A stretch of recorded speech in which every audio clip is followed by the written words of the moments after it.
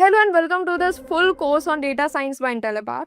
In 2016, Walmart noticed a big problem. Even though millions of people shopped every day, many never came back.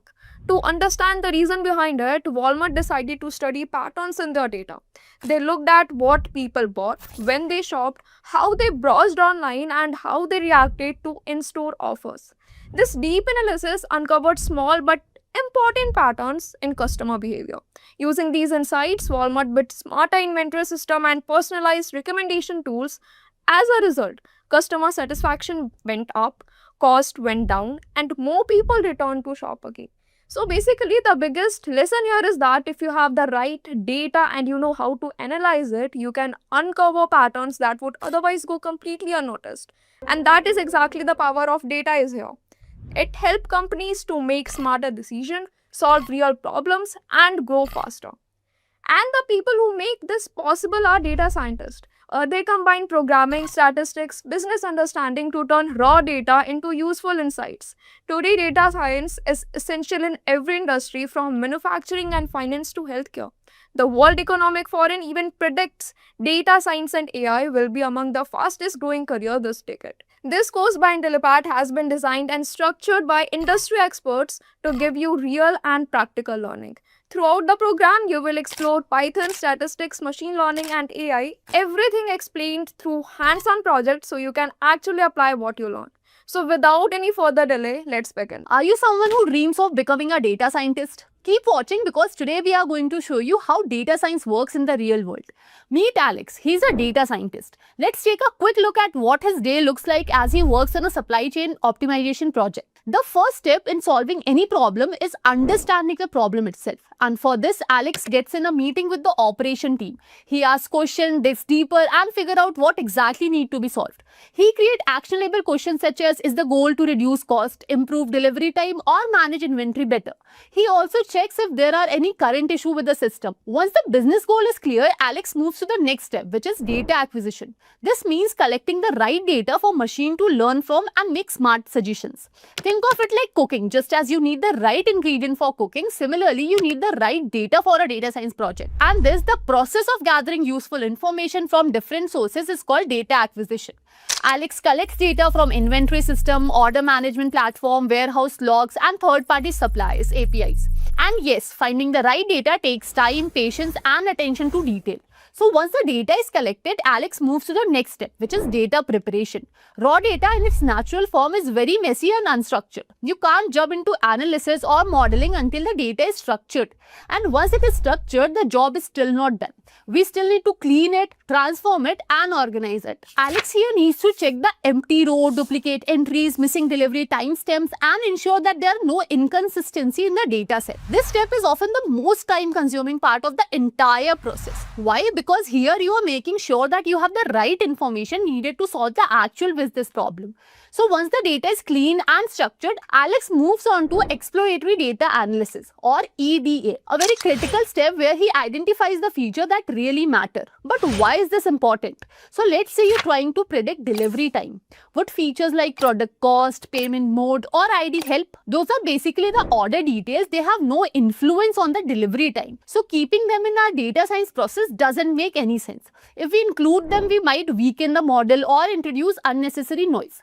Think of it like cooking for one person. You don't grab everything from the fridge, just the exact ingredients you need. That way you don't overcook or waste time. EDA helps you do the same in a data science project. Focus only on relevant features so that your model is efficient, accurate, and purpose-built. Next comes the step 5, where a data science model will be prepared. Alex already have a clean data at hand. Now he trains this acquired data with machine learning algorithm that fit best to the business problem. He can apply model like random forest, k-means clustering, and linear regression. He trained these models and evaluate their performance. To do that, he used metrics like accuracy score or confusion metrics. These metrics help Alex understand how well models are able to perform on test data after they are trained. Alex usually prefers Python for this, though he also uses R or SQL depending on the requirement. Now you might think that we have accurate model, that means the job is done. Well, not true. Alex now needs to present his finding to business stakeholders again. Alex meets with the business team again to communicate his finding in a clear, straightforward way. He uses tools like Tableau, Power BI, and Excel to create visual reports and dashboards, which are self-explanatory and easy to understand for business leader. Once Alex gets the approval, he then moves to the next step, which is deploying the model. Once it is deployed, Alex monitors real-time metrics using dashboard and continues fine-tuning the model's performance. And this is how Alex completes a data science project. Every data science project generally starts from business problem, data acquisition, and then come stages such as data preparation, EDA, modeling, reporting, and end with deployment. With Alex's journey, now we have a clear picture of entire data science project lifecycle. So let's move forward and look at how data science is transforming industry today. In retail, it helps forecast demand and prevent stockouts during peak sale periods. In logistics, it finds the most efficient delivery routes and reduces fuel uses. In HR, it helps predict employee turnover and improve team retention. In healthcare, it accelerates diagnosis and powers personalized treatment. A data scientist can take on many roles. You can become a business analyst, machine learning engineer, data engineer, or a specialized supply chain data scientist. In 2025, the average salary ranges from $100,000 to $170,000 depending on your skills and industry. Whereas in India, they earn between 7 lakh rupees to 18 lakh rupees as per Glassdoor. So are you ready to begin your journey as a data scientist? If yes, start today because the world of data is only getting bigger and it's need people like you. Thank you and see you in the next video. Should you become a data scientist, data analyst, or a data engineer? If you're just entering the world of data, you have probably come across these three roles: data scientist, analyst, and data engineer.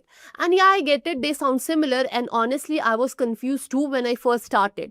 But here's the truth: each one is totally different and plays a unique role in the world of data. A data scientist works on prediction, machine learning, and advanced algorithm. A data analyst focuses on interpreting data, turning raw numbers into clear insight that help teams make better decisions. And a data engineer builds the pipeline and system that move and process data. They make sure everything runs smoothly behind the scene. Now, if you love working with numbers, solving puzzle, or finding hidden pattern, great. But where should you actually start? Maybe you're excited by AI and ML. Data science might be your thing. If you're more into coding, building system, or enjoy backend development, that data engineer could be a better match. And if you enjoy visualizing data, making reports, and helping businesses make smart decisions, the analyst role might be perfect for you. Whenever you are in this decision-making journey, just know this: you're not alone. Many beginners ask the same question, and the answer lies in understanding what each role it really involves and where your interest aligns. Choosing the wrong direction can slow you down or even make you feel lost later. That's why it's super important to understand what each of these roles looks like, what they do, what tools they use, and how do they help companies, especially in areas like marketing or business growth. Also, let's be real, tech is changing fast. With AI, cloud computing, and automation on the rise, some roles will be in high demand than others. So if you're planning your career for 2025 and beyond, you need to know which role will actually help you stay relevant and ahead of the curve. That's exactly what we will cover in this video in the simplest way possible. By the end of this video, you will understand what each role means, which one fits for your interest, and which path can lead you to the strong future-proof career in data. Let's start with data science hierarchy, which is often visualized as pyramid. At the foundation of this pyramid, we have data engineer. Then comes data analyst, and sitting at the top are the data scientist. Let's start with the data engineer. So imagine a company running digital campaign across platforms like Facebook, Google, Ads, Instagram, and email newsletter. Each of these channels on which the ad is run generate tons of raw data: impression, clicks, conversion, bounce rate, and user behavior metrics. Now, all of this data comes in different format like JSON, CSV, or even unstructured log files, and from various sources like APIs, internal databases, third-party tools, and web analytics platform.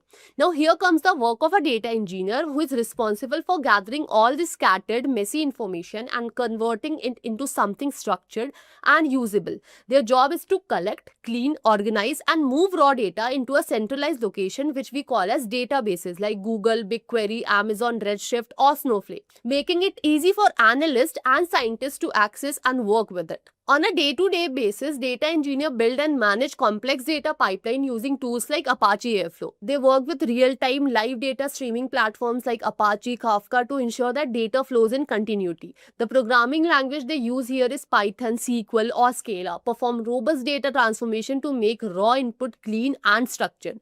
For large-scale operation, they rely on distributed computing system like Apache Spark or Hadoop. To become a strong data engineer, you will need to master several tools and technologies. You will need to know Python, SQL, Scala for coding. You will work with data warehouses like BigQuery, Redshift, and Snowflow, and use Apache Airflow or DBT to build ETL pipeline. For real-time or big data tasks, tools like Kafka, Spark, and Hadoop are essential. And since most of work happens in cloud, get comfortable with AWS, GCP, or Azure for storage and computing. Now the data has been collected, cleaned, and stored by data engineer. From here, data analysts will take over the second layer of pyramid. Their core job is to interpret the data, spot trends, uncover pattern, and deliver actionable insight.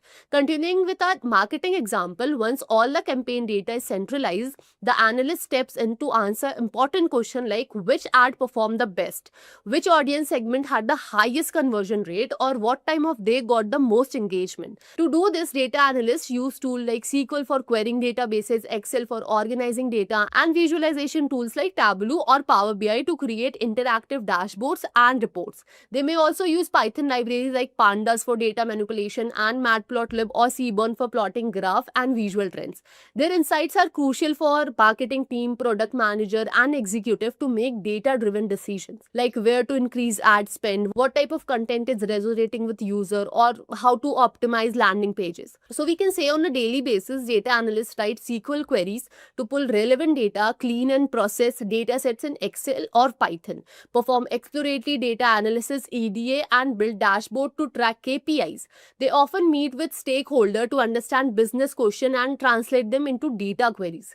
To succeed as a data analyst, the essential toolkit includes Excel, SQL, Tableau, Power BI, Google Analytics, and basic Python scripting. Equally vital are the communication skill, as analysts act bridge between raw data and business team, helping transform numbers into decision. Once the data engineer has prepared the data and data analyst has uncovered key insights from it, the baton is passed to the data scientist. So at the very top of the data workflow sits the data scientist, often seen as the most advanced and specialized role in the data ecosystem. Unlike data analysts who explain what happened or data engineer who ensure the data is usable, data scientist focuses on predicting what will happen next. Their job is to apply machine learning models, statistical algorithm, and even AI techniques to forecast future trends, automate decision, and uncover complex relationship. So let's see a marketing campaign example once again. While the analyst identify which ad works best, the engineer made the data accessible, the data scientist might build a predictive model that estimates which user segments are likely to click on the next campaign, how likely a customer is to make a purchase within the next 7 days, or which customer are risk of unsubscribing.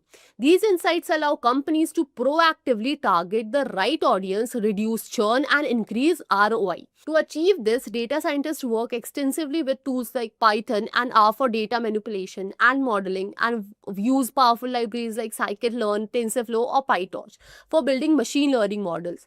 Their work requires a strong grasp of mathematics, especially probability, statistics, and linear algebra. On a day-to-day basis, a data scientist will gather training data, pre-process it, select features, experiment with different machine learning models, evaluate model performance using metrics like accuracy or precision recall, and tune hyperparameters to improve results. Once a model is working, they may also help deploy it into production or collaborate with engineers to integrate it into business system. So in short, data scientists are like the brain of the operation, pushing boundaries to bring predictive intelligence and automation into decision making. So if we look all the three roles together, we can see how they complement one another in smooth flow. In marketing and many other business functions, this workflow is what powers smarter campaign, better customer targeting, and ultimately stronger results. Now let's talk money, because being honest, it matters a lot. The pay scale for each role can vary based on the location, experience, company size, and your exact skill set. On an average, data analysts start with packages between 6 to 10 LPA. Data engineer often earn between between 8 to 15 LPA, and data scientists can make anywhere between 10 to 25 plus LPA, especially if they have worked in top tech firms or have advanced degrees like a master's or PhD. Generally, the more specialized your skill set, the higher your potential salary. But that also means more learning and experience is required. So the big question is, which one you should choose in 2025? In 2025, all three, data engineer, data analyst, and data scientists, will continue to be in high demand. But recent trends show employers are now favoring hybrid professionals, those who can both analyze data and build infrastructures or model. This means someone who knows SQL and Python and understand machine learning concept is becoming a rare and valuable asset. So what's the best entry point in 2025? If you're just starting out and want a strong foundation, data analyst is often the smart choice. You can learn how to ask right question, explore real world data, and distill into stories without diving immediately into heavy engineering or deep math. From there, you can pivot based on what your real passion lies. If you discover that you love building the system that deliver data, transition toward data engineering. If you are drawn to algorithm, modeling, and AI, then push towards data science. So in conclusion, don't rush to call yourself a data scientist right away. Take time to explore all three roles, understand what excites you the most, and then build your skill in that direction. The data world isn't just one path. It's a ladder and every steps count. Thank you and see you in the next video. So before we move ahead, let's quickly go through what the entire roadmap looks like, just to give you a clear picture of the journey. We will start with statistics, the heart of data science. Spend 1.5 to 2 months learning core concepts like mean, median, standard deviation, probability, Bayes theorem, hypothesis testing, and p-value. Next, we will move to Python, a simple yet powerful language used everywhere in data science. In 1 month, you will cover the basic like loops, function, and important libraries like Pandas, NumPy, Matplotlib, and Seaborn. Then we will cover SQL, the language for working with databases. In about 1 month, you will learn how to write queries, filter data, and perform join to fetch only the data you need. After that, we will take a quick stop at Git and GitHub. Just 1 week is enough to learn version control, collaborate with others, and showcase your projects publicly. Next, we will focus on data collection and visualization. Over 1 month, you will learn how to clean messy data and turn it into visual insight using tools like Matplotlib and Seaborn. Then we will move into machine learning, the most exciting part. In 1.5 months, you will explore key algorithms like linear regression, decision tree, and clustering, and learn how to build predictive models. After that, we will go deeper with deep learning. Spend around 1 to 1.5 months understanding neural network and working with frameworks like TensorFlow and PyTorch. Finally, if you want to take it even further, we will explore big data tools like Spark, Hadoop, and MongoDB. So in total, you're looking at around 8 to 9.5 months to become a solid data scientist, and 1 extra month if you want to specialize in big data. Take it step by step and you will get there before you even know it. Let's discuss in detail. So ideally, the very first thing you need to do is go through the concepts of statistics. See, the term data itself suggests that you will be dealing with a lot of numbers. And if you lack the fundamental math knowledge, doing so will become very difficult. Even if you were to carry out a simple analysis, let's say you want to know if YouTube changes the color of subscribe button to green, what will happen? In that case, statistics will be important for you to understand the noise in data, to understand what parameter is critical in the captured data, etc. Even the basic concepts of fundamental ideology behind machine learning like neural network is born out of mathematics. That's why we want you to dedicate a month and a half to revising critical mathematical concepts for data science. See, if you have done engineering and 10+2, you will already be acquainted by ideas like probability, normal distribution, chart, graph, etc. All you need is to revise those concepts and learn a few more critical concepts like mean, variance, bias, Bayes theorem, sampling, hypothesis testing, standard, normal distribution, t-test, etc. To help you do that, we have created a free statistics for data science course. You can just search for free Intellipaat statistics for data science course over Google search to come across this video page. I will also be dropping it in the description below. See, you don't have to become a mathematician here. You just need to understand enough math to learn and understand the data science concept. Once you have done that, it's the time we get started with the next dependency, that is learning the programming language. For data science, primarily there are only 2 languages, Python or R. I would prefer learning Python since it is a large-scale programming language and it doesn't stop at data science. Again, you don't have to become a Python developer. You just need to learn enough of Python programming to be able to do data science course. So here's a list of concepts you'll have to master: operators, list, dictionaries, variable, and control statements.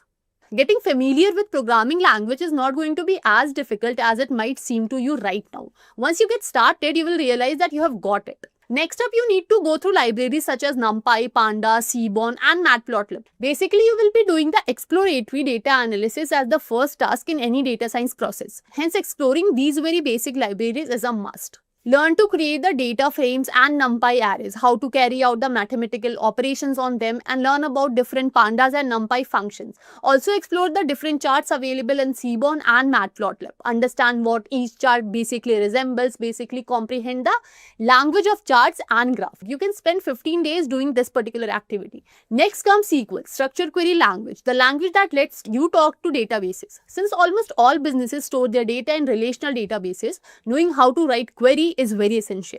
For example, if you're working at a bank and need to identify high-risk customer based on credit score and transaction pattern, you would use SQL to extract only the relevant data rather than downloading massive data set and filtering them manually. SQL helps you query only what's needed, saving time and system resource.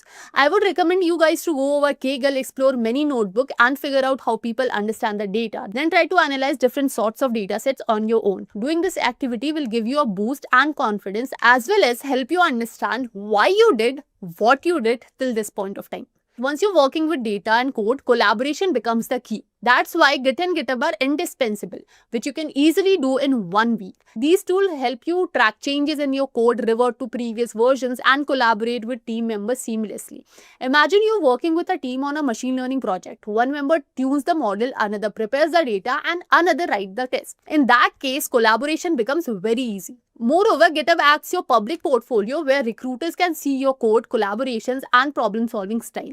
As you move forward, you will realize that data really comes clean. That's where data cleaning, collection, and visualization comes in. Real-world data is very messy. It can have missing values, typos, or inconsistency. Once cleaned, visualizing the data using libraries like Matplotlib, Seaborn can reveal trends like seasonal sales drop or product preferences, helping the business make informed decisions. Before you dive into building machine learning model, it's really important to understand some basic math because that's where everything is built. Take linear algebra, for example, in ML.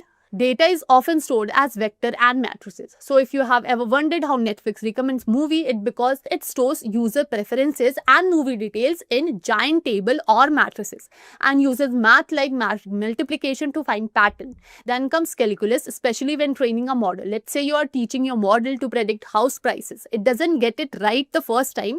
Calculus helps the model learn from its mistake by slowly adjusting itself using a method called gradient descent.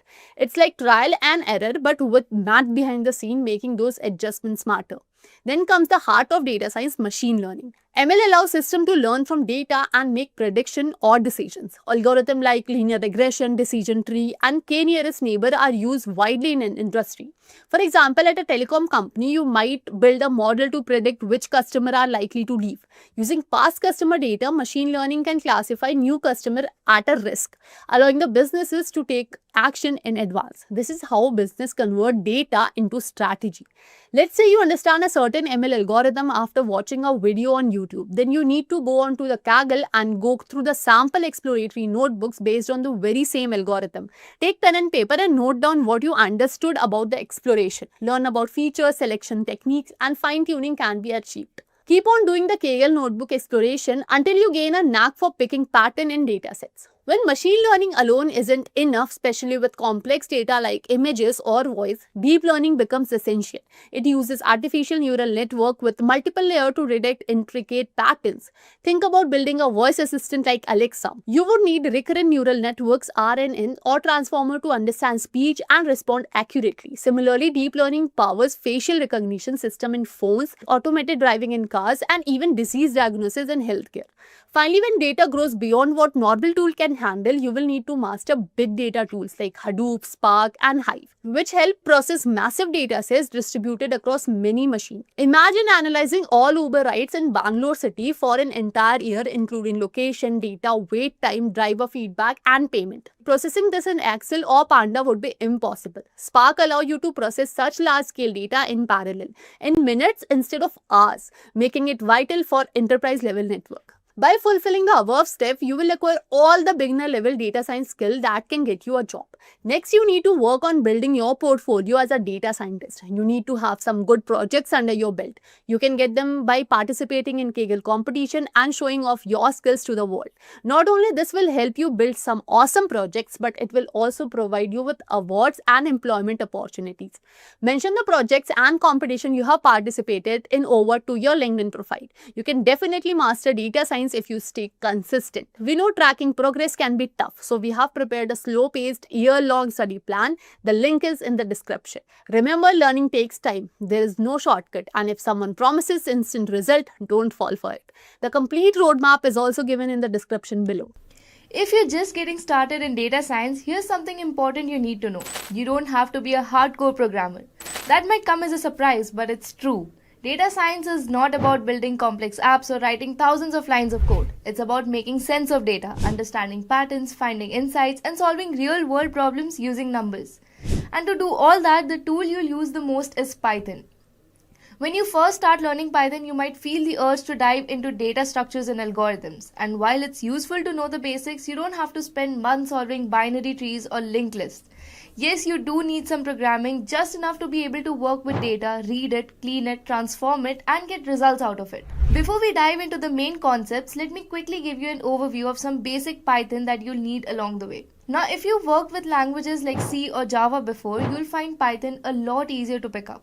Let's start with creating a variable. In Python, you don't need to mention whether a variable is an integer, a string, or a float. You just need to assign a value and Python figures it out for you. For example, writing height equal to 175 is enough. Python knows it's a number, and if you write name equal to John, it understands that it's a string. Now let's say you have two variables representing the heights of two people. You can use a simple if condition to check who is taller. After that, one of the most important things in programming language is functions. And in Python, creating a function is as simple as using def keyword, giving it a name, and writing the block of code you want it to run. Then there's something you'll use a lot in data science, that is lists and dictionaries. In Python, a list is just a collection of items. It can hold numbers, names, or even a mix of different data types. You can add, remove, or change items easily, and Python gives you a lot of built-in tools to work with them. Next is the dictionary, a set of key value pairs. A dictionary lets you look up a word, the key, and get its meaning, the value. So if you want to know the person's age, you just use person and in the bracket you use the age and it'll give you the value. Now let's talk about NumPy, which stands for numerical Python. You might be wondering why use NumPy when we already have lists. Well, NumPy arrays are faster, take up less memory, and come with tons of built-in mathematical functions. Most importantly, NumPy allows you to create multi-dimensional arrays like tables or matrices, which are extremely common in data science, especially in machine learning. So instead of just a one-dimensional list, you can create something like this. This represents 2 rows and 3 columns in a matrix. You can also perform operations on entire rows and columns at once without any loops. NumPy is built for high-performance computing, which makes it perfect for scientific computing. So before we move ahead with pandas, I want you guys to understand the basic difference or the basic requirement why we need pandas. Alright, so basically we saw in NumPy how we were able to perform various numerical as well as arithmetic operations on our arrays. That was basically a data given to us in the form of arrays, right? So why exactly do we need pandas, or what is pandas? Alright, so in order to understand that, I am going to go ahead and show you guys an Excel sheet. So as you can see over here, I have some data. So once you guys get familiar with data analysis, you guys will be able to tell me that this is something known as house price prediction data set. But we need not get into the details of that right now. So for now, all you have to understand is that there are different features or different columns representing the features of a house, right? So we have the square feet, that is the area of the house. We have the city, we have the state, we have the condition, we have the waterfront, which basically is telling us whether there is a waterfront. So basically 0 and 1 is how our data is being represented. Okay, so the number of floors, the price. All right, so we have all these features in our data. All right, now if I were to represent the same thing in a NumPy array, I would have my array something like this. Okay, so say I'm just representing 2 houses, and these 2 houses have 2 bedrooms, 2 bathrooms, okay, and The other house has just one bedroom and one bathroom. Okay, this is what my NumPy array would look like. Okay, this is basically my house 1, my house 2, and this is my bedrooms and this is my bathrooms. Okay, so do you guys agree with me or not? Would our NumPy array look something like this or not? Except we wouldn't have this information with us. We would just have an array that would look like this. So this is the major issue that comes in NumPy when we are dealing with data. Okay, so since we only have 2 columns over here, maybe we can try and remember that the first one is bedrooms, the second one is bathrooms. But in case we have 12 or say 50 columns, how are we going to remember what each and every column is representing? So this is where Pandas steps in. Pandas is nothing but a tabular format of data, just how we saw in Excel. It gives us a similar representation of data in our notebook. Alright, so before we go ahead and see the demonstration with Pandas, first we'll understand why Pandas. So here are some of the important features that Pandas provides us. So it gets very easy to import our data sets. It could be a CSV file, it could be an Excel sheet, okay? It could even be your SQL database. So you can import any sort of data set in your Pandas environment. I'll be using Google Colab in this video, but you can use Anaconda or even your VS Code, alright? Then comes your data cleaning. So this is a very important step. Now what exactly does data cleaning mean? So when we say data cleaning, we are talking about missing values and majorly the invalid values. Okay. So when we talk about missing values, okay, let me go back to my Excel sheet. Okay, so this is the data that I have, right? So say in case of this particular value over here, 10500, what if I had a blank cell over here? That would represent my missing value. Okay, so that is basically what missing value means. So if we have a particular data set and some of the values in our data set are missing, so whenever we're dealing with that kind of scenario, we will be dealing with those missing values. Okay, we will be seeing how we can do that with Pandas. And the other case is invalid values. So say I have an age column. Okay, now we know our age can normally range from 0 to 100. Taking the worst case scenario over here, we have 100 or say 120. Okay, it cannot go above that and it cannot go below 0. Alright, so this is basically a standard age range. But what if I have a value say 200 in my age column? Now this is basically an invalid value, right? I cannot have an age that is 200 if it's for humans especially. Okay, so I would understand that there is some typing error or there is some mathematical error, and the common way of dealing with this invalid value would be dividing by 10, right? So 20 is a valid age, but 200 is not. Okay, so that is basically what invalid value means. Size mutability. So we can easily add and delete columns or rows. Okay, then we can reshape our data set, we can pivot our data set, we can efficiently manipulate and extract from our data set. And most important step is statistical analysis. Okay, so we can easily have all the statistical analysis of our data with just a few lines of code. Okay, now moving on to the prerequisites to learn Pandas. So you need to know any programming language, preferably Python. But if you know any other programming language as well, it's not an issue.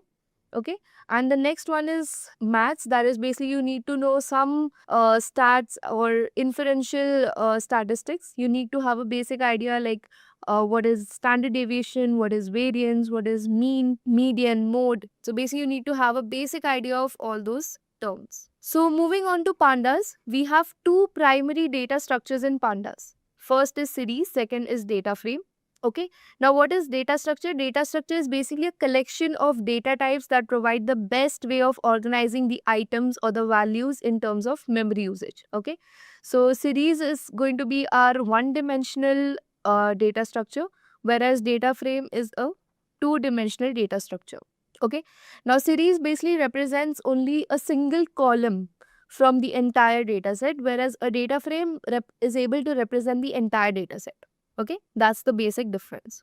So let's go ahead. Okay, so series we already discussed is one-dimensional. Why it's one-dimensional? Because a series would look something like this. So say I have a price column and these values would be represented by an index value by default. Okay, and remember our index is always and always going to start from 0.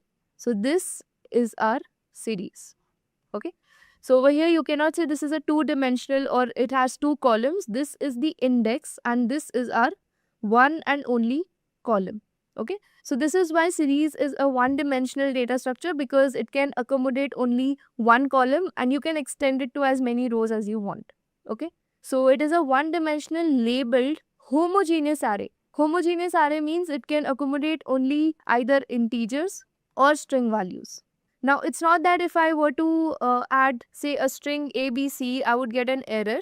Rather, if I were to add a value like this, all of my integers would be converted to string. Okay, so this is why series is called a homogeneous array, because if I add a single string value into my series, all of my integers are going to be converted into string, and my data type of this series would be object.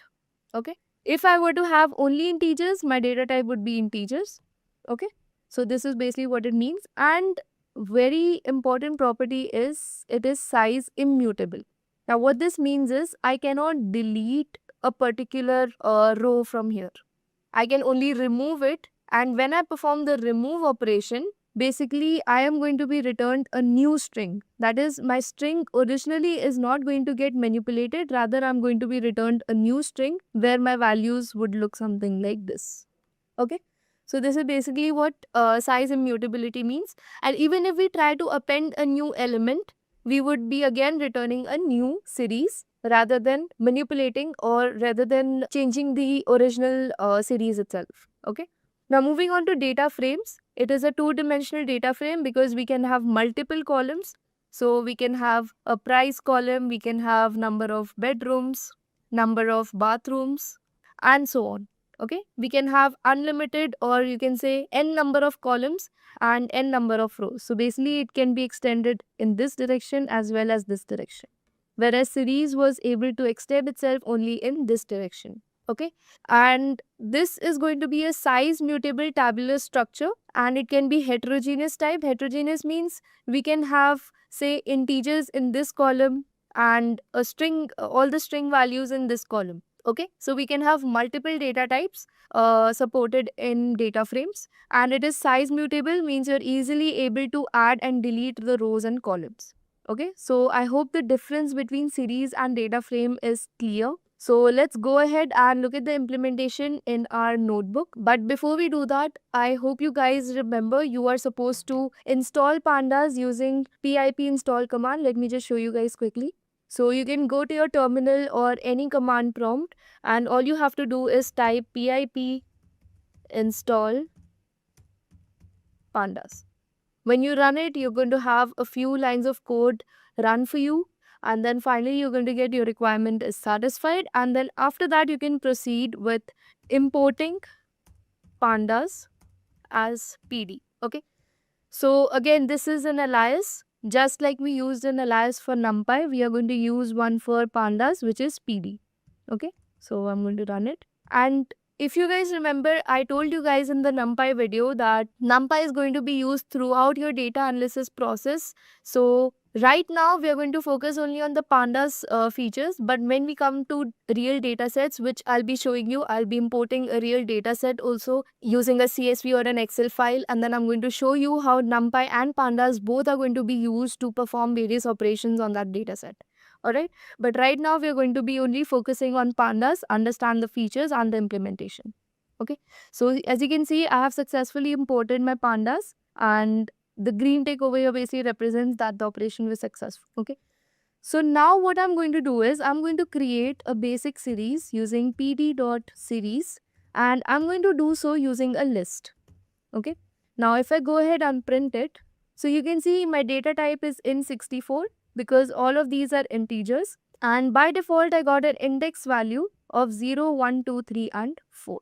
Okay, so as I told you, my index is always and always going to start from 0. And now if I were to add another element, say a string value ABC, you can see now my data type is object, and all of these that were integers earlier have been converted into a string form. Okay, so I am going to remove this for now because I want to show you guys some operations that we can perform in series. So I can go ahead and check the data type of my series. It's int64. Then I can go ahead and check the values of my series. Okay, so you do not need any parenthesis. So these are the values of my series data structure. So you can use s.index to check the index of your series. You can see over here my starting value is 0 and my stop value is 5 and my step value is 1. Alright, so basically I have my index from 0 to 4. So here you can get an idea about your index as well. Okay, and lastly you have s.name. So it's not printing anything because it's none. So if I print s.name, you can see it's none because we have not given any sort of name or any sort of value to a column. Okay, in order to assign a value to our column, we can just say s.name and we can assign a value to our column, say those are just numbers. So I'm going to write numbers, and if I print my series, you can see this is what my series is going to look like. Alright. So that was it about the random functions. Now we're going to look at an important topic called indexing. Okay. So you can do indexing using square brackets like we normally do for lists, and we have also done for NumPy arrays. So similarly, you can do it for your series in Pandas. So if I want the first element, I'm going to say S0 and I get the first element, that is 10. Okay. So if I want multiple elements, all I'm going to do is S0 to 2, and you can see my ending index or my ending value is not included in my output. So let me just comment it over here. And then we have the step value. So we have done this indexing in list as well. And you guys are well aware that your starting value is always included, whereas your ending value is never included. Alright, so whichever value you want at the end, you give your stop value plus 1 to your desired value you want in the end. Alright, so say I want values at index 2 and 3. My syntax for that would be S2 to 4. Okay, so as you can see over here, I got my values at index 2 and 3. Alright. Now another way to perform indexing is by using a function called ilog, which basically does location based indexing. So what this means is it is going to use the indexes, that is the 0, 1, 2, 3, 4 that you have as indexes, and it is going to fetch the values at those particular indexes for you. So all you have to do is say s.ilog and value at 3, and I print it, and you can see I got 40. So at index 3, I have value 40 and it's giving me the correct value. Okay. Now if I want multiple values, all I have to do is s.ilog and use double brackets and pass all the indexes that I want my values at. Okay. So I want value at index 1, 3 and 4. So as you can see, I got my output just as I intended. So this was all about location-based indexing. Now another important feature in series is that you can change the index according to you. Okay. So instead of 0, 1, 2, 3, 4, these numbers actually represent the calories. Okay. These are the different calories. So you can see I have changed the column name to calories. And now I want these calories to represent the fruit. Okay.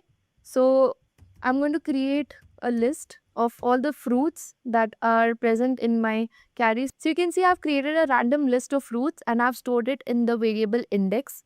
Now what I'm going to do is I'm going to say s.index and I'm going to pass my index variable, and then I'm going to print my series. So you can see over here, I am basically trying to say my apple has 10 calories, banana has 20 calories, grapes has 30 calories and so on. Okay. So this is how you can change your indexes according to the information you are trying to represent. Now do not comment that I have put wrong calories for the wrong fruits. This is just a random data that I have created just to show you guys how indexing works. Okay. So now if I try to access any value using my indexes, so if I want to find the calorie of grapes, I can just say s grapes. Okay, in square brackets. Now can I use ilog function over here? Let's try it. Okay, so I get an error because this is not a location anymore, right?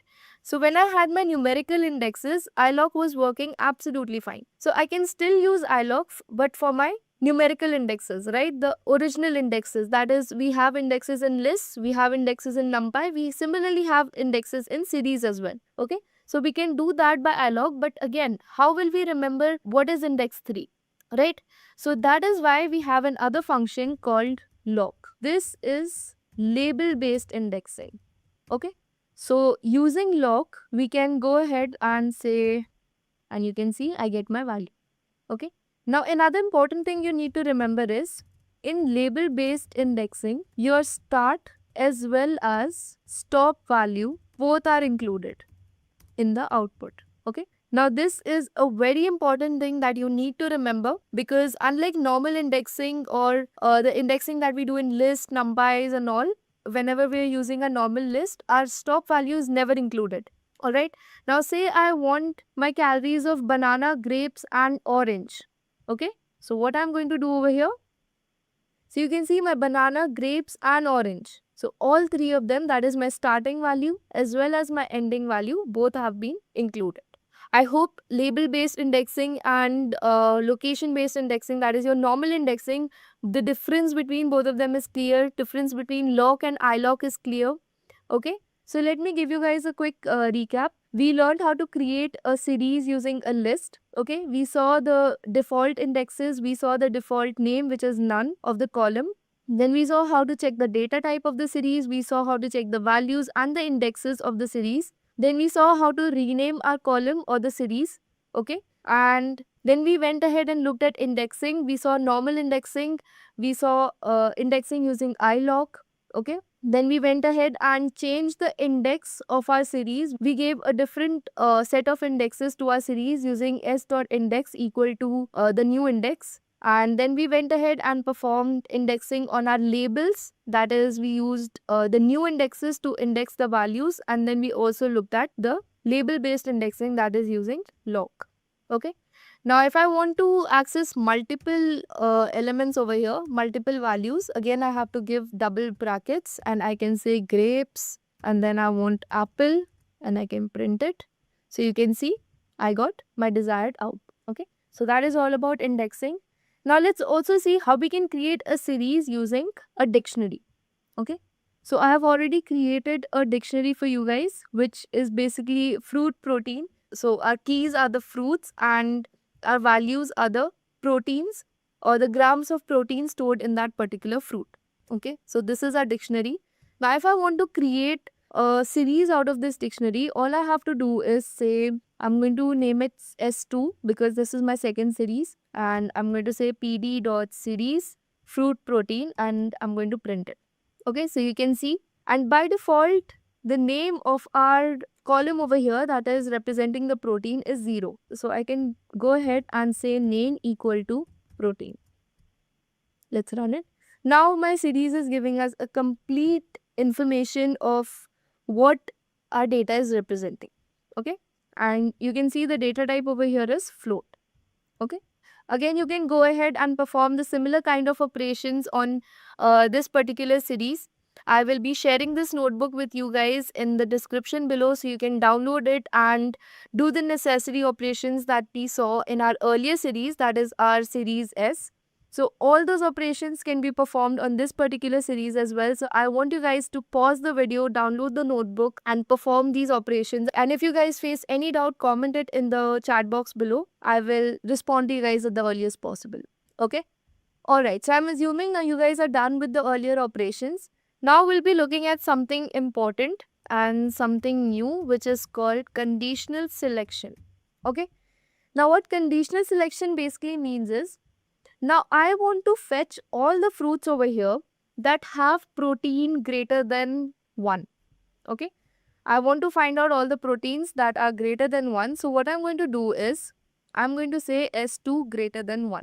Now you can see over here I've got boolean values that are representing true and false. So wherever I have protein greater than 1, I got a true. And wherever it is less than 1, I got a false. Okay. But what if I want only those rows in my output that have the value greater than 1? So what I'm going to do is I'm going to put this conditional selection statement inside my series. So I'm going to pass it inside my original series and you can see I got the result. Okay, so all these fruits have protein greater than 1. Okay, so this is basically how conditional selection works. It is first going to provide you with a mask series, which is basically a series of boolean values true and false. And if you pass that masked series into your original series using square brackets as we just did, you get your desired output. So our next topic is logical operators. Okay. Logical operators, we have and, or, and not. So I hope you guys are clear with what is and or not. Okay. If you guys are not, let me just give you guys a quick example. Okay. So say I have two values. One is true, the other is also true. Now if I do a AND between these, if I perform an AND operator between these, my result is also going to be true. Okay. Now if I have a true and a false, and I perform an AND operation between these two values, my result is going to be false. Okay. Similarly, if I have a false first and a true later on, and I do an AND operation, my result is going to be false. And if both my values are false, my result is again going to be false. Okay. So we need both our values to be true in order to have a result true. Okay. But in case of OR, any one of our value has to be true. This is going to be true. But if I have true or false, it is again going to be true. Okay. If I have false or false, then it is going to be false. Okay. So this is basically and or. Okay. Now let's see how it is used in a series. So say I want to give a range. Okay. I want to have all my fruits, or I want to see all those fruits which are greater than 0.5 but less than 2. Okay. So all I'm going to do is S greater than 0.5 and S is less than 2. So this is the syntax that you have to follow. Okay. So you can see I got the true and false values. Now if I want to find only those rows which satisfy this condition, so you can see all these values are going to be between 0.5 and 2. Okay. I can say I can say less than or equal to 2. And now I have my fruits which have the protein value equal to 2 as well. Okay. So this is how AND is performed. So basically what happened there is wherever we had 0.5 and greater but less than 2, this range was passed to us when we use the AND operator. Okay. Now if I were to use the OR operator in this particular scenario where I'm trying to find this range, would I get this desired output? No. For the OR operator, my first condition would be greater than 0.5. So I would get all my values that are greater than 0.5. And then my second condition would be less than 2. So I would get all the values which are less than 2. That means below 0.5 as well.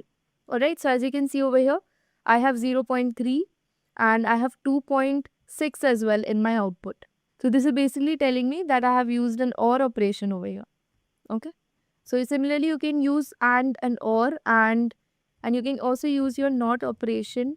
So I can say I want all my values which are not greater than 1. Okay. So you can see all these values are smaller than 1. Okay.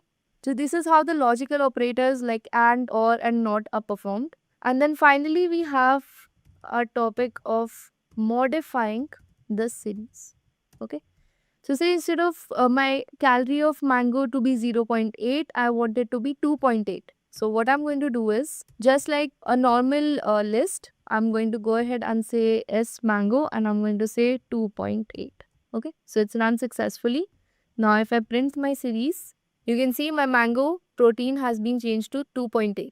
Okay, so this is how you can modify your series. Okay, at any particular index.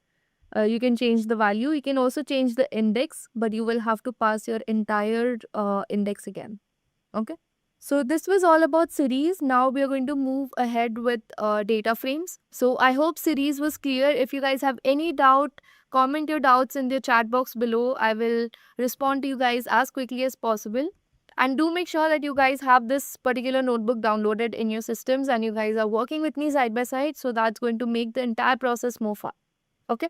So far you guys have gotten a basic understanding of series and we have already covered NumPy. So I have a question for you guys. So basically I have a series and I want you to find the answer of this particular query. Okay, so if I say s dot not null and I say I want a sum of all the values that are not null, I want you guys to quickly comment the answer in the chat box and tell me what's going to be the answer in if we run this particular query. Okay. So moving on, let's look at our very next topic, that is data frame. So it is important and very interesting if you guys understand it carefully. So basically I have some data in the form of dictionary, as you can see over here. So I have some names, I have some ages, and I have some departments and salaries. Okay. And now I want to convert this particular, so if I print this data, it's going to look like this. Okay. It's not very neat and it's not very easy to understand. So what we're going to do is we're going to go ahead and convert it into a data frame, and let me just print the data frame for you. Okay. Alright, so I have this particular data set with me. So if I want to see just the starting values, I can just say df.head and say I want to see the first two rows. Okay, so I can do it using .head function. And if I want to see the last values, I can just say df.tail. Okay, so by default the parameter over here is 5, but if we want we can tailor it to our own needs. So I want to see the last three rows, so you can see 5, 4 and 3. Okay, so moving on, we can again use our log and ilog functions just like we did with our series. So say I want to fetch the first and second row of my data set. So what I'm going to do is I'm going to say df.ilog and I'm going to say 1 to 3. Okay, so you can see I have my first and second row and all the columns. Okay, so now in case of all these columns, what if I want only department and salary in my output? So what I'm going to do is I'm going to say df.log. So instead of ilog, I'm going to use log, and I'm going to say rows 1, 2, 3, and I'm going to say I want columns age and department. So I'm going to have a comma over here to separate the columns. So you can see over here I have age and department and my 3 rows. Okay. So we discussed earlier, whenever we use the log function, our starting as well as ending indexes are going to be included. So I have 1, 2 and 3 rows instead of just 1 and 2. So if I want just the 2 rows, I have to say 1 and 2. Alright, so I hope this is clear. Okay, so we can use ilog and log in this manner. But if I wanted to include my first and second column in my ilog column itself, so you can see I have my first 2 columns in my output. Okay, so basically when we're using ilog for data frames, we have to pass our rows and our columns, and the range for these are going to be separated by a column. Okay, so we can do that using ilog and log. So we'll be using this a lot. Okay, direct indexing in a data frame gets a little complicated, so that's why we'll be only using ilog and log functions. Okay, so you can go ahead and play around a little with ilog and log and try to access different rows and different columns. So now we'll be moving to accessing only an individual column. Okay, now if I want to access just one particular column, all I can do is say df_age. So this is how I get only the age column. Okay, now if I want multiple columns, I have to add another bracket, and I can simply separate my columns and say I want age and department. So you can see this is how I get my output. Okay, now what if I want to drop this age column? Okay, so you can see I have a null value also over here. Now I want to drop this age column because I feel it's not very relevant to my data set. So how I can drop it is I will just say df.drop and I will say age. Okay, and I will pass axis equal to 1 because I want this entire column to be gone. Okay, if I want a particular row to be gone, my axis would be 0. Okay, so it is a particular row wise operation. But if I want a column gone, I want my axis to be 1. Okay, so if I run it, now you can see my age has been disappeared from this particular output. But if I print my data frame, you can see the age is still there. Okay, so until and unless we use the parameter in place equal to true, by default in place is equal to false. Okay, so in place is basically telling us to perform the operation in the original data frame. Okay, so if we want the changes to be displayed in our original data frame, we are going to use in place equal to true. Otherwise, by default, it is going to be false, and it is only going to return a new data frame, and our original data frame is going to remain unchanged. Okay, so as you can see, it has been unchanged. Now this is a missing value over here this and this. So we'll be dealing with these missing values later on. But first, let's understand a few more functions. So we can go ahead and check the shape of our data set using df.shape. So this is telling us that we have 6 rows and 4 columns. Okay, 1, 2, 3 and 4. Okay, so again the indexes are not counted as a part of a column, just like we did in series. Okay, so these are by default values over here. And we have 6 rows. Okay, so we basically have 6 samples. Okay, these are known as samples. This is the sample sets. Okay, so we can also go ahead and check the data type of our data frame. So we can also go ahead and check other information about our data set. So using info. Okay, so this is telling us that we have these particular columns: name, age, department and salary. Okay, and these are the data types in our column. So we have 2 columns having float data type and 2 columns having object data type. Okay, so name has object data type, age has float data type, department has again object data type and salary has float data type. Okay, now over here we have a non-null count. Non-null count basically means that we have 6 non-null values, that is we have total 6 samples and all of these 6 samples are non-null. Okay, so basically in the name column we have 0 null values. Okay, and we move to the age column and over here we have 5 non-null values. That means we have 1 null value over here and over here also we have 1 null value, whereas over here we have 0 null values. Okay, it is also displaying the memory usage to store this particular data set. Okay, and another operation that you can perform on your data set is describe your data set. So over here you get statistical information on your data. So over here we only have 2 data sets that are of type float or integer. Okay, so we can perform these particular operations, that is the count, mean, standard deviation, minimum value, and these 25%, 50%, 75% are basically the outliers in our data set. Okay, and the maximum value. Okay, so using the describe function, you get a basic information about your data, like you have 5 values in your age column and 5 values in your salary column that are present. Then the mean value of your age column is 28, whereas mean value of your salary column is 58400. Standard deviation is this. The minimum value of age is 25 and minimum salary is 50,000. Then you have other information about your data set. Okay. So in NumPy, we saw an important concept called broadcasting. Okay, we also looked at the rules for broadcasting. Now we'll see how broadcasting is performed in Pandas. Okay, so I have a salary feature over here. So our columns are also known as features. Okay, so these are our columns or our features. Okay, so if I want to say increase the salary of all the people over here, okay, of all these people, I want to increase the salary by say 5,000. All I have to do is say df salary and I will say df salary plus 5,000. Okay.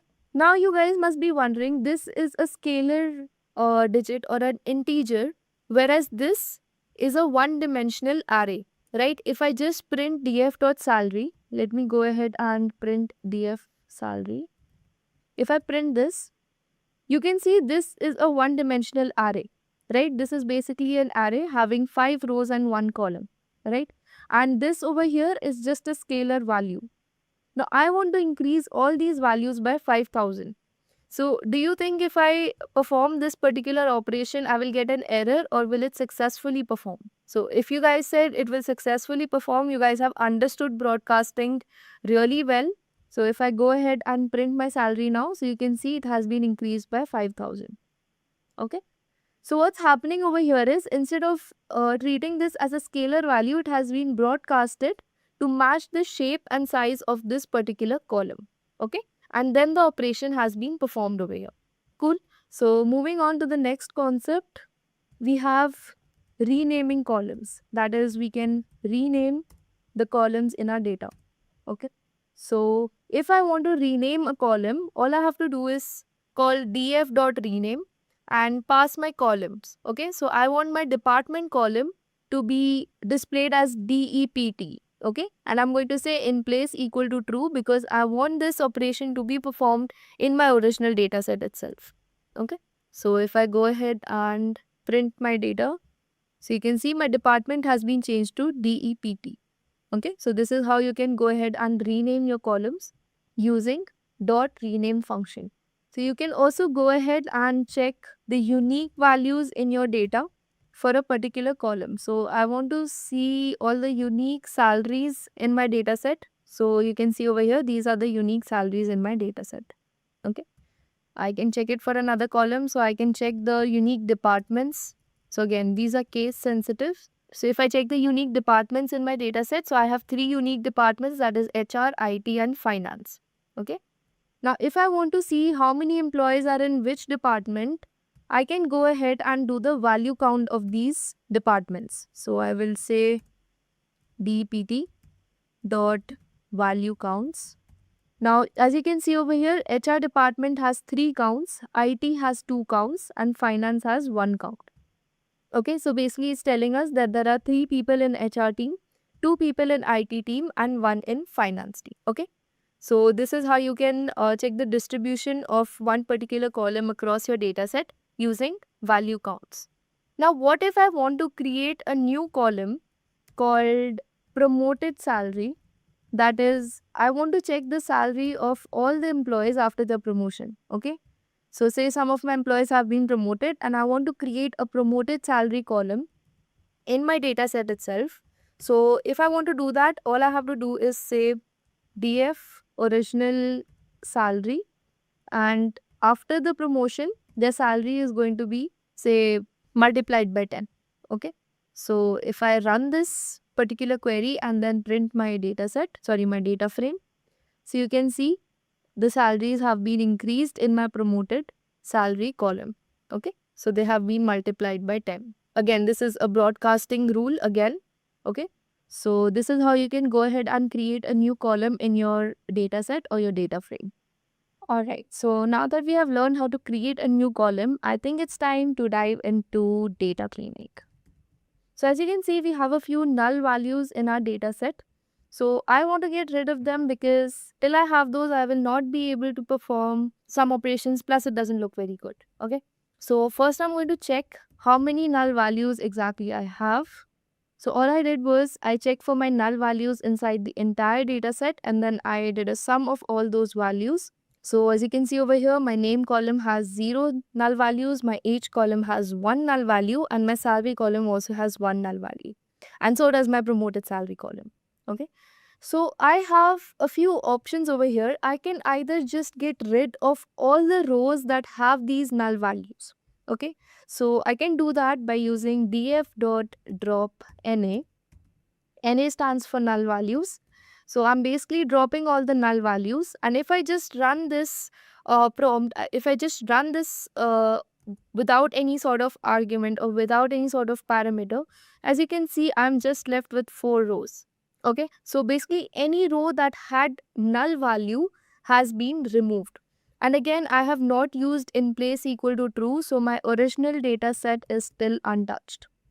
Okay, so this is basically just a new sort of data set that has been altered and returned so that I can see how it's going to look. Alright, so by default over here, you can see my argument of how I want my null values to be deleted or dropped is any. So basically any row that has any sort of null value has been dropped. Okay, so if I run this using how equal to any, so again my result is the same. So we saw one sort of parameter in drop na, that is how equal to any. Now the other parameter in drop na is all. Okay, now the other argument that drop na takes is all. Now what this is representing over here is particular row. Okay, when we said how equal to any, we were just saying any row that had any null value. Okay, so whichever row had any null value was dropped. Now over here we are saying if all the values in a row are null, we are going to drop that row, otherwise we are not going to touch it. Okay, so we do not have any row that has all the null values, we just have this row that has 2 null values, but again we have 3 non-null values as well in this particular row. So again, none of my rows were altered and the data remains as it is. Okay, so this is one option when we are dealing with missing values. We can just get rid of those null values. Okay, the other way is to fill those missing values. Now how I can do that? So let me just find, okay, here is my null value, right? So I can either fill this null value with the most repeated value in this particular column. Okay, that is one option. Let me just write it down for you guys. Okay, so dealing with missing values is one of the most important aspects when it comes to a data set, because you will be dealing with a lot of unclean and messy data sets, and missing values is going to be one of them. Okay, so let me just write missing values. So one way of dealing with missing values is getting rid of them, which we just saw by using drop NA. Okay, and the next one is by filling them up. And for filling those missing values, we use the function fill NA. Okay, so this is the second method. Let us see how it works. Okay, so all I have to do is say df.fill_NA. Okay, and let me just run it. So I must specify a fill value or method. Now I want to fill all the null values with say 0. So you can see this is what my data set is going to look like finally. Okay, but this is again a very noob method to perform on a data set, because I do not want my age to be 0 or my salary to be 0 just because it's missing, right? So instead what I can do is, for my age column, I am going to fill all my missing values with the mean. Okay, and I'm going to say, okay, let's not keep it in place equal to true, because I do not want to modify my original data. But if you guys want to, you guys are free to do it. Okay, so I'm just going to replace all my missing values in the age column with the mean of the age. Okay, so initially my third row had a missing value, and now it has been replaced with the mean. All right. Similarly, for the salary column, what I'm going to do is, if I replace it with the mean, it's not going to be very technically or mathematically correct. So instead, what I can do is, I can replace it with the median, right? I can go ahead and replace my salary in my df column, and I'm going to say I want it to be filled with the median of my salary. So you can see over here, my fourth row was missing in my salary column, and now it has been filled with the median value. Okay, so this is another way that you can fill your missing value. Okay, now this is something that we can do mathematically, right? But what if I want to just randomly fill my value? So this was the missing value, right? So there is another method in fill NA. Instead of providing a default value, what we can do is something known as forward fill. So basically, when we use fill NA, we have two methods, forward fill and backward fill. So in forward fill, what happens is we move from top to bottom, okay, and say this was our missing value. So when we use forward fill, 35 is going to be replaced in our missing value. Okay, and similarly, when we do backward fill, 29 is going to be replaced for our missing value. Okay, so this is basically what forward fill and backward fill means. So let us quickly go and perform forward fill first. Dot fill NA, and in our method we're just going to pass forward fill. Let's run it. So you can see 35 has been replaced in our missing value column. Okay, so it has been done using forward fill. Similarly, I can perform a backward fill. So you can see 29 has been replaced in my missing column. Okay, now using these methods, backward fill and forward fill, can be a little tricky, and they can also give you errors in cases where your first or last value is null. Okay, so in case your first value is null and you try to do a forward fill, your first value will still remain null. Alright, and same goes for backward fill. If your last value is null and you do a backward fill, your last value will still remain null, because there won't be any value before that to replace it with. Alright, so in cases like that, we go for statistical operations like mean, median, mode, alright, according to what's more technically sound. Okay, so these are some of the methods to deal with your missing values. Okay, so now we saw how we can deal with missing values.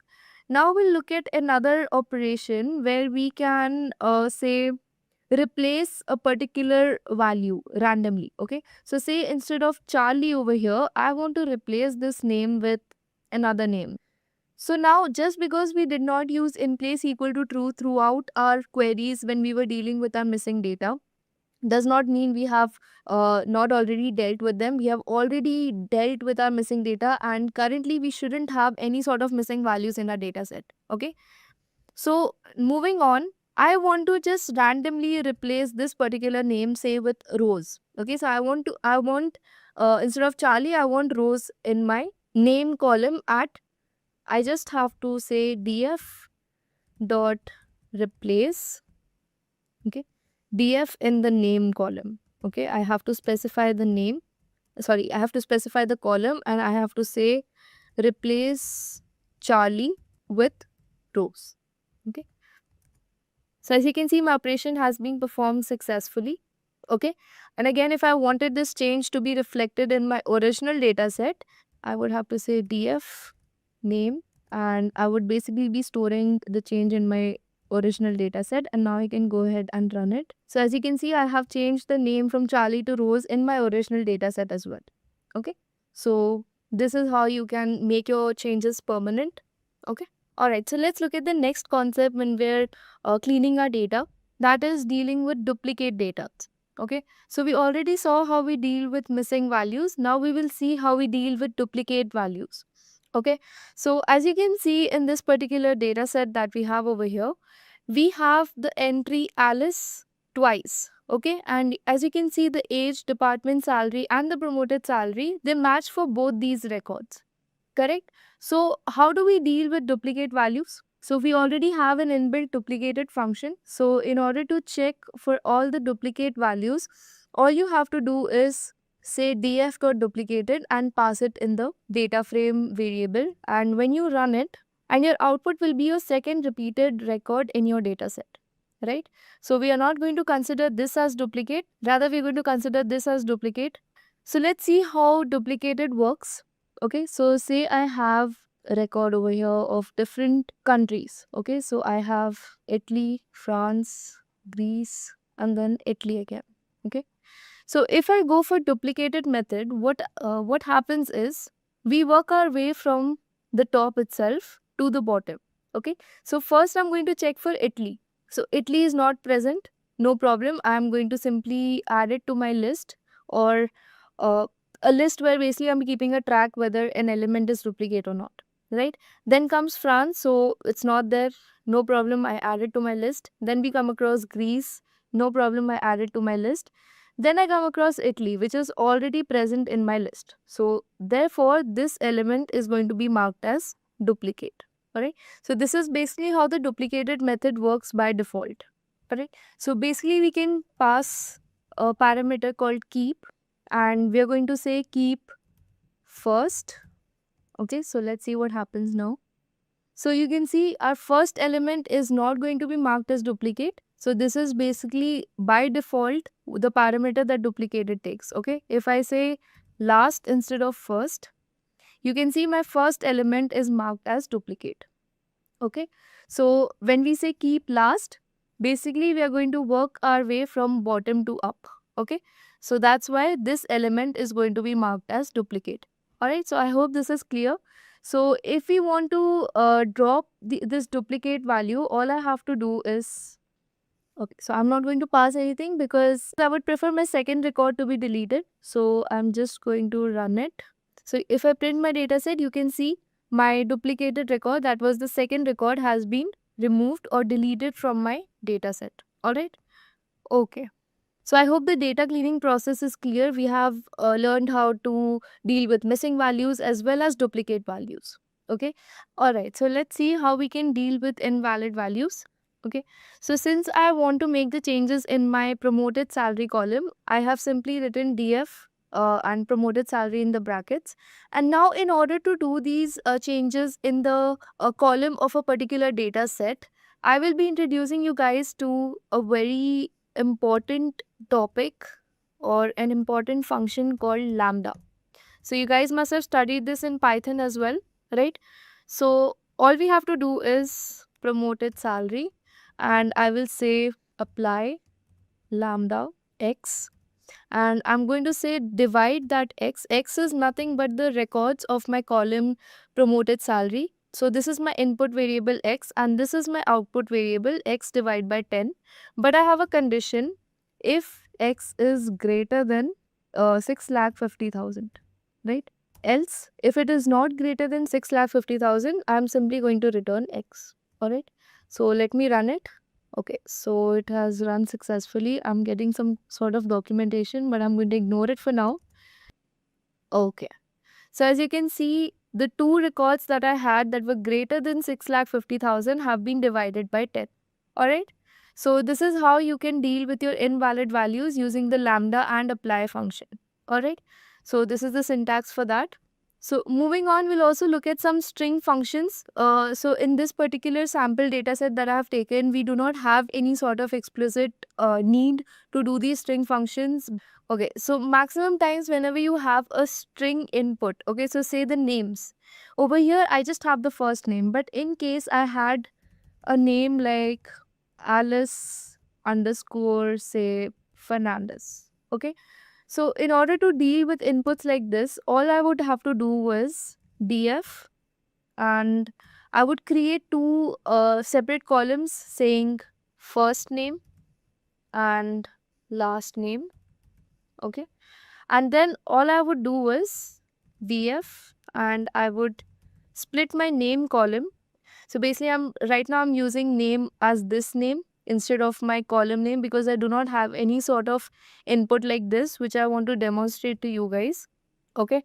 So even though this is not a column per se, this is just a variable that I've created, and I'm pretty sure I'm going to get an error. Okay. So I am going to split it using string dot split method. Okay. And I want to split it based on underscore. Okay, so wherever I have an underscore, I want to split my string. Okay, so in case instead of underscore all I had was a space, I could use an empty string over here. Okay, but since I have an underscore between my first string and my second string, I'm going to split it based on my underscore. Okay, and let me see if I run it, what's going to happen. Okay, so I do not have any column name, but again, this is how you would split your data set. So obviously this code is not going to run for me because I do not have any column called name, and wherever I have name, I do not have any sort of connectors between two strings. These are just single names. Alright, so I will not be able to split these particular strings over here that I have.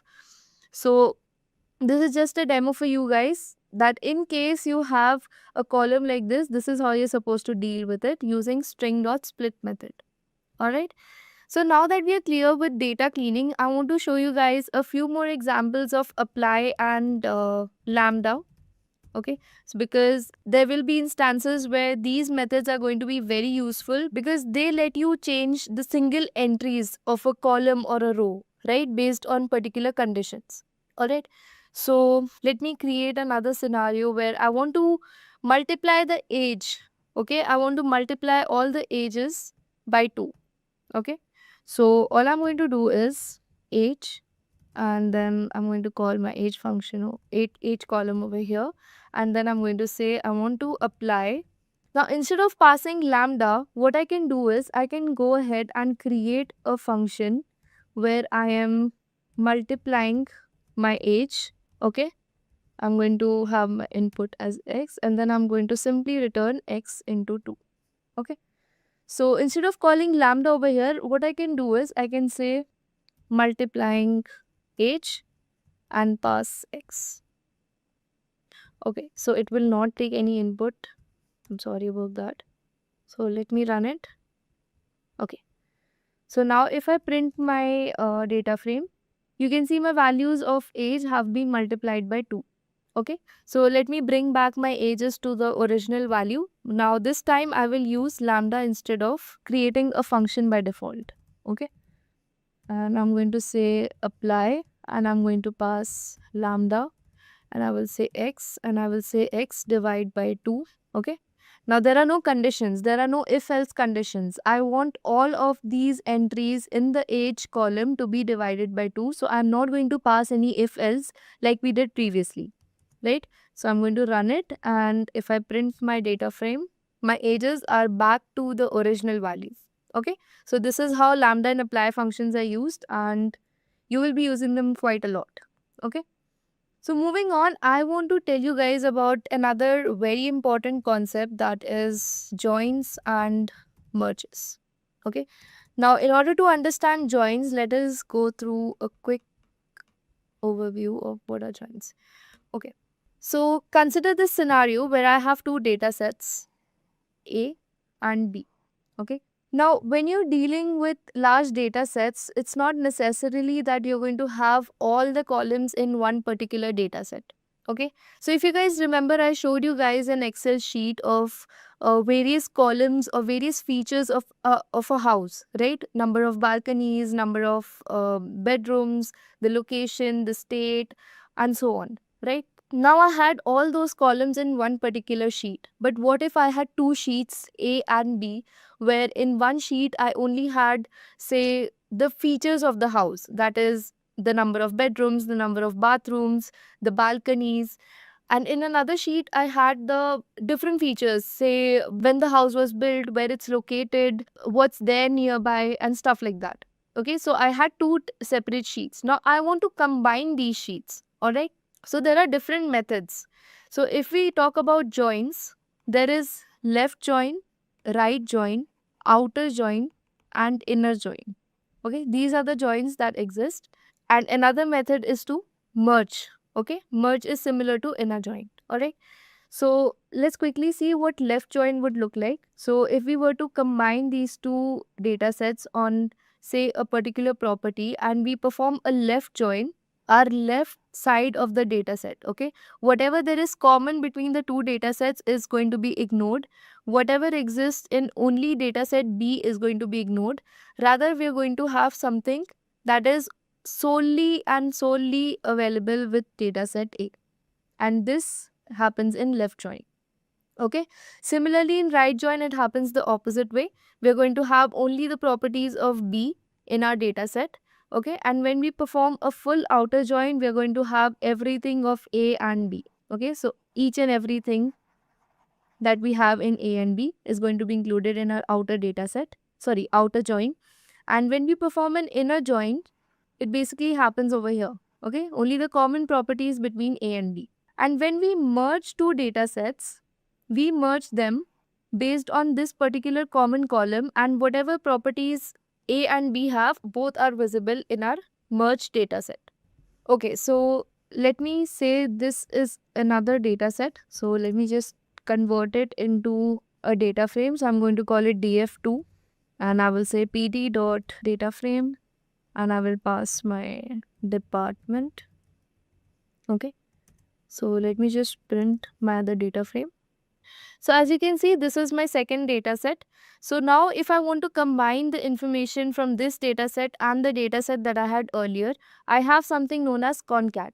Okay, so concat is going to let me merge the information from both these data sets. So if I use pd.concat and pass the two data sets that I have, this is the output that I'm going to get. Okay, so since in our second data set we have a location and manager, but we do not know which employees have this location and this manager, we have a null over here. Okay, so by default both my data sets are being combined in a horizontal manner, that is, they are being stacked horizontally, right? So wherever I don't have the names, I am getting null, and wherever I don't have the location and manager information, I'm getting a null. Okay, but if I were to do the same operation column wise, that is, if I were to combine these two data sets in this particular direction, I would have to say pd.concat, pass my two data sets df and df2, and I would say I want it to be joined on axis 1. So as you can see over here, wherever I have department HR, my location and manager is for the department HR, right? So this is how you can combine or merge two data sets using pd.concat. Okay, there is another function called pd.merge. Okay, so you can pass your data sets df, df2, and I want it to be merged on my column department, because that is the common column. So as you can see over here, my department is being repeated twice.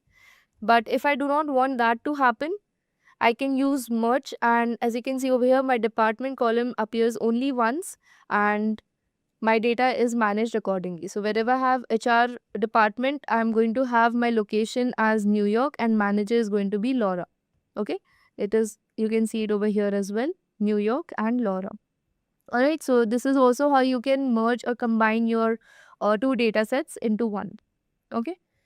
So these were basically all the operations that were there to know on data sets. The basic operations, obviously, as you go down the line, you deal with bigger data sets, your operations get more complex, but this is the standard basic base that you require to get started with Pandas.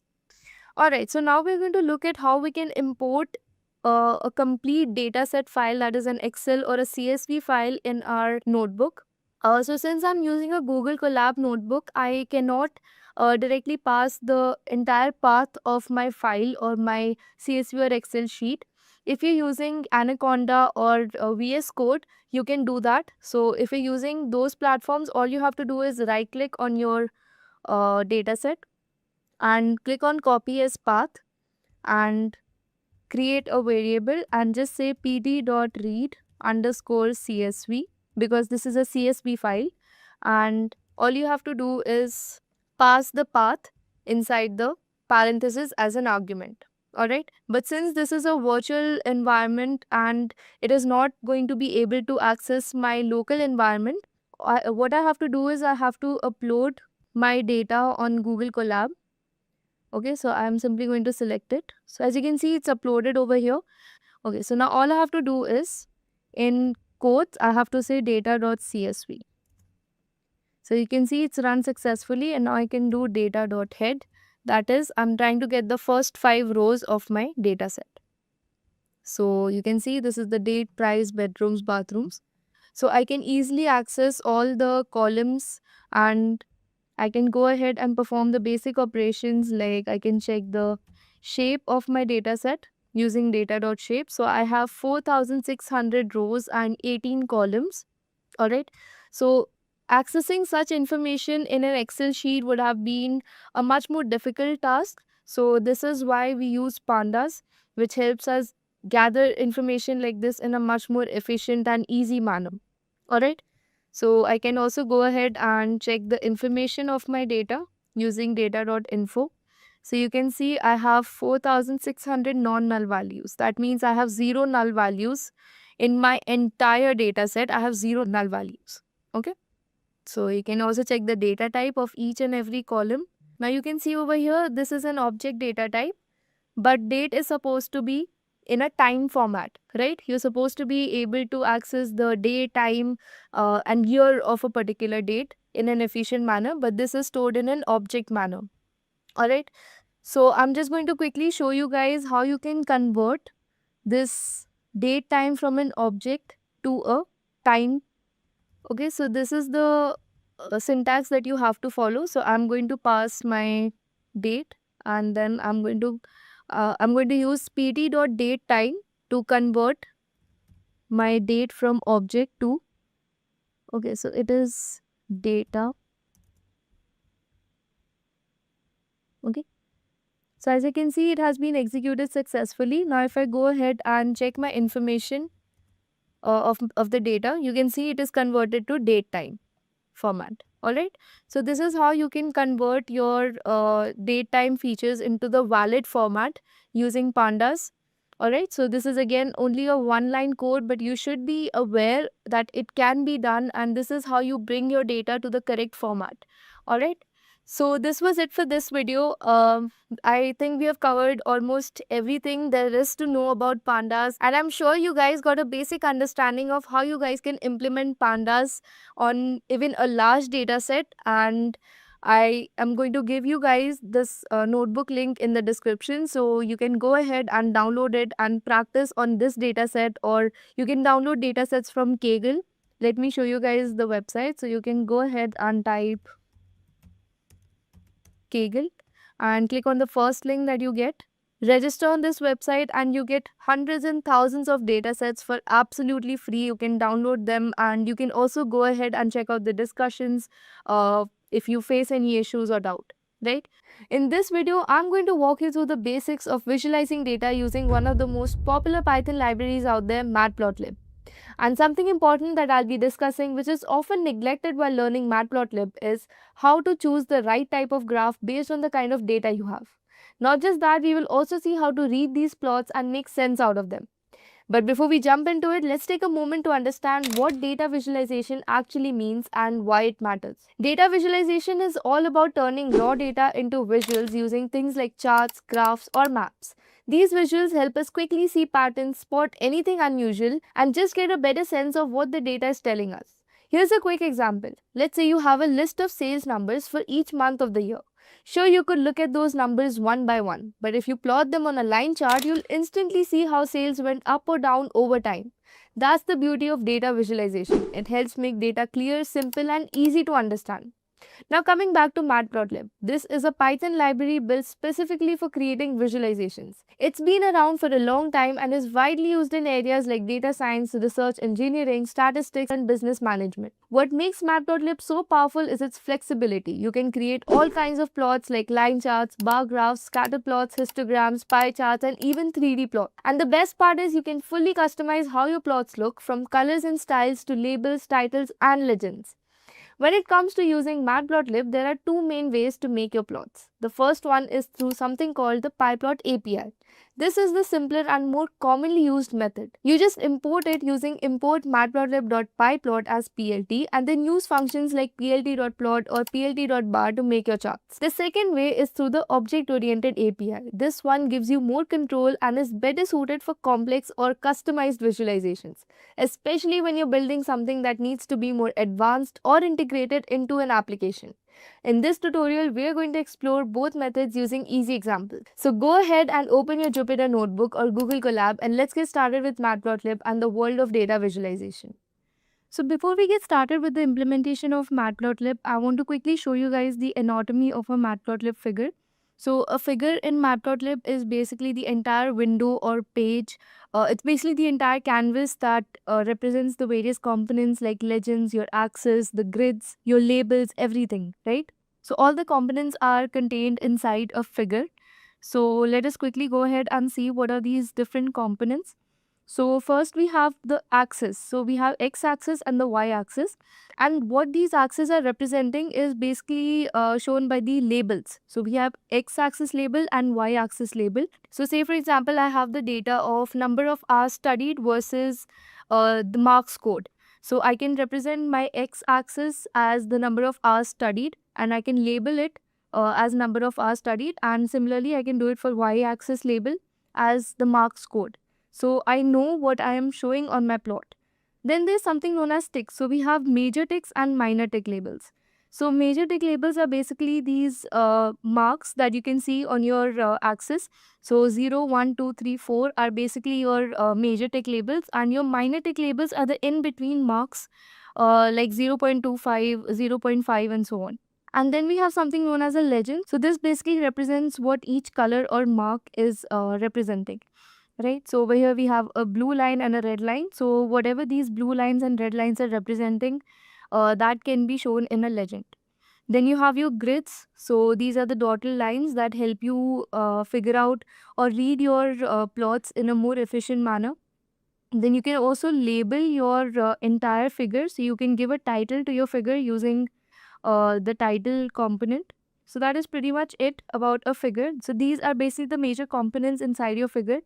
As we go ahead, we will see how to tweak these different components according to how we want our figure to look like. Alright, so in order to get started, I want you guys to quickly open any terminal and just run the command pip install matplotlib. And once you run it, you will see a few lines of code run over here for you. And finally, when you get the message requirement satisfied, that means your library is installed successfully. Now, once your library is installed, you can go ahead and import it in any environment that you like. I'm using Google Colab. You can use VS Code or Jupyter Notebook, right? According to your preference. So I'm going to go ahead and import my Matplotlib if I run it. So it's imported successfully. So along with my Matplotlib, I'm also going to import Pandas. And if I run it, so both my libraries are imported successfully. So just to give you guys a basic gist of what Matplotlib does, I'm just going to create two variables for you guys. So I have my variable x as 1, 2, 3 and my variable y as 4, 5 and 6. Okay, so these are my x and y variables. Now, in order to plot these variables using Matplotlib, all I have to do is say plt.plot, pass my variables x, y and just say plt.show. And as you can see over here, this is what Matplotlib gives me. So over here, what Matplotlib is trying to do is, it is trying to plot my data like this. So 1, 4, then I have 2, 5, and then I have 3, 6. Okay, so these are the variables that I passed, and this is the data that Matplotlib is trying to plot over here. Okay, so if you go ahead and see 1, 4, 2, 5, and 3, 6. So if I want those dotted grid lines that we initially discussed in our figure, all I have to do is say plt dot grid and run it. So now you can see I have my grid lines. Now it gets much easier to read my data in a more efficient manner. Now I can easily spot that this particular dot represents 2, 5 and this particular spot represents 1.75, 4.75. So now you're easily able to figure out what each of these points on this particular line represent. Right? So this is basically the major idea or the major implementation of Matplotlib. Now using this functionality of Matplotlib, we are going to try and plot different kind of plots for different data sets. So as we discussed earlier, Matplotlib has two types of plotting. So one is using the PyPlot API and one is using object-oriented API. So first we're going to cover the PyPlot API. So let me just write it down that we are only going to discuss PyPlot API right now. In the end of the video, I'm going to discuss how you can use object-oriented API as well. Okay.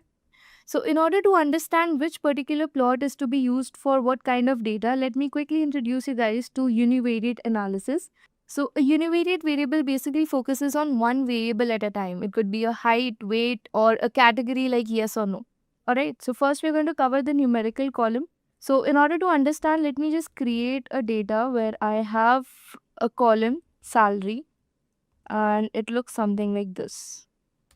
Okay, so this is my salary column and this is just a dictionary and I have to convert it into a data frame. So I'm going to call my data set df and I'm going to say pd dot data frame and I'm simply going to pass my data. Now if I try and print the first 5 records of my data set, this is what it's going to look like. Okay, so this is my salary column and these are my records. Let me also go ahead and check the total number of records in my data. So all I have to do is say df.shape and if I run it, so I have 20 records and I have only one column. So over here I have 20, 1. Alright, so now in order to visualize this particular column in my data frame, the first plot that I have is a line plot that we have already seen, but now we're going to see it in much more detail. So in order to plot a line plot, all I have to do is plt.plot and in my parentheses, I just have to pass my column inside my df variable, that is my data frame, like this. So if I run it, so this is basically how my salary column is varying. Okay, so at some point it is really high, that is the highest salary is going to 55,000, whereas the lowest salary is somewhere around 25,000. Okay, now what I can do is I can also go ahead and make some changes in my plot. Like I can say I want my color to be red and I want my grids to be shown, and I can also have my markers. So I can have my marker as letter O. Now what this marker is going to do is wherever I have a data point, it is going to be marked. So for example, over here, basically wherever I have a data point, it's going to be marked with the letter O. I can also go ahead and change the line width. Let me just run it. So as you can see, my color has been changed to red. I have grids in my plot and my marker is being represented with a dot over here, as you can see. Now instead of a straight line, I can change my line style to a dashed line like this. So now you can see my line is a dashed line, or I can also change it to a dot using the colon. So now you can see my line has been dotted. I can also go ahead and change the width of my line using the line width parameter. and I can say I want it to be 2. Okay, so as you can see, the width has been increased. So if in case I want my marker to be represented with a star, all I have to do is pass this particular symbol, and you can see the marker style has been changed. Okay, so you can go ahead and play around a little with the parameters that are available in Matplotlib. Again, Seaborn offers a bit more functionality compared to Matplotlib, but this is great when you want to deal with your plots at a lower level. Okay. Then the next way we can visualize our column is through a histogram. So in order to plot a histogram, all you have to do is say plt.hist and pass your column in the parenthesis. And for now, I'm going to exclude the bins parameter and just show you guys how the salary column is going to look like in a histogram. Alright, so histogram basically tells us the frequency of our data distribution.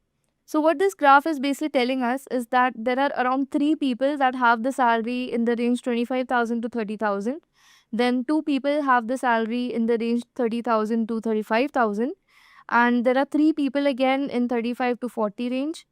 Okay, so this is basically how our data is being distributed. Now, in order to make it more clear, I can go ahead and pass bins, and I'm going to, no, I don't want grids for this particular graph, and I'm going to say my color is going to be green. So now I have divided my plot in 5 bins. So now it's more clear and more readable. Okay, so I have 6 people earning 25,000, then 5 people earning 30,000, then 3 people earning 35,000, and so on.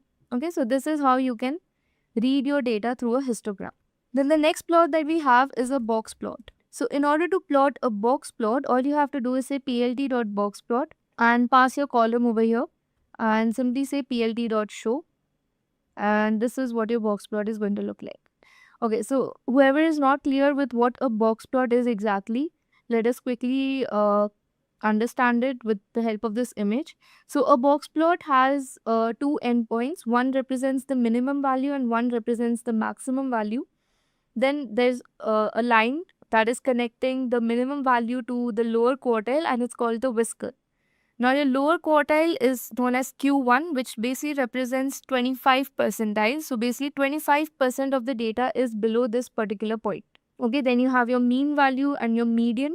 Median is also known as Q2 and it's the 50th percentile. This represents 50% of the data is below this particular point. Then you have Q3, which is 75 percentile.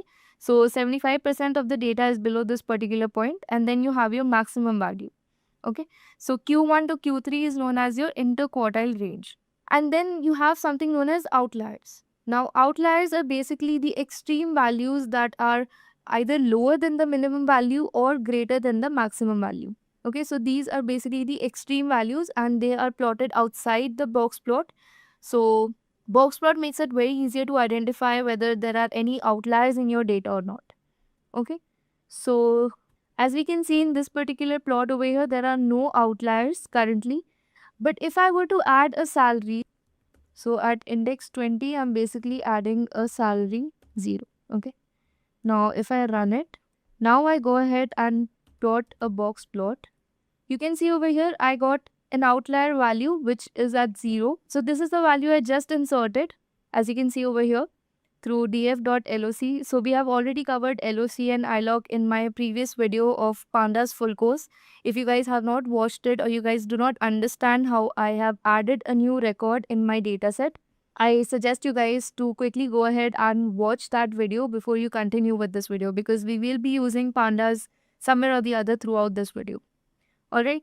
So as you can see, I've got my outlier value over here, which is really far away from my entire box plot. So it's suggesting that whatever range my other salaries are in, this particular salary does not match that range. Okay. So I can simply go ahead and remove this value from my dataset in order to avoid any bias in my entire calculation when I'm going ahead with prediction models and all. Okay. So I'm just going to go ahead and remove this value. Okay, so I'm back to my original data set. Now this was all about when you have a single numerical column. Alright, so salary was something that contained all numerical values. But what if I had a column that had all categorical values? So now we're going to deal with a univariate categorical column. Okay, So in order to deal with a categorical column, let me just quickly go ahead and add another column to my data set called department. So now let me go ahead and check my data frame, what it looks like. So as you can see over here, I have a salary column and a department column, and my department column is a categorical column. I can also go ahead and check that using the info parameter. So you can see this is of type integer and this is of type object. So basically all of the data that I have in my department column is of type string. Alright, now if I want to visualize this particular column, I cannot use a line chart or a histogram or even a box plot because those are used for a numerical column. So in order to visualize this column, I'm going to use something known as a pie chart. Now in order to plot a pie chart, what I have to do is I have to create a count variable where I am simply going to count the number of unique values in my department. So this is what it's going to look like. So I have 8 HR departments, 6 IT and 6 finance departments. Okay. Now I can go ahead and plot this data in my pie chart using plt.py. Simply pass my count variable, and if I print plt.show, this is what it looks like. Now over here, I do not know what these different colors are representing. So in order to have that on my pie chart, all I have to do is say labels equal to count dot index, and if I print it now, you can see the green color represents my finance, blue represents HR, and orange represents IT. But again, another issue is I do not know the values of these sectors. So in order to get my values printed in my pie chart, all I have to do is say auto PCT and pass 1.1%, 1.1 F. So you can see I have 40% HR, 30% IT and 30% finance. Okay. So the format I've given over here basically represents that I want one decimal. If I were to pass 1.0, I would get only my integer parts over here. If I were to say 1.2, you get sectors. Okay. And another important parameter in pie chart is explode. So the explode feature basically helps us decide if we want to separate any particular section in our pie chart. So let me just show you guys. So I can simply say 0, 0.1 and 0. If I do that, so you can see IT, which is my second sector over here, has been separated from my entire pie chart by 0.1 distance. Okay, I can do that for 2 sectors at a time also. I can say I want this to be separated by 0.2, the last sector finance. So this is what my pie chart looks like now. Okay, now if you feel that your pie chart is not a complete circle, it's not a proper circle, you can quickly go ahead and say axis and pass equal in the parenthesis, and that will make your pie chart in a complete circle. Okay, so this was one way of visualizing a categorical column. The other one is known as count plot. So in order to do a count plot, all you have to do is say plt.bar and pass your count.index and count variable and simply say plt.show, and now you can see your different sectors represented as a bar chart. Okay, you can easily understand that HR has 8 values, basically 8 people working in HR, 6 people working in IT, and again 6 people working in finance. You can also go ahead and change the color of your bars. You can make it, so if I want different colors for different bars, so I can go ahead and say green, black, red. So you can see I have different colors for my different bars. Okay, so this was all about univariate analysis. That is when we had to deal with only one column. Either it was just a numerical column or just a categorical column. But what if we had 2 columns at a time? That brings us to our next type of analysis, that is bivariate analysis. And over here, we basically try to analyze the relationship between 2 features or 2 columns. So first we're going to look at 2 numerical columns. Okay. So right now, if I check my data set, I have 1 numerical column and 1 categorical column, right? So in order to perform numerical analysis, I should have another numerical column. So let me just go ahead and create a new column. I'm going to call it H, and okay, so this is my new column called H. And if I go ahead and check my data frame now, so you can see I have 3 columns, 2 are numerical columns and 1 is a categorical column. Alright. So now if I want to visualize salary and age column together, the first plot that I have is known as a scatter plot. So a scatter plot is basically going to help us analyze the direct relationship whether salary increases with age or not. Okay, so if you want to check that, all we have to do is say plt.scatter and pass my age column, my salary column, and I'm going to give the color orange, and I'm simply going to say plt.show.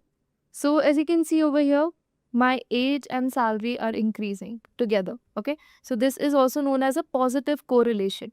Alright, so when my age is around 20 to 25, my salary is somewhere around 25,000 to 30,000. But as my age increases, so when I reach the age of 40, my salary is somewhere around 55,000. Okay, so this is how you can analyze the relationship between two numerical columns. And the next way of visualizing two columns is again by using a line plot. So as we saw in our initial example, we had two features x and y. So right now we have two features called age and salary. So I'm going to go ahead and plot my line graph over here. So as you can see, my line graph is not very easy to visualize over here. You can see the lines are very random. So instead of line style as dotted, I'm going to have my simple and plain line style. So as you can see, it's going back and forth a lot. So why is this happening? Because my age column is not sorted over here.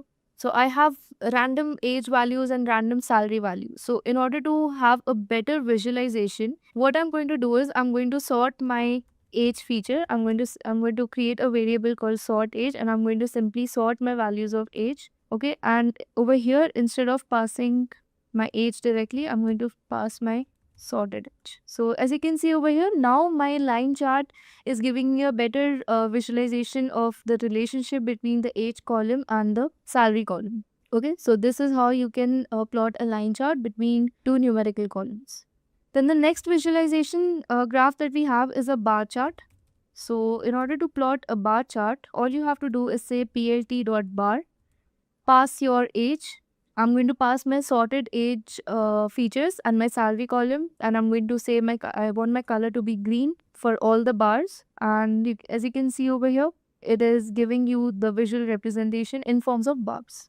Okay, so at the age of 22, I have my salary in this range. At the age of 25, I have the salary at this range. So I can also go ahead and create bins. So I want only 10 bars to classify my age. So I can also go ahead and align my bars, and I can say I want my bars to be in center. So if I run it, so they were initially like this. Now if I say I want them to be left, so align supports center or edge parameters. Okay, so this is how you visualize two numerical columns, but what if you had a numerical and a categorical column to visualize? So let me go ahead and show you guys bivariate analysis, but with a numerical and a categorical. So I'm going to consider my salary feature and my department feature, and now I want to see the visualization of how my salary is distributed according to my department. Okay, so what I'm going to do is I'm going to create my feature called HR salaries, and here I'm going to fetch all my salaries that have the department of HR. So basically my HR salary variable is going to contain the salaries of only the HR department. So basically these are the people working in the HR department and these are their salaries. Okay. Similarly, I'm going to do that for the other two departments as well. So I'm going to create IT salary, and similarly I'm going to create finance salary. Okay.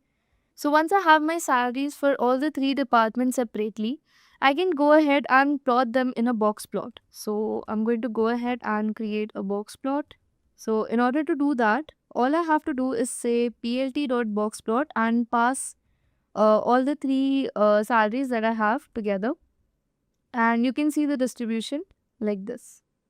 Okay, so I have one salary that is an outlier, that is 55,000, which is, okay, so I need to also go ahead and label them. So I'm going to say label, and I'm also going to show the legend for my plots. So if I plot this, you can see I have 3 box plots, and over here you can see I have an outlier value for my first box plot, but in this particular figure I'm unable to understand which box plot is referring to which department. So in order to clarify that, I can go ahead and say I want my labels to be HR, IT and finance. So if I run it now, you can see my first box plot represents the HR department, and I have an outlier value in the HR department. Okay, so this is how you can analyze a numerical column with a categorical column using box plots. Okay, you can also check their median values. So the median HR salary is in the range of 25,000 to 30,000, whereas IT median salary is 35,000, and finance has the highest median salary, that is 40,000. So this is how it gets much easier to visualize data using plots in Matplotlib, right? If you were to find out such insights just looking at the data, it would take you much longer, right? But using graphs like this, I can easily figure out which department has uh, a higher median salary, or the maximum salary, or the outlier lies in which department, right? So box plot was one way. Another way where you can visualize your numerical and categorical column together is pie chart.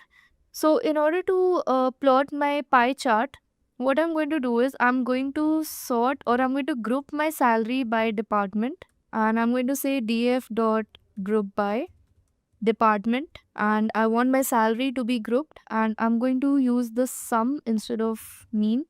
So this is what it looks like. So I have a total of this number for my finance department. So basically all the people in finance together are earning this much salary, whereas all the people in HR are earning this amount, and in IT they're earning this amount. Okay, so now I can go ahead and plot it in a pie chart. I can say plt.py, and I can give my salary by department variable, and I can call my labels as the index, and I'm going to label them using auto PCT. And once I print my pie chart, so in my pie chart I can easily see the distribution of salary in percentage for the 3 different departments. Okay, so this is another way of visualizing. So in my box plot I could easily figure out the minimum salary, the maximum salary and the median salaries for all the departments, and over here I can see the distribution or the percentage for each department, that is the total amount being earned by each department. Okay, so another way when you can visualize your numerical and categorical column is by using a bar plot. So I want to show the mean salaries of all the departments in my bars. So what I'm going to do is I'm going to say HR mean, and I'm simply going to say sum of HR salary and I'm going to divide it by the length of HR, and similarly I'm going to do it for IT and finance as well.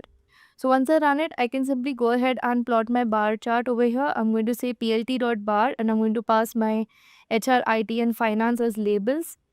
And I'm going to pass these as variables as well, and I'm going to say I want my bars to be of color green, black and red. And once I print my chart, this is what it's going to look like. Okay, so in my bar chart over here I can easily see the mean or the average salary for the 3 departments in a very clean and neat manner, right? So my HR mean salary is somewhere around 35,000, whereas IT is a little more, and finance is almost crossing 40,000. Let me just use my grids over here. So you can see now you get a better visualization of the mean or the average salary for the 3 departments. Okay, so this is going to further help you in analysis where you are building large predictive models. Right now I just have 3 columns and the values are really small, so I could even look at the data. But when you have a larger number of columns and larger values, visualizing your data becomes a much more easier, or you can say efficient way to understand what the data is trying to tell you, right? So with this we finish our bivariate analysis. Next comes our multivariate analysis. So basically this is where we're trying to understand how the 3 columns affect each other and how they change with each other, right? So first we're going to look at three numerical columns, that is numerical, numerical, numerical. So I'm just going to write 3 numerical columns. So in order to have 3 numerical columns right now, I just have 2 in my data set. Let me just check.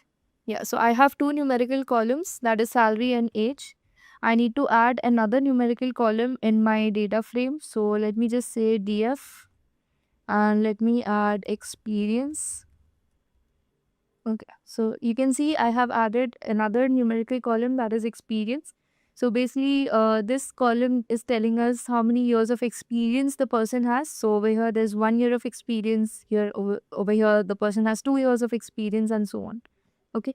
Also, another thing that I missed over here is a few parameters in pie chart. So over here, there's something known as shadow. So if you want to give these effects to your pie chart, you can simply say shadow equal to true, and over here you can see a shadow like structure has been created below your pie chart. Okay, so it kind of gives your image a 3D effect, right? And you can also go ahead and say explode and pass a list of the distance that you want your each sectors to be away from the radius. So I'm going to say 0.1, 0 and 0.1. So basically this makes your pie chart look a little more interactive and different from the normal images that are out there. So you can go ahead and customize it. Okay. Alright, so moving on with our multivariate analysis. So I have 3 numerical columns as you can see over here. So now in order to analyze these 3 columns together, I'm going to use something known as a bubble plot. Okay. So a bubble plot is nothing but a scatter plot where your third numerical column, so in this case we're going to use experience as our third numerical column, and this experience column is just going to define the bubble size. Okay, so with that you get an idea of how much experience the person has. So basically the larger your bubble, the more the experience the person has. Okay, so let me go ahead and quickly create this plot for you guys. So I'm going to say plt.scatter. So basically I've passed my age column, my salary column and my experience column as the size of my bubble. And I'm saying I want orange bubbles. And if I print this, okay, so as you can see, the size of my bubble by default is very small. So basically the smallest bubble is representing 1 year of experience and the largest bubble is probably representing 5 years of experience. But in order to have a better visualization, what I'm going to do is I'm going to multiply this by 20. Okay, so now you can see the bubble size has increased and now it's much more easier to visualize this particular graph than earlier. I can also go ahead and increase the number of multiplication. Okay, and I'm going to give the color blue because that would give a better bubble effect. So this is what my bubble plot is going to look like when I have 3 numerical columns. Okay, so you can go ahead and easily visualize that person of age 27 is earning around 35,000 and again the experience is also good, right? So I'm simply going to give the color as sky blue and I can also go ahead and customize it as edge color. So I'm going to give my edge color as black so that I have a better understanding of my bubbles. Alright. So see, this is what my bubble plot is going to look like. Again, I can give a title to my plot. I can say plt.title, age versus salary versus experience. And my X label is going to be age, my Y label is going to be salary, and I do not need a grid. So now you can see my plot looks much neater and easier to read, right?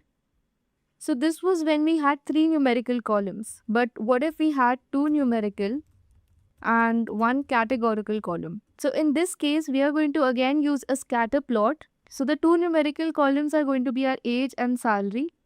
And our categorical column is going to be the department column. Now, in order to plot this on a scatter plot, instead of using a bubble plot, we're going to use a scatter plot again. But for the different departments in our department column, we are going to use different colors. Okay, so what I'm going to do is I'm going to say plt.scatter and I'm going to pass my age column, my salary column, and I'm going to say I want my colors to be of the different departments, that is DF department. And I'm going to say I want the colors of a rainbow. So I want different colors in a rainbow. Okay. Or if I didn't want rainbow, I'm going to show you guys how I can customize the colors in my own way. So I'm going to say X label, and my X is going to be age, then Y label, plt.x label, and plt.y label. My Y label is going to be salary, and I'm going to give a title to my plot, and I'm also going to print my legend. Okay, so I cannot use a rainbow color. Rather, what I'm going to do is I'm going to say df.map, and I'm going to map the different departments. So if I have an HR department, I'm going to map it with, say, color yellow. And similarly, I'm going to map my other two departments as well. So I'm going to say IT, I want to be mapped to color blue. And finally, I have finance, say orange. Print it now. So as you can see over here, I've tried to print my legend, but I am not really getting an output. So I can resolve this by simply saying labels equal to df department. So as you can see over here, I have tried to print my legend using plt.legend, but I am not really getting any output for that particular line. So the reason being, I have explicitly defined what colors each of my departments are going to get, and Matplotlib is unable to read that. So I have to explicitly define the labels using label, and I'm going to say HR, IT, and finance. So if I print it now, so as you can see over here, even though we've passed the plt.legend parameter, our legend is not getting printed. So the reason is because we have explicitly defined the colors over here, and even if we try to get the label parameter as df department, so you can see it is not going to work for us. So we cannot use this particular strategy. Rather, we have to follow a different kind of format over here where we explicitly define our color using a variable. So I'm going to say my HR is going to be linked with yellow, IT is going to be with blue, finance is going to be with orange. Okay, now I'm going to iterate through each of my color and my department. So I'm going to say for DPT and color in color.items, and basically I'm going to classify each of the departments separately, and then I'm going to print my scatter plot of age and salary. I'm going to say my color is going to be the specific color for each department, and I'm going to label my department. And if I run this and I go ahead and print my legend, so now you can see I've got my legend successfully, because now Matplotlib knows which department is representing which color. Alright, so that is why it is able to generate a legend successfully. Earlier in this case, Matplotlib had no idea about it. So this is how you can create a legend when you're plotting two numerical and one categorical column in a scatter plot. Alright, so that was all about our PyPlot API plotting for a single numerical column, a single categorical column, then two numerical columns versus a numerical and a categorical column. Then we went ahead and saw multivariate plotting, and we did all that using the PyPlot API. That is, we directly went ahead and used terms like plt.bar, plt.boxplot, and so on. Now we're going to dive into object-oriented API. That is, we're going to create objects before we start plotting. Okay, so let me just comment it over here. So object-oriented API basically allows subplots or multiple axes or multiple plots in a particular figure. Okay, so till now we saw one particular plot in one figure, but now what we can do is we can have multiple plots and subplots in a single figure. Okay, so let's quickly see how. So first I'm going to create two objects called figure and axis, and I'm going to say plt.subplots, and I'm going to pass 1 comma 3, and I'm going to say my figure size is going to be 10 comma 5. Okay, so this is basically the x and y ratio. So in terms of x, I'm going to have the figure horizontally expanded and vertically just 5. Okay, so basically what I'm telling my subplot parameter is that I want one figure, and in that one figure I want three subplots. Okay, So now let's go ahead and create our first plot. So I want my first plot to be a line plot. Okay. So as you can see over here, this is one complete figure and I have 3 subplots. Right now, all these 3 plots are empty. Okay. So I'm going to go ahead and create my line plot first. So in order to do that, I'm going to use my sort age variable. Let me see if I still have it. Yes. Okay. So I'm going to use my sort age variable. So I'm going to say at my axis 0, that is my 0th x-axis, I want to plot a line plot and it is going to be sort age, pass my age and salary, and I want my color to be red, my marker to be a star, and my line width to be 2. Okay, I can also go ahead and define my marker size. So I'm going to say marker size equal to 2. So I can go ahead and set the grid. I can also set my title for this particular plot. I'm going to say it's a line plot. And I can also go ahead and set my X label and my Y label for this. So I'm going to say dot set X label and I'm going to call it age, and Y label is going to be my salary, and then I'm just going to run it. Okay. So since I've not called my plot till now, it's not being generated. Now I'm going to go ahead and plot my histogram. Ideally, all this should be run in a single cell. So I'm just going to paste it in my cell over here.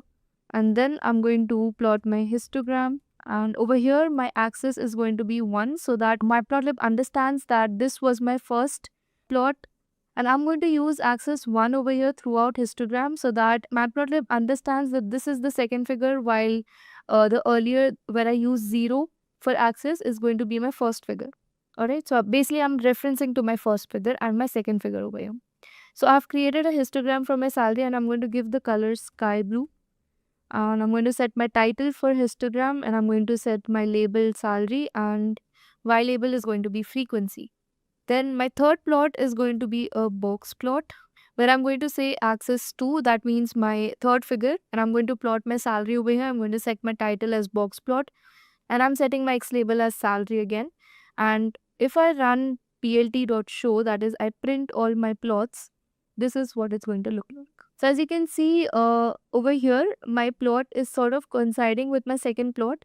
So I can go ahead and increase my x-axis direction. So I can say 15,5. Now you can see it's fitting perfectly. Okay, so you can go ahead and adjust the dimensions for your plots, that is your figure size.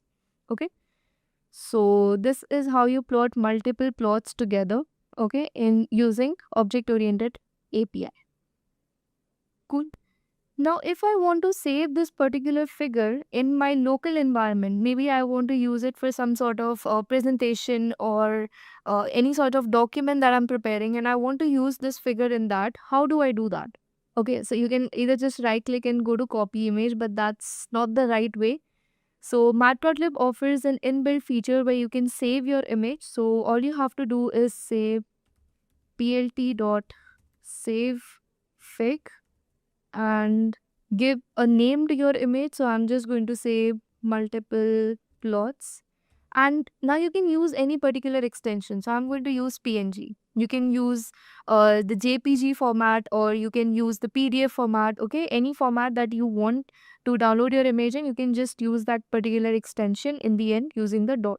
So whichever image I need to save, I just need to run this particular line before the plt.show. And if I run this, so let me see if my image has been saved. So as you can see over here, multiple plots.png has been saved in my drives. So since I'm using Google Colab, it is unable to access my local environment, and hence my image is saved only in my drive, that is my disk space over here. If you're using VS Code or any other notebook like Jupyter Notebook, you can specify the path that you want your image to be saved in. Okay, so you can directly go and say, I want it to be stored in my C drive. Okay, so you can use a path like this so that your image is stored in that particular folder. And I can also go ahead and download it from here. So this is how you save an image. I can also save it in, okay, let me just go ahead and, so if I click on this, this is what my image is going to look like. Okay. Now, before we wrap up with our 3D plots, I want to show you guys another interesting scenario where we have a data somewhat like this. Okay, so basically I have multiple numerical columns. Now, if I want to visualize all these particular metrics over here, like the sales and profit and expenses all together in one chart with reference to the year column, this is how I can do it. So first I'm going to convert it into a data frame. I'm going to call it df2. This also ideally should be data2 because I already have data variable initially. Okay. So in order to do multiple plots, all I have to do is say plt.plot and pass my year as my x variable. So this is going to be fixed throughout. All my x variables are going to have the column year because I want all these particular metrics to be represented with reference to year, but in a single plot. Okay, so this is how I'm going to do it. So I do year and let me plot sales, and I'm going to label it as sales. So similarly, I'm going to do it for profit and expenses column as well. Okay, and I'm going to label it as profit and expenses. So if I give my plot a title, financial analysis, and I'm going to label my X label as year and Y label as the amount. So now my Y label, that is the amount, is going to vary according to sales, profit and expenses. Okay. So if I run this, okay, so as you can see over here, I have my profit, my expenses and my sales. Now how do I know which line is representing what? I can see it through the legend over here. And my x-axis is representing the year and my y-axis is representing the amount. Okay, so basically we had lesser profit and our expenses were greater than our profit throughout the years. So basically the company is in financial loss. So that is something that we can easily predict through this particular graph. Although our sales were pretty high, we are not generating the required profit, right? So this is how you can analyze financial data in just a few lines of code. All right. So now coming to the last topic for this particular video, that is a 3D plot. So let's plot a 3D plot for this particular data frame that we have. Okay, so in order to do a 3D plot, all you have to do is create a variable. So I'm going to call it AX and I'm going to say plt.figure and I'm going to say projection equal to 3D. Okay, and now I'm going to create my scatter plot and I'm going to pass my variables. So I'm going to pass my age, salary and experience column and I'm simply going to say df plt.show. Okay, sorry, it's not going to be plt.figure, it's going to be plt.axis and my d is going to be small. Okay, so as you can see over here, I've got a 3D plot. So in order to clarify what each of these axes is representing, I'm going to label these axes. And in a 3D plot, I'm going to use set X label, set Y label and set Z label. Alright, so once I run it, so as you can see over here, this particular axis represents age, this represents salary, and this one over here is supposed to represent experience, but I'm not really getting the label over here. So this code is going to perform better if it was run on a visual code or Jupyter notebook. Okay, Google Colab does not really support a lot of 3D animations. So if you were to run this particular code in VS Code, you would be able to rotate your graph on different axes and be able to visualize the data better. So if you want to achieve the same functionality in Google Colab, all you have to do is import plotly.express as px, and if you run it, so it's run successfully. And then you can simply go ahead and create your figure, which is going to be your scatter plot 3D. So it directly comes with a 3D scatter plot and you can pass your data frame and your variables are going to be age, salary and experience. So what I've done over here is I've created a figure variable and I've used px.scatter3d. So it's directly going to plot a 3D scatter plot and I've passed my data frame, my age, salary and experience variables and I've titled it as 3D scatter plot. Okay. Now all I have to do is say fig.show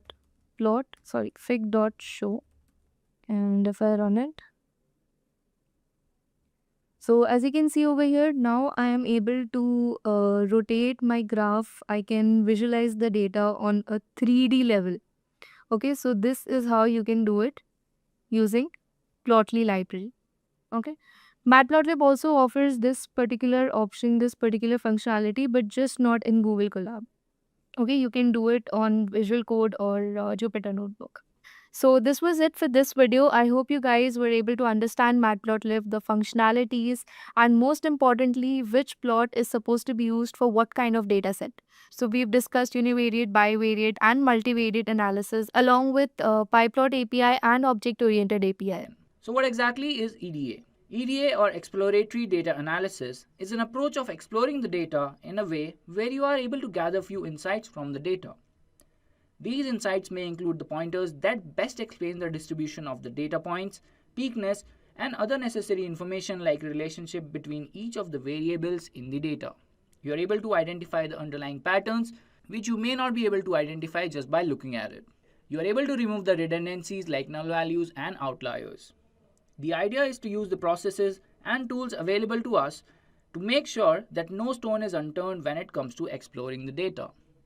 The main objective of the EDA is to understand which kind of solution, or if we are using the machine learning approach, we are going to use to solve the problem.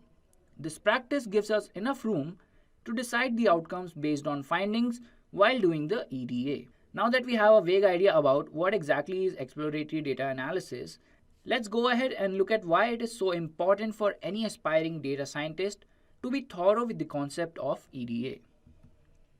So when we discuss the importance of exploratory data analysis, we have to cover some points.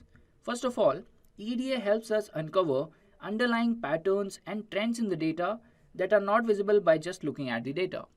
So let's say if you are looking at any data which is related to insurance companies, you might not be able to find the patterns in how the people are paying their premium just by looking at it. And when it comes to EDA, it will help you identify those patterns and actually work on those insights. Next up, EDA can highlight useful relationships between the data points to gather insights. Now, taking the example of insurance data again, we can actually find out how and why people are paying their premiums on time, or what are the different parameters which are holding them from paying their premiums on time, etc. EDA also helps in restructuring the data according to the problem statement. Let's say we have to create a prediction model against some data that we have. We have to know how we are going to structure that data. Do we need the outliers? Do we need the null values? Or do we actually need to standardize the data for further computations? So that is where EDA comes into the picture. And last but not the least, EDA helps in removing the redundancies from the data, which I have already mentioned, the outliers and the data imputation techniques that we are going to use to replace or either remove the null values. Now that we have a clear idea of what exactly EDA is and how it is very important for us to learn about the exploratory data analysis, let's go ahead and check out the steps involved in the exploratory data analysis. So the steps involved in the EDA starts from how you load the data into your program. That is where your actual EDA begins, and that is the first step of the entire cycle also. Once you're done with loading the data, comes the data visualization, where you use the data visualization tools. For example, if you're using Python, we have Matplotlib, we have Seaborn, we can use Plotly to derive different plots from the data, which is going to explain the distribution, the peakness, and other important points like outliers, etc. Then we can also find out the relationship between different variables using data visualization. Next up, the third step is data imputation, where we are going to figure out how we are going to replace the null values or how we are going to deal with them basically. So let's say if we have a distribution which is a normal distribution, we can just simply replace the values with mean. If we don't have a normal distribution, let's say if it is positively skewed, the distribution, then we can replace the values with the median, or otherwise if the presence of null values is very minimum, or let's say less than 5% of the entire data, we can just remove those values or drop those columns. Now moving on to the next step, that is the outlier analysis. With EDA, we are able to do the outlier analysis also. We can identify which features has the outliers, and we can also analyze and basically remove those outliers. And if we want to keep them, we can take a decision on that as well. So that is also covered in the EDA on repeat. So that is also covered in the EDA. And last but not least, the fifth step is gathering the insights. So from all these steps that we have performed, we have to come to a conclusion that our data has several insights. For example, let's say if I am analyzing the IPL data like we have done in one of the previous sessions, what we have done is basically carrying out an entire EDA on that particular data, and we have found out the 10 best players of that. Repeat. We have found out the 10 best players from that entire data. So similarly, we have to gather insights from the data, and now that we have actually understood the steps involved, we have understood the importance and the basic definition of EDA, let's move on to the hands-on part where we are going to perform the EDA on metro data using Python. Before that, let's just quickly take a look at the problem statement. So we have the metro cities data, and we already know that subway system or the metro trains that we have in the various countries has been there for civilizations and has been helping the modern civilization to commute in everyday life, and it is a very big network all around the world. So we have gathered that data, and our job is to identify the underlying patterns by performing EDA, where we are going to use Python on the metro data. And in the end, we are going to gather a few insights from the data. So let's also take a look at the data set, how we have all these features: city, country, name, year last expansion, stations, length, kilometer, annual ridership, mil, and region. So we have also described the columns here. So city is basically the name of the city, then we have the name of the country, the name of the metro, the year it was built, and the year when the last expansion happened for that particular metro, and then we have the number of stations, the length of the entire network in kilometers, and then we have the annual riders, which is in millions, and last but not least, we have the column with region, which is basically nothing but the region where it is located in. It could be North America, it can be Europe, it can be Asia, or it could be Australia, and then we have Latin America as well. So we'll quickly go to the notebook and perform EDA. So let's get started, guys. All right. So this is our notebook that we have created. Increase the visibility here. So as you can see, we have already imported the dataset and we are using the Google Colab for this. You can perform the same on Jupyter Notebook if you like. It's up to you guys, whatever suits you better. So we are going to be performing EDA using Google Colab. So first of all, we have to load the dataset, and we have imported all these libraries. Pandas, because we are going to be using data frames here. NumPy for basic view computations. Matplotlib and Seaborn for visualization. So loading the data is very simple, guys. We can use the read.csv function over here from Pandas module and with the file name. If you're using Jupyter Notebook, you might have to give the directory over here, and you may find out that you're facing a few errors importing the data. But don't worry, guys, you can reach out to Intellipaat and we'll be happy to help you with this problem. And then with this, we are basically done loading the data. So the very first step that I'm doing over here is getting the name of the columns. So data.columns give me the column names. So we have city, country, name, year last expansion that we have discussed while discussing the description of all these columns in our data. Next up, we have data.info. So info is going to give me the information about, as you can see, we have 3 columns here. One is having the column name, basically all these names. Then we have the number of values and how many of them are non-null. So as you can see, we have 188, repeat, as you can see, we have 198 values over here, which are all non-null. The data type here is object for 3 columns. Then we have integer. The annual ridership is in float, and then we have object again. So we might have to change these data types if we are going to perform some linear regression, let's say. So that comes after we have gathered the insight, or before we are preparing our data for the modeling. So that is also one of the things that we can cover in the EDA, where we look at all these data types and figure out which one needs to be converted to, let's say, integer. Now let's go ahead and check the shape of the data with data.shape. So we can see we have 198 by 9 is the shape of our data over here. We can check the dimensions also. So checking the dimensions helps you when you are performing, let's say you have a data which has 64 dimensions, then you may have to perform dimensionality reduction over there, which will help you in preparing your data for the modeling.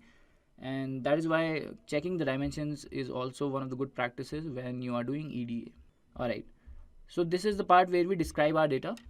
So first of all, what we are doing is we are getting the first 5 rows in our data set using the data.head method over here. As you can see, the first 5 rows in our data, we have the cities, we have the country, the name of the metro, the year it was built, the last time it was expanded, and then we have the stations, the length in kilometers, annual ridership in million, and then Africa. So we have a lot of variables here which are not integer or float type.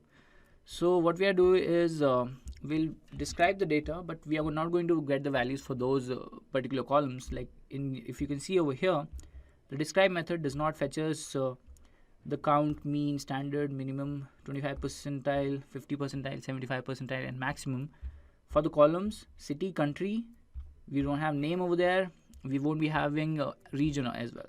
So we have only got the year last expansion, the stations, length, kilometer, and annual ridership. So this is one pointer that you can make a note of.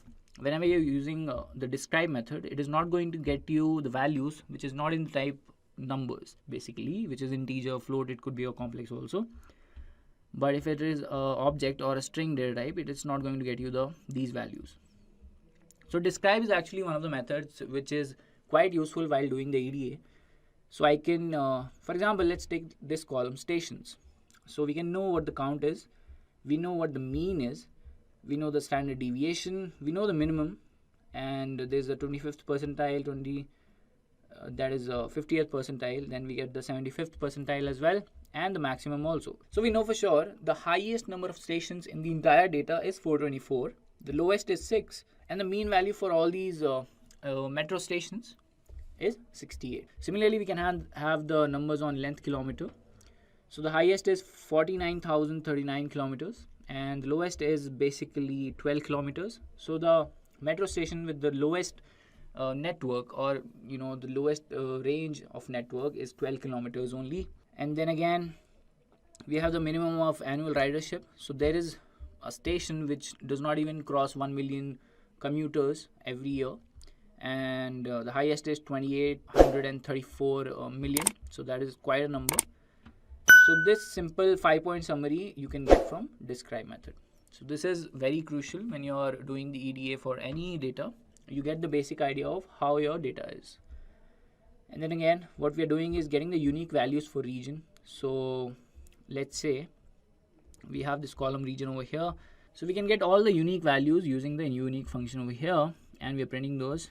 So the number of unique values is 6, and the values are Africa, Latin America, Asia, Australia, Europe, and North America. Let's say if we wanted to narrow down our analysis only to one region, we can segregate the data based on this value and then perform our EDA on that particular set of data. So that is why we have done that, and we have done that same thing for countries. So we have 59 countries that has the metro network in our data, and these are the country names. And then again, if we do that for the cities, so 187 countries from the world in our data has the metro networks or metro trains.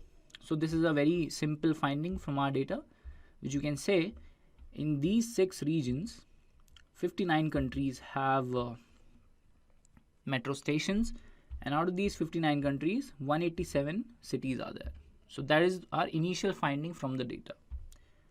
Now when we move on, let's check the distribution plots for each parameters. Now we are using Seaborn over here to create a distribution plot. Now distribution plot will tell you a lot about your data. Basically it will give you if it's a normal distribution or if it is positively skewed or negatively skewed.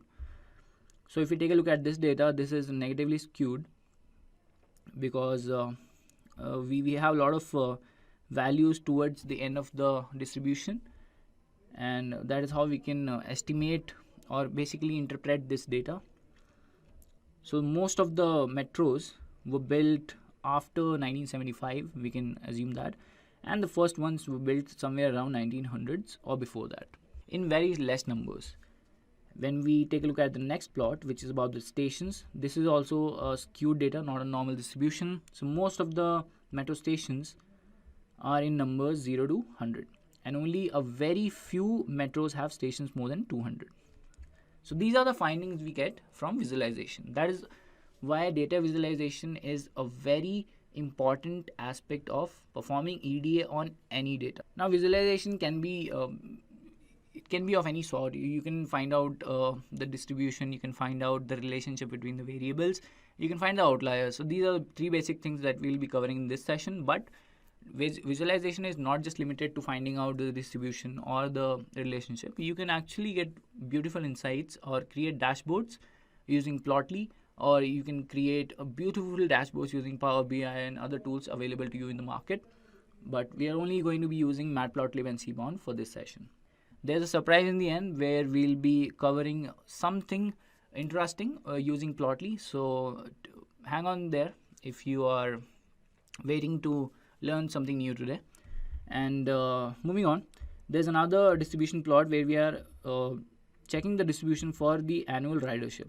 So there again we have a skewed data, and most of the ridership or the annual ridership falls between 0 to 500 million, and only a few goes until let's say crosses 2500 million annual riders.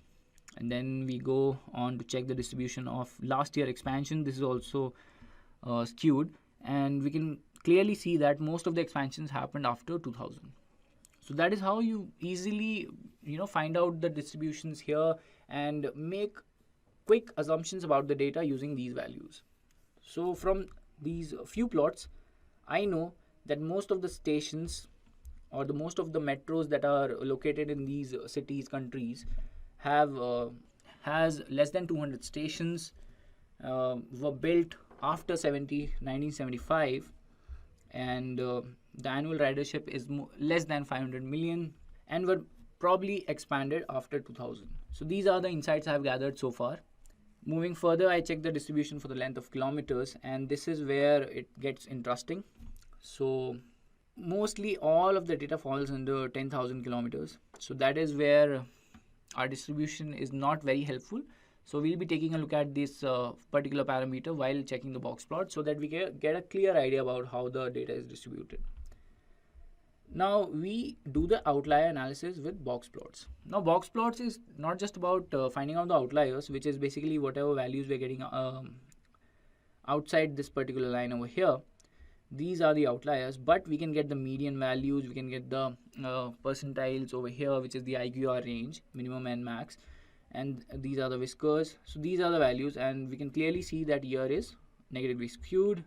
So we hardly get any, what do you call it? So we can hardly get any normal distributions in this particular data that we are handling right now. So there's no normal distribution. So let's say if we are going to use this for linear regression, we might have to scale the data so that the standard deviation and mean is actually normalized, and that you can check out in other sessions where we have covered linear regression, guys. Now coming back to our session, we have gathered some insight on the outliers for the year column. Now what we'll do is we are basically going to get all the values before 1925, because that's where our outliers lie, before 1925. So we are taking a rough number here, and then this is the data for all those metro stations which falls under this range, the outliers basically. And we have created a few plots over here, the visualization plots, to understand this data, the outliers. So we have a bar plot over here where X is the number of stations and Y is the city. The hue we have taken as region. So if you take a look at this, blue is represented by Latin America, orange is in Europe, and North America is denoted by green. So by looking at this plot, I can clearly say that most of the metro stations that were built before 1925 were built in Europe. So that is how I can make an assumption or an interpretation from this plot. And only a few were built in Latin America, and the other ones, the other majority falls into North America. And this also shows that New York has, let's say, New York has been mentioned twice over here. So that is why we get the line over here in this bar plot, multiple values. Now let's move on to the next one. Next bar plot is the length of kilometer and the city. Now I can make assumption about these because most of the metros that were built in Europe has a length of kilometer which is higher than everybody else, which falls under London. So my assumption from this plot is the metro station built in London or the subway built in London has the length in highest numbers that were built before 1925. So like this, you can make assumptions about the data. So these are the findings that we are gathering through this EDA. Similarly, we have another plot where we are checking the annual ridership. Then again, I can make an assumption over here that Paris, or the subway or metro station that was built in Paris, has the annual ridership in millions in highest numbers, which was built before 1925. So that is how you gather all the insights on the data, and this is basically what we are doing with the outliers. We're just checking the values of the outliers over here, and then again we can also create the histograms over here where we have added the hue as region again, and there we have done the same thing. You can figure out the number of stations fall under the Europe region that are in the highest numbers, and surprisingly North America has more than 400 stations. That is basically the highest over here. Annual ridership, if we check for this, that is 639 million. Alright, so I actually want to correct myself. It is not Paris which has the most number of stations. It is New York City, guys. One second, let me just correct myself. Yes, it is New York City that has the most number of stations. Alright, so let's move on. And similarly, we have done that for length of kilometers and annual ridership again. And same thing we have done for every column. We have checked the outliers for year last expansion, and most of them fall before 2005. So we have taken the number as 2000 over here.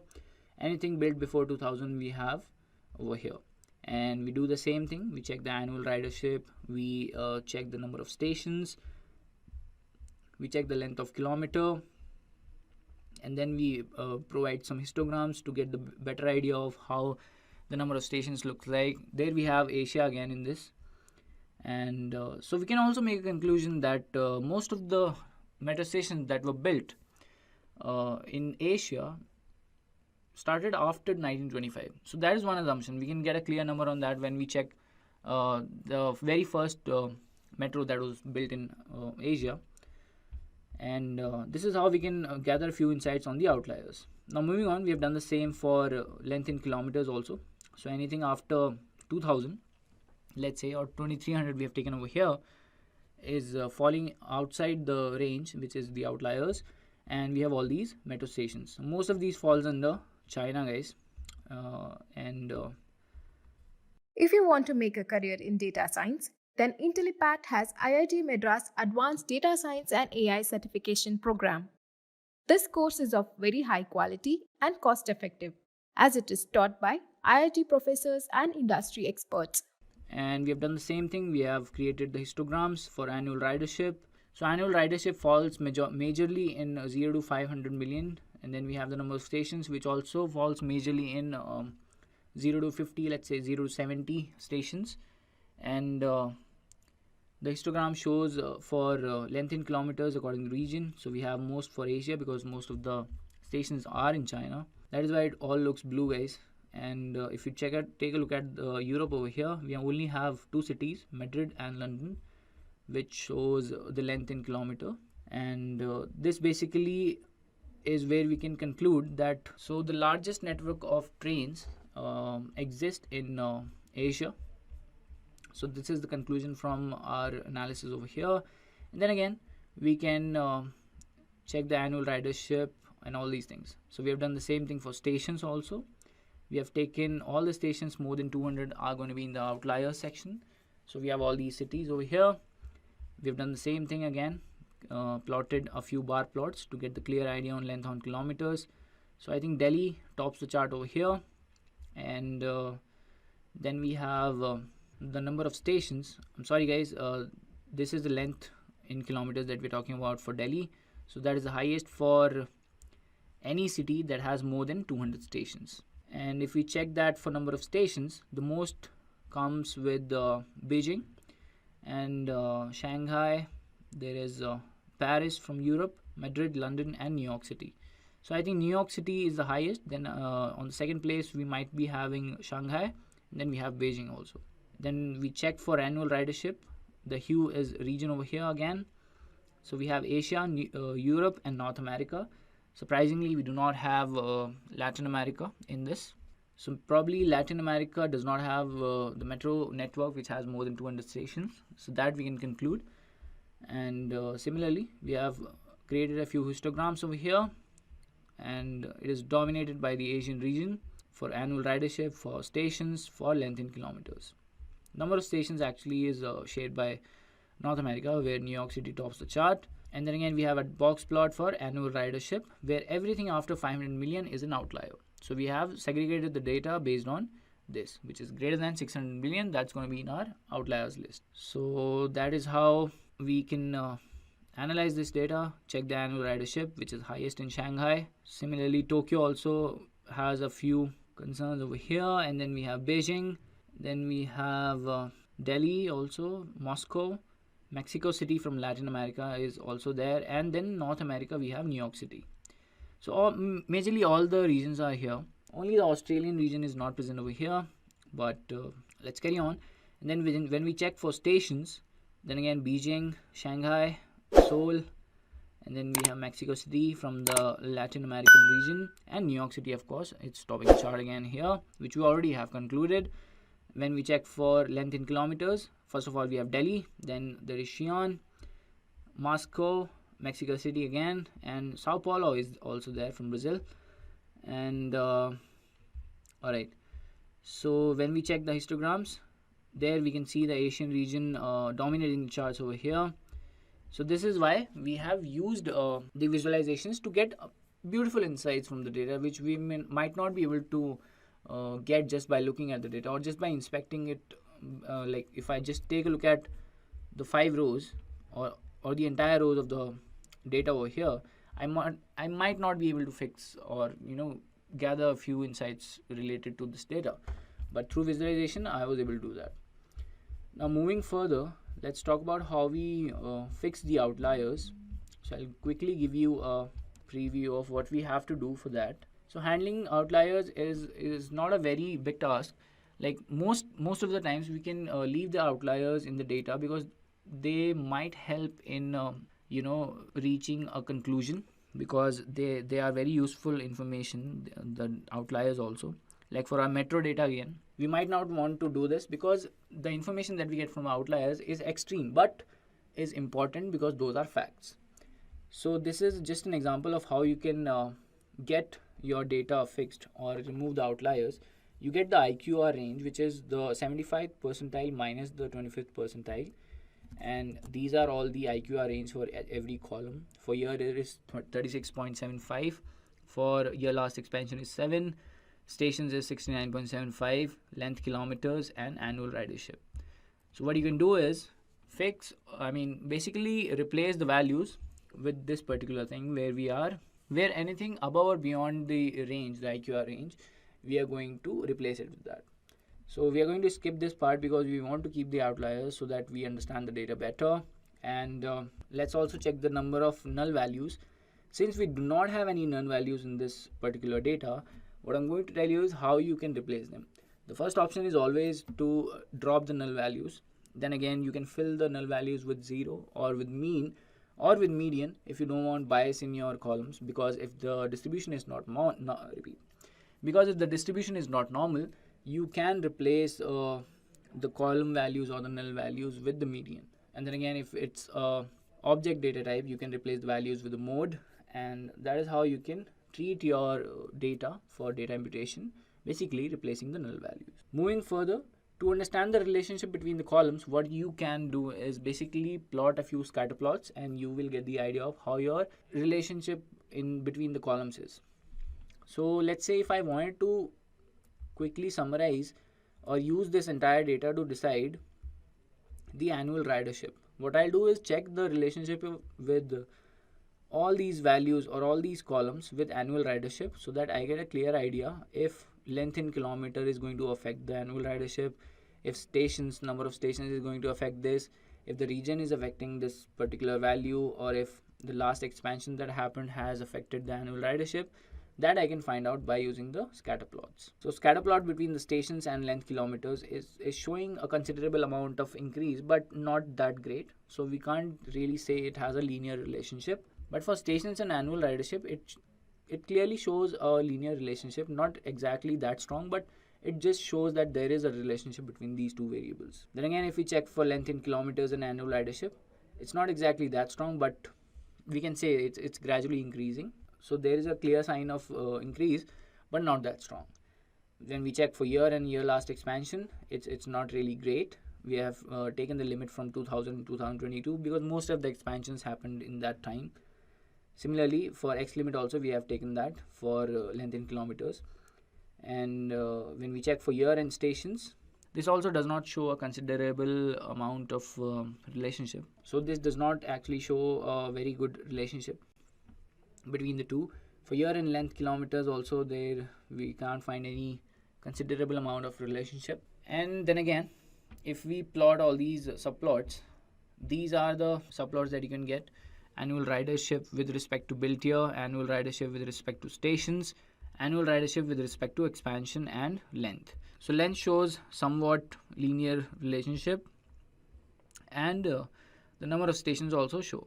So these two variables or these two features in the data are going to be very useful for us if we go for a linear regression model, let's say. So these two will be able to decide how our data looks like and how we can actually predict some of these values. Since we have not used any of the object columns, if we do a little bit of hot encoding or label encoding on that, we might be able to find out relationship over there as well. So you can take that up as an exercise. So I'll tell you two questions you can solve. Convert the object data type in this particular data into an integer data type, or perform label encoding in that, and find out the relationship between those variables and the annual ridership column. So that is one exercise you can take from this session. And then again, if you just want to get the relationship easily, you can just use the pair plot, which gives you all these plots with respect to each of the columns. And with the annual ridership in millions, we can see two columns that are showing considerable amount of linear relationship. And we are going to conclude with that. We can add the hue as a region also, where blue is Africa, then we have orange, which is Australia, Europe is in green, Latin America in red, North America and Asia. So if we check over there, the extremes are on the Europe over here, number of stations, and length in kilometer is in North America, the extreme. That is how we can visualize the data, guys, to gather insights. We can also create a regression plot. So annual ridership and the two columns that we have gathered, which is station. So the best fit line is over there, and here the error we can reduce.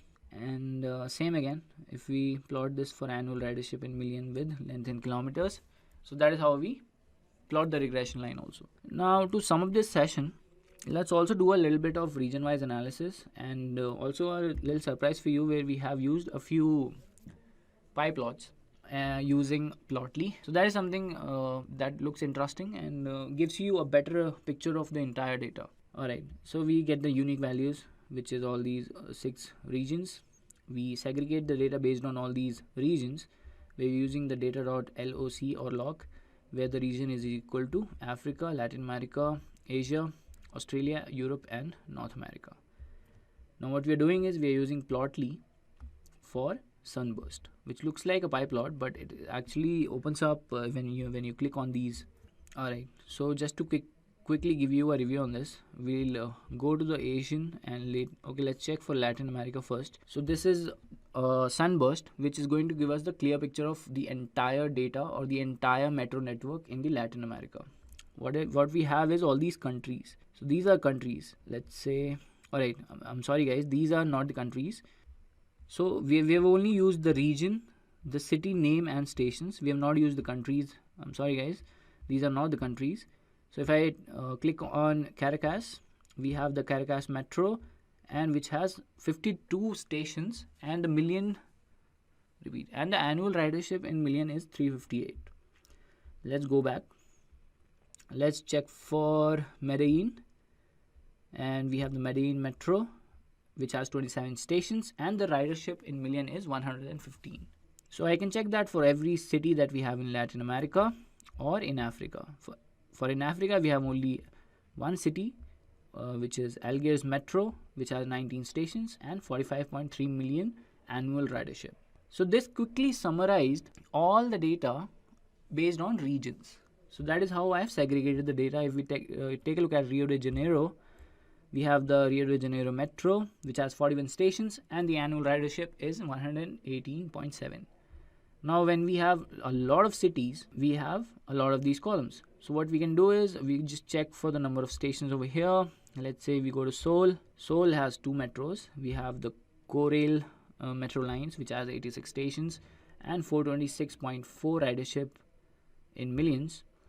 And then we have the Shimbodang line Neotrans, which has 12 stations and 122.5 ridership in millions. Then in Asia, we can check for other cities. Okay, let's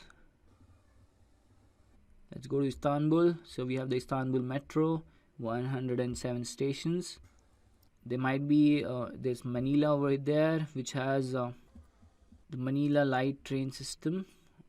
Repeat, the Manila Light Rail Transit System, and number of stations is 33 and 218.2 million ridership. Alright guys, so that is all about how we can create a sunburst. So in Bangkok we have BTS SkyTrain, the Metropolitan Rapid Transit, 53 and 60 stations, annual ridership 236.9 and 95.3. So we have Bengaluru also, which is Nama Metro with 51 stations and 174.22 million riders or commuters every year.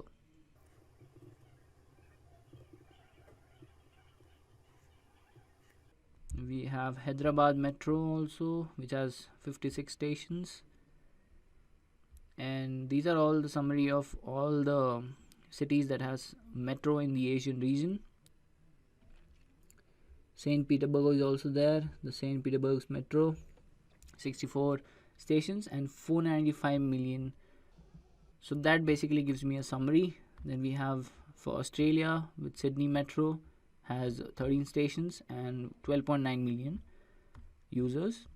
And then we have for Europe, Milan, Munich, Vienna, all these values, the Lisbon, Warsaw, Minsk, and we have Prague, Kiev, Rome.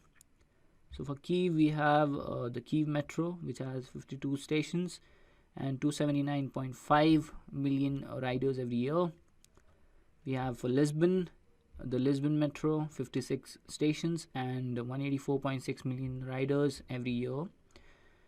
And Barcelona we have for Vienna actually has Vienna U-Bahn, 98 stations with 459.8 million annual ridership. So if we take a look at this Warsaw Metro we have, and similarly we've done that for the North America also. So we have Montreal, Toronto, Vancouver, Washington DC, and there's Miami also. So a sunburst is something that you can use to get a clear picture of all the data points in your data set. Now last but not least, I want to talk about the data correlation, which gives you a better picture of all the variables that are going to be correlated to each other. And if we check for annual ridership in million, we can see stations and length in kilometers is showing a positive correlation, where stations is actually showing a strong positive correlation, whereas length in kilometers is not that strong but is considerably showing somewhat correlated values over here for annual ridership. So this is where we are going to sum up our session, guys. If you have any questions, you can mention them in the comment section below. And now that we have come to the end of the session, don't forget to subscribe to Intellipaat for more exciting videos, and press the bell icon to get the latest updates from Intellipaat. Also, tell us in the comments about your journey as an aspiring data scientist, which areas excite you the most, and where we can help you master data science concepts in the best possible ways. Thank you. Machine learning is subcategorized into supervised learning, unsupervised learning, and reinforcement learning. So let's start off with supervised learning. In supervised learning, we teach the machine using data which is labeled. Let's say we have a bunch of fruits and each fruit is tagged with a label. So here the machine learns that an apple looks like this. A mango looks like this, a banana looks like this, and an orange looks like this. So once the training is done, the machine is fed with new data or test data. So here the machine is fed with a new image of apple, and the machine predicts that there is a 97% probability that this is an apple. Now, supervised learning can again be divided into classification and regression. So classifying the input data is a very important task in machine learning. For example, whether the mail is genuine or spam, whether the transaction is fraudulent or not. And there are multiple other examples. So let's say you live in a gated housing society and your society has separate dustbins for different types of waste. So one dustbin for paper waste, one for metal waste, one for plastic waste, and so on. So now what you're basically doing over here is classifying the waste into different categories. So the classification is the process of assigning a class label to a particular item. And in this example, we are assigning the labels paper, metal, plastic, and so on to different types of waste. And one thing to note in classification algorithms is that the output variable is categorical in nature. Let's take this example to understand it better. So over here we have gender of the student and result of the student. Here, gender is the input variable or the independent variable, and result is the output variable or the dependent variable. So we see that our output variable is categorical in nature. That is, it has two categories, either pass or fail. And here we are trying to determine whether the student will pass the exam or not on the basis of the gender of the student. So there are different classification algorithms such as decision tree, random forest, naive Bayes, and support vector machine, to name a few. So let's go through the concept of decision tree briefly. Decision tree, as the name states, is a tree-based classifier in machine learning. You can consider it to be an upside down tree where each node splits into its children based on a condition. So let's take this example to understand decision tree better. Here we are building a decision tree to find out if the person is fit or not. And based on a series of test conditions, we finally arrive at the leaf nodes and classify the person to be fit or not. So the next type of supervised learning algorithm is regression. So when it comes to regression, the output variable or the dependent variable is a continuous numerical. So let's take this graph over here. Here we have horsepower on the y-axis and miles per gallon on the x-axis. Or in other words, horsepower is the dependent variable and miles per gallon is the independent variable. So we see that our output variable is a continuous numerical. And here we are trying to determine how does the horsepower of the car vary with its MPG. So this is the concept of regression. Now let's see some of the use cases of supervised learning. So first we have spam classifier. So how do you think your mail is being classified as whether it is spam or not? So this spam detection basically works on the concept of filters. So mainly there are two types of filters, text filter and client filter. The text filter works by using algorithm that detects which words and phrases are often used in the spam email. So phrases like lottery or you won or free Bitcoin are often an immediate flag for removal by filters. So next is the client filter. As the name states, client filter understands the client identity and history to block malicious and annoying spam email. So how does this client filter work? Well, this is done by looking at all the messages of a certain user which he has sent out. So if a user has sent out huge amount of emails constantly, or several of the user's messages have already been marked as spam, then in that case their email will be blocked entirely. So this brings us the use of blacklist. So spam filters also include something known as blacklist. So blacklisting is the process of adding known email addresses of a spammer to a list. And this list prevents the user's messages to be forwarded to someone else. Now let's look at the next use case, fingerprint analysis. So in fingerprint analysis, you save your fingerprint in a machine as a record. So the machine checks the data and verifies whether the data belongs to you or not. So once the data is saved into the machine, from next time whenever you put your fingerprint on the machine will scan through all of its user data. And if the machine finds a match of your fingerprint in its data, then your fingerprint will be verified. Now that we've completed the different types of supervised learning algorithms, let's go ahead and understand what is unsupervised learning. So when it comes to unsupervised learning, the input data doesn't have any labels associated with it. The machine understands the underlying structure of the data to identify similar patterns, and the data which is similar in nature is grouped together. So here, even though there are no labels, the machine understands that all the apples are similar in nature and thus they are grouped together. And same is the case with bananas and oranges. So this is the concept of unsupervised learning. Now let's go through an unsupervised machine learning algorithm called as k-means. So the aim of k-means is to group similar data points into a single cluster. So there must be high intra-cluster similarity and low inter-cluster similarity. That is, all the data points within a cluster should be as similar as possible, and all the data points between two different clusters should be as dissimilar as possible. Or in other words, all the points inside cluster A should be very similar to each other. But when we compare a point from cluster B with a point from cluster C, then they would be very dissimilar to each other.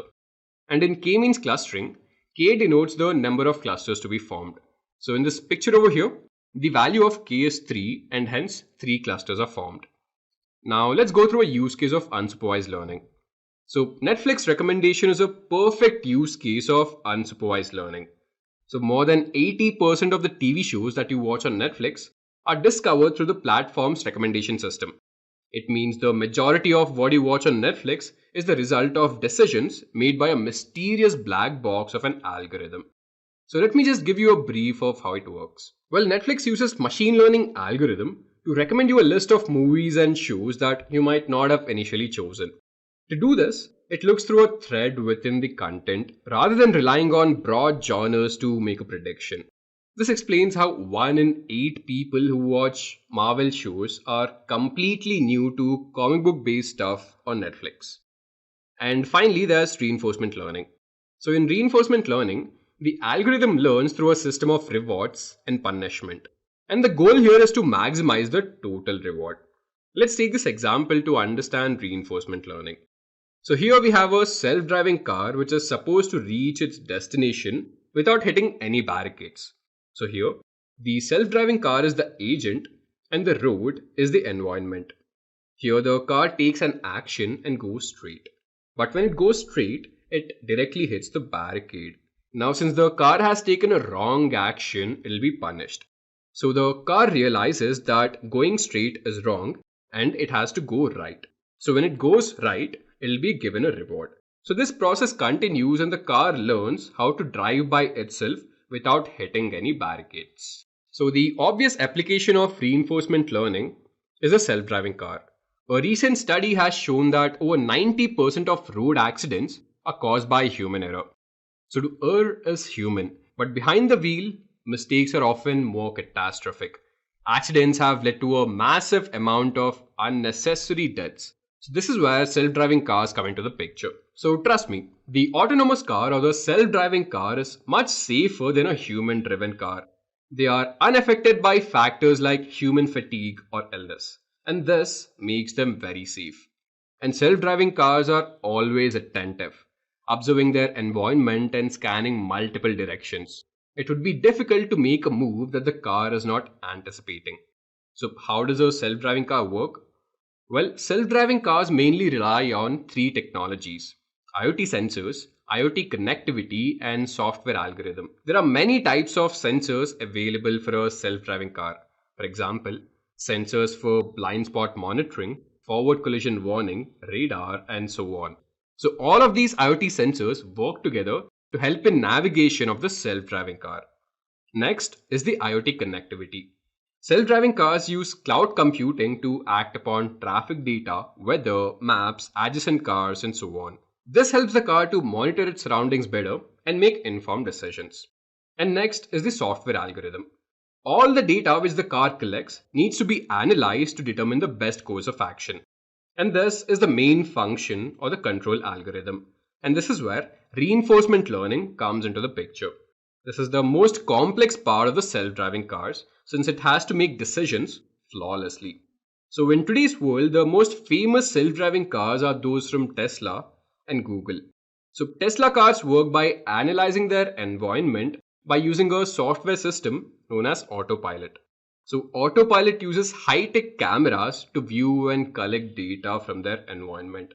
So it's the same as what we do with our eyes. And autopilot uses this data to make decisions during navigation. Now let's quickly head on to the quiz. So this is our first question over here. Amazon product recommendation uses which of the following machine learning techniques? Supervised learning, unsupervised learning, or reinforcement learning?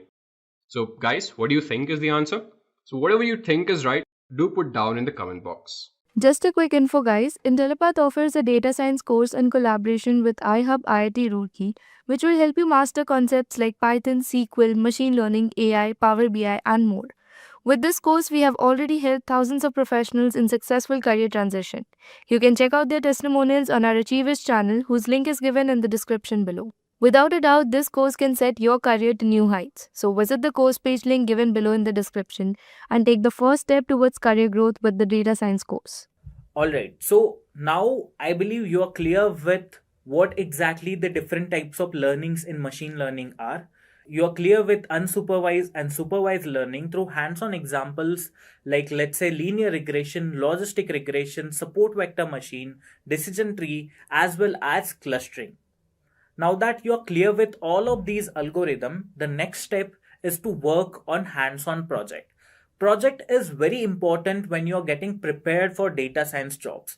Projects are the key pillars that basically add value to your resume as well as your portfolio. So the next step is working on a project. So that is the reason why in the upcoming model, what we are going to do is we are going to cover one data science project. That project is based on recommendation system. So without wasting any time, let's dive deep into it. If you're new to machine learning, linear regression is the easiest algorithm to understand and implement. In fact, this is the first algorithm you're going to learn at the very start of your machine learning journey. Even though it might seem like a big task, within this video, this concept has been covered in a way that even a high school student can understand it easily. For starters, let me help you visualize what linear regression is all about. Let's say I have some data on the heights and weights of a few people, and I want to use this same data to predict the possible weight of a new person provided his height. Now from this given data, we want to find a pattern that allows us to predict the weight of a new person for a given height. This makes our weight column the target variable and the height column as our input variable. Now how can we imagine the relationship between these two features? Simple thing, we can plot them and understand their relation. Now the simplest way to find this pattern is to assume a straight line relationship between height and weight. This is also called linear regression. The line follows the formula y is equal to alpha into x plus beta. Here y is a predicted weight or predicted feature. X will be the height. Alpha is the slope of the line. It shows how much weight changes with height. And beta is the intercept, that is where the line starts. To make the best predictions, we need to find the values of alpha and beta so that the line fits the data as closely as possible. Now, what do we mean by this? Basically, the line should try and touch maximum of the data points. To achieve exactly that, we will minimize the difference between actual and predicted weights. Okay, this might sound a lot, but it's not. Let me hand over the proceedings to one of India's best data science trainers. He's right now leading the AI development team in one of the world's renowned fintech companies. And after he's done teaching, I am 100% sure you will never have to retouch upon this concept of linear regression. Imagine you have a data set like this. You have weeks and sales, right? So week, W-E-E-K, week, okay? This is the first week, the second week, the third week, the fourth week, and the fifth week. Example, you have 5 weeks, okay? And the number of cars you have sold so far is like this, right? So the number of cars you have sold could be n number, right? So you have, let's take it like this, right? You have week in one of the variables and the number of cars you have sold so far in those weeks could be 2, 4, 5, 4, 5, some numbers, right? This is the data that has been given to me. Sir, can we mathematically understand in depth how does linear regression work? What does it actually do? And how does it make our life easier? Okay. In order to understand how linear regression works, First, we need to plot this data. Okay, we need to take the data and we need to plot it in the XY graph. How do we do that? In a very simple sense, I'm going to take the variable like this. I'm going to take a straight line and I'm going to pass it like this. Okay, I'm going to have this. So this is my x-axis and this is my y-axis. Okay, I'm going to point it out like this. So what is going to be my x-axis? Will week be on the x-axis? Can I say this is 0, this is 1, this is 2, this is 3, this is 4, and this is 5. Can I say it like this? This is the 5-week data. So this is 5, week is x. Okay. What is going to be my y? The number of cars sold. So can I say this is 1, 2, 3, 4, and 5. So 0, 1, 2, 3, 4, and 5. Anybody has any confusion in what graph did I plot? No, right? It's a simple graph. Nothing complicated. Very good. So in the first week of my graph, how many cars did I sell? I sold 2 cars. So can I have the red pointer point like this? Good. In the second week, I sold 4 cars. So this is 4 cars. In the third week, I sold 5 cars. Okay, so I sold 5th car like this. In the fourth week, I sold 4 cars. So this is 4th car again. And in the 5th week, I have sold 5th car or 5 cars. So, like this. Is this the data that has been given to me with the weeks versus the car sold part? This is the data that has been given to me. Okay. My people, let me ask one question to all of you. Isn't it possible that there is infinite number of lines possible for this particular data?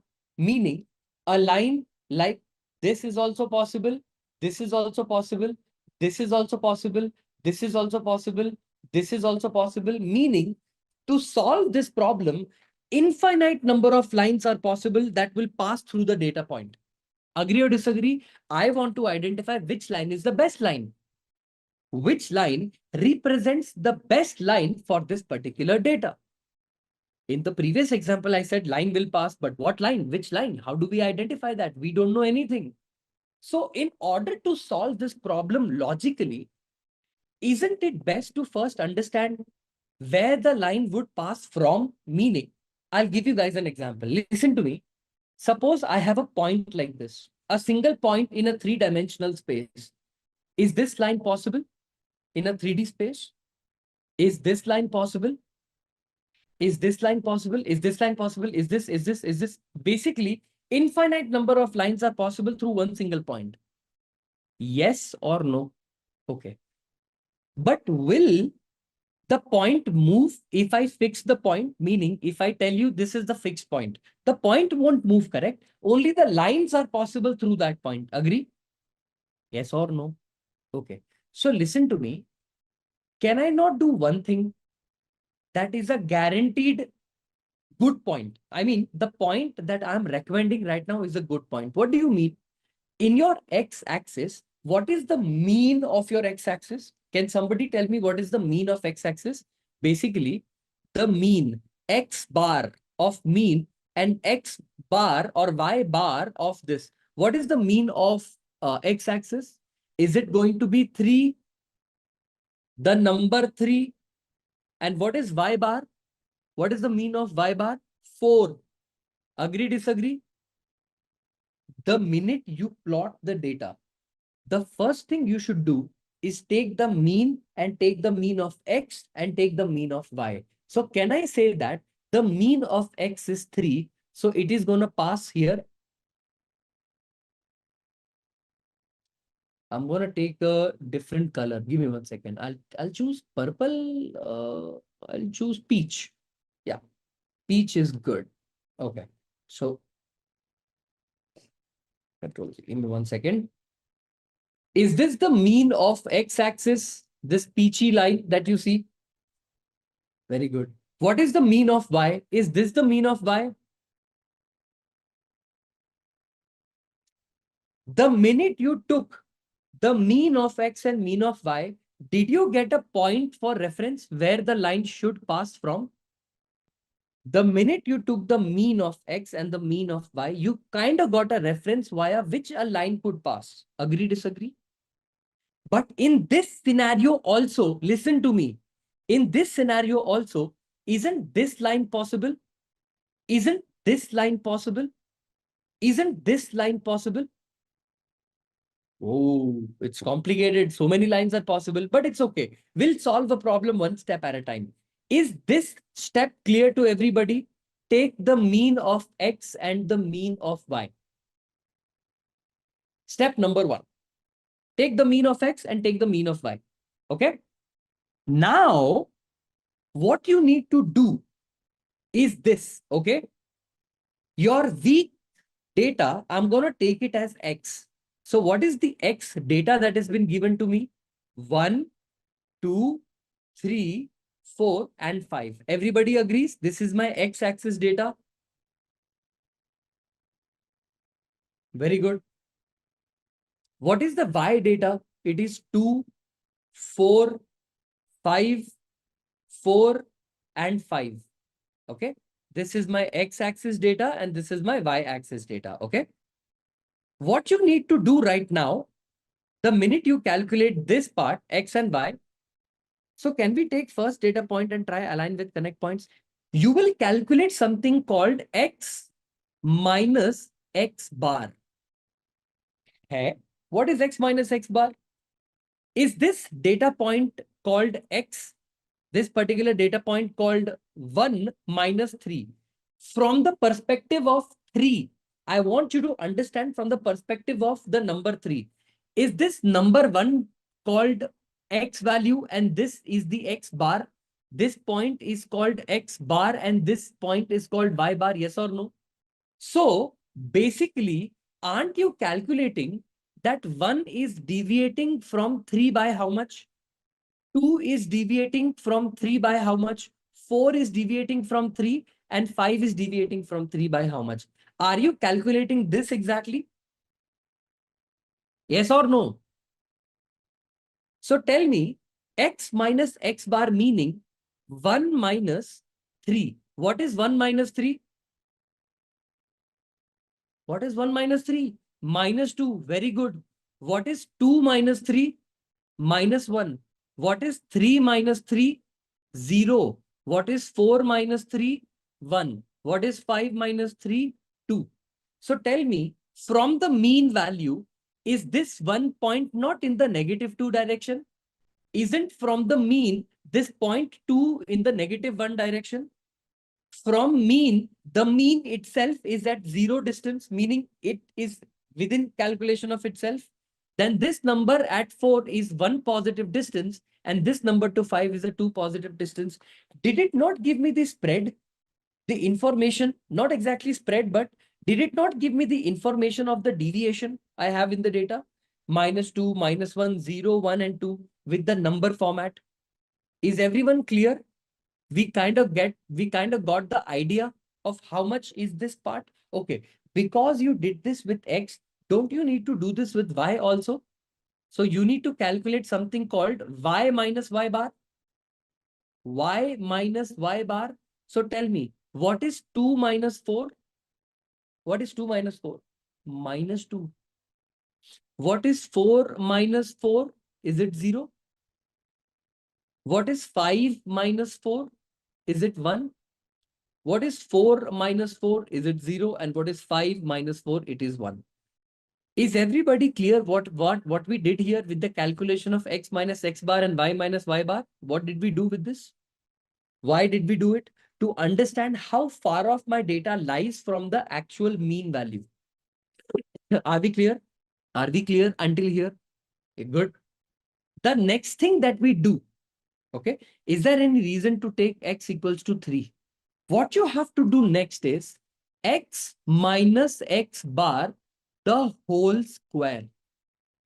You know why should you take the whole square?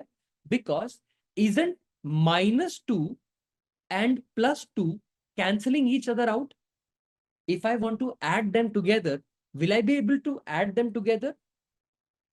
Will I be able to add them directly together mathematically? The minus will nullify the plus value. Agree or disagree? So that the nullification does not happen, what do? We take x minus x bar the whole square. Doing squaring of a number, what does it make sure? That the number is always positive. Agree, disagree? If you take minus 3 and if you square it, won't the answer will be 9? And if you take 4 square, the answer is 16. So squaring will make sure that the number is never negative. So nobody will get cancel each other out, right? So what is x minus x bar the whole square? Minus 2 square. Can I say that is 4? Minus 1 square. Can I say it is 1? 0 square. Can I say it is 0? 1 square. Can I say it is 1? And 2 square. Can I say it is 4? Yes? Now, if you take the summation of all the values, what do you mean by summation? Addition of all the number. So tell me, what is 4 plus 1 plus 0 plus 1 plus 4? 8, 9, 10. Can I say it is 10? Can I say that the summation of x minus x bar into y minus y bar is this? Okay. Until here is everybody clear. Until here is everybody clear. The next thing you calculate is what we called as x minus x bar into y minus y bar. Now listen to me carefully. Can I say that this data point and this data point distance is called as x minus x bar? From this data point to this data point is called x minus x bar. Now listen to me carefully. Listen to me carefully. Can I call this also x minus x bar? This distance can be called as x minus x bar. Yes, good. Can this distance be called as y minus y bar? If I multiply x minus x bar into y minus y bar, essentially what I'm doing is, this is x minus x bar, this is y minus y bar. Multiplying them together gives me this answer. If I have an area of a rectangle, length into breadth gives me the entire area. Yes or no? This point, this line is nothing but x minus x bar. This line is y minus y bar. Am I not doing x minus x bar into y minus y bar? If I do x minus x bar into y minus y bar, can somebody tell me what is x minus x bar? Is it minus 2? Is the answer x minus x bar going to be minus 2? Yes or no? Multiplied by, what is y minus y bar? Minus 2. What is the answer? Is it 4? Very good. X minus x bar is minus 1. Multiplied by y minus y bar is 0. Is the answer 0? Okay. What is x minus x bar? 0. What is y minus y bar? 1. Is the answer 0? What is x minus x bar? 1. What is y minus y bar? 0. Is the answer 0? What is x minus x bar? 2. What is y minus y bar? 1. Is the answer 2? If you sum the numbers together, 4 plus 2, what is the answer? 6. Are you clear so far? What did you do here while the calculation of this x minus x bar, y minus y bar? You have a line equation called y is equal to mx plus c. Yes or no? This is the line equation. Everybody agrees? Do you know the value of m so far and the value of c so far? Are you clear with the value of m and c? The answer is no. Isn't this the first thing you need to calculate? What is the m, what is the c, so that we can find out the line that can cross? Okay. To calculate the value of m, to calculate the value of m, using mathematical derivations. Do you understand what is derivation? You start with the base equation, you solve, and you get some answer.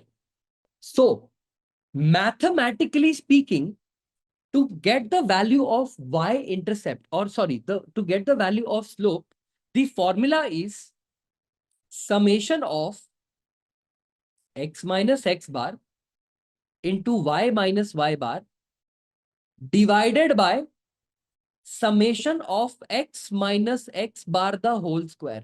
Do we have the values for this? What is the value of summation of x minus x bar into y minus y bar? What is the answer?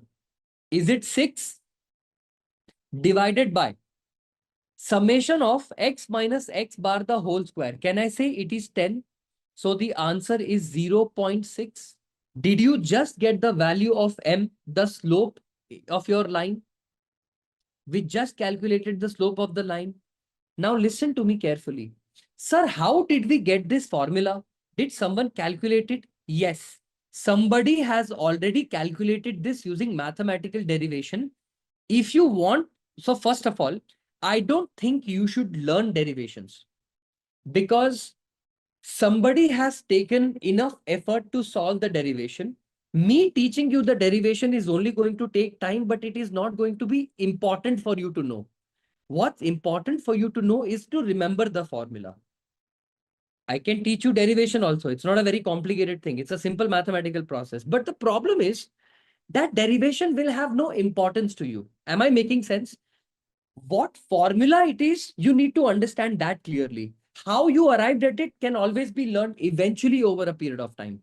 But first, you need to understand what is linear regression, how it is applied, how can I practically implement it, then giving your energy to how did the derivation occur, who wrote it for the very first time, what is the history. I think you should focus on your priorities slightly differently.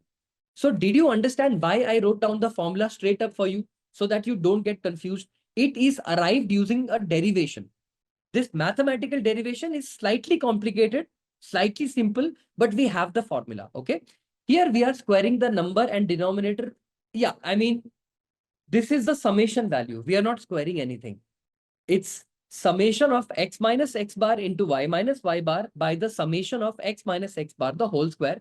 This will give you the y-intercept. The logic is pretty simple, but in the derivation, you will see why we do the division because this goes on the left side of the equation. So we put it in the bottom. Okay. Anyways, this is the value of y. Now, between y is equal to mx plus c, what did we calculate? Did we calculate the value of y? It is now calculated. But do we have the value of c? No. We don't have the value of c. So to calculate the value of c, how do we calculate it? The formula to calculate the value for c, you have to use this equation. Y bar is equal to mx bar plus c. Now tell me, in this formula or in this equation, do we have the value of x bar and y bar already given to us? What is the value of x bar? X bar is equal to 3 and y bar is equal to 4. Yes or no? So you have this equation called y bar is equal to mx bar plus c. Okay. To calculate slope of any line, mathematically, you have to calculate the delta, the difference. Meaning, if you have a line here, if you have a line here, right? This difference in y and this difference in x will help you calculate this. And while the derivation of linear regression was done, right? So पहली चीज क्या है ना, हर formula mathematically sensible हो ये जरूरी नहीं है. Let me also tell you why. आप पहले सुनिएगा ध्यान से और समझने की कोशिश कीजिएगा और फिर मेरा तर्क समझिएगा कि मैं क्यों ऐसा कह रहा हूं. एक मैथमेटिकल डेरिवेशंस में क्या होता है, जो डेटा होता है, जो नंबर होता है, वो किसी फॉर्मेट में होता है. जैसे आपको एक एग्जांपल देता हूं मैं. हमने इनिशियल एग्जांपल जब किसी डेरिवेशन का लिया तो वो डेरिवेशन में हमको बहुत सारे अजम्पशंस लेने पड़ते हैं. Left hand side, right hand side को 10 से डिवाइड कर दिया. लेफ्ट हैंड साइड को लॉगरिथम, नेचुरल लॉगरिथम से डिफरेंट बेस लॉगरिथम में कन्वर्ट कर दिया क्योंकि वो नंबर्स मैच नहीं हो रहे हैं. तो क्या होता है, इवेंचुअली हम किसी डेरिवेशन को जब स्टार्ट करते हैं, स्पेसिफिकली ये लीनियर रिग्रेशन की जो डेरिवेशन है ना, आपको अगर मैं पूरा डेरिवेशन सिखाऊंगा तो आपको समझ में आएगा कि क्या हो रहा है. कि इनिशियली जब हमने स्लोप को लिया था, जो स्लोप का एक्चुअल फॉर्मूला है हम उसी को कंसिडर करते हैं. बट इवेंचुअली जब हम इसको ना सॉल्व करते हैं, मतलब solving for the left hand side and right hand side, जब हम सॉल्व करना स्टार्ट करते हैं ना, तो हमको रियलाइजेशन होता है कि may be left and right में ना कुछ और ऐड करना पड़ेगा ताकि वो बैलेंस आउट हो जाए. करते करते करते जाते हैं तो इवेंचुअली वो जो फॉर्मूलाज हैं वो थोड़े डिफरेंट फॉर्म में कन्वर्ट हो जाते हैं. फिर हमें क्या करना पड़ता है, m के लिए ऊपर वाली वैल्यू को नीचे लेके आना पड़ जाता है. तो क्या हो जाता है कि आपका ये जो summation of x minus x bar the whole square है ना, ये लेफ्ट हैंड साइड में आता है और ये जो summation of x minus x bar ये राइट हैंड साइड में आएगा। तब क्या होगा, ओवरऑल जब हम सॉल्व करना स्टार्ट करते हैं ना, तो ये समेशन वैल्यूज जो है, जो ये आपको ये फॉर्मूला दिख रहा है, it starts sort of forming into this particular formula. जो आपको ये दिख रहा है ना, ये इस फॉर्म होना स्टार्ट होता है। एक काम करता है, why don't we solve the derivation also सामने ही। If you really want to understand machine learning, yeah, the point is, if you want to deeply understand machine learning, like when I'm talking about deep, because here is the thing, when I started machine learning, right, I have implemented each algorithm, every algorithm in machine learning from scratch. I have done that. That is when my knowledge in machine learning increased 10 times, because when you do not use any packages, any libraries, understand the core mathematical concepts, you should be able to like build anything because you now understand the basis behind it, right? Just like that, learning the core mathematics is important. The reason I am not going ahead with the derivation and explain you logically how did we arrive at this conclusion is because it will end up taking a lot of time, number one. Number two, the mathematical reasoning that it takes to arrive at this solution is also going to be very, very complicated for few people. So that's why I said, if you start with machine learning right now, you guys are just starting with machine learning, right? Focus on how to apply machine learning, then learning the foundational logic. But because if the question is, how did we arrive at this conclusion? We can always go back and learn the derivation also. So it's up to you guys. I mean, if derivation is also something that we can look at, we can also look at this. The derivation will make sense. Why are we taking this area x minus x bar the whole square will start making sense because it is directly related to residuals. So now that we've understood, right, slope of the line using the data point or variable, which is one independent, one dependent, we are able to calculate the equation, slope using this particular formula. Now that we've understood how we calculated that using the slope, the next thing that's pending is for me to calculate the y-intercept, okay? Because y-intercept cannot be calculated directly, I need to manipulate my equation slightly differently, like y is equal to mx plus c. Because we don't have m and we don't have c, right? We don't have c, sorry, y and x. We calculate y bar and x bar. X bar is already given to me as 3 and y bar is already given to me as 4. So tell me, what is the value of y bar? Is it 4? Is equal to, what is the value of m? 0.6. What is the value of x bar? Is it 3 plus c? So mathematically, if I solve this, 4 is equal to, what is 0.6 into 3? Is it 2.2? Okay, that's good. 2.2 plus c. Now, listen to me. In mathematics, when you jump equal to signs, you convert the sign from positive to negative or negative to positive. Meaning, if this 2.2 needs to jump to the other side of the equal to, what will it become? Will it become 4 minus 2.2 is equal to C? Yes or no? Whenever you change the number from one part of the equation to the other part of the equation, if it is a, so what will be the value of C? What will be the value of C? 2.2. Wait, 0.6 into 3 cannot be 2.2. I don't know if it makes sense to me, because 6 threes are 18. It should be 1.8, right? If I'm not wrong, 6 threes are 18. Point difference is 1.8, right? Yeah, this should be, I think the difference is 2.2. I think this is what you mean. Yeah, I think I got the concept. Okay. This is 3.2. Yeah, T is 2.2. Exactly. So tell me, did you get the equation y is equal to mx plus c? And now you have an equation for the line 0.5 into x plus the value of c will be 2.2. Did you get the line equation for your data using the steps that we have done so far? We got the equation called y is equal to mx plus n, and we got the line. But our job is not yet done. Until here, is everyone clear? Until here, is everybody clear? What exactly did we do to solve until here? Everyone got the concept until here. 0.5 or 0.6. But there is so much more to achieve. Meaning, you got the line equation 0.6x plus 2.2 something, something, something. My people, based on the linear equation graph that you see that I have plotted for you like a while ago, which is this. Okay, give me 1 second. Let me copy the graph. Give me 1 second. Let me just go ahead and copy this and paste it here. Give me 1 second. Copy this and paste it towards the bottom. My people, we got the equation of the line equation as y is equal to something, something like this. Like, so we got a line equation that passes the data like this. But observe very, very carefully that the distance between your actual data point, is this my actual data point? AP is my actual data point. AP is the actual data, the real data. And the line is the prediction. Agree or disagree? This is my predicted data and this is my actual point and predicted point. Can I say it like this? Do you see there is some difference between it? Some distance, some error? Yes or no? This error exists here also. This error exists here also, here as well, and here as well. There is some distance between this, and this. The data points are distance. This distance or difference is called as residual. What do we call this? What do we call this? Residual. Tell me, the point is very simple.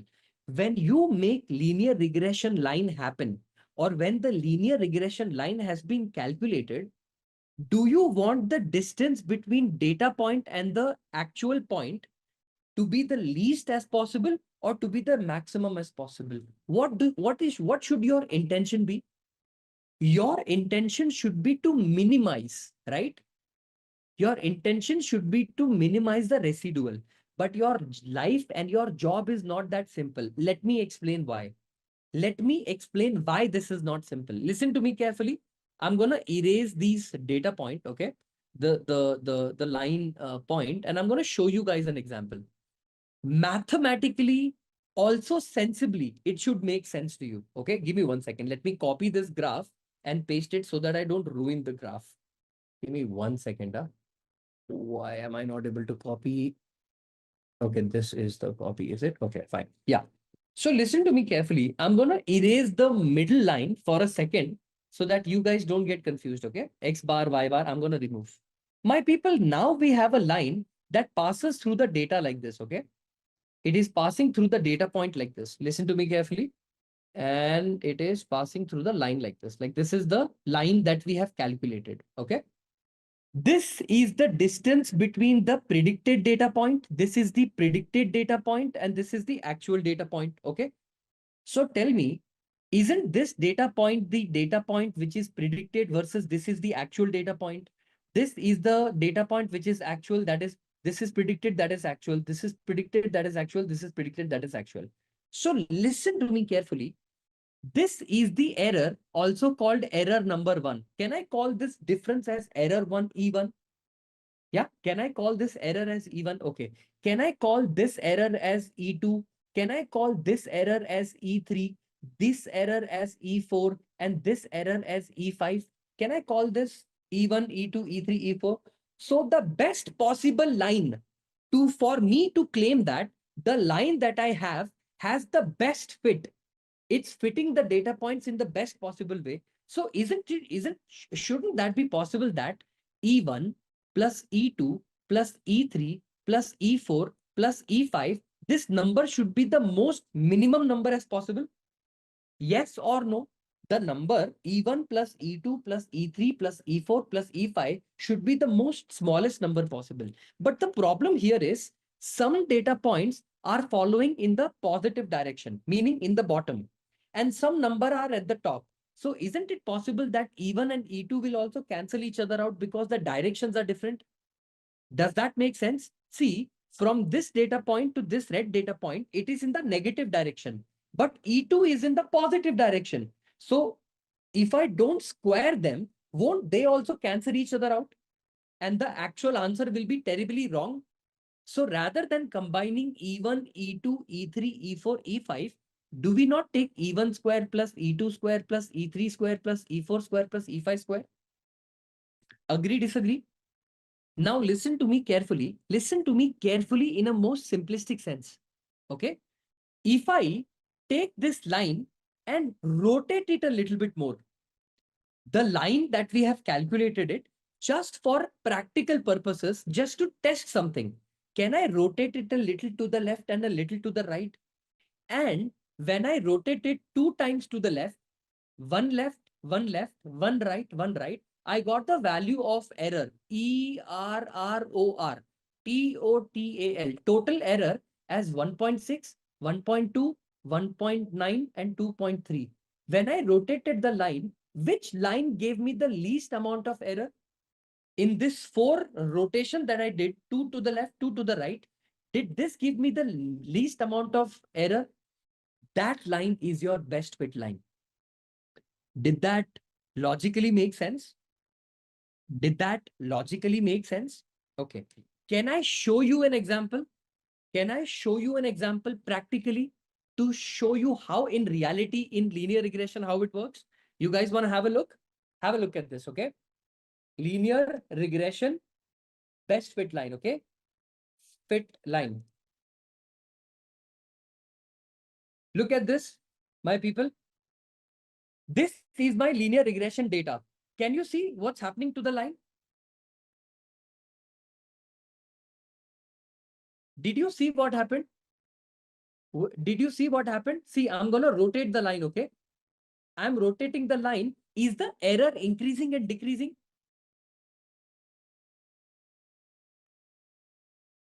Are the errors increasing and decreasing because of the rotation? Have a look at this also. See, this is the best fit line. Do you see the mean of X and mean of Y? Do you see the mean of X and mean of Y? We took the red color line. On that point, are we rotating the line that we just calculated Y is equal to mx plus c? When the rotation when we do that rotation, isn't it possible that we can get the value of multiple different error types? And whichever error has the least possible error, that line is the best fit line. Did you understand the logic behind how linear regression is able to calculate the least amount of error? And that line is going to be the best fit line for your example. Is everyone clear what we did in linear regression? First, we plotted the data. Then we took the X bar and we took the Y bar. Sir, we have to code for this. It's too long. The entire linear regression code is 15 lines of code. 15 lines. Without any library. Without any library, it's 15 lines of code. Do you think it's too much? Point being, first we plotted the data, then we took the mean X, mean Y. From that point, we passed the problem or we passed the line, and now we are rotating the line a little bit to check whether the data or the line is the best fit line. Did you get what exactly I was saying? What line rotation is showing exactly? Line rotation shows you the distance between the error. Meaning, suppose if this is the graph that I have, okay, this is the graph that I have, this is line number 1. Is it not possible for me to rotate the line slightly and have another line like this? If I rotate the line, the distance between actual data point and your prediction data point, does it not change? And your job is making all the errors together, E1 plus E2 plus E3 plus E4 plus E5, all the errors together. Don't we want a number, a value of the line where all the errors together is the least number possible? That is why you rotate the line. Rotate the line. The only thing you need to change in your equation is M, right? Because Y will remain the same. Or no? To rotate the line, what do you need to change? Both M and C, right? You need to change both M and C together for the line to rotate, right? So multiple values of M and multiple values of C will give you the answer. Isn't this like the initial guess of the line? The initial guess of the line, is it the best fit line? The first product you buy, is it the best product? No. We just made a guess on the axis equation. We did that. But is that line the best fit line? Are you sure that is the best fit line? Can you be sure? No, right? In order for us to understand which is the best fit line, we take the line that we just calculated and we rotate it a little bit. Based on the rotation, whichever error value has the least error, that is the best fit line. Now, my question is, how many of you got this and how many of you did not get it? Let me take up a quick poll. How many of you got it? Yes, yes, yes. How do we calculate it? How do we do it? I'm going to teach you all of that. How many times to rotate? The higher you rotate, the better chances of best fit line it is. The higher you rotate or the longer you rotate, the better the chances you will find a best fit line. If we rotate, are we not changing the C 2.2 which we calculated? Yes, we calculate both the L, M and C, we change and we check for multiple C and M. Okay, let me explain. How do we rotate? How do we rotate? Let's understand. Let's understand the rotation. Is this my line with some value of M and C? Yes or no? You first please tell me that. Is M is equal to, is the value of M 0.6 and the value of C 2.2? Yes or no? If I want to rotate, this is the line, okay? This is the line which will give me this y M is equal to 6.6. If I want to rotate it by one degree, 1 point, increase M and decrease Y, can I do this? Or decrease M, increase Y, can I do this? Are you getting what I'm trying to say? This is my XY graph. This is my Y point on which the line is plotted. And this slope of the point is 0.6. Make it 0.5 and make the intercept here. Will the line now rotate by some point here? Increase point number 1 by one more point, decrease the slope by 1. Will the line rotate now? Same thing, keep doing. Increase the point by 1 and decrease the point. Did you now rotate the point slowly, slowly, slowly by changing this decrement by 1, increment by 1? And now if you do the reverse operation, it will go in the opposite direction. Agree, disagree? Am I making sense? In this part, at least in this part, 1.1 increase. Won't you be able to calculate for multiple values of y, like the line will rotate? This is the line equation that we calculated. Listen to me carefully. Based on the data, what did we do? Based on the data, what did we do? Did we calculate the y is equal to mx plus c equation? That was the first thing that we did. Yes or no? Y is equal to mx plus c was the first thing that we calculated. The line equation that you calculated, y is equal to mx plus c. How sure are you that that line is the best fit line? Can we be sure that the line equation that I calculated, y is equal to 0.6 into x plus 2.2, this is the line which is the best fit line? What do you mean by best fit?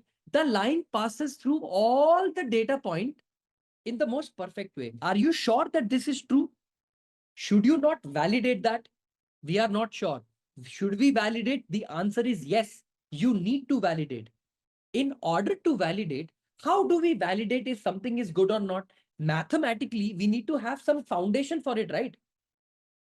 How do we identify somebody is a good ranker, somebody is a bad ranker? Shiv Kumar, who spoke to me a while ago, is a Bihar topper. How do we know he's a Bihar topper? He must have gotten good score. His percentage would have been higher. The number would have been bigger. If the number is smaller, does it equally mean that the person did not score well? Yes or no? This is called mathematical quantification, meaning some number is trying to give us the idea. So tell me, suppose I have a line called line number 1. This is my line. This is the line. My people, this red color point, is it my actual data point? Is this the actual data point that was available in the data? Good. But using the line, did you predict another data point, which is your prediction? This point on this line is your prediction. This is not the actual data. This is your prediction. Yes or no?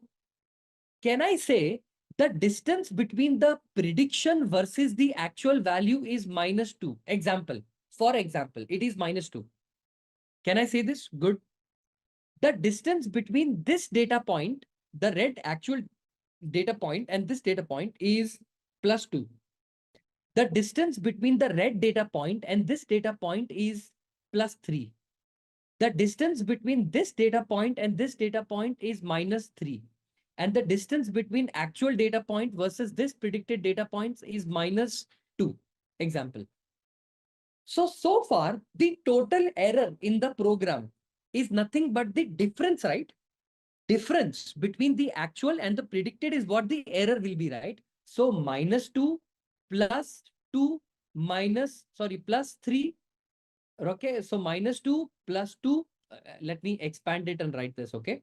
So let me say -2 plus 2 plus 3 plus -3 plus -2. If I add them together, will this not be the actual difference, the error in my program?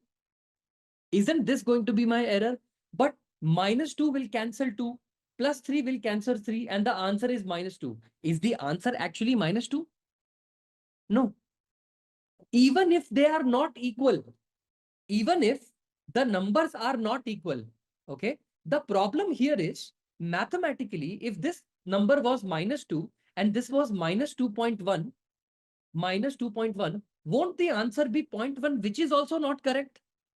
The numbers don't need to be equal, but they cancel each other. They take a portion of each other. We don't want that to happen. So rather than taking errors like that, don't we square them, the errors? Yes or no?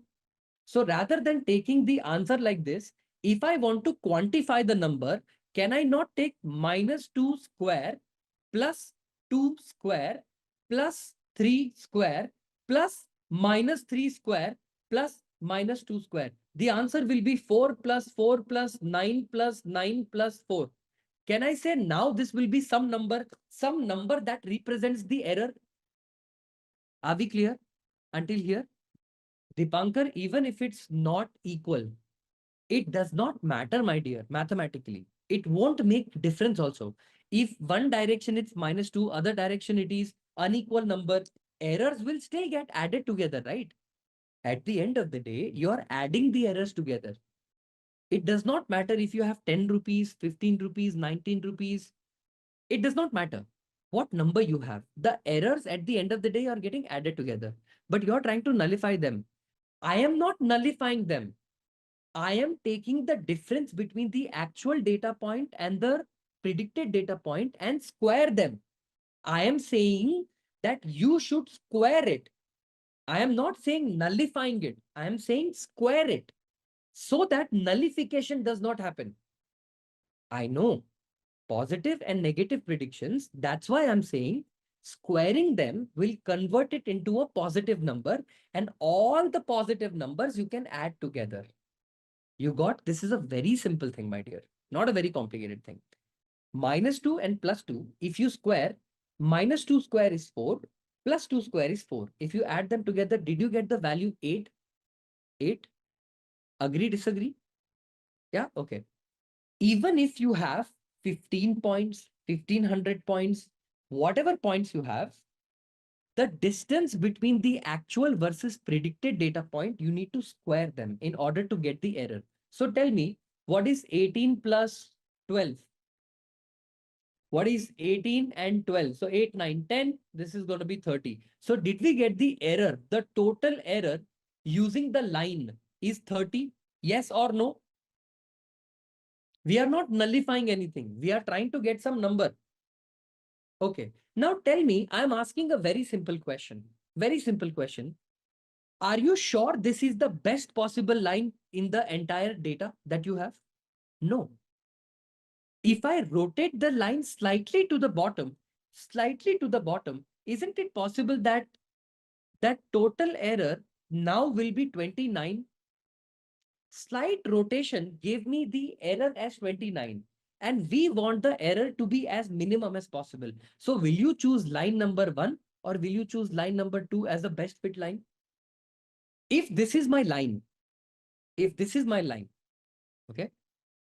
Do you guys know that in mathematics, you can take a range? between 0 to 10, I can take 0, 1, 2, 3, 4, 5, 6, 1 point at a time. This also is possible between to reach 0 to 10. Okay. 0 to 10 can be reached by 1 unit distance, meaning between 0 to 10, I can reach 10 by exactly how many steps? 10 steps, correct? Taking one at a time. Agree? Yes or no? If I want to count from 0 to 10, but I want to take one step at a time, so can I take from 0 to 10, making only one step at a time, I'll be able to reach 10 times. But same 0 to 10, you can reach in 20 steps by taking 0 0.5, 0, 0 0.5, 1, 1.5, 2, 2.5, 3. Can I say you can reach from 0 to 10 using also 40 steps by taking 0. I don't know, 25? How much to rotate? Should it not depend on how much you want to increment your MNC? Am I making sense? Your y is equal to mx plus c. Your value of m was 0.6 and your value of c point 2 was 2.2. Your m can be 0.65, meaning 0.05 times your increment one step, one step, one step, one step, one step. Or you can also do 0.1. So 1, 1, 1, 1, 1. Does it not depend on the user how much you want to rotate? Does that make sense? And because it is a computer program, we can make it do millions of rotations. That line could be rotated in the positive direction and in the negative direction. And let me ask you a question. Let me ask you a simple question. Did we not calculate the mean of x and the mean of y like this? Did we not calculate the mean of x and mean of y? Should you even rotate it beyond this and beyond this? Meaning, should the line go beyond this point and beyond this point? It should be between the points, right? If it goes beyond, are you even calculating anything? I hope you got the concept. Did you get the concept of rotation? How exactly linear regression is able to do that? How are we able to find the best fit line? Exactly. Exactly. Thank you. Are we clear with what exactly is the definition of linear regression? How it is able to do it? It is a very simple machine learning algorithm that's able to do it. And based on that, and based on the best fit line, we will be able to make a prediction in the future because that line has the least amount of error. So if the prediction in the future is that for 4,000 square feet house, it is 2 crore, meaning it actually in reality is 2.2, but R isn't 2 crore nearer to 2.2, meaning with some error, we were able to very closely identify the answer. That is why linear regression is used.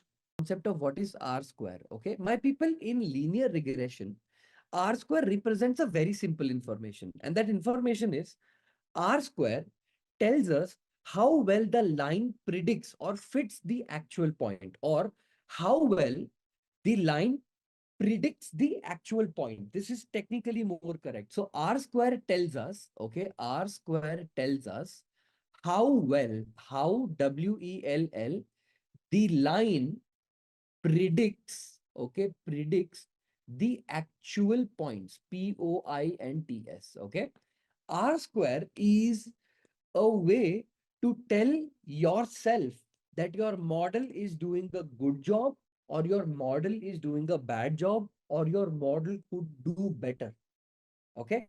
This is a way to quantify it to yourself. Now you can ask me one thing, sir, why don't we have a quantification already with something called residual error? We do. The problem is linear regression has a very big problem, and that problem is outlier. If you have a line of a linear regression where you have one data point here, one data point here, one data point here, one data point here, and one data point here, this is known as the best fit line. Okay, the red color thing is gonna be my best fit line. But by mistake, if your point is somewhere here, right, then your best fit line would go somewhere like this. So tell me, Does outliers affect the output of your linear regression model? Does having an outlier create problems? Sir, 100% it will create problems. If you don't know, I'm telling you this right now. So removing outliers from your data should be an essential part of your EDA. Have you all heard of something called EDA? Has anybody heard of the concept called EDA? The full form is called exploratory data analysis. It's called exploratory, okay, data analysis. Are we clear? So now that we have spoken or learned about R square, what exactly is R square? Take a line. Listen to me carefully. Take a linear regression line. Okay. So for example, if this is like the y-axis and this is like the x-axis. Okay. If this is my x-axis and this is my y-axis. And suppose you have data points like 1, 2, 1, 2, 3, 4, 5, right? Like this. Suppose if you have a data point like that. R square, most simplest form I'll explain. Okay. It is nothing but the distance between and the distance between. Okay.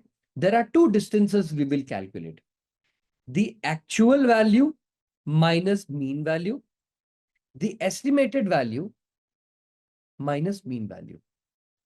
When we did linear regression code, okay, when we wrote this graph in front of you, right? I'm not sure if I can copy this, but I'm gonna try my best. Give me 1 second. Oh yeah, I can. Control X. Yeah. Okay. You see this graph? We did this graph. Whoever does machine learning well, their level will be the best, is what I meant. You know what I think? Listen to me. Listen to me. Okay, listen, because this is a very important concept. Here's what I think. I think all of you need to make a Google sheet. A Google sheet. In that Google sheet, just write down your name and your address. Your name and your address. And what I'm going to do is I'm going to have a deal with Swiggy. And I'm going to be like, look, 7 o'clock I start my class. 6:45 I want you to send tea or coffee based on whatever preference you have to all my students so that they wake up. But before delivering the copy, take a hot water and just like on their faces so that they are up. Yeah. We'll speak about that. I think this is a good startup idea as well. It's a very simple idea. I am teaching you the concept of R square. R square tells you how good your model is or how good the estimation. What do you mean by estimation? Prediction only, right? Estimation is prediction only, right? You have some actual data point. You having actual data point is called ground truth. Remember, in machine learning, this is a very important term. Ground truth. GROUND. TRUTH. Ground truth means your actual data.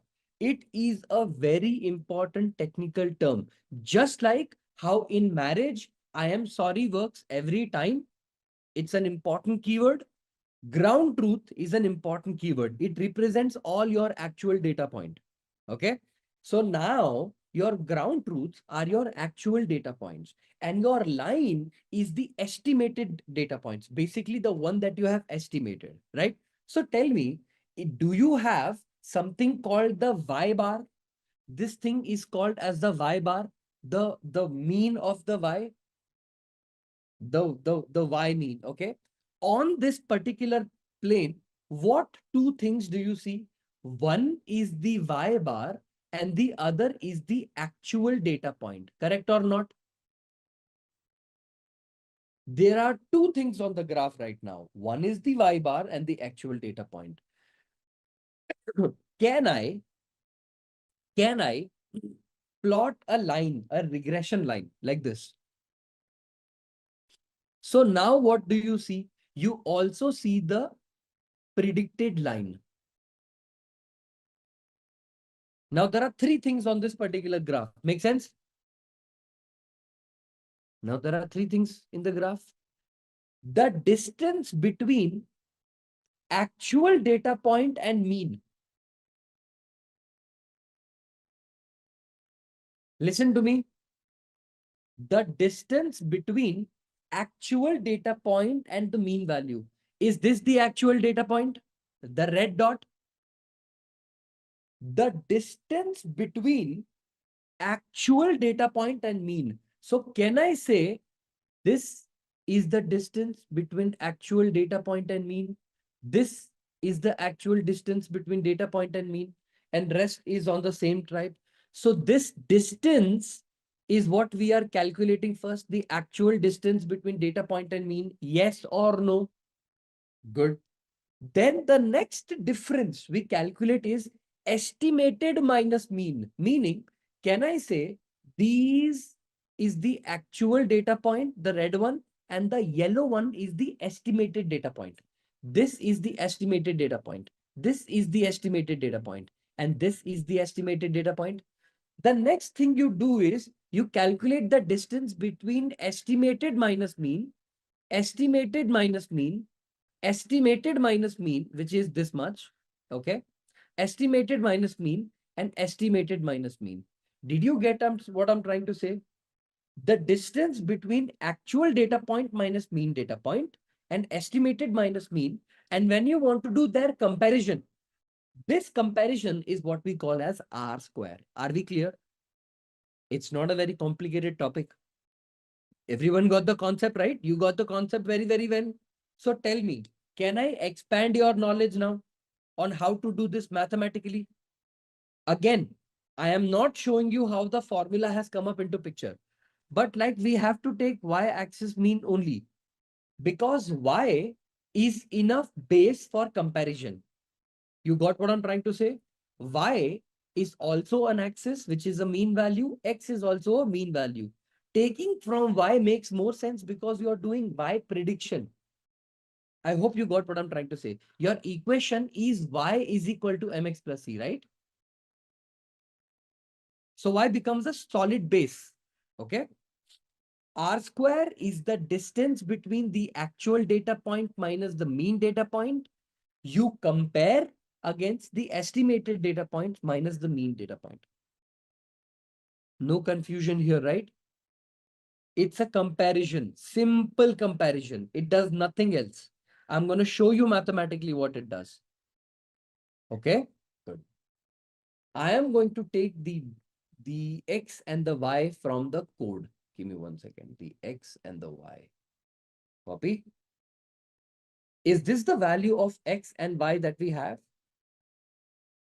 Tell me, what will it mean if I do this? Y minus Y bar. What do you mean if I do Y minus Y bar? Is this line actual minus mean? The actual data point minus the mean is going to be called as Y minus Y bar, yes or no? This is simple logic. You guys must have learned that by now. So tell me, what is Y minus Y bar? 2 minus 4. What is 2 minus 4? 4 minus 4. 5 minus 4. 4 minus 4 and 5 minus 4. What is the answer, everybody? What is 2 minus 4 minus 2? What is 4 minus 4? 0. 1. 0. 1. Can I say this is the answer for actual minus mean Y minus Y bar? Can I assume my understanding is correct? Because the numbers could be both negative and positive, we don't want that. What do we do with those numbers? Whenever the number starts becoming negative, very good. So do we take Y minus Y bar the whole square? So does it become 4, 0, 1, 0, 1? Now, tell me if I sum the number up, if I calculate its summation, what will be the answer? If I sum them up, 4, 5, 6, 6. Let's calculate something called Y hat.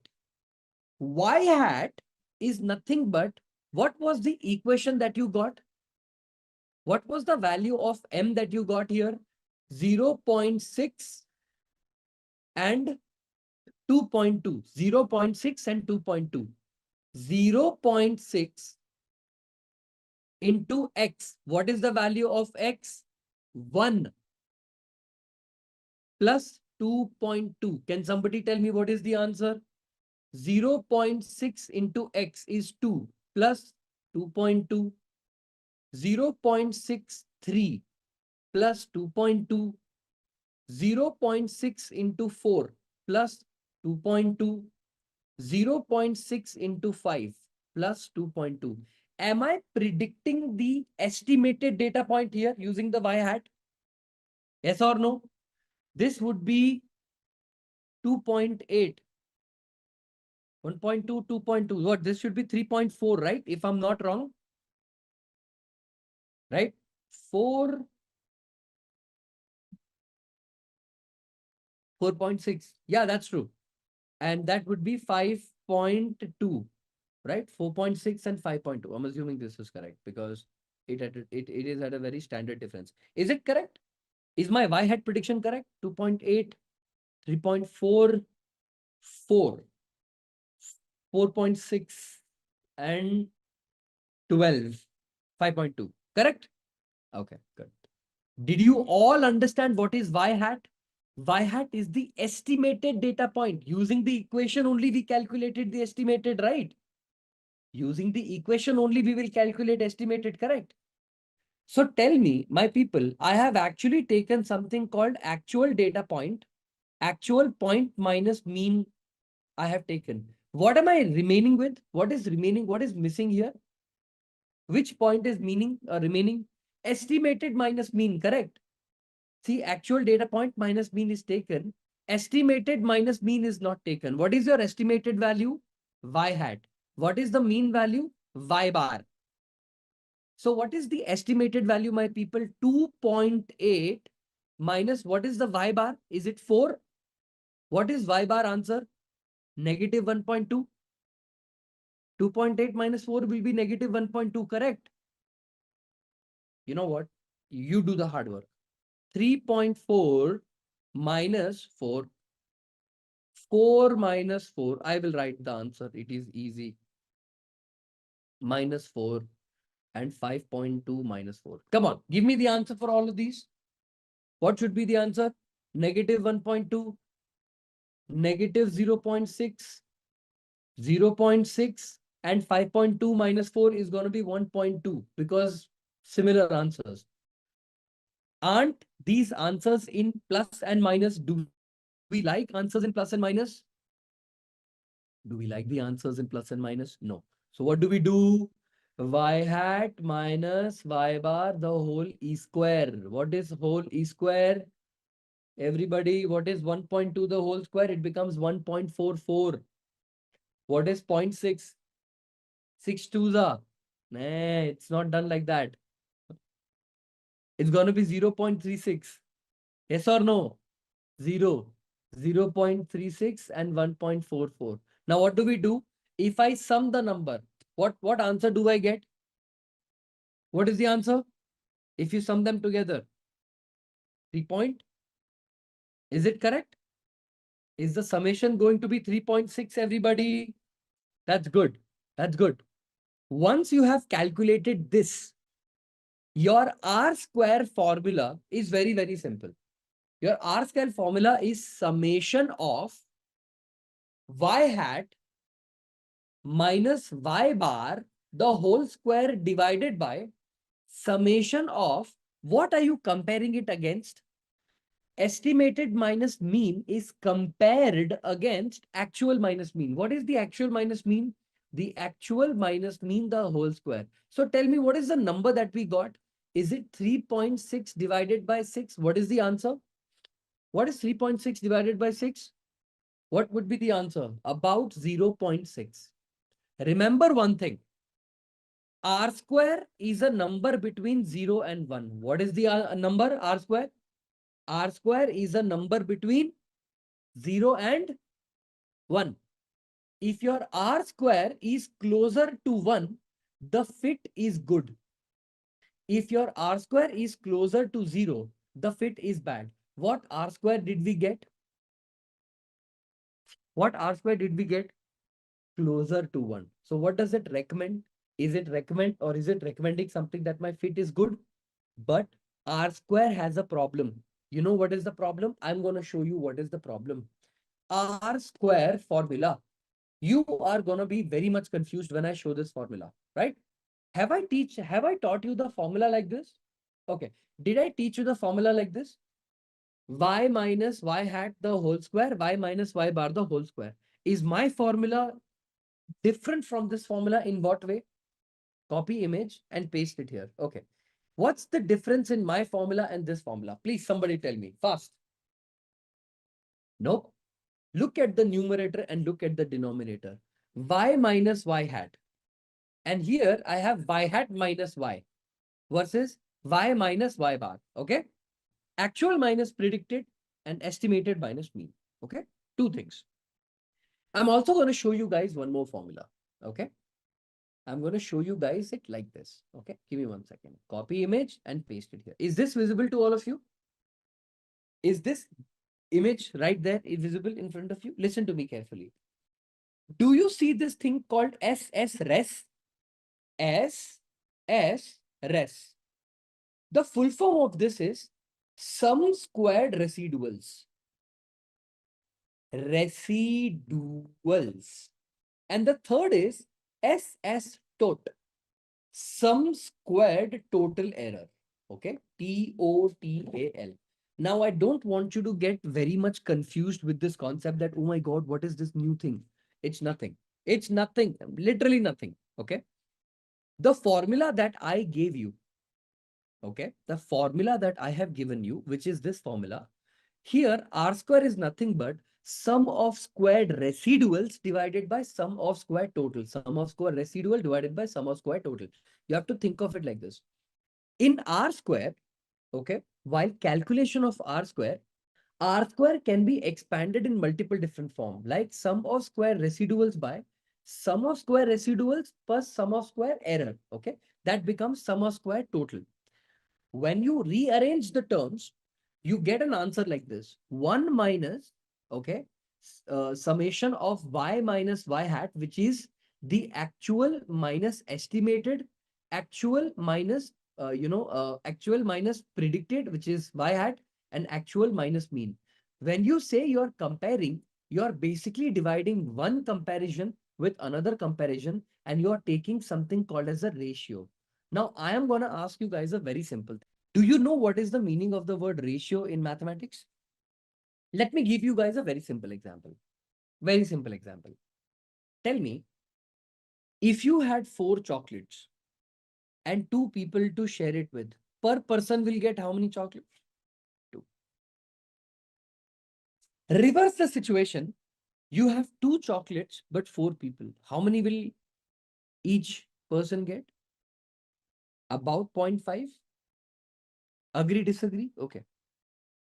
This number represents the power of the method. Meaning, when you divide a larger number by a smaller number, you get a number which is significantly different. When you divide a smaller number by a larger number, you get a significantly different result. What do I mean by that is, does the answer of the division represents the equal parts for that particular division? For 2 people, you get 2 chocolates. For 4 people, you're going to get this chocolate. Division of A divided by B will give you some value called X. B times X is always going to be A, right? X into B will always be A. It will always come back to A. The value X represents equal portions. Equal portions for the value at the top, or equal portions with the value at the bottom, meaning sum of squared total, right? You will get some answer called X. Has a relationship with this number. This X number represents the equality among the equation, or equality among the among this particular division. Meaning, whenever you take R square and the number is larger to 1 or closer to 1, whenever your R square is closer to 1, what does that represent? with numerator and denominator, what should it represent? Under what condition will be the number closer to 1? If the numbers are closer to each other, or if the numbers are far away from each other, meaning you have a value called A, you have a value called B. Between A and B, if the number of A and B, if they are closer to each other, will that become 1? Or if they are far away from each other, will that number be 1? Please think and answer, okay? Please think and answer. If the numbers are closer to each other, meaning, let's take the example 3.6 divided by 6. 3.6 divided by 6. What is 4 divided by 6? Very much tell me. What is the answer?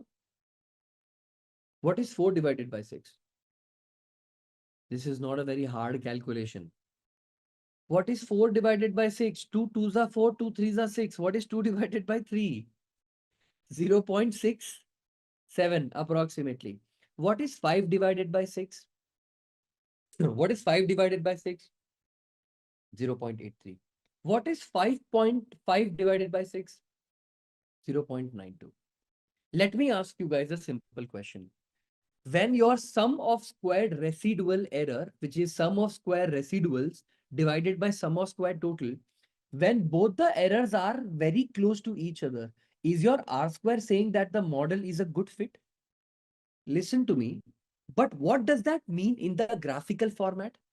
The closer the lines of estimated n minus mean or actual minus mean are, the better the R square. Meaning, when all the distance between the actual minus mean and estimated mean is as less as possible, the numbers will be closer to each other, and hence the R square will be bigger. You got the concept?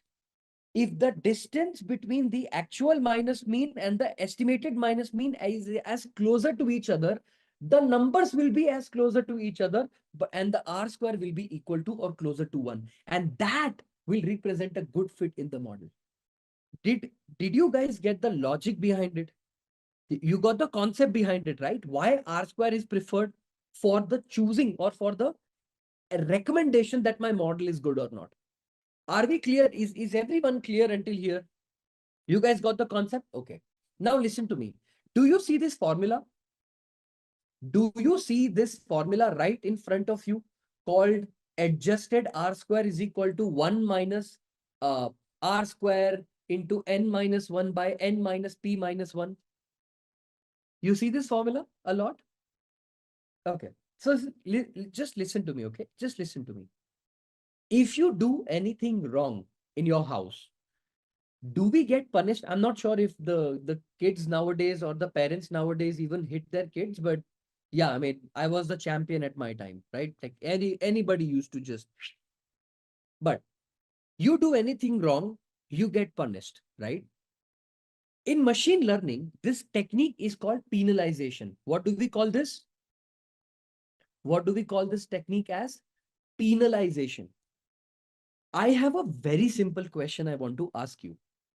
This question is going to come in your interview. It's going to be asked in your interview. This is not a 5-star. This is a 100-star question. My people, what is the difference between a machine learning model where you have A, B, C, and D and a target column? How many independent columns exist here? In technical term, they are called as features. Features. So from now on, do not call it independent column, call it feature. How many feature columns are there? 4. How many target column are there? 1. Correct or not? If I want to run machine learning on a model or on a data where the number of features, features, is 100 columns and the target is 1. Do you think that machine learning should have no problem in running 4 feature, 1 target, 100 feature, 1 target? Or do you think the machine learning model will get a problem? My question is, if the number of features increase, listen, this is a very important question I'm asking you. Trust me, this is very important. If the number of features increase in linear regression or any machine learning model, okay, not just linear regression, if the number of features increase, Does that cause problem in the machine learning modeling? The answer is yes.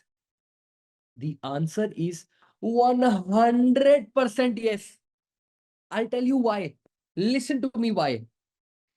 For the prediction of some answer, for the prediction of some target variable, I'll tell you why this is a problem. Listen to me. Listen to me. I'll tell you why this is a problem. Suppose you have a column called age. You have a column called salary. You have a column called blood group. You have a column called civil score. You have a column called DPDs, days past dues. Oh, XYZ, XYZ. And the target column is whether this person should be given loan 0 or should be given loan yes or no. Tell me, for the prediction of the loan, will the age column also will be like a person? Hey, you should consider me also for your prediction. Then there will be one more person called salary. Hey, you have to also consider me for the prediction. Then the background will be like, hey, I am also existent. Sybil say, I am also here. DPD say, I am also here.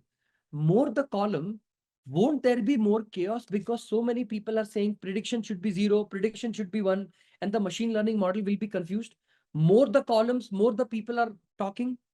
All the columns are saying, you have to listen to me, you have to listen to me, you have to listen to me. Won't the model be confused? Who do I listen to get my prediction? Right? And it is good to be wrong. My people, when I started machine learning, okay, and when I learned machine learning from my instructor used to also ask me questions the way I'm asking you. And I used to also say no, and then I used to say yes. It's okay. It's a fun part of the game. That's the beauty of learning together, right? The point is, the more the columns you have, the higher the chances of something called overfitting. Okay, I have not taught you what is overfitting, underfitting, but more the chances, more the overfitting. So tell me, does it not mean that by default, if a model, a machine learning model with 4 columns exists and a machine learning model of 100 columns exist, because the numbers of columns are higher, R square will always be closer to 1 because the number of columns are so many.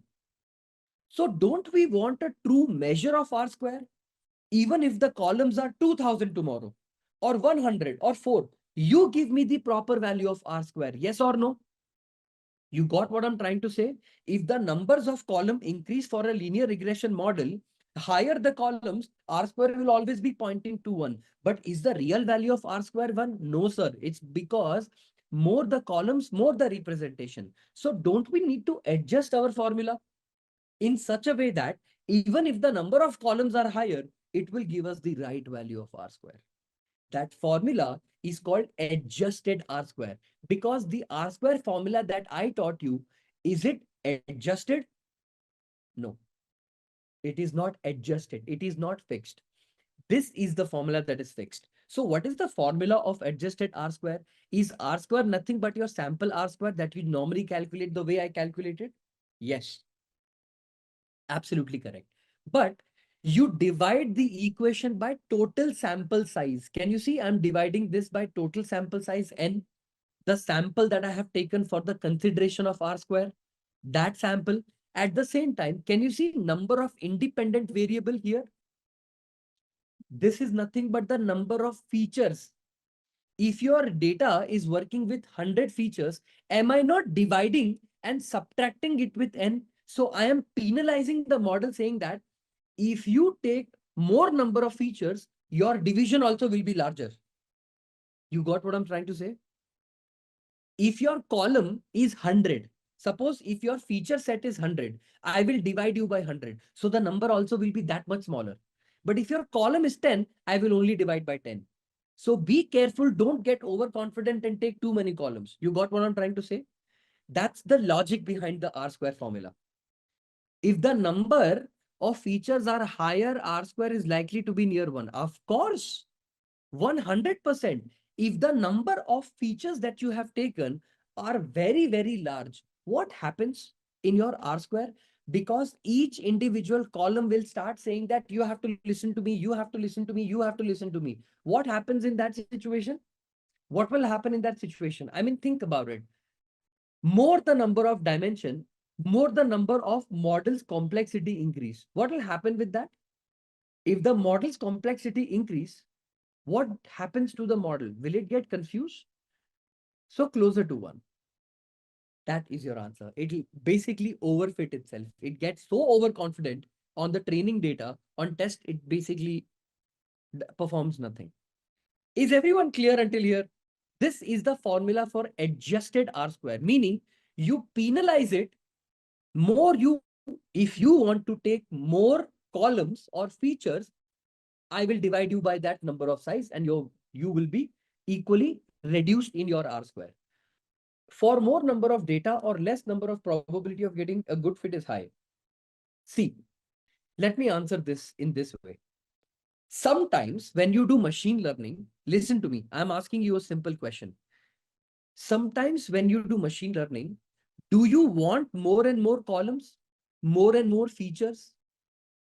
That is the requirement of my machine learning modeling, but are anyway trying to get R square closer to higher. How is it a problem? We never try to get the R square closer. And just focus on this part of the piece of code. Just be here, okay? I want to ask you guys a very simple question, okay? What data did we take for our prediction? What answer did we take for our prediction? Or what answers have we take? What data did we take week versus something, right? So what I'm going to do is import pandas as PD. Can I do this? Import NumPy as NP. Can I do this?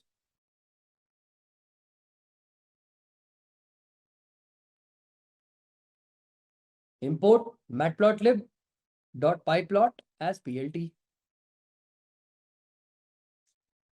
Do I say these are the most basic kind of, I don't know, the most basic kind of approaches whenever we are writing any code? Okay. Exactly. That representation of R square is not good because anyways, more the columns are adding and making the R square closer to 1. That is not a true reading. I'll give you guys a knowledge. Okay. Give me 1 second. So tell me, when you cook tea or when you make tea, you don't cook tea, you make tea. TEAT. For 4 people, the amount of sugar you add is 2 cup or maybe 2 spoons or 3 spoons. Agree, disagree? When you make a tea for 100 people, will the amount or the quantity of sugar that will go will be larger? This behavior is normal and is common in the human system, ecosystem, right? If you are making a tea for 100 people, of course, the sugar is larger. You make a tea for 4 people, the sugar quantity will be lesser. If you reverse this situation, what happens? Disaster.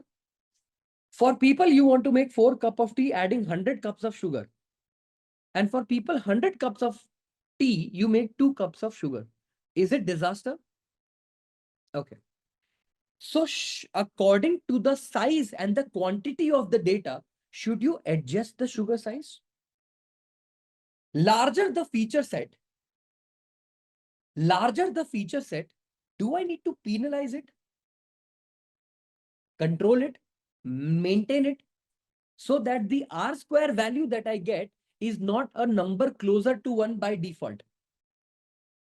That is not the true number. That is not the true representation of the number. I hope you got what I'm trying to say. That R square is not the true representation. The actual R square should be adjusted because automatically when the number of features are larger, it becomes overconfident and says that R square is 1. But in reality, R square is 60, 0.60, 0.70. It shows 0.9. Not good. Penalize. The logic is clear. Why we do this? That's why we do this. Have I taken all the packages? Matplotlib, NumPy, Pandas, and all of that. Weeks underscore data. Tell me, how many cars do I get to sell in a week? 1 week, 2nd week, 3rd week, 4th week, and 5th week. I only took till 5th, right? If I'm not wrong, I only took till 5th week, correct? Right? Okay. Then the sales underscore data. Sales data is, what did we take? I don't even remember the code. What was the sales value? 24545. Okay. 2, 4, 5, 4, and 5. Is this my weeks data and my sales data that I have taken as per what we did in the coding? Very good. So tell me, listen to me carefully. df equals to pd dot data frame. If I want to convert all of them in data frame, do I take it in a dictionary format like this? Like take a dictionary like this, a single dictionary? Can I say it like this? Weeks, colon. What do I pass? Weeks data. Bracket, sales. Now listen to me carefully. Everything will start making sense a little bit more to you, okay? In machine learning, whenever you do in the production, whenever you're writing code, how you cut your birthday, right? How you cut your birthday cake. Just like that in machine learning, you need to do two cuts. Okay? Two cuts. C-U-T-S. Sir, what are those cuts? I'll tell you. Imagine this is your data. Okay? This is your column data. Your Excel data, your good looking, beautiful looking Excel data. Okay? The first cut you need to do is separate target and feature separately. Suppose I have a column called feature 1, feature 2, feature 3, feature 4, and target. Where is the first cut you will draw?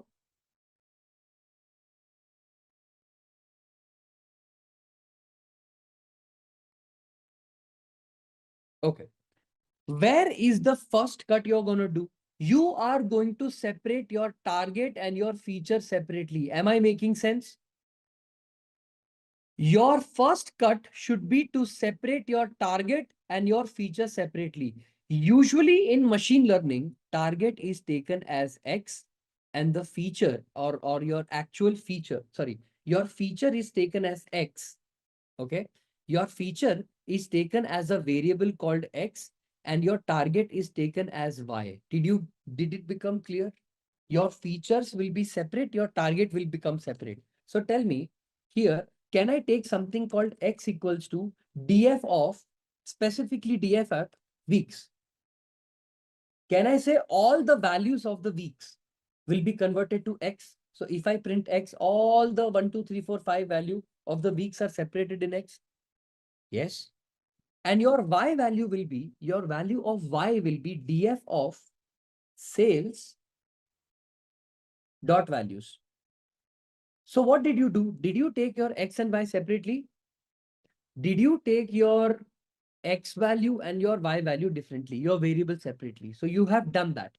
The second cut you're going to make is separate something called as training versus testing. I'll explain the concept. You make a cut like this.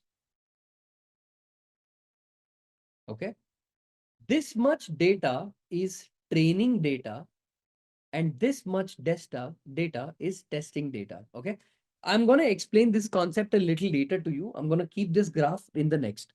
Did I first make the first cut as per what I had done? X and Y is separate. The first step that we do is calculate the mean of X and mean of Y, correct? In the mathematical example also, I calculated the mean of X separately, then mean of Y. Mean underscore X equals to NP dot mean of, what do I pass? X. Mean of Y is going to be NP dot mean of Y. Did I take the X separately and the Y separately? The mean of X and mean of Y? N is equal to length of X. Basically, I am taking another variable called N where I am understanding how many X parameters do I have, meaning how many independent feature sets number do we have. N will represent that. NUMER, numerator is equal to 0, denom is equal to 0. What have I done here? What is the concept here? Numer is equal to 0, denom is equal to 0. Have I taken something called as a counter? In Python programming, this is also called as a counter. This is counter. I have initialized the number to 0, correct or not? This is a counter that I have taken. Okay. In the mathematical terms of doing the R square calculation, sorry, in the calculation of Y is equal to mx plus c calculation, numerator is nothing but x minus x bar into y minus y bar. Agree? X minus x bar into y minus y bar. x minus x bar into y minus y bar. Please tell me, for I in range of n, how many data points am I going through? All the values of x? Am I looping through all the values of x? 1, 2, 3, 4, whatever values of x is, I'm going to calculate its x, x bar, y, y bar. I'm going to calculate all of that. Okay. Can I say numer, numer, plus equal to, numerator plus equal to, keep on adding that number is x of I, which is the actual value of x minus mean of x. Is this x minus x bar? Is this code, as simply put, nothing but x minus x bar into y minus y bar? So y will be taken like how? Y of I into mean of y. Is this x minus x bar into y minus y bar? I am simply looping through the code. I am simply looping through the code. How many? First, I will take row number 1, then row number 2, then row number 3, then row number 4, then row number 5, then row number 6, then row number 7, and it goes on and on and on. I'm sorry. What? Isn't it minus? What is minus? What did I do? Where did I make mistake? X minus x bar into, oh, sorry, y minus y bar. Yes, sorry. X minus x bar into y minus y bar. Correct. Okay. So x minus x bar, y minus y bar. Numerator is done. What do we need to solve for next? What do we need to solve for next? X minus x bar is done. Denominator plus equal to, what is going to be denominator? Look at the formula. Denominator was x minus x bar the whole square. X minus x bar the whole square. So how do you write x minus x bar? X minus x bar the whole square. Can I say this? This is x minus x bar the whole square. Okay. If I come outside the loop to calculate the value of m, do I need to divide numerator by denominator? Numerator divided by denominator should give me the value of m, correct? M should be equal to numerator divided by denominator. Agree or disagree? Okay, that's good. And what will be the value of C, my people? What will be the value of C? I have written the formula right here. Can you see? Y bar is equal to mx bar plus C. Y bar, sorry, give me 1 second.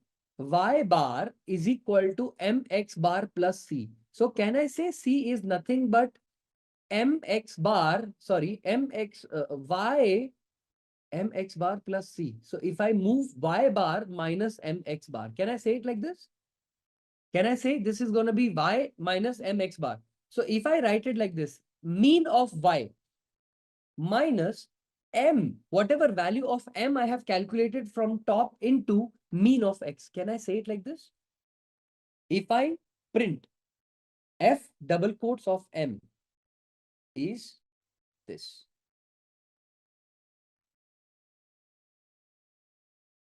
And the value of C is this. Did I get the value of M and C? Now we make plots. So now I'm going to do some plotting. Why plotting? Because we just calculated y is equal to mx plus c. Yes or no? We have the value of m and c. We just need to put the value of x. So if I say max underscore x equals to, just try to understand the code I'm writing, okay? np.max of x plus 1. Min of x.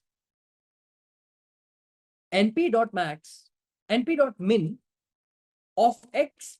Because it is the min value, I'm going to take minus 1. Okay. Who knows what this np.linspace? Have you all used the method called linspace? Have you all heard of something called linspace? Comma max of x, right? You guys have heard about something called this, right?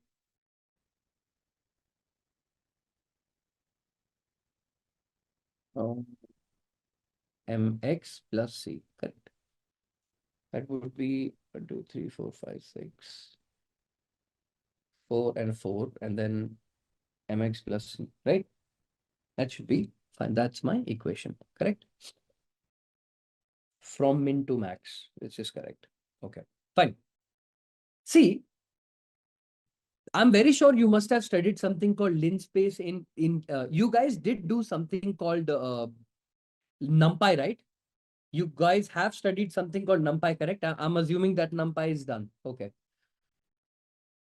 Or maybe, I don't know. Let's take a little maroonish color like this. Yeah. Let's come to this part of the code and change this to hashtag this. Color is done. I can change the label also. X and Y color. Okay. And you guys have studied Matplotlib, correct? So what I'm doing here is I'm writing a label because this is going to be sort of like my regression line. Okay. Regression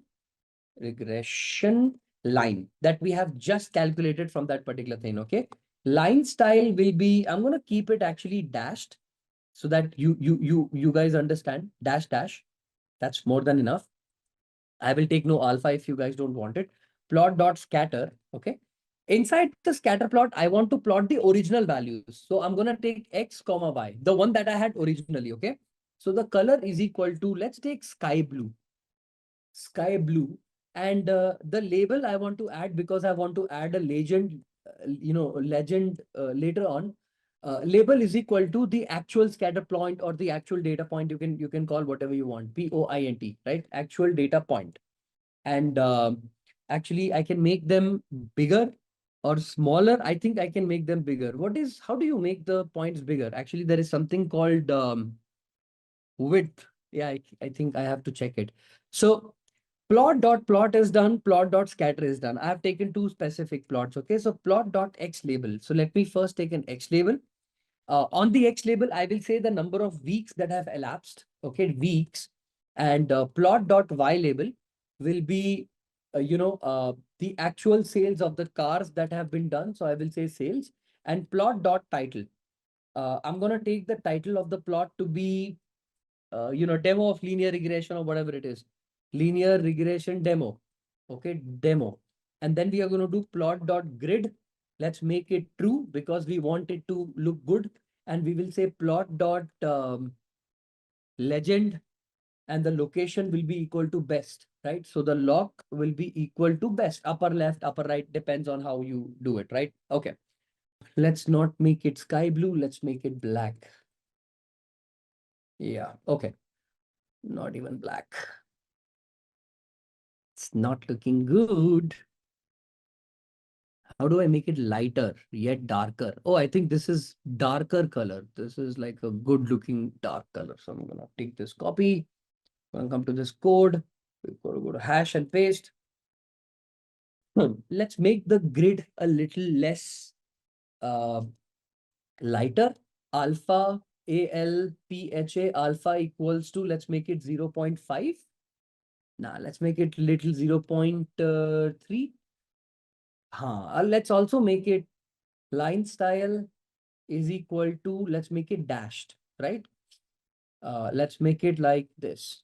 Please tell me if you're, better. Looks good. Now let's make the alpha better, 0.4. Good. Okay. Do you see what has happened here? We have 4 data points, 1, 2, 3, 4, 5, 5 data points. The red color line is what is actually called as the fit line that we have observed. Yes or no? The red color line is the actual y is equal to mx plus c line, and the blue dots are the actual data points. You got what I'm trying to say? Let's make it a little bigger if you want. Please tell me if the code is correct. No.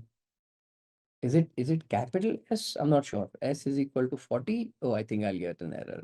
Small s equals to, let's make it 70. Yeah, okay. Now listen to me carefully, okay? What have I done here and how am I basically printing these values, okay? See, predominantly, I want you to understand just one thing, okay? I have taken something called max of x is equal to np dot max plus 1 and minimum of x is np dot min minus 1, okay? The largest number of the value of x, is it 5? Plus 1 will be how much? And the most minimum number in X is what? 1. Minus 1 is 0. I want to make a plot. I want to make a plot where the X-axis will start at 0 and end at 6. Did you get it? Limitation on the X, the direction of X. Okay. Now what did we do? X equals to np.linspace min X and max X. Do you know what does linspace method do in NumPy? Everybody? Do you know what linspace does? Everybody? You guys are clear, right? What linspace or this line space does? It's actually spacing. It's for spacing. You guys are aware. So I don't need to teach you this, correct? I don't need to teach this X equals to this, create equal spacing. Very good. I have taken something called Y is equal to mx plus c. I plotted X comma Y with a different color, with a label and a line style. I plotted the scatter plot X and Y, the actual data point, color, label. I did the X label, Y label, title. I've put the grid in the background. Alpha is the intensity. How do you want the intensity to be darker or lighter? Line style is the style of the line. And then legend is basically regression line and data point. And I plotted this data. Yes or no? Are we visually clear on how this particular thing works? Are we visually clear with the concept of something called how does the whole thing work? It's good. Very, very good. You got what I'm trying to say? You don't know what is grid and legend. Okay, so you don't know what is grid and legend. Do you see the background grid? Okay, let me make it alpha 1. Alpha 1. Alpha equals to 1. Okay. Do you see the grid in the background image? Let me show it to you like this. How about now? Is there any grid in the background? No. Correct. But the minute you say plot.grid and pass inside the parameter called true, it will make the grid for you. If I run this answer, this red color line is what? The blue color points are what? We don't have that information. If I don't have that information, then the plot looks incomplete, right? I want to label it in the plot. So if you do plot.legend and print it, can you see the red color thing is called regression line and the blue color points is called data point. This difference is what we call as legend. How it figured out without giving figure size. Matplotlib has everything by default. If you don't give any figure size, it won't give you error. It will still run. I thought you guys knew this by now. Nobody takes figure size. Nobody in real practical applications takes figure size. Figure size is very illogical and also irrelevant because if you take more than 5 plots, subplots will take care of by itself. What max X and min X does is a very simple thing, right?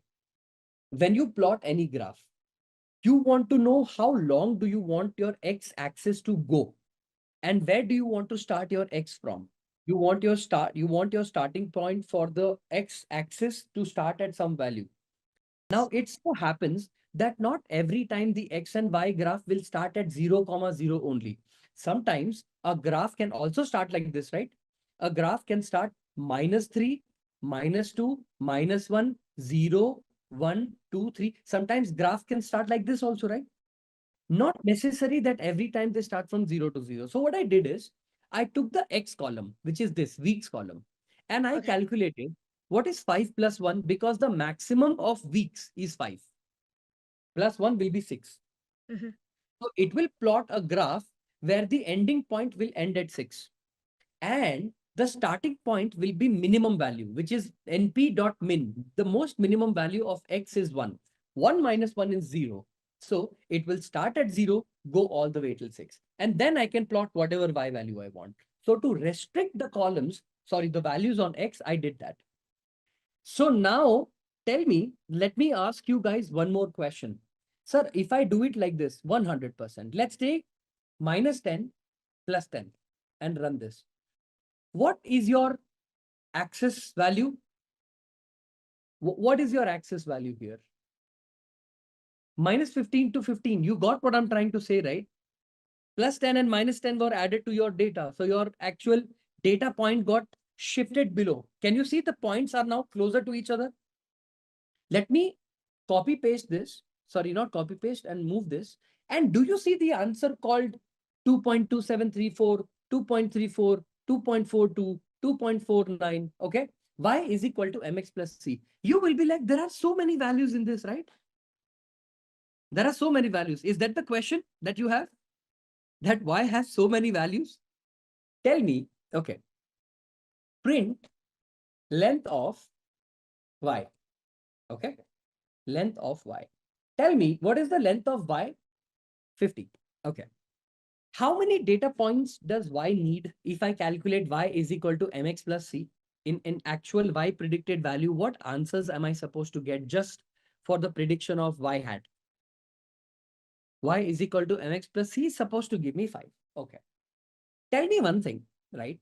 When you print y is equal to m into x plus c, okay?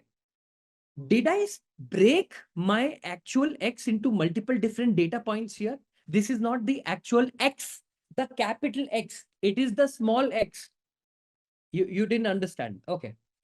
Is this y is equal to m capital X, which is the actual data point plus c, or I had to take linspace because I had to plot the value for line also? You didn't get it. I had to print the value for each individual line, correct? So have I not taken x is equal to np dot linspace, and it divides the whole data into 50 different points.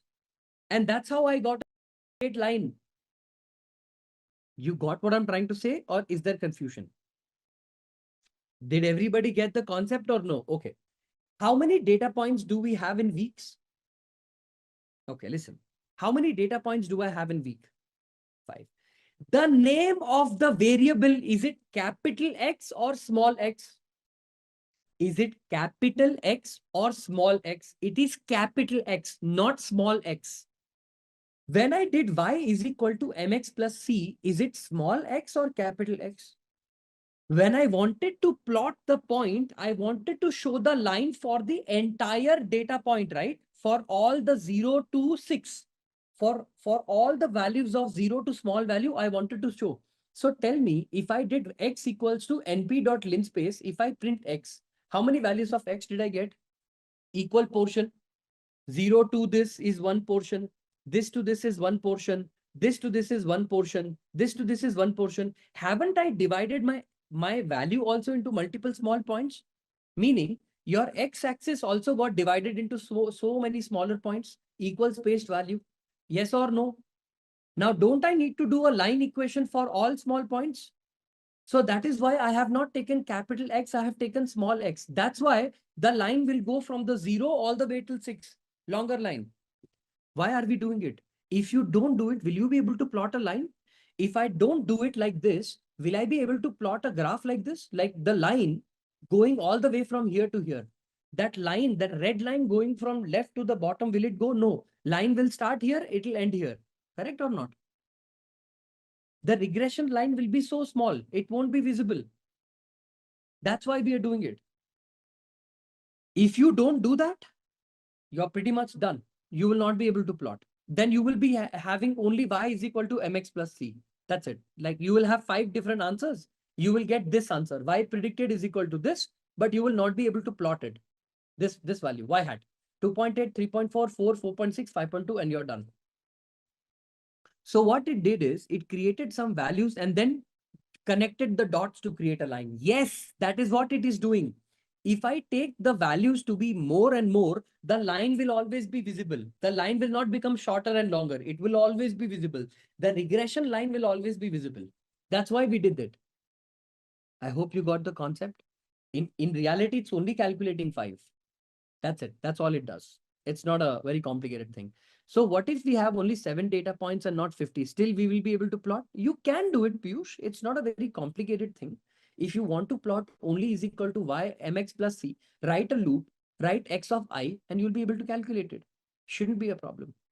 It's not going to be a problem at all for you to calculate it. What value of x's do I have? Do I have the value of x's like this? X is equal to, let me show you. What is the value of x do we have? Is it an array? So if I do x of 0, will it give me the value 1? So tell me, for I in range of, listen to me, for I in range of length of x, Will this run the loop 5 times? If I print x of I, will this give me the value of each number 1, 2, 3, 4, 5? Now that you have 1, 2, 3, 4, 5, can I do this? Y is equal to m into x of I plus c. Can I do it like this? And close it and close it. And if I go ahead and print y, each time that the y happens, I print it. So 2.8, 3.4, 4, 4.6, and 5.2. Can you not take this in an array and plot it? You can, na, sir. Of course. It's a simple method. You know how to plot this, right? You guys know how to take two array values and plot them, right? You must have done that like multiple times.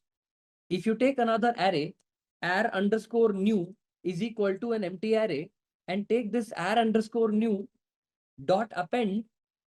Okay, inside that append, what do? We append the value of y. If I run this, what is my ar underscore new value? Did we get the answer? Take this and plot it. Done. Now, my people, let's talk about the calculation of R square. How did we calculate R square? What did we do in R square? Sum of square total, sum of square residual, all of that stuff. We'll be talking about that. Okay. So, as you guys already know, we calculated something called R square, right? To calculate R square, sum of square total, SS underscore TOT total. Okay. Is it going to be empty? It's going to be 0.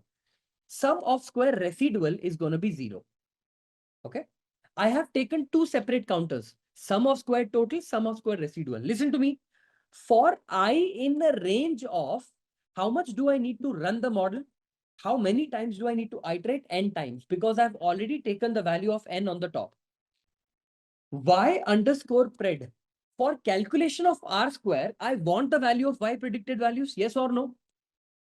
For the Y predicted values, I want the values of Y pred. So can I say Y pred is mx? X is nothing but x of I and plus c. Can I say it like this?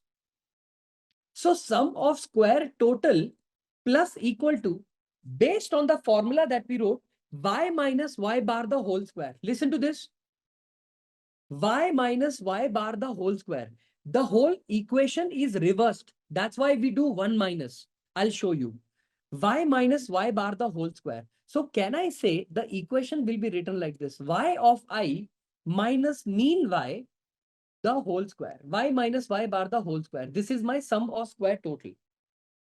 My sum of square residuals value plus equal to y minus y pred the whole square. Opposite. Y minus y pred the whole square. So y of each individual point, actually this is capital Y, okay, because we are taking from the actual value. Y minus y of I minus y pred the whole square. I have taken the value of sum of square totals and sum of square residuals. Based on this, my R square answer that I got is 1 minus sum of squared residuals, right? So sum of squared residuals divided by sum of squared total. If I run this and print, go ahead and print, F double quotes, R square is going to be R square. If I run the answer, what answer did we get? What answer did we get? 0.6. What answer did we get here? The only difference in this formula and that formula is sum of square total and residuals are opposite. Agree? They are numerator is denominator, denominator is numerator. So if you do 1 minus the reverse case, is it the same thing? In mathematics, when you want to reverse A by B with B by A, you just take 1 minus of sum of square total by sum of square residual, and your answer is pretty much the same. I hope you got what I'm trying to say, everybody. So tell me, did we use any library in this? But we got the value of R square and Y is equal to mx plus c. Can we validate? Do you understand what is validate? If I would have used a machine learning library like sklearn, scipy, what answers are they saying and what answers do we get? Can we validate it? From sklearn dot linear model, I'm importing something from sklearn dot linear model. I will import something called linear regression. Can you see I'm importing something called linear regression? I'm importing a a model called linear regression I've imported. X equals to, now remember, the problem is when you use a library like linear regression, sklearn, stuff like that, it needs the data to be in two-dimensional format. So your X value should be reshaped. I'm going to reshape the value to -1 or n,1. So if can I take it like this, n,1? What does this do? Do you guys know what reshape does? N,1. The value that we had, was it not a single array like this? The X value was a single array. If I print X here, is it not a single array, one-dimensional array, one bracket open, one bracket close? But in sklearn, you cannot run like that. You need to have the data, even if it's 1D array, it should be in what format? It should always be in what format? 2D format. So this reshaping, I converted the entire form into a 2D array. Are we clear? We converted the whole thing into a 2D format. Now that the whole thing is converted into 2D format, let's take this as a small x, not a capital X, because there will be a lot of confusion. So let's run. Okay, X value should be equal to this. The problem is what you need to do. You need to call the library. Regression is equal to linear regression. Close the bracket. Regression is equal to regression dot fit. And inside the fit, you will pass something called the actual value of X and the actual value of Y. Did I make a mistake? I did make a mistake. I think there is a shape. Oh, I took it as a small x, correct? I did take it as a small x. Yeah. What did I do here? This 2 lines of code has run the model. The model has run, meaning linear regression has occurred. You don't need to do anything else now. Your value of y pred, y underscore pred value, the predicted value that I want to calculate is going to be m into x plus c. If I do, you know what, let's take it in X format only because I'm taking it separately. So there is no confusion here. Okay. Mx plus C. My people, if I calculate the Y pred value like this, Mx plus C, right? And if I run that value directly, suppose if I want to just run the value of Y pred straight up, because I'm using the package directly, if I have reshaped the value or maybe, you know, maybe I'll do it like this. Until here, is everyone clear? Let me run this once again. Until here, is everyone clear? I have run the linear regression part. This part is called linear regression. I have just used the method. Why do we need to reshape Y? We never reshaped Y. We only reshaped X. We only reshaped X. We never reshaped Y. Where in this code do you see reshape Y? Where in this piece of code have we reshaped Y? Why not? Okay. When we run machine learning or when we run machine learning code, Y is only for prediction, right? But the actual mathematics is happening with the feature numbers, right? Y is not even getting involved there. Does that make sense? Your X value, which is the feature value, your X is being crunched. Your mathematics is only operating on X. Y is just a number that can be compared. Suppose if the Y value was 4, Y pred is 3, the maximum you do is Y minus Y pred. Agree, disagree? The entire operation is running. Y is equal to mx plus c. The x is being multiplied with m and then added with c. All this operation happens on the x value, correct? So the reshape has to happen only on x, never on y. All of you got the question that features are the one that goes through a lot of mathematics. Target just sits. It has no operation. The maximum it will do is y minus y pred. Done. Everyone got what I'm trying to say? What did I do here? I took a value, I reshaped X and I'm running linear regression. Basically, this value here is running linear regression. Agree, disagree? This particular value is running your linear regression. That's it. You've run.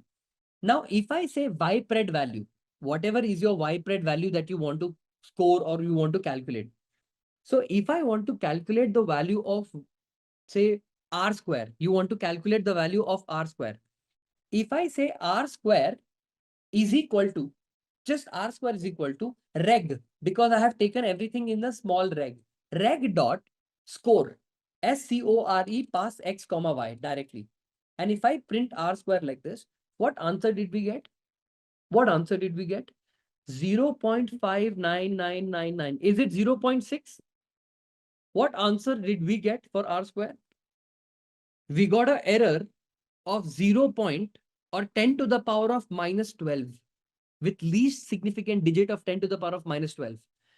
Did you understand? I ran a model, a linear regression model. By the way, this is not modeling. Modeling, I will teach you how to do that. But when I ran the algorithm, the actual library versus our code, we got the same exact answer. You got the concept, my people, on how we wrote linear regression from scratch, how we implemented it from library, the numbers match. If R square is matching, M and C also is the same answer. The point and the plot is also the same answer. Everything that we've done is calculated. Did we get the concept clear? Now, in the formula of R square, did I not take the value here, the formula? Y hat minus Y pred the whole square. This formula, I have taught you this formula. This formula is already given. All I did, sum of squared total was Y minus Y bar, the whole square. And Y minus Y pred the whole square. We had taken opposite, but in actual R square formula, we take 1 minus of this value. When we take it like this, whatever formula we get on whatever answer we got then, we got the same answer here. Validate part is confusing. It will be confusing. Have you ever used a method called linear regression or linear model ever? No. This is not for your understanding. This is only to show you that the answers are same. Even if you don't understand the code, it's okay. This is to show you the difference. Linear regression formula, library, and our way of written, we got the same answer. Is going to be a very simple thing, right? I'm going to be importing something called import pandas as PD. Now, I'm going to ask you all a very simple question. This is not the first or a very new library for you, right? I'm very sure you must have implemented this library and you have learned this library, so I don't have to teach you. Okay. Hiding internal implementation and use of existing libraries as and when needed instead of rewriting the code. Yes, absolutely correct. The abstraction in object-oriented programming is different from the abstraction that I am talking about, but you got the logic correct, right? So encapsulation, polymorphism, injection of control, dependency injection, adaptee, adapter. These are all object-oriented principles, SRP, single responsibility principles. These are all object-oriented principles. They are very technical in nature. What I'm talking about is the basic concept of abstraction, but I'm very glad that you got it. Knowing object-oriented skills, programming skills is very important, right? So now what we've done, we've imported pandas as PD. I want to load a data, right? So I'm gonna keep this thing as import all other OTHER libraries here. Okay, import all other libraries here. Here, I'm gonna load the data set. I'm gonna load the data set. Okay, let's load the data set. Data is equal to PD dot.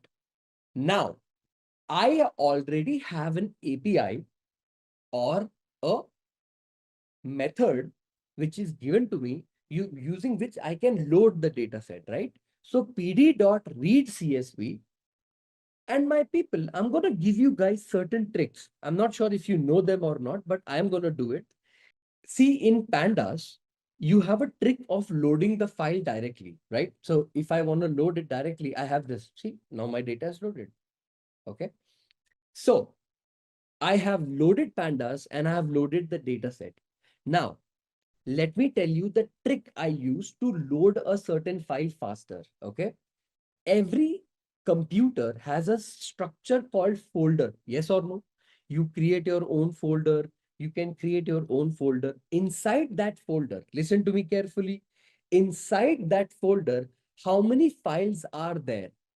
To find that out, you can use a trick called dot and forward slash.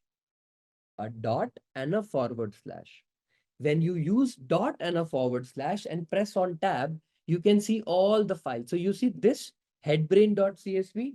Now I have loaded this file. So basically, a method called dot read CSV reads the file called CSV. Now, what is CSV? It's comma separated value. Now, let me tell you two different things. You guys are currently learning machine learning on a tool called Jupyter Notebook. Like Jupyter Notebook, there is something called Google Colab. Like Google Colab, there is another tool called Visual Studio Code. These are platforms on which you can write the program. This CSV is the format of the file on which you work. Sometimes you work with Excel format. So the extension will be .xlxs. If you work on something called Apache Parquet, so you will have Apache Parquet, Apache Parquet, right? If you work on Hadoop distributed file systems, then you will have a different kind of data set that's given to you. If you work on Carrot file, it'll be different for you. Remember, in machine learning, you can use as many different kind of structures as you want. Depends on what is the file structure that you have, okay? It is so if the same folder available to, no. // only gets you the file from the same folder on which your file ml_ff is written. Your folder needs to be same. If the folder is not same, it's not going to go beyond that to get it for you. Okay. What is the difference between Jupyter Colab and Visual Studio? See, Visual Studio is something that you will appreciate a lot. Like if I show you a Visual Studio code, I'm not sure if I have it with me. I mean, not here, Visual Studio code. Okay, I'm going to show you the difference between Colab and Visual Studio Code. Actually, you should really know the difference between Visual Studio Code and this. So you see, right now, this is inferential stats that I was teaching a while ago. This is extension. Give me 1 second.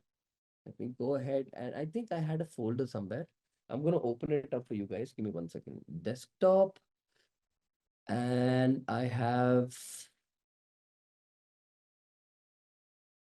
A to Z. I think I was teaching. Yeah. Let me see if this is the, yeah. So this is like a small data structures code that I was teaching to a recent batch right now. So see, this is written in an IPYNB file. This is how Visual Studio is going to look like for you. So you see, it has a certain theme. So I'm just going to expand it a little bit, right? So I'm going to, yeah, show it to you. So what happens is basically, if you run a portion of this, so for example, how do you find the second largest and the second smallest thing from an array? So you have a certain way of doing this. So what happens in Visual Studio Code is, Visual Studio Code can help you write any kind of program with a proper and a beautiful file structure. So you can maintain and work on the database together, files together, multiple different stuff like Docker, Kubernetes. If you want to build a Docker container for your, code, if you want to do a blue-green deployment, so you can do all of that in one place. Jupyter Notebook is more like for beginners. If you're a beginner, you're just starting with your machine learning journey or starting with your programming journey, people usually prefer Jupyter Notebook. But Jupyter Notebooks are not predominantly used for deployment, meaning you don't take a Jupyter Notebook file and you're going to be use it for deployment. Some people do that using Amazon Web Services and Kubernetes services, but usually it's not preferred because you have to do load testing, stress testing, pen testing. It's like regression testing. That's like crazy amount of stuff you have to do. Okay. For VS Code, we need to create environment for Jupyter, or you can use it directly. It's directly. All you need to do is just download Darwin. So VS Code Darwin, if you just just download Darwin, you should be able to work on it, or just write Visual Studio Code, right? Like VS Code, depending on your computer, MacBook, or whatever it is, download. That's it. Just download, install the kernel, you're done. Okay. Colab is just like that. Colab is exactly like Jupyter Notebook, but it works on cloud. So if I go to Colab for you guys and show you just one example, I have a pro version. So I'm going to show it to you differently. So see, this is the code of large language model like GPT. If you want to make your own GPT, this is a code for that. I'm using something called Microsoft 5 3.5. So see, for example, if I want to chat with my model, so if I ask a question like, like, hey, can I extract some image information from the from a given image or something like that? So see, I use something called as Google Colab Pro. The difference in Pro is I get an opportunity of connecting with something called A100. A100 is a very expensive GPU. So you will not have this option. I have this option. You will only have CPU or GPU or TPU. In Google Colab, what happens? You are able to load your data in a separate file called file structure to the left. So you have files here, so you can load your data there. That's the only difference. It's just like Jupyter Notebook, but the way it is done is slightly different. Okay. So Jupyter Notebook is same, Google Colab is same, and all of that is same. It's just that you can use a lot of, you can do a lot of fancy stuff with Google Colab. GPU for image processing, GPU for large language models, for inferencing. When you write a query to a GPT model, you need the answer to be as fast as possible. For that, we use GPU. Okay. So now coming back to the point, right? I have loaded the data set. I want to test my data set. How do I do that? Data.head of 5. And if I run this, what data do I have right in front of you, my people? Let's look at it. I have 4 columns. Those 4 columns are, I have gender, I have age, I have head size, and the size of the brain in weight. Okay. So this data set that is available right in front of you, you guys are able to see the, okay, how about now? Is this more clear? Much better? I've zoomed in for a better clarity. Okay, good. So the data set that I have right in front of you is a very simple data set. It has 4 different columns: gender, age, head size, and brain weight. Basically, I want to predict using linear regression that does increase in the size of the head increase the weight of the brain? Basically, if the size of the head is larger, does it mean that there exists a relationship between the weight of the brain, meaning larger the head, larger the brain, smaller the head, smaller the brain? To us, it looks like, I think it's common sense, but I don't know. There must exist a relationship, and we will calculate that using linear regression. So in order for me to implement it using linear regression, I need to identify one thing, understand one thing. Okay. And I want to teach you this very, very clearly. Okay. So see, I have taken this example right in front of you: gender, age, rank, whatever, X, Y, Z, right? I'm going to come over here and I'm going to paste it in front of you. Okay. So give me 1 second. Cut. And I think, why don't I paste it in a view sheet? Okay. Are you guys able to see this original data set right in front of you? Okay. This data set is what I would like to call the OG, the original data set. Okay. Now I will tell you how important is data scientist's job. My people, look at the data and observe carefully. How many variables or columns are categorical variables and how many variables are continuous variables? How many variables are continuous variables and how many are categorical? First of all, let me ask you all one question. See, my people, in statistics, you guys must have learned something called continuous variable, categorical variable, ordinal variable, nominal variable. I'm going to revise that concept to you. Okay. See, whenever a number is continuous in nature, for example, temperature, can temperature be 47 degree, 37.19 degree, 97.26 degree, meaning it can belong to any range of negative infinity to positive infinity. A number that exists continuously and can be any number between negative infinity to positive infinity. This kind of variable is called continuous variable. What do we call this? What kind of variable do we call this? This variable is called continuous variable. Let me show you an example. Between age, gender, head size, and brain weight, which number is any number that is continuously going on? Isn't head size and brain weight continuous? I'm asking everybody, whoever I taught you, both head size and brain weight are numbers between 4512, 3738, 4261, 3777, 4177, 1530, and all of that, and all of that, and all of that. Listen to me carefully.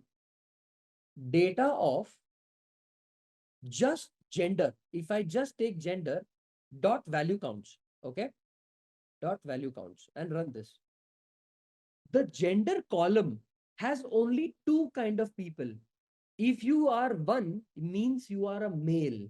If you are two, means you are a female. So tell me, in the column of gender and age, let me also take age very, very quickly. Paste, remove gender and say age. And this. Do I also have the same category like 2 and 1? It's like category. Either this or that. Is it continuous by any chance? Everybody, whoever did not know the difference between categorical variables and continuous variables. So, head size and brain weight are continuous variables. You will find numbers which can belong from negative infinity to positive infinity. But when you go to columns like gender and age, do we have infinite amount of genders available in this planet? No. So this value becomes categorical variable. What variable will it become? Categorical variable. So now that you have the clarity, this variable and this variable, gender and age, is it categorical? And head size and brain weight, is it continuous variable?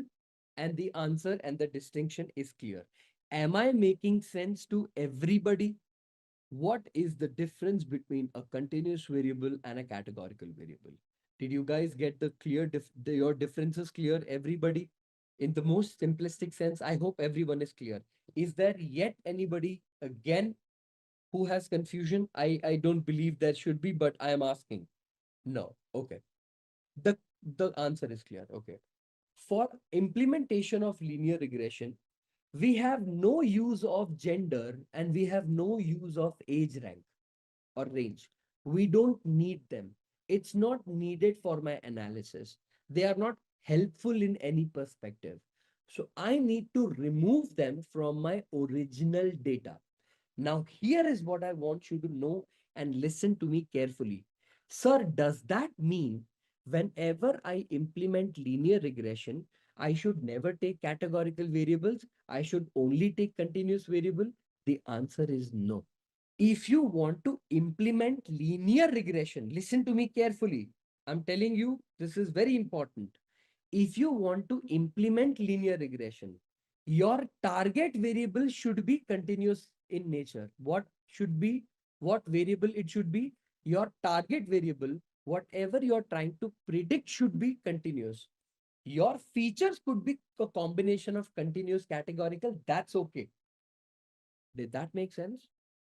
Whenever you want to implement linear regression, the rule is, the law is, the target variable that you will take will follow what variable? Should be of what kind? It should be a continuous variable. You cannot take a target variable where the data is categorical. This is not allowed for linear regression. Very good question. See, this is what I want to know. But gender and age might also have an impact on the head size and weight. It does.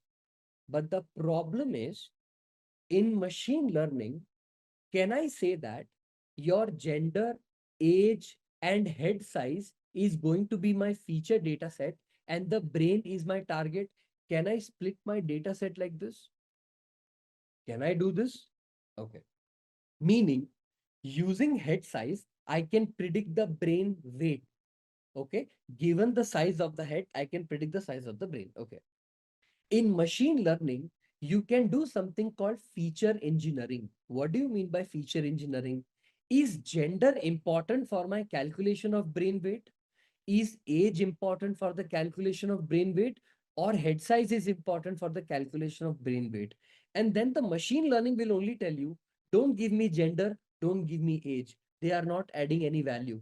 Just give me head size. And when I did that and when I ran that, it says only head size has more correlation with the prediction of brain weight versus gender. Now, why am I not showing you feature engineering?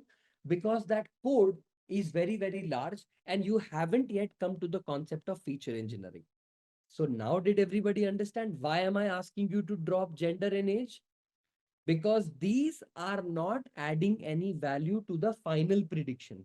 Hence, we are going to be dropping these columns. But I will be teaching you how to do this calculation all by yourself.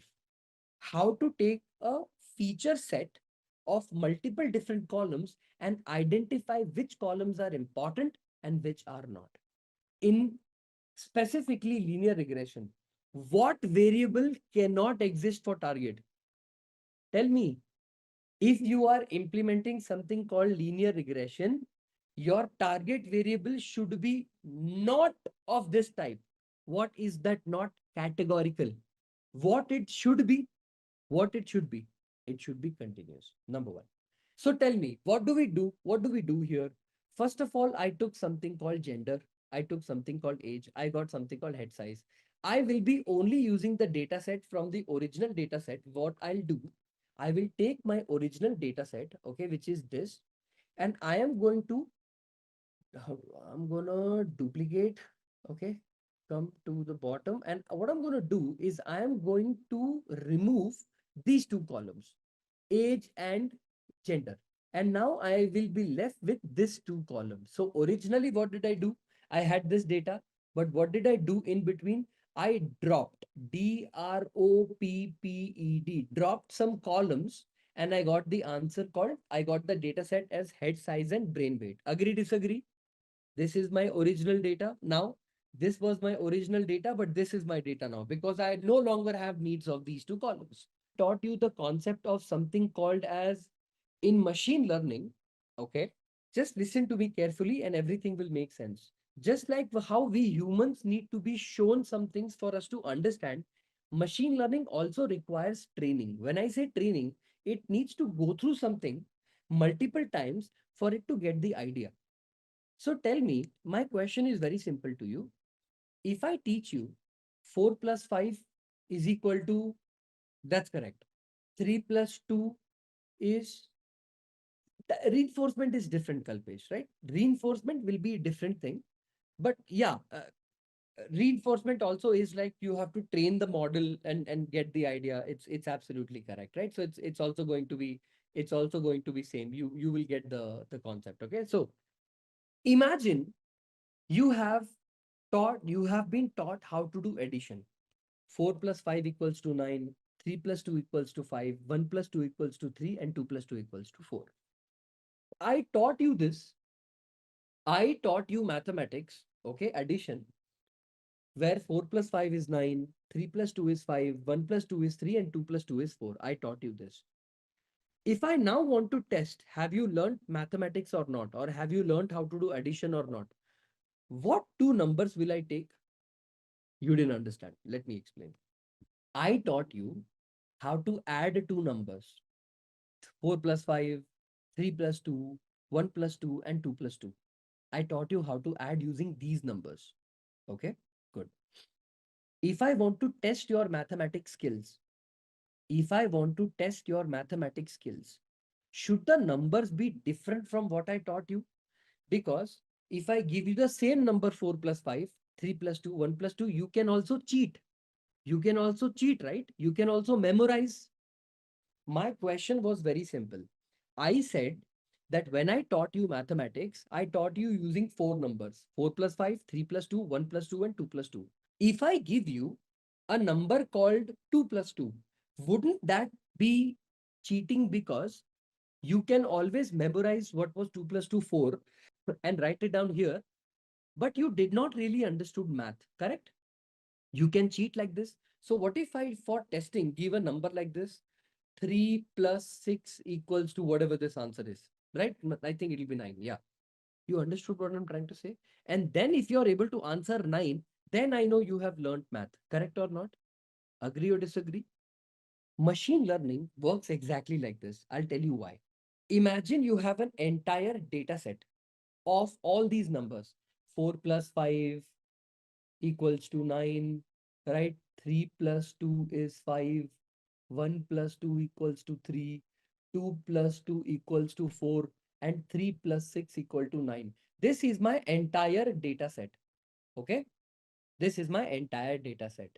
To train my machine learning how to do addition, what will I do? I will divide my data set like this. All this from the top will be used for training my machine learning model, but I will keep this number separate. Why will I keep this number separate? Because I want to test my model also. Hey, model, did you learn mathematics? The model will say, yes, sir, I learned mathematics. Okay, let me give you a question. But the question I'm going to give you, you have never seen it in the training. This question is unique, one of a kind. You have not seen it. But because you say you have learned everything from the training, you should be able to solve the problem. Is this logical? Is this a logical approach to test whether something who says that I have learned, to test whether this person has already learned or not, actually learned or not? If I want to test your mathematics skills, if I want to test your mathematics skills, should the numbers be different from what I taught you? Because if I give you the same number 4 plus 5, 3 plus 2, 1 plus 2, you can also cheat. You can also cheat, right? You can also memorize. My question was very simple. I said that when I taught you mathematics, I taught you using 4 numbers, 4 plus 5, 3 plus 2, 1 plus 2, and 2 plus 2. If I give you a number called 2 plus 2, wouldn't that be cheating? Because you can always memorize what was 2 plus 2, 4, and write it down here, but you did not really understood math, correct? You can cheat like this. So what if I, for testing, give a number like this, 3 plus 6 equals to whatever this answer is, right? I think it'll be 9. Yeah. You understood what I'm trying to say? And then if you're able to answer 9, then I know you have learned math, correct or not? Agree or disagree? Machine learning works exactly like this. I'll tell you why. Imagine you have an entire data set of all these numbers. 4 plus 5 equals to 9, right? 3 plus 2 is 5. 1 plus 2 equals to 3. 2 plus 2 equals to 4. And 3 plus 6 equal to 9. This is my entire data set. Okay? This is my entire data set. To train my machine learning how to do addition, what will I do? I will divide my data set like this. All this from the top will be used for training my machine learning model, but I will keep this number separate. Why will I keep this number separate? Because I want to test my model also. Hey, model, did you learn mathematics? The model will say, yes, sir, I learned mathematics. Okay, let me give you a question. But the question I'm going to give you, you have never seen it in the training. This question is unique, one of a kind. You have not seen it. But because you say you have learned everything from the training, you should be able to solve the problem. Is this logical? Is this a logical approach to test whether something who says that I have learned, to test whether this person has already learned or not, actually learned or not? Okay. Do we need to clean data by removing any duplicates? We don't want to do that yet. The point I'm saying is, you will take your entire data set and divide the data set into 2 different portions. One data set is going to be called as training data set, and the other data set is called as the testing data set. Is this concept clear to everybody? Now listen to me. From the original data set of 100% data set, can you control how much percentage I want to use for training and how many percentage I want to use for testing? I can control that ratio also, meaning from 100% of the data set, can I use 80% of the data for training and 20% for testing? Should you have this control? Yes or no? Very good. Very good. Now listen to me carefully. Everything will make sense. This is my original data set, correct? Head size, brain weight, and all of that stuff. Yes or no? You should always do how many cuts in a data set? How many cuts will you do in the data set? 2 cuts. The first cut will separate the feature from the target. So can I say that head size is the feature X and brain weights is the feature or target Y, sorry, feature X and target Y. Can I say this? So the first cut I'm going to do is where the first cut I'm going to do is on my original data set, which is this data set. So how do we cut it? Duplicate it. Give me 1 second, my people. You know, I am not very fast. Give me 1 second. So what I'm going to do is I'm going to make a cut. How do I make a cut? Actually, let's copy and let's make a copy of it somewhere here safer later on. Okay. So what will I do here? I will make a cut here. Basically, this is going to be my feature. I'm going to say, okay, my feature set is separate. And now I am taking another cut, which is going to be called as crop, which is going to be my target variable separately. So what did I do? I separated my feature and I separated my target. I did this. I separated them together. The entire feature set has the name of the variable as x equal to. So this is x equal to this, and this is y equal to this. Agree, disagree? This is called as the first cut, separating the feature from target. The second cut you need to do is in the x and in the y. You know why? Because between this data, you need to decide how much percent you want to take for training and how many percentage you want to take for testing. So can I do this? Listen to me. Okay, so let me explain. First of all, the data set that we have loaded has what? How many data do we have in it? 234. Okay, this is only 5 for example. It has about 200 data set. So tell me, the first cut I made was this cut, separating the x and the y. And the second cut I made was separating this. You know why did I do the separate cut? Because this entire data set is going to be used for training, and this entire data set will be used for testing. Did you understand what I did? I first separated the x and y, and then I separated the x separately and y separately, and I called them training and testing. Okay. For example, I have taken about 80% for training and 20% for testing. Agree, disagree? My people, this variable here, this variable, does it belong to x or does it belong to y? Does this belong to x or does this belong to y?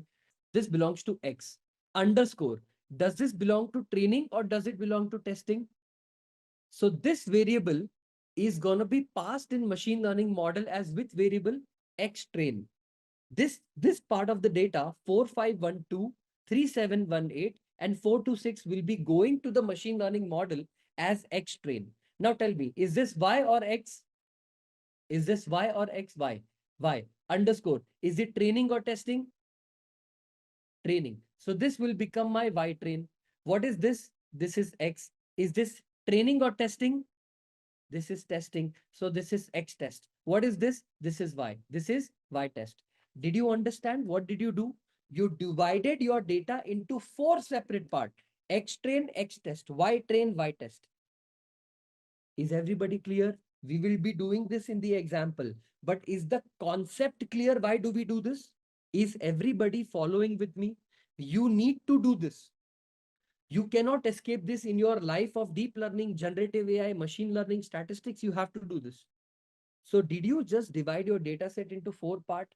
Training, X training value is different, Y training value is different. X test value is different, Y test value is different. Agree? Once you divide all this data like this, how do you know your model has performed good or not? So I am asking you a simple question. This part of the data will be used for training. Agree, disagree? This training part of the data, both X and Y will be used for the training. Agree, disagree? The one that I have highlighted, both X and Y will be used for training.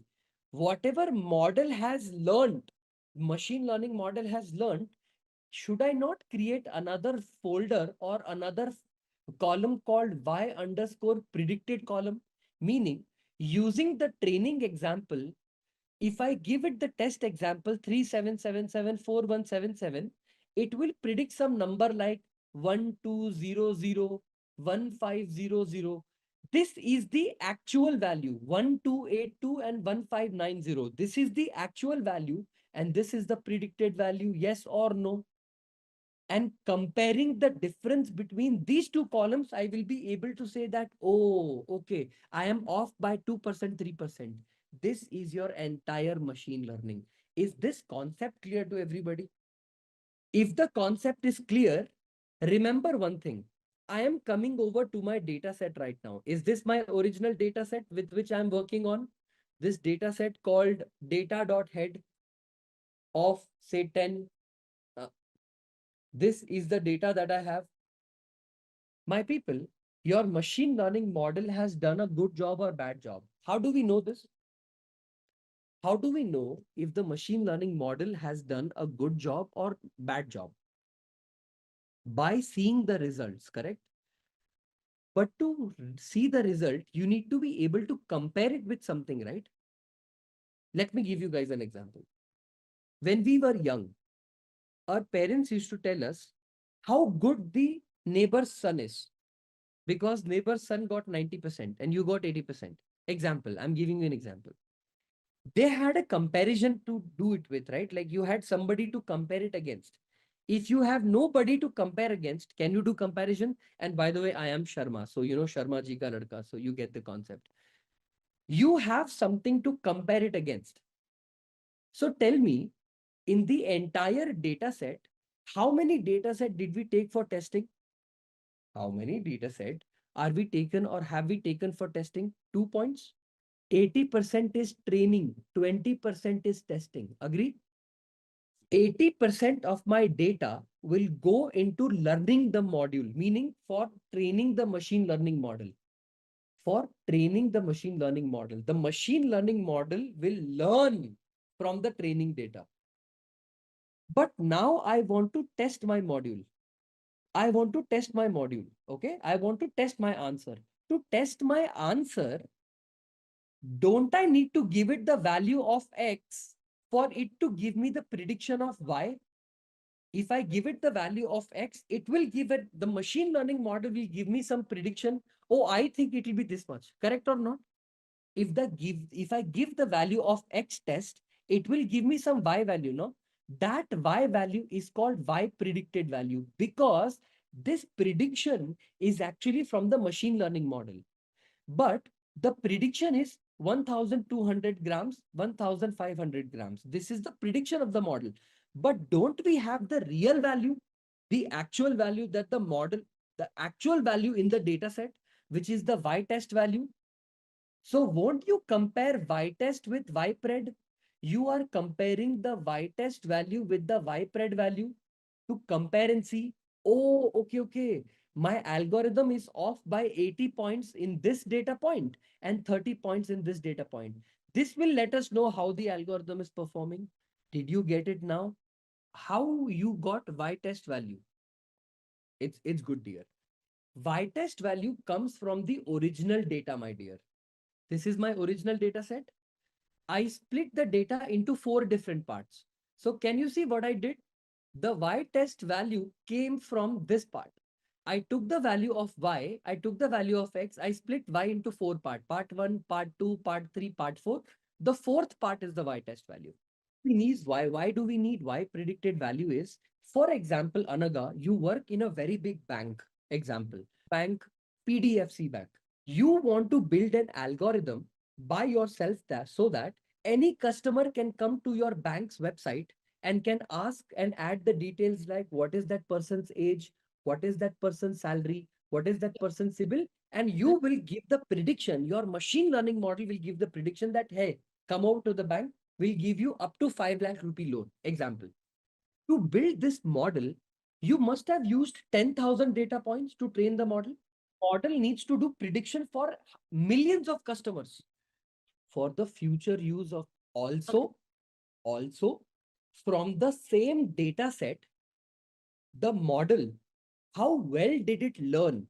How good of a job did it perform? To test that also you need to hide some questions from the model. That data set is called testing data. Because we already know in real life, in actual life, for somebody whose brain size or head size is 3,700 centimeter square, the actual answer that we got using the using the calculation, actual answer was 1,282. But because our model has made prediction, our model will make prediction, the model's prediction is this and the actual answer is this. So can we also not compare and see how good our model has performed on the data set itself? My question is, we don't have actual y-test data in real time. We always have y-test value. I think you guys are slightly off by some points. Let me explain. Let me get the clarity. When you're training your machine learning model on 10,000 data points, you can only test on those data, correct? Okay, let me explain. Suppose you have 10,000 data set. Your data size is 10,000. How much is it? Ignore everything. I want you to answer my question. I have 10,000 data points, Baba. कितने data points है मेरे पास? 10,000. What is 80% of 10,000? What is 80% of 10,000? Is it 8,000? And what is 20% of 10,000? 2,000? Now tell me, is my model good or bad? I can only test on the 2,000 data points and validate, correct? Yes or no? If I make future predictions, my future predictions, I don't care if I have the y-test value for that or not. No, I am testing for the given 10,000 data point. How did it perform on the two? That's it. My accuracy, my model's performance will be judged only on the 2,000. On the 2,000, if it did a good job, I will use it for feature prediction because I know it's going to perform well. Did you understand why do we take test data? Test data is only to test. If it performs good in test, the point is it will perform good everywhere else also. You got it? Everybody? If the model performed good on the 2000 testing data, meaning while I tested from the 2000, it answered 93% correct. So isn't the chances if I use it for future 93% it will do good? That's the point. So is it the test data the basis of YPRED? Yes, of course. If you give it the X test value, it will perform Y test. That's it. If prediction is not accurate, do we not give it more data to train? Yes, if that's exactly the point. If the testing is not good, we try to feed more data or we change the algorithm. You got it? If the answer that you want is not arriving well, then you either change the algorithm or add more data. Are we clear now? This graph is clear to everybody. Have any confusions? You please let me know now. Is it clear? Okay, now listen to me carefully. This is my data.head. How we arrived at YPRED. Yeah, I'll show you how YPRED is calculated. I will show you how YPRED is actually calculated. I'll show you how YPRED is calculated. Is that cool? In the practical part, so that your knowledge will be clear. Is this my data that I want to run machine learning on? Okay. I want to take a variable called x equals to data of which variable do I want my x to be in? I want the head size to be my x variable. Agree, disagree? I have already taught you this. I want my x to be the head. I want my y variable to be what? Or let me take it one point at a time. Values, okay? Dot values. If I run this and if I print x, have I taken x separately? All the values 4512, 3738, 3261, whatever all the values of x is now separate. Now it is in the format of an array, a single array. It has become an array. Agree? Okay. What do I do next? I take another variable called y. Okay. I take another variable called y. Which portion of the y do I need to pass? Do I need to pass data of something called as, what do I specifically pass inside the y? I pass brain weights. I copy this and I paste it here. Dot values. So what kind of answer did I get? I got all the values of y as an array. Agree or disagree? So have I separated the x and the y now? Have I separated all the values of x and y now? I did. Now, to implement linear regression, I need to import some libraries. These libraries are already given to us from sklearn dot linear model. Using sklearn dot linear model API, I'm importing something called linear regression. Did I import linear regression also? This function will help me run linear regression. I don't care how it is written. I just need to call it. Agree, disagree? Yes or no?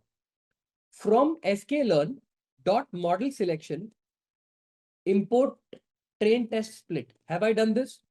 From sklearn dot model selection, I'm importing something called train test split. From sklearn dot metrics, import mean square error. Okay. Import mean squared error. And I'm also going to import R square error, right? R2 score. So tell me, what did I do? Did I import the libraries? I'm not even using them. I have just called them. I have just called them. I am making them sit on the chair. I have not asked them to do anything. Agree, disagree? So far, I have only called them. I have not done anything with them. Okay. Because I have taken the X value separately and I have taken the Y value separately, the X value currently is in what dimension? Is it in one-dimensional data or two-dimensional data? One. That for sklearn, your data should be what dimensional data? 2. So can I say X equals to X dot reshape? Inside the reshape, if I pass this comma this, and if I print X again, did it become 2D? If I print X dot ndim, the answer is 2. The number of dimensions have become 2. From one dimension, I converted that into 2 dimension. Remember, you don't need to do this with Y, only X, because X is the data that is being crunched by the model. Y is only for comparison. Only X needs to go through this process. Are we clear? Yes or no? Until here, is everybody clear? Oh, you don't know how reshape works? Okay. Have you ever done something called reshaping in NumPy? Have you ever performed something called reshape in NumPy? Okay. Okay. Sure. Sure. Okay. Okay. Listen. Array is equal to, listen to me. Listen to me carefully. Array is equal to np.array and pass any number inside it. 1, 2, 3, 4, 5, 6, 7, 8, 9, whatever it is. 1, 2, 3, 4, 5, 6. There is a name of a method called array.reshape. So if you change that like okay. Did you understand this is how you declare an array in NumPy? This is how a NumPy is declared. Array is equal to np.array 1, 2, 3, 4, 5. This is an array. Okay. What is the dimension of the array? Is it a 1D array or a 2D array? Is it a 1D array or a 2D array? Okay. The shape of the array is 1D. Agree? If I want to reshape this, reshape bit array is equal to reshape RESHAPED underscore array is equal to r reshape. Whatever you want to reshape it on, if I pass like this 2, 3, and if I just print reshaped array, okay, and run this, did I just convert my original array into a different array format? Did I do this? Did I just reshape the array into a different format? Okay, let me show you one more example. Array.reshape of, if you add the number -1, 2, what happened in the original shape of the array to this? What does -1 do? What does -1 do? Let me explain that clearly for you. What is the concept of -1? Why do you use -1? No. Listen. In NumPy, if you are not sure about the shape of the array, meaning if you don't know whether the conversion of the shape will happen properly, meaning you don't know if the conversion of the columns or the rows will happen properly. So first of all, when you say 2, 2 is what? 2 is the row order. Agree? 2 is the row order and 3 is the column order. Is this clear to everybody? 2 is the row order, 3 is the column order. If you're not sure about the row order, or the column order. You don't know. You just want to make sure that the row should be 3. Because tell me one thing, depending on 1, 2, 3, 4, 5, 6, if I take one more number called 7, can this happen? Will the answer pop up 7? No. But because you don't know how many numbers exist, even number or odd number, I don't know. But if I do it like this, what happened? Array.reshape cannot reshape array of size 7 into shape 2 because you have given the column order 2. Yes or no? Agree? If I cross and put -1 and -1 here, it will still not be able to do. But what if I do 7, 8, right? And if I come over and do it like this, okay, let's change this to maybe 3, right? Give me 1 second. 1, 2, and 3. What happened here? -1, 3 cannot reshape an array in the size of 8. 8 values, can it have some number of row which we don't know, but 3 columns? If I change this to maybe 2, 1, 2, 3, 4, 1, 2, 3, 4. But automatically, did I tell it how many rows it wants or how many rows it should have? But did it do it automatically? At the same time, did it convert the dimension from 1D to 2D?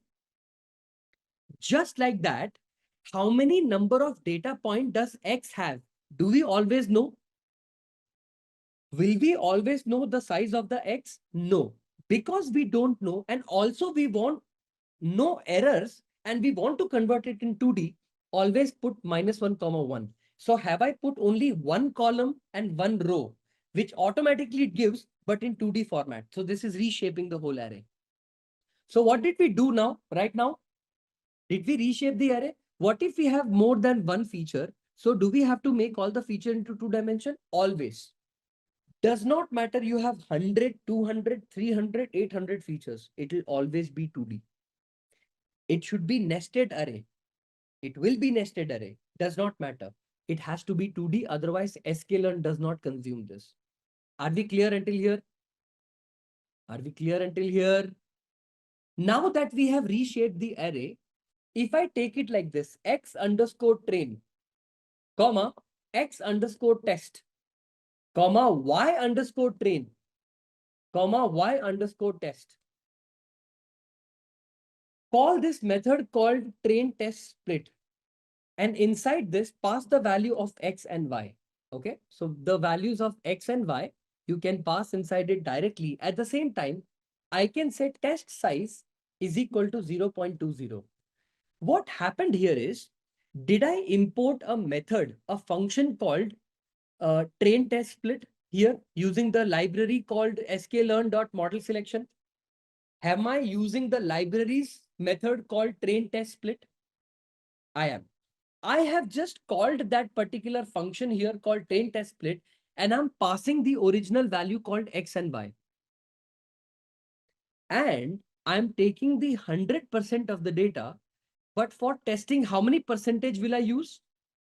20%. If I make this 0.30, how much percent will this be?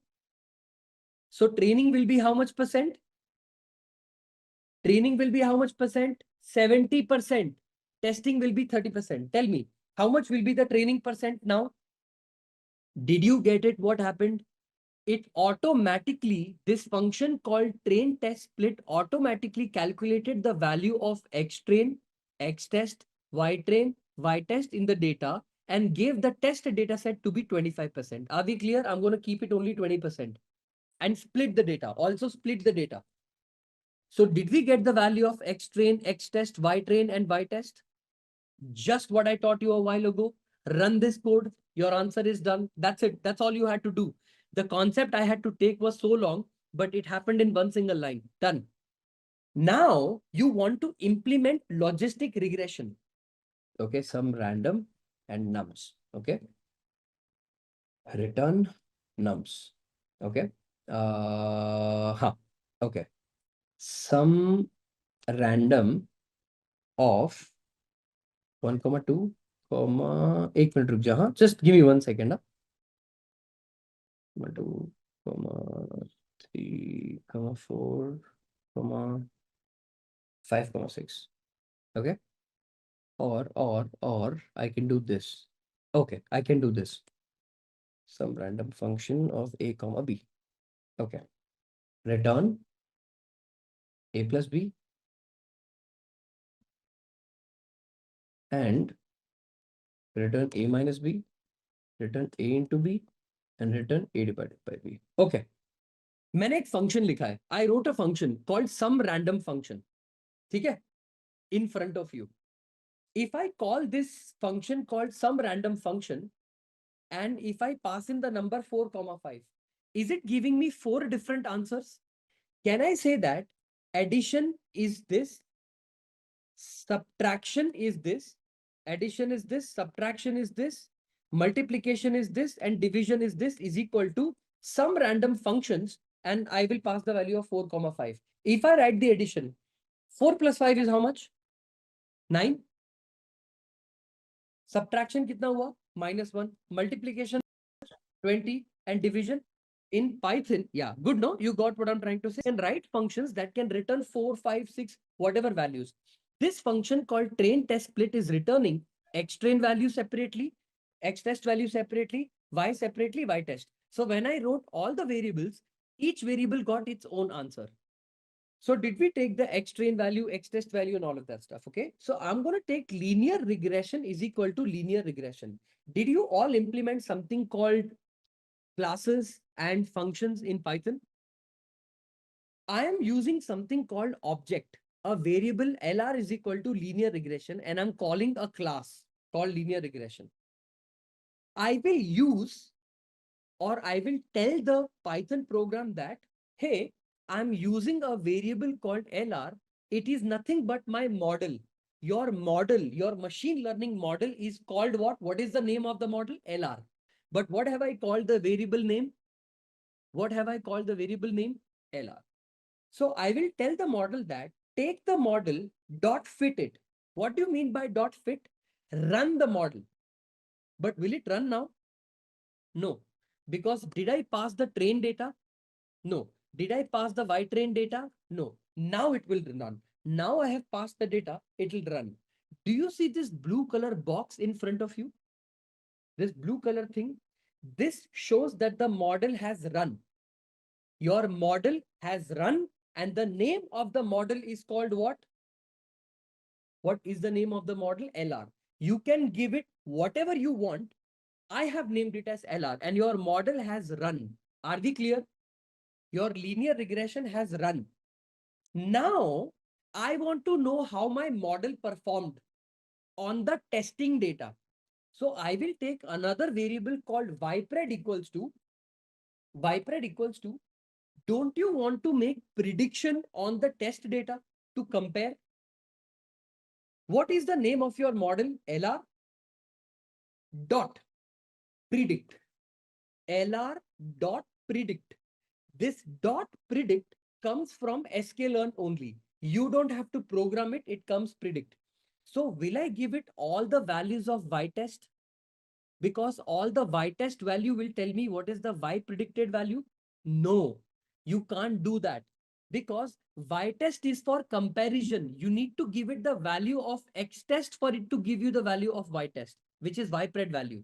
So I need to, rather than x test value, I need to give it the value of x test. Now I have all the values of y predicted calculated for me. See, the values of y predicted values that the model has calculated for the test data is now created. So basically, I have created one more column called ypred in front of you. It's right there. Agree, disagree?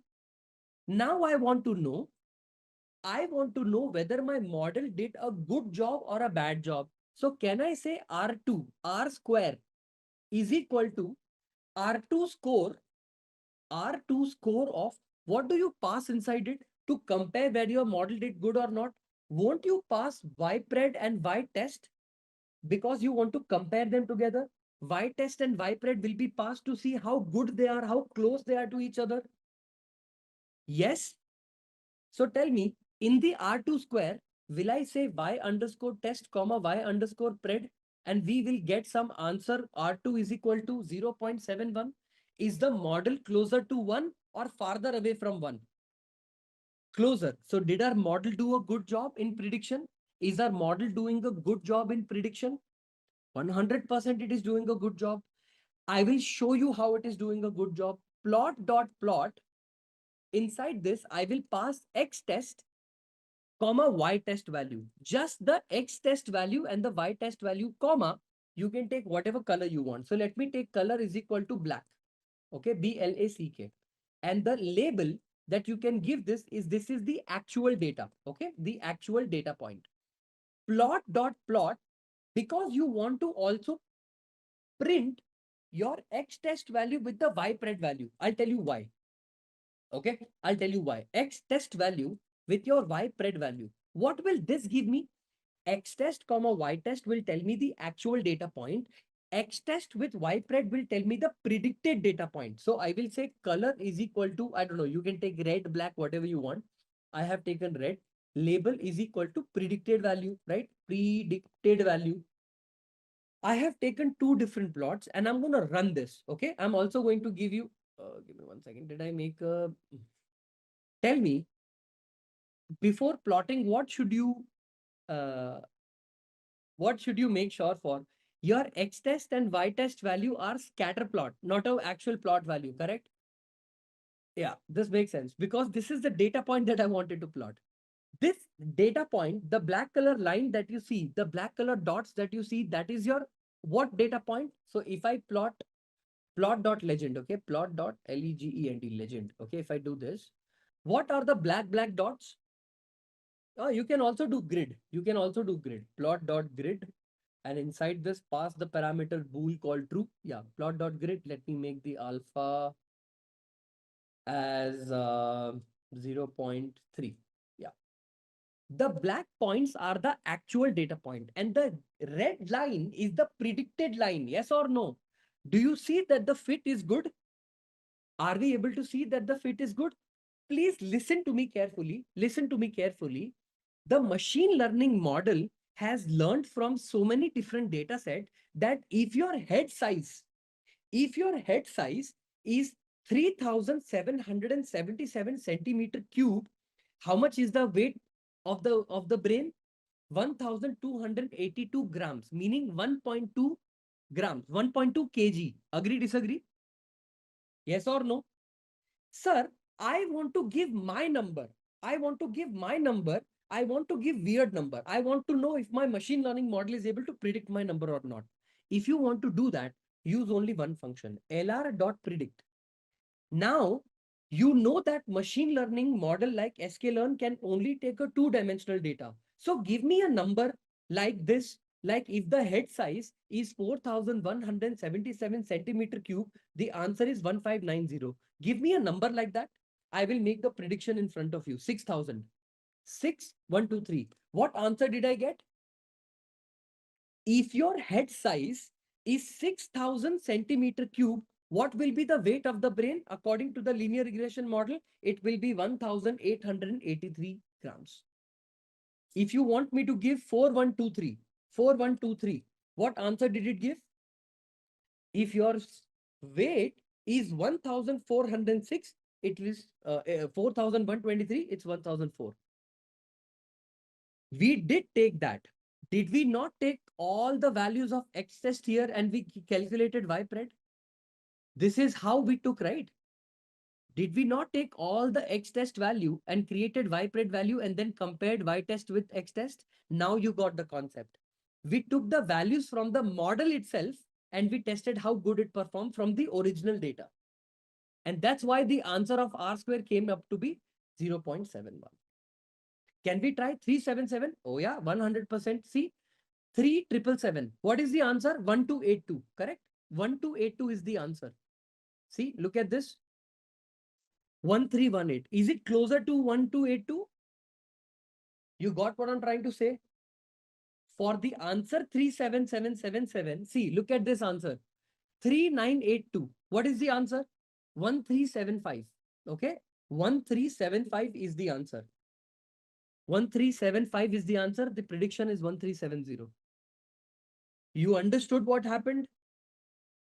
The R square that I made you do was from scratch. The R square that I did teach you was from scratch. Will you be implementing things from scratch in life? No, you will be using the function that is being called here. Can you see I have called a function called r square? You don't need mean square error now. R square. Do you see I have used this R square? That's it. That's all you need to implement. This is the machine learning code to predict whether somebody's weight will be given or not. How many lines of code minimum did we use here? Not even 10, 15, maybe 12. This is the power of Python. This is the power of abstraction. You don't need to worry about anything. Everything else is taken care by itself, and you're able to use the library and build your machine learning model. Some of you were asking me question, but sir, how will we predict? How will we predict? Did you see?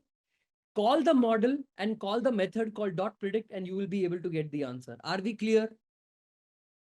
Did we get the concept? Is it clear until here, everybody? How did we learn the machine learning code and how did it implement and how did we write it? Okay, okay, good, good, good. My question to you is very simple. If we take one value from X train and it should predict exact Y train because we feed the value. What I taught you doing the concept of machine learning using actual prediction code was from scratch for your idea. But this is how you actually implement. Can you explain about lr.predict? Okay. Y is equal to mx plus c is the equation of the line. Agree? Some value of m must be calculated like 0.8. Some value of c must be calculated for 9. So won't the lr.predict do nothing but the actual value of y will be 0.9, 0.8 into what is the size of the head did we take? 3982. So it will take 3982 plus some value of C, 9 will be taken. That's why the answer came up to be 1370. Did you understand? lr.predict is doing nothing complicated. What it is doing, it has created some equation called y is equal to mx plus c. It knows the value of m, it knows the value of c. The minute you take 3982, it is able to calculate the answer 1370. This is what this function is doing. This is what that prediction is doing. Same code can be used for Swiggy. This code is reusable wherever you want to use it. Is it also fitting best possible line? Yes, Ravish. The model fits the line to the best of its abilities and then it gives the answer. Are we clear? It will automatically do all of that for you. Linear regression code runs that and gives you the most optimal answer. Don't you see the line passing through exactly in the middle, meaning the most optimal way fits? It's not even off by certain points. So it does. Because you had question in reshape, my dear, if you want to convert a data or any dimensional data into two-dimensional data, one-dimensional data into two-dimensional data, dot reshape. When you want to reshape your answers into something, you have to first pass the row and then you have to pass the column. Are you clear? The two will represent that create an array of size 2 and the answer 3. May you share the data set? Answer the row value and the column value and it will reshape the answer. The concept of -1 is you don't care about how many rows it will form, but you for sure want only 2 columns. And I want NumPy to take care of how many ever rows it will give me, you give me. But I want only 2 columns. If that happens and you don't care about how many rows will form, just put -1 there. Can you guys do some research and on the same data set print the value for adjusted R square? The answer will be same, by the way, because one feature, one target. But still, will you give it a shot? Will you guys give some try? Okay, let me tell you something. Do you think 2 hours of machine learning with me is more than enough for you to learn machine learning? I don't think so. This is possible forever. Don't you think you want to do your own research sometimes? Maybe validate whatever I teach. Hey, is Rudra teaching correctly or not? I want to check. He taught me linear regression. Let me learn linear regression from somewhere else also. Oh, no, no, no. Rudra is correct. Should you not do this? Should you not validate? You should not have faith in me. Make sense? You should always get it validated. So don't you think whatever code I taught you, you will implement it on your own. Also print extra value like R square, adjusted R square and see if you're getting the answer. Do your research. If you guys are incapable, I'm not going to say incapable, but if you have a problem, let me know. Can we look into examples where multiple features are invoked? Sure, Reena, if you want to do that, I can also do this. Since it's almost 9, I will take care of that example also. But it's not going to be very challenging, Reena. You will understand once. I mean, not multiple, like I can take hundreds of columns. It's not going to be a very complicated thing. Why don't you give it a shot, Reena? And let me know if you face any trouble. If you want to implement machine learning algorithms, right? I have a folder created for guys like you. If you go to my GitHub page, right, you will find a repository called ML codes, right? In this ML codes, you will, under the ML folder, you will find something called linear regression. See here, how do I teach you? Yeah. Can you see multivariate linear regression? Can you see? I'll show you the example. See, do you have area of the house, bedroom of the house, age of the house, and price of the house? Is it multivariate, meaning multiple features? If you go to my code, look at what I did. Listen to me. Just have a look at this data. Is this the bedroom? Yeah. Do we have this equation? Listen to me carefully. Do I load the data? df is equal to df.read CSV? Yes or no? df.read CSV. I'm going to zoom it. Yes. Okay. Do I have something called linear regression is equal to regression.fit? Can you see? Regression model dot fit, but I am dropping price as the part, meaning I am taking area, bedroom, and age in my regression model, but my y variable will be what? What will be my y variable? My target y. That's it. You just have to do regression is equal to linear model. X will be equal to area, bedroom, and age, and price will be separate.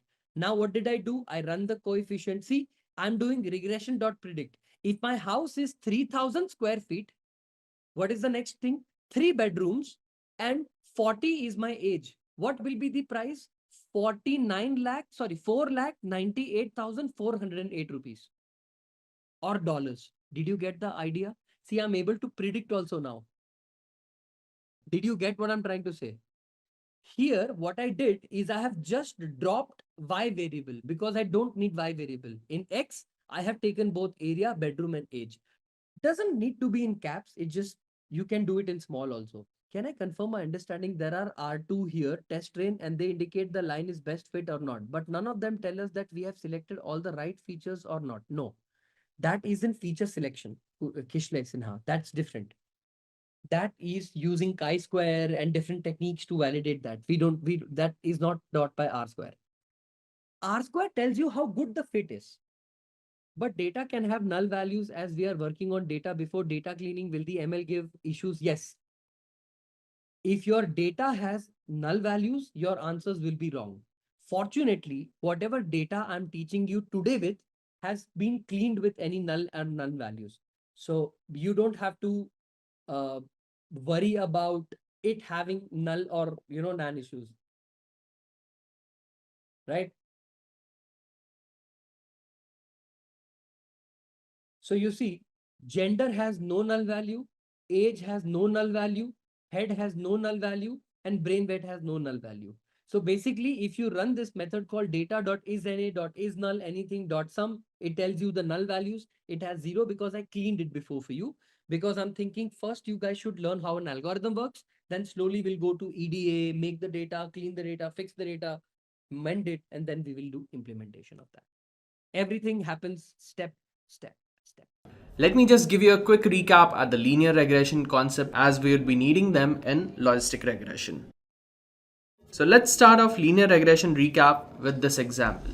So this is Lauren. She's looking for a property to buy, but she's confused how to start. So she goes to one of her friend, Josh, and asks him if he could help her to find a property with bigger garden area for X bucks. Our guy Josh on the right agrees to help her to find a property, but he himself doesn't know how. So what he do, he goes to another friend of him, explains him the whole situation and asks him if he can do anything about it. He immediately says yes and start doing some calculations. Then he says to Josh that spending X bucks can get her a property of area Y. Now Josh is confused and asks him how did he find out. The friend goes like, simple linear regression. Now let's see how exactly he used simple linear regression to solve his issue. So here are our dependent variable and independent variable. Property size being the dependent variable and money being the independent variable. What this guy want to do? He want to find out a relation between the property size and money. So it's like if you want a house of bigger area or bigger property size, then you have to spend more money. So both of them are directly proportional, right? So in this case, we'll get a positive linear regression line, right? That is, spending more money will get her a bigger property. Okay. In other case, but again, our next scenario is she wants a bigger garden area, right? So imagine the scenario keeping the property area constant. The house area is inversely proportional to the garden area. It's like if you want to increase the garden area, so you have to reduce the house area. So take it like this. Suppose you have already fixed the property and you want to construct a house with a garden in it. But now your demand is you want to have a bigger garden area. So if the size of the property is fixed and if you increase the size of the garden, then obviously you have to reduce the size of your house, right? So in this case, if you try to plot a regression line, you'd get a negative regression line, right? Bigger garden area means smaller house, right? Now let's take an example to see how exactly did he predict the value of the house. So in order to find the regression line, what he did, he took the historical data of property area sold in the particular price, okay, and he plotted it on the graph. So this was the plotted point of property area sold in past for a particular price, okay. Now what he did, he drew a regression line. Now to find out what property area she can buy with X bucks, he plots X on the independent variable scale and project it to the regression line. And then against that point, there he has the area Y. This is the area Y. So this is how he predicted Lauren can buy Y area of property in X bucks. Alright. Now let's see what he can and what he cannot say from this. So he can say that if Lauren spends X amount of money, she can buy a property area of Y. But what he cannot say is, will the property would have a good neighborhood or not? Or will the location be noiseless suburb or a bustling city? Right, so these are the questions which even he cannot answer using this graph. So the questions like, will the property will have a good neighborhood? Or will it rain tomorrow or not? Or is this mail a spam or not? All these kind of problems fall under a particular category known as classification problems in machine learning. Now with linear regression algorithm, we could not answer these problems. So that is where logistic regression comes into picture. Now let us see where this logistic regression algorithm that we just talked about lies in the machine learning algorithm tree. So in machine learning, we use two traditional learning techniques to build a predictive model: supervised learning and unsupervised learning. Again, look at the supervised learning. There are two categories, regression and classification, right? In regression, we have linear regression, and in classification, we have logistic regression and SVM. So our today's topic of discussion is logistic regression, which comes under the category of classification.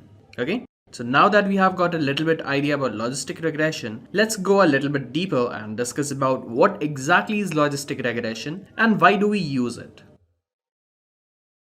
So what is logistic regression? Well, logistic regression is a statistical classification model that deals with categorical dependent variable. Again, you must be wondering, what are these categorical dependent variable? Well, these are some of the discrete variable that have two or more categories without having any kind of natural order. For example, temperature, area, or gender. Okay. So you can say that logistic regression is generally used where the dependent variable is binary, or where the dependent variable is binary. That is, only two outcomes are possible, either yes, no, true, false, 1, 0, etc. Right. And also remember a fact that you can use both continuous and discrete input data with logistic regression. So before moving ahead, let's look at the graph. See, there are two variables. One is independent and other is dependent. Can you figure out which one is dependent and which one is independent? So before moving ahead, let's take a look at this graph. So over here we have two different variables. are studying and probability of passing exam. Can you figure out which one of them is dependent and which one of them is independent? So if you have guessed that hours of studying is your independent variable and probability of passing the exam is dependent variable, then I'd say that you are 100% correct. So now that you know what exactly is logistic regression, let's move ahead and see why do we use logistic regression. Well, logistic regression can be used as a tool for applied statistics and discrete data analysis. Why? Because it gets the output in the form of probabilities, which help us to easily classify the given data. Okay, so this is why we are using logistic regression. So now that we have successfully established the basic of logistic regression by understanding what and why of it, let's go ahead and see how logistic regression can be applied for classifying data with the help of an example.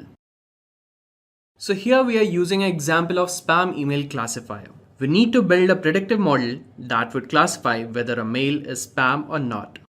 So let's look at the approach that we are going to take while building this model. First, we'll try to understand the variable that on the basis of which we are classifying the mail. Next, we'll plot the label data. Once we are done with plotting the label data, we'll draw the regression curve. And finally, we'll try to find out the best fitted curve using maximum likelihood estimator. Alright? So let's get started. So step 1 is defining the variable. So let's start off by understanding what is independent variable in our case.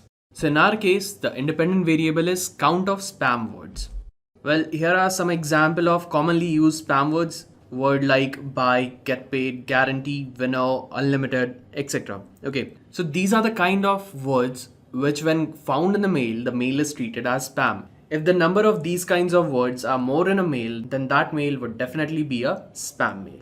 Okay, just for a better representation, let me put them in a bag of spam words. Let's put the bag. So there's a bag of spam words. Let's put all the words in them one by one. Buy, get paid, guarantee, winner, and unlimited. Okay. Now, what about our dependent variable? Well, our dependent variable is going to be the probability of mail being a spam. If the probability is 1, that means the mail is spam. If it's 0, it means it's not a spam mail. Well, in general, the mail with less number of words from the list of spam words will be treated as a spam mail. With 5 or more spam words in a mail would be treated as a spam mail. But there can be cases where you might find mails with less spam words being spam. Also, you might find cases where mails with more number of spam words is not a spam mail. So here our aim is to build a predictive model to classify the mail with minimum error. Okay. Let's see what is our next step. So our next step is plotting the label data. Let's say this is our set of data that we'll be using to build the model. This is a very small data set, but just remember that whenever you are using logistic regression, make sure that you are using a large amount of data. Logistic regression works pretty well with large amount of data. It doesn't work that good with small amount of data. Okay. Here, just for the purpose of understanding, we are using small data set. Alright. So we have two variables. Number of spam words and the probability of mail being spam against each mail. Okay. Next, as a step 3, we'll draw the regression line. So next what we'll do, we'll plot our data set on x-axis and y-axis with independent variable on the x-axis and dependent variable on the y-axis. So number of spam words in a mail is an independent variable, right? And the probability of that particular mail being a spam or not a spam is a dependent variable. It depends on the number of spam words in a mail, right? So let's plot these words one by one. So first we have is one word and the probability of this mail being a spam is 0. So it will be plotted up here. So next we have is 5 spam words in a mail and the probability of that mail being a spam is 1. So it will be plotted somewhere here. Next is 3 spam word is a spam mail. So it will be plotted again here. 2 words, it's not a spam mail. So I'll be plotting up here. 7 words, again a spam mail up here. 4 words, not a spam mail here. 9 words, it's a spam. 8 spam words, again, it's not a spam. So once we are done with the plotting, this is how our plotted data would look like. Now let's say that we have a new mail and now we want to figure out whether it's a spam or not. So before moving ahead, let me just tell you, in real world scenario to perform logistic regression, you need a large amount of data set. And also you might find many cases where a spam mail might contain only 2 words, where a spam mail might contain only 2 spam words. Or also it might be possible that you get a mail where you are having more than 5 spam words, and even in that case your mail is not a spam. Okay, so here we are building a predictive model with primary aim to reduce the error. Okay, now let's say we have a new mail up here. Now we need to figure out whether this mail is spam or not. But how do we do that? Well, first of all, we need to plot a regression curve which would fit the best, and that curve would be our logistic regression curve. But now the question comes, how to find out which is the best regression curve? Okay, well, this will contain 3 steps. Well, the first step is to convert the y-axis from the scale of probability confined between 0 and 1 to a scale of log odds. Then drawing a random regression line out of the data that we already have. Then with the help of sigmoid function, we'll convert the log odds to the probability of mail being spam. We'll plot each mail on the base of their new probability values, and this will form our regression curve. Then finally from this plot we'll find out the log likelihood values of each mail. Now from this plot we'll find out the log likelihood values of each mail, the individual likelihood. At last we'll find the log of likelihood, that would be our log likelihood of the regression curve. Now the question comes, what are these terms such as log odds or log likelihood means? So before moving ahead, let's discuss that. So what does log of odds mean? Let us explore this with the help of an example. So before we proceed any further, let me just clarify you one thing. This probability and odd, these are not the same thing. Let me explain you this with an example. Suppose this guy, he goes to fishing 5 times a week. So out of 5 times, he catches a fish 2 times. And he failed to catch 3 times. Okay. So now in this case, what is the probability and odd for getting a fish for dinner? So let's first calculate probability. So probability is chances for divided by total chances. So chances for catching a fish. So what is the probability of catching a fish? That is how many times he caught a fish. That is 2 divided by total chance he had to catch the fish. So that was 5, right? So here probability of getting a fish for the dinner is 2 by 5. Okay. Next comes the odd. Chances for divided by chances against. That is the ratio of how many times he caught the fish divided by how many times he failed to catch a fish. Okay. So he caught the fish for 2 times and he failed in catching the fish for 3 times. So the odd for getting a fish for dinner is 2 by 3. Okay. So now that we know odds, now let's see what log of odds and log odd ratio are. Are they same? Let's find out. For your information, log odds is also called as logit function. Okay. So in our previous example where the fisherman was catching a fish, let's add another factor to his fishing. Let's add a factor as weather. So then we can recreate the entire scenario as he was successful 2 times on a rainy day.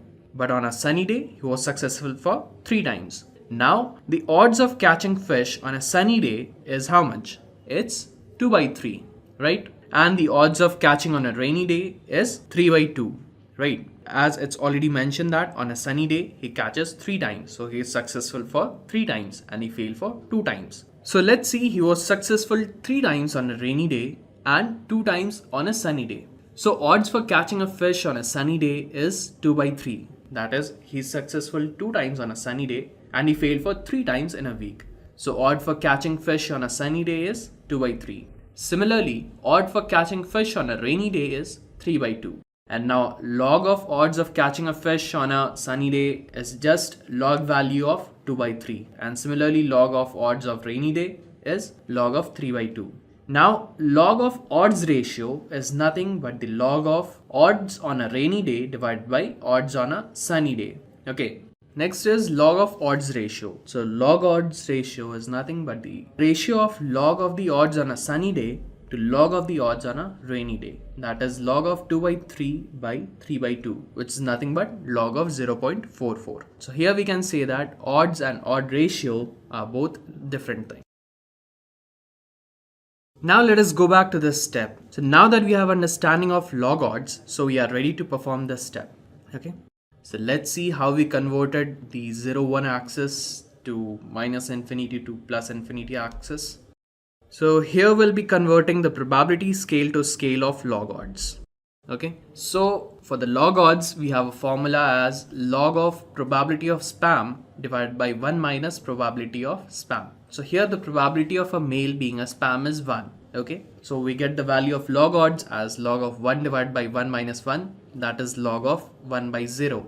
It's positive infinity. How we got that? So log of 1 by 0 is nothing but log of 1 minus log of 0. And log of 0 up here is minus infinity. So minus of minus infinity is what? Plus infinity. How log of 0 up here is minus infinity? Let's see. So in general logarithm, so we have log 0 with base b equals c. So if you convert it into exponential form, we get 0 equal b to the power c. Right. So if the value of b is less than 1, so the value of c has to be extremely small or closer to minus infinity for this equation to be true.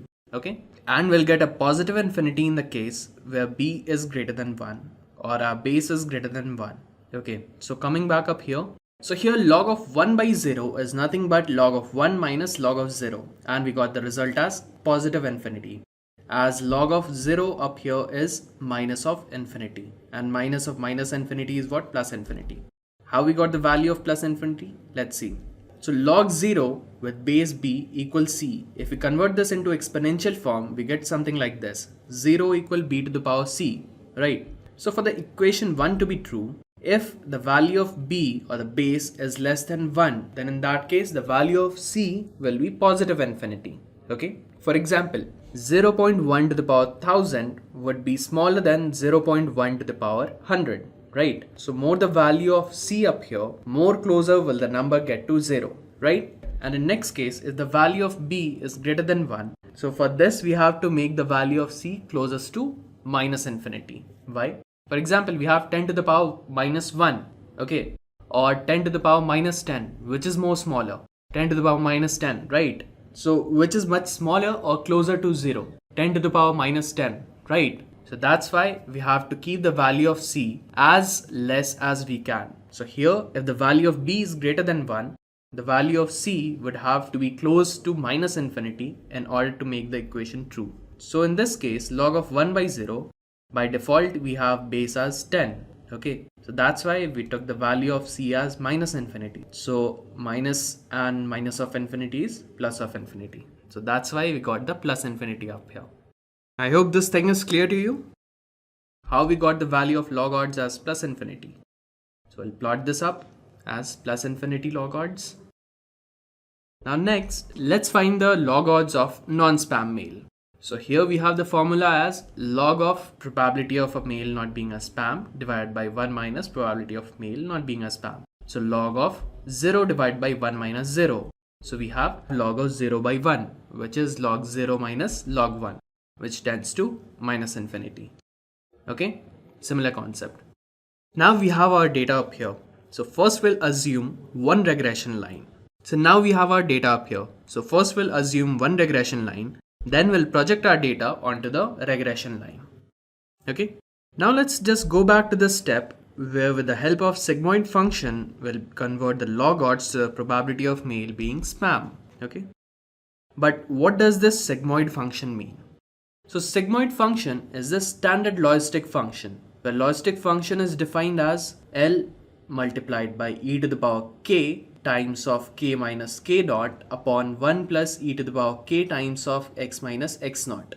So here L is the curve's maximum value, k is the steepness of the curve, x naught minus x is the value of sigmoid point. Okay, so here the sigmoid function e to the power x divided by 1 plus e to the power x, here k equal 1 and x naught equals 0 and L equal 1. So this mathematical sigmoid function forms S-shaped curve which is confined between 0 and 1. Let's try to understand how logistic function works with the help of an example. So let's say we have a set of unspecified data and on these data we need to apply a sigmoid function. So let's see what a sigmoid function can do by visualizing this graph.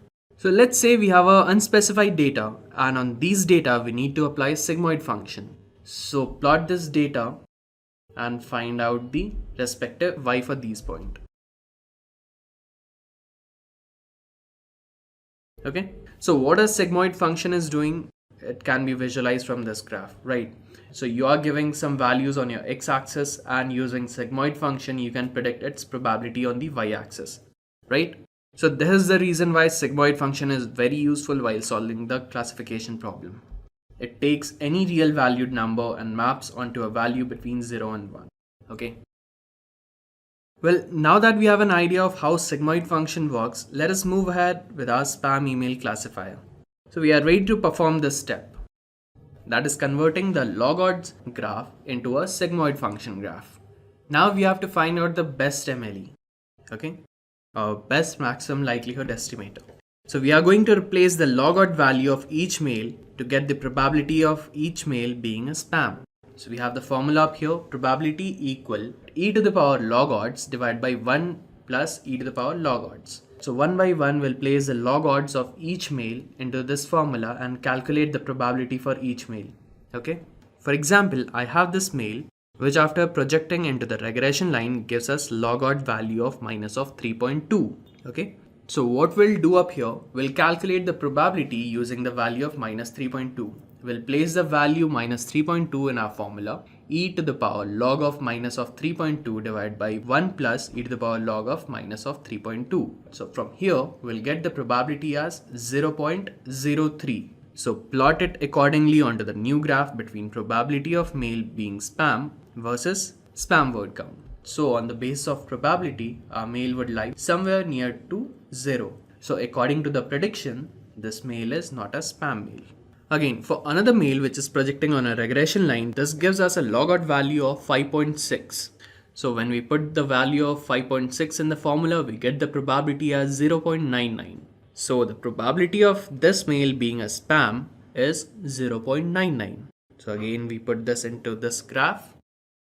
Similarly, 1 by 1 will calculate for each one of them. For this mail, after projecting onto the regression line, we get the log odds value as minus of 4.5. So minus of 4.5 when put into the formula, we get the probability as 0.01. So the prediction of this mail is not a spam mail, which is same as actual, right?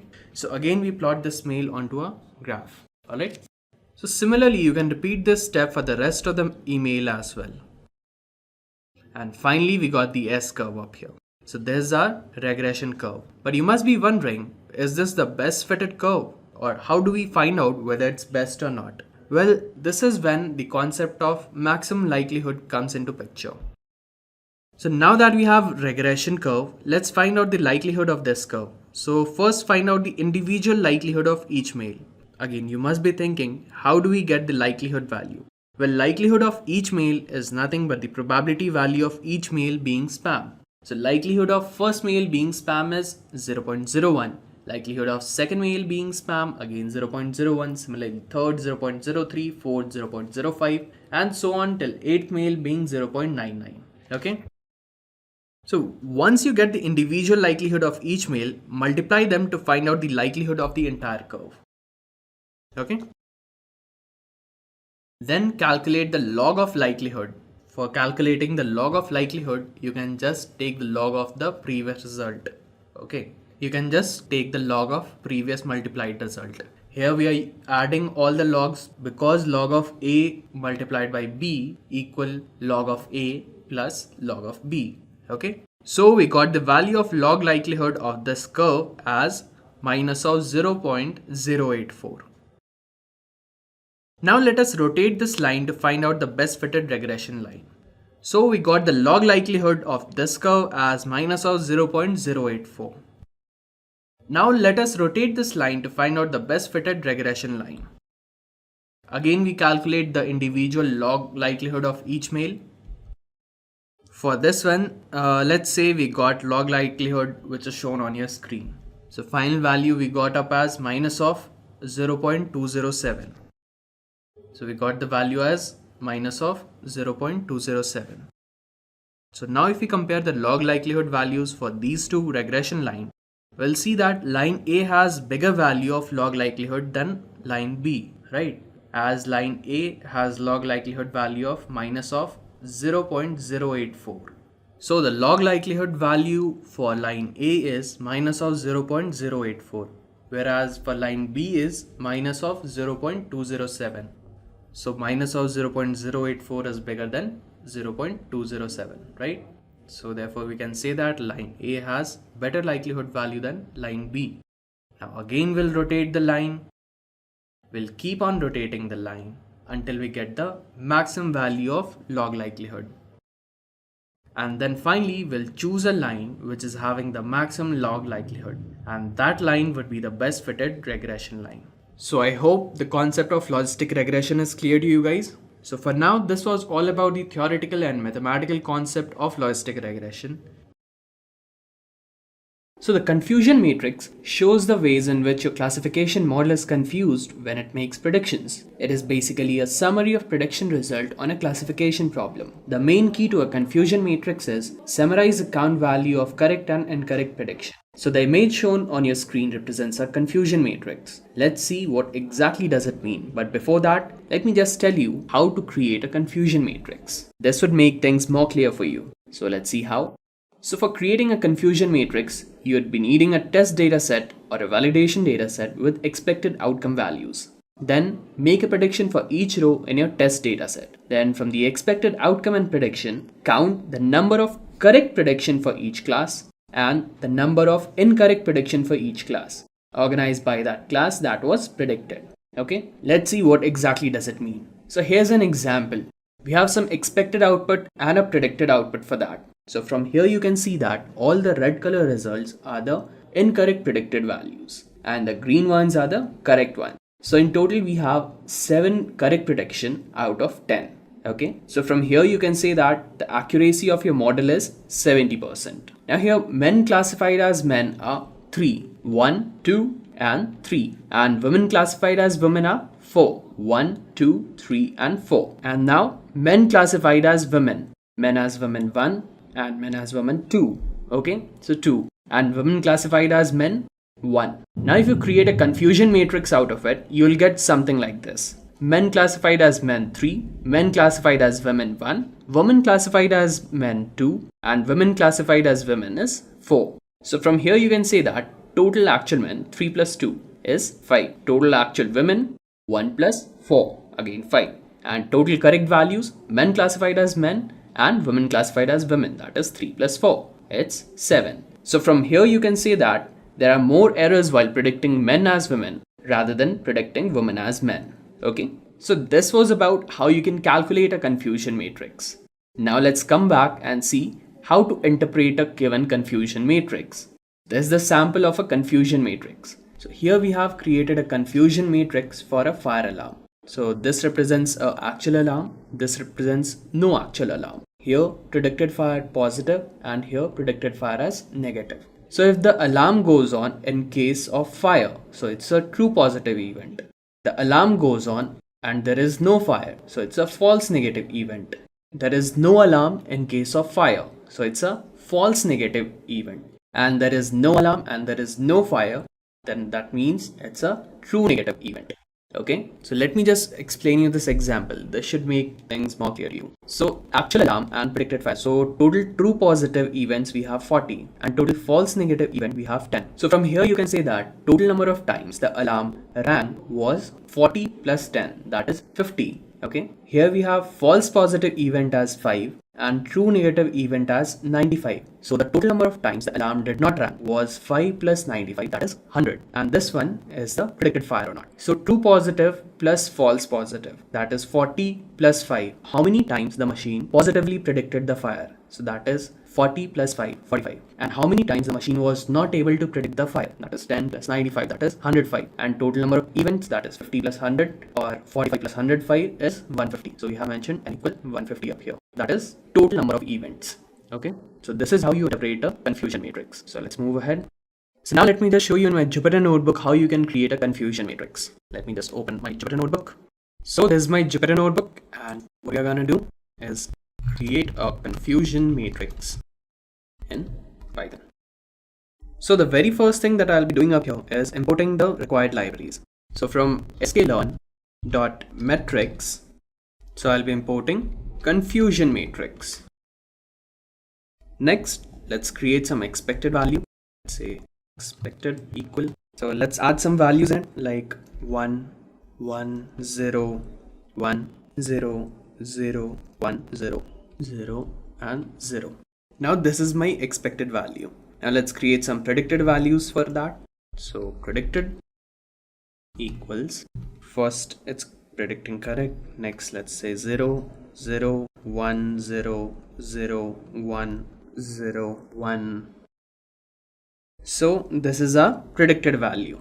Now let's calculate the confusion matrix. So let's say results equal confusion underscore matrix.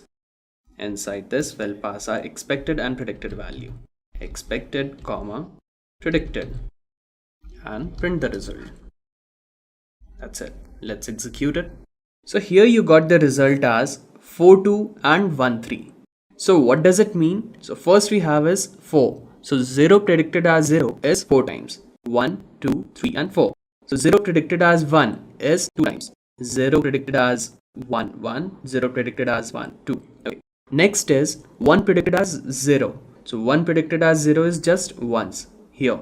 Okay. And next is 1 predicted as 1, that is 3 times. 1 predicted as 1, 1, 2 and 3. So this is a confusion matrix. And what we can say from here, so total number of correct prediction made by machine is 4 plus 3, that is 0 classified as 0 and 1 classified as 1. Okay. And total number of incorrect prediction is 2 plus 1, that is 3. So we have 7 correct prediction and 3 incorrect prediction. Okay. And the total number of times the machine predicted the value to be 0 is 4 plus 2, that is 6 times. And total number of times the machine predicted the value to be as 1 was 4 times. Okay. So from here we can say that a machine predicts the result 7 times correct and 3 times wrong. So the accuracy of a machine is 70%. So this was all about how you can create a confusion matrix in Python. A demo with Logistic Regression with the help of scikit-learn package, and we're going to build this Logistic Regression algorithm on top of the hard disease dataset. So let's quickly go to Jupyter Notebook and start with the demo. Right, so this is Jupyter Notebook, guys, and the first task would be to load up the hard disease dataset, and for that purpose we would have to import the Pandas package. So I'll just type in import Pandas as pd, and I'll use this read_csv method from the Pandas package. So I'll type in pd.readcsv, and I'll pass in the name of the dataset, which is basically hard.csv, and I'll store this in this dataset object. Now let me have a glance at the first few records of this dataset.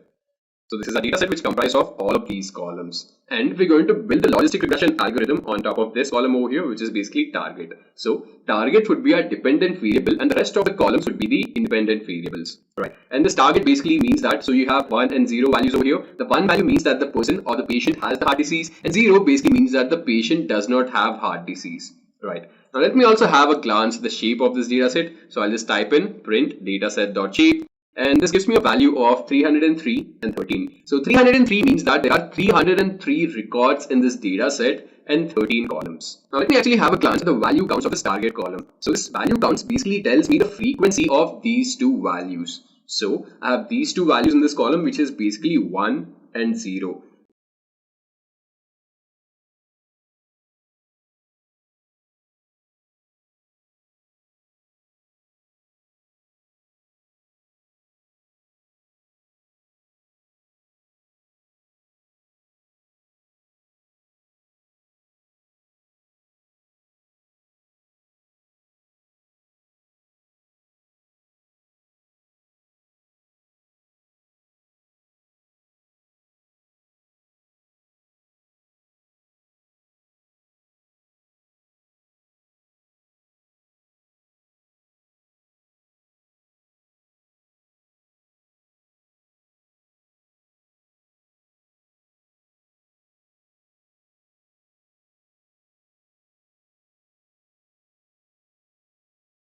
So there are 165 records where the value is 1, and there are 138 records where the value is 0. So this basically means that in this data set there are 165 patients who actually have the heart disease and 138 patients who do not have the heart disease. Now I'll go ahead and actually visualize this. So I'll load up the Matplotlib package and Seaborn packages, and I will pass in this target column onto the x-axis, and the data is our dataset, which is basically this heart disease dataset. And what I'm doing is basically building a histogram, and I'll plot this up over here. Right. So this is the bar plot for the value of 0, and this is the bar plot for the value of 1. And this basically tells us the same thing. So 165 is the value of the number of patients who actually have the heart disease. So this basically is for all of those patients who do not have the heart disease. Alright. Now let me go ahead and divide the data set into features and label sets. So I'm storing all of the features into this X object. So all of these 12 columns would be my features, and this target column would be my label or would be my dependent variable. Alright, and this is how I'm going to divide the data set. So I'm going to extract all of the columns except the last column and store it in this X object. And similarly, I'll only take the last column and store it in this Y object. Alright. Now let me have a glance at these individual independent variable and target variable. So x.head gives me all of the independent variables and y.head gives me the target. Right. So now that we have our independent variables and the dependent variable, let me go ahead and divide this data set into training and testing set. And for that purpose, I'd have to load up the train test split method from sklearn.model selection. And over here, I'm setting the test size to be equal to 0.2. So this means that 20% of the records are in the test set and the rest 80% records are in the training set. Alright, I'll click on run again. Now we have divided the data set into training and testing sets. Now finally it's time to build the model, and for that purpose I'll be importing Logistic Regression from sklearn.linear model.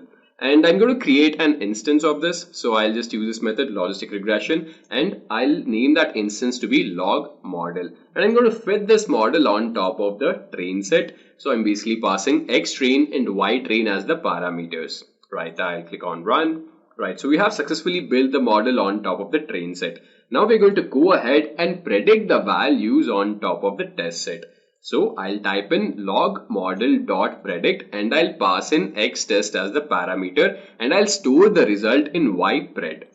So we have also predicted the values. Now it's time to calculate the accuracy. So I will type log model.score and I'll pass in xtest and ytest. So I want to calculate the accuracy for the prediction on top of the test set.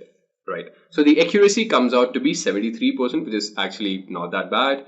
And let me actually also build the confusion matrix. So confusion matrix would give me a table of values which actually comprises of the correctly predicted values and misclassified values. So I'd have to import confusion matrix from sklearn.metrics, and again I'll just pass in ytest and ypred as the parameters inside this function, and I'll print this out.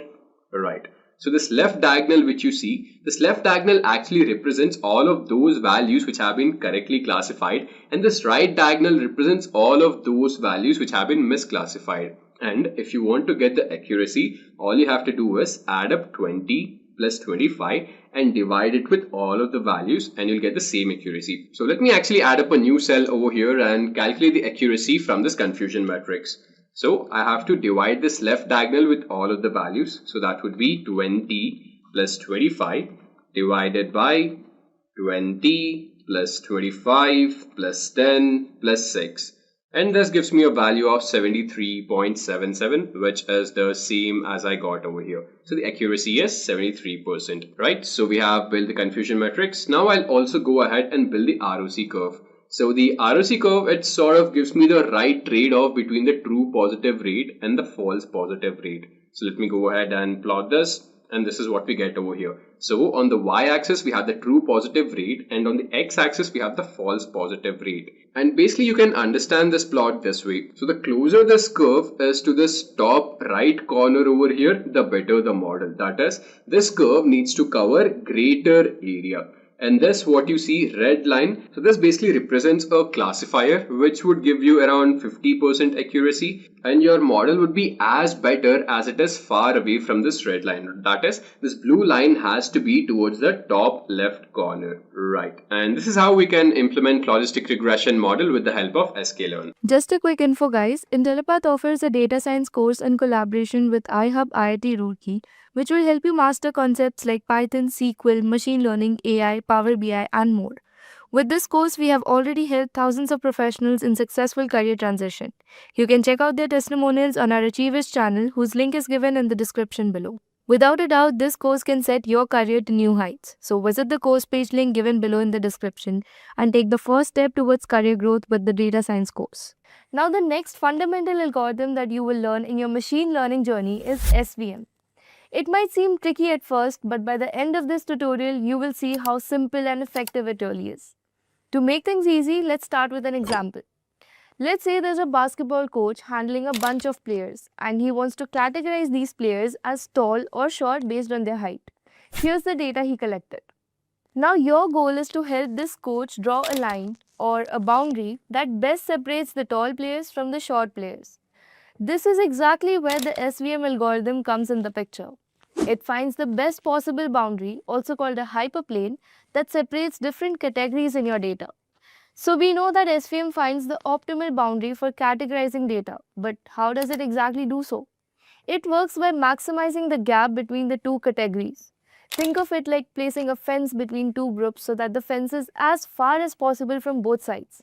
Mathematically, the boundary is chosen in such a way that the margin, that is the distance between the closest points of each group, and the boundary is maximized.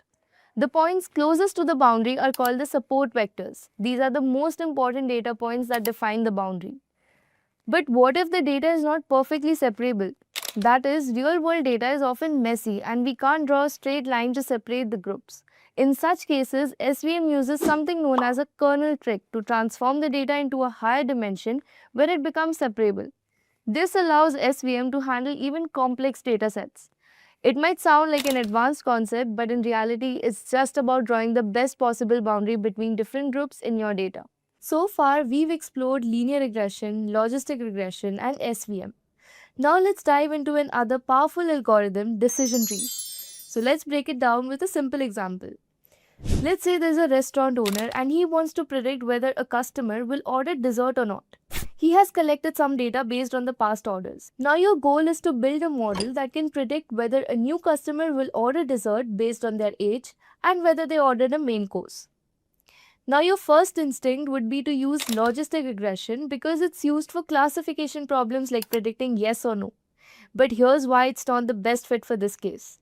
Logistic regression works well when the data is perfectly separable. That is, logistic regression relies on a linear decision boundary and feature space. But in our case, the data is not perfectly separable. Look at customer B and D. They both ordered a main course, but one had dessert and the other did not. This suggests that the decision might depend on a more complex interaction between age and the ordering behavior, something that logistic regression is likely to struggle with. A decision tree, on the other hand, works by splitting the data into smaller and smaller groups based on certain conditions, just like how we make decisions in real life. For example, let's say we first check whether the customer ordered a main course. If yes, then we check their age. If the age is below 30, they are more likely to order dessert. If the age is above 30, they are less likely to order dessert. This forms a tree-like structure where each decision leads to a new branch, eventually leading to a prediction. But how does a decision tree decide where to split? The algorithm tries to find the best question at each step to separate the data into the most pure groups possible. It uses a mathematical concept called information gain or Gini impurity to determine the best splits. The idea is simple. The cleaner the split, meaning all items in a group belong to the same category, the better the decision. But real-world data is often messy and complex, and sometimes a decision tree can become too complicated by making too many splits.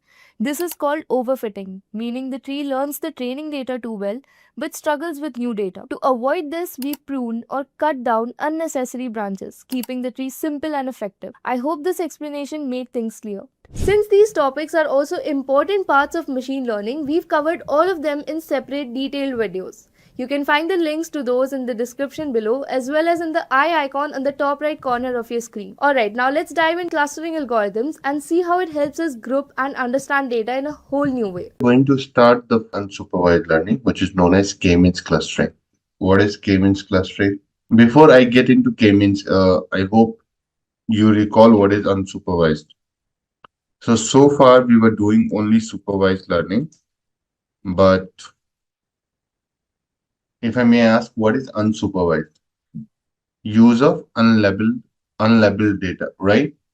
That's correct. So, see, remember when we were looking at supervised learning, we had a data structure like this. Just hold on.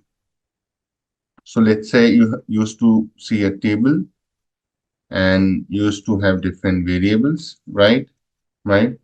X1, X2, X3, X4 up to Xn, n variables. and then you used to have a y. This y we call the labels, right? That actually helps you. So this is how we say level data, right? Y stands for your target or response. So in supervised learning, you used to have this, but in unsupervised learning, this guy will not be present, right? This will not be there. Okay, it's only the x values. So this is what you see in supervised learning. So let me write here. This is supervised learning. And if I just make a copy of it and I say this guy will not be there. So let's say this is x5 dot dot dot xn. You got it, guys? This is x5. Just trying to, improvise that. Yeah. Then this becomes your unsupervised learning. So there are no targets, no labels. Okay. Means no labels. Implies unlabeled data. Cool. So you guys have an idea. So when you are in such situation, right, under unsupervised learning, right, you try to group data into clusters, So it's more like you're trying to find patterns. Since data has no levels, so you find patterns on the basis of similarity and then try to group them into cluster.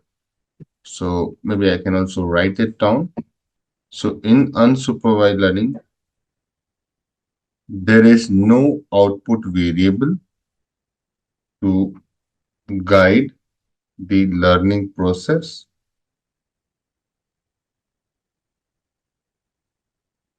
Data is explored by algorithms to find patterns. Given that data has no levels, the algorithm identifies similarities on the data points and groups them into clusters. Okay.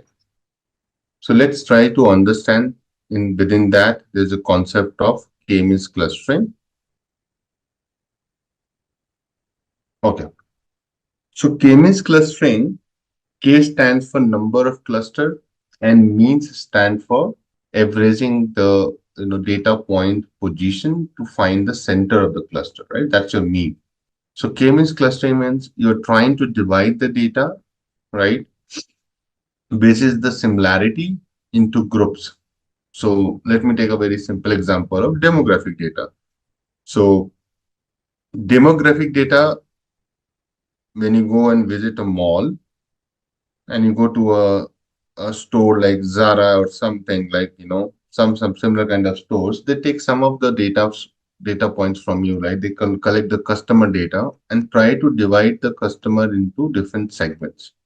So again, this brings me to this topic of that, when you're trying to go to a certain store, you will be, giving some data to different,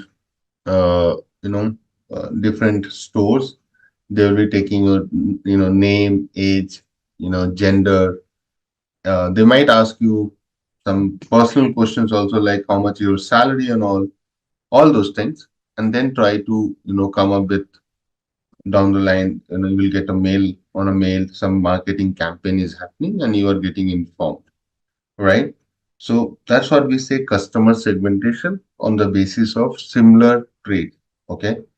To solidify this conversation, I can take an example of, let's talk about how to say, have you ever gotten an ad or a call or any message for buying Audi? Anybody in this session? Audi or Merc? Merc is like Mercedes. Never ever, right? I know why. Because they know that we are not their customers, right? How they know that? Because they have the data for us. In India, too, it's very easy to get the data. बहुत आसान है. Now, if you talk about those kind of examples, right? Students never get called for credit card. Those who are really poor laborers, right? They don't give a call for loans, right? Why? Some of the guys get calls for loans, some of the guys get called for credit card, and some of the guys get called for Audi. because they have the market segmentation. They know their market. How they know their market? So they have the data of their customers and then divide into different clusters. So can you see on the screen? And this is your customer base, right? On the left. I hope you can see a nice chart there. So this customer base, right? They divide into, as of now, here 4 clusters, saying that, these are my, recent customers. These are my champions. So they keep coming, keep buying, right? Keep spending money. They are like at-risk customers. Maybe they have not, they have not bought anything in last 1 year, right? And these are my loyal customers, right? So those kind of segments they have done, so that they know that how they can reach out to, to these kind of segments. And to give an idea, I think if my customers are at risk, what you will do to retain them? What should a company will do, right? They'll get some discount, right, guys? Come on, discount or offers. You agree? Those who are their loyal customers, right, they might not get a lot of discount because anyway they are loyal to us, so they might come every time, even keep pulling them, right? Champions and are the ones which are very aggressive. They have done a lot of shopping in recent time. You might not also give any discount to them. But if a new customer has come, you might give some more offer so that they keep coming back to it, right? So those kind of strategies can be used or leveraged if you have proper segmentation. Now you understand the application of k-means clustering can be, one simple application can be like this. Okay, so as I go more into details, I'll tell you more about, but this is a very simple example and this algorithm is also very easy to understand. Okay. So how does k-means clustering, work and all, I'll talk about in some time. Okay, let's move on. So let's try to answer what is k-means clustering, right? Means how do we define it? In k-means clustering technique, each cluster is represented by its center called a centroid, which corresponds to the assigned to the cluster. So if you see, we are saying each cluster is represented by its centroid, right? So center is called centroid, which is the arithmetic mean of all the data point assigned to that cluster, right? So when I'll take an example, you understand, okay? Now the question comes, what is a centroid? So a centroid is a single data point within that cluster, which represents the center of the cluster, and that means the mean, and that's where this mean is related to your k-means. Okay, that's where you got the name. So a centroid is a single data point within the cluster, within each cluster, which represents the center of the cluster called the mean, and it might not be necessarily be a member of the data set. So it can be a calculated value also, right? It's not necessary it's coming from one of the data set, is assigned like the mean, okay? So that is a very important point to keep in your head. That is not necessary that one of the data point will be given the role of the centroid. It may be possible that you might have calculated the centroid, although that value lies within that cluster, that group, but it's not necessary it's coming from one of the data points. Clear? Now, see here. I'm showing an image just for your reference. Can you see? So there are two groups of the data it has formed. One group is this one. Okay. Other group is this one, and it looks very logical because all these blue data points are more closer to this centroid, which is your red color, right, guys? Come on. And these are close to green, right? You agree? Because finding someone close to this is really not making sense, right? Saying this is close.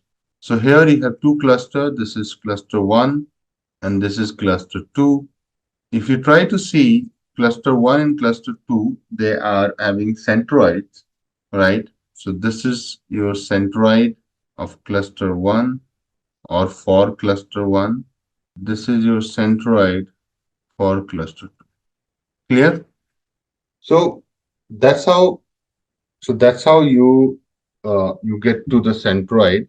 So K-means clustering is all about finding that centroid, calculate. It's a calculated value. So calculate that centroid, and it's an iterative process. So first, they will assign any data point or any value as the centroid, and they keep updating it to find and I'll show you the example that how does this iteration work, but they'll keep trying to find the better one. And the whole idea is to minimize the within cluster distribution and maximizing the across the cluster distance. So what is the objective of the algorithm? K-means clustering tries to minimize distance of the points in a cluster with their centroid. So see, it tries to minimize what? Minimize the distance of the points in a cluster, right? There will be only one centroid for one cluster, because, okay? For now, you should also understand what is my message here. My message is that you are trying to minimize the distance of the point within each cluster so that you find only one centroid, the better one, okay? So you might start here. This is my centroid. Then you realize, okay, no, I'm not in the center of the position. So tell me one thing. If I draw a circle, you will try to find the balance where? Till the time you reach the center. So centroid also works in the similar fashion. But your distribution doesn't mean that every time it will be a circle. Your distribution can also be like this. Then you try to go there. Our distribution can also be like this. You can go there, because here you have more data points, right? So it can be, keep shifting to find the balance. Okay. So that's the point I'm trying to make. Okay. Now, number of groups you can decide. That is also another discussion I will do. But for now, the idea is this. So I'll show one more nice image and you try to understand that what I mean by saying this. You have two types of cluster, right? One is intercluster. You see here, to use white color. Intercluster, and here it is intra-cluster. Intra means within cluster. Okay. You know, right? Intra, very famous. Intra-LAN, interLAN, intercity, intracity. And this is across clusters. So if you see here, within cluster means within a cluster, you want to minimize this distance between each data point. You try to find a cluster in such a way that within that cluster, data points distance are minimized. That's the objective. And you want to maximize this across cluster distance. Why? So that the separability is highest. So you want to maximize this. I'm writing again. And you want to minimize this within cluster. Here also we'll say within these guys, I'll minimize. So that's I would say in a layman term, the beauty of this algorithm. But how will you do it? Okay. So to do that, you have a step-by-step algorithm in place. Okay. Now steps to do. So let me talk in steps. Steps for finding, or maybe I can say K-means algorithm steps. Okay. So there are few steps, guys. Number one, specify number of clusters you want. Specify number of clusters. Okay. So for now, I think starting this is an user input, means you will tell in the model how many clusters you need. Okay. Generally, people say 3, 4, right? K equal to 3 or K equal to 4. So this is more like, the modeler will give, right? Who's building the K-means clustering model. Then second step says initialize centroids by first shuffling the data set and then randomly selecting k data points for the centroids without replacement. Okay, so that can be any weird k centroids, means that's the first one. So you are selecting k data points for centroid without replacement, means you are shuffling the data set, and you're trying to find any random k centroids. Okay. Now in this diagram, if you see, there are 8 data points, 9 data points, sorry, 8 data points, right? The model has randomly selected this as the centroid for cluster 1. Can you see that? And this data point as centroid for cluster 2. I have only taken, two groups, two cluster here. Clear? That's what I mean. So here, this red and green represents the cluster of within the data points. Okay, clear? Now, point number third, what you will do?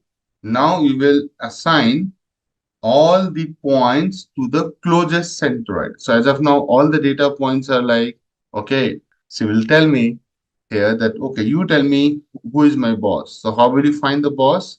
You will assign all the points to the closest cluster centroids, right? Someone has to go to some boss. Okay. So here idea is that you will find the Euclidean distance, right? And try to assign. Now you tell me this is closer to this one or this one. You tell me. You find the Euclidean distance, the C1, right? So definitely this is not closer. This one is closer, right?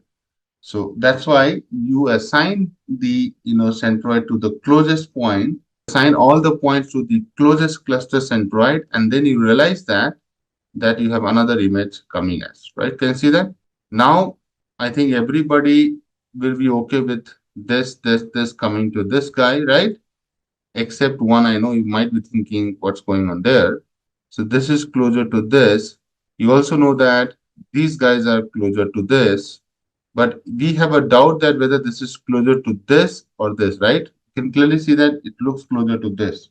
Okay. But obviously you will not be doing like looking at like, who is closer by doing eyeballing. You do a maths, and the maths is that you find Euclidean distance. Okay.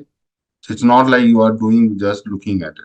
So what I'm saying, Anthony, yeah, that's why please pay attention. What we are saying, assign all the points to the closest cluster centroid. The meaning of it, this is my centroid which I have randomly assigned. I was talking about this particular data set, right? Tell me, is it closer to this guy or this guy? There are two centroid, right, for this point. Which one it is closest to? So C1, that's why you have assigned C1. So all these guys have been assigned to C1. All these guys have assigned to C2. Now this guy is a little controversial guy. As of now, it is also assigned to C1, but, right, are we going to do something about it? Clear? So now you can clearly see that now the centroid itself doesn't make sense, right? Now this is we have calling centroid, right? But it might be possible that centroid might shift somewhere here. Okay. So once we have formed the clusters, right, you have to, you might have to recompute, and that's where I'm telling it's an iterative process. Recompute the centroids of newly formed clusters. Recompute the centroids of newly formed clusters, and again finding the mean. So this is like using the mean. You have to recalculate this centroid again. So earlier you were just assigning one data point as the centroid. Now you are going to calculate the centroid again. If you look intuitively, guys, now you might feel that for the green, I think centroid should come here, somewhere here, right? That's where more balance you will find with this. So this is your cluster 1, guys. Can you see that?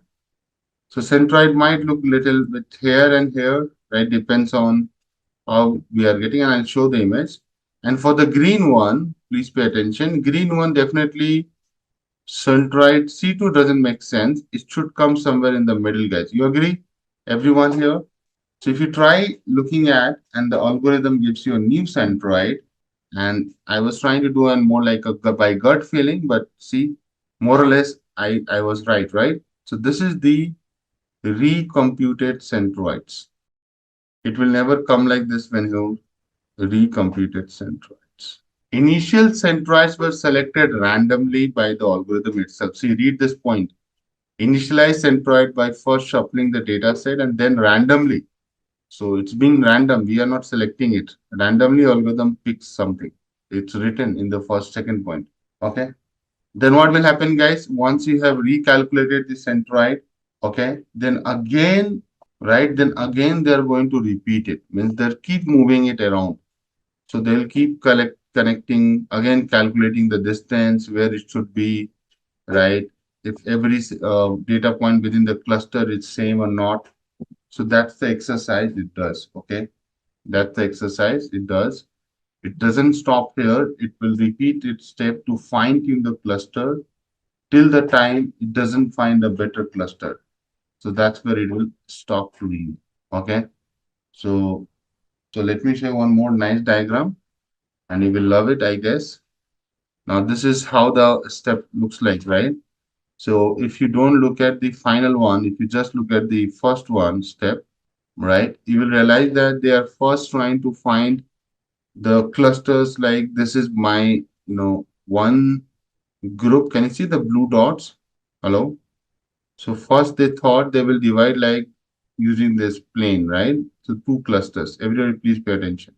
Then what if I try dividing like this? So then they divided the data on the basis of similarity again, saying, okay, maybe this can be my two clusters, right? Look at that, how it is changing every time, right?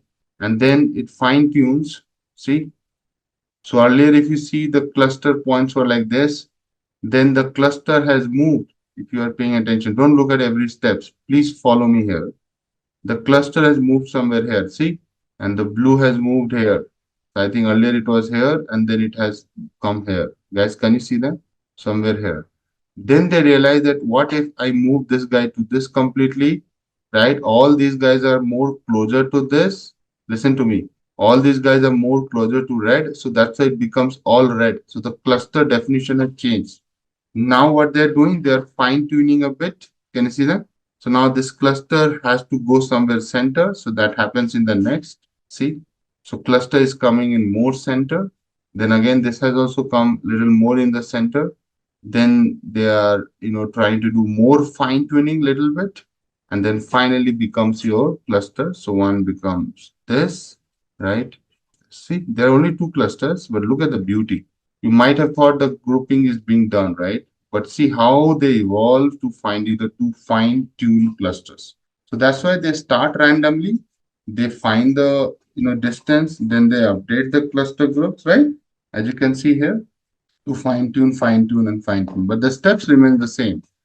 First, they will assign something to as a centroid, calculate the distance, right? And then recompute the centroid, again calculate all the distance from all data points, distance from the new centroid. If they find that okay, we have to move to some other place, they'll move. Clear? Now I'll talk about some key applications, real life applications. Already I've given one, but maybe I'll just give you a few pointers around it. So real life applications of K-means clustering. Okay, so number one, customer profiling, right? Also known as customer segmentation, market segmentation, more or less related to customer segmentation, document classification, right? So different documents can be classified into more 4 or 5 clusters.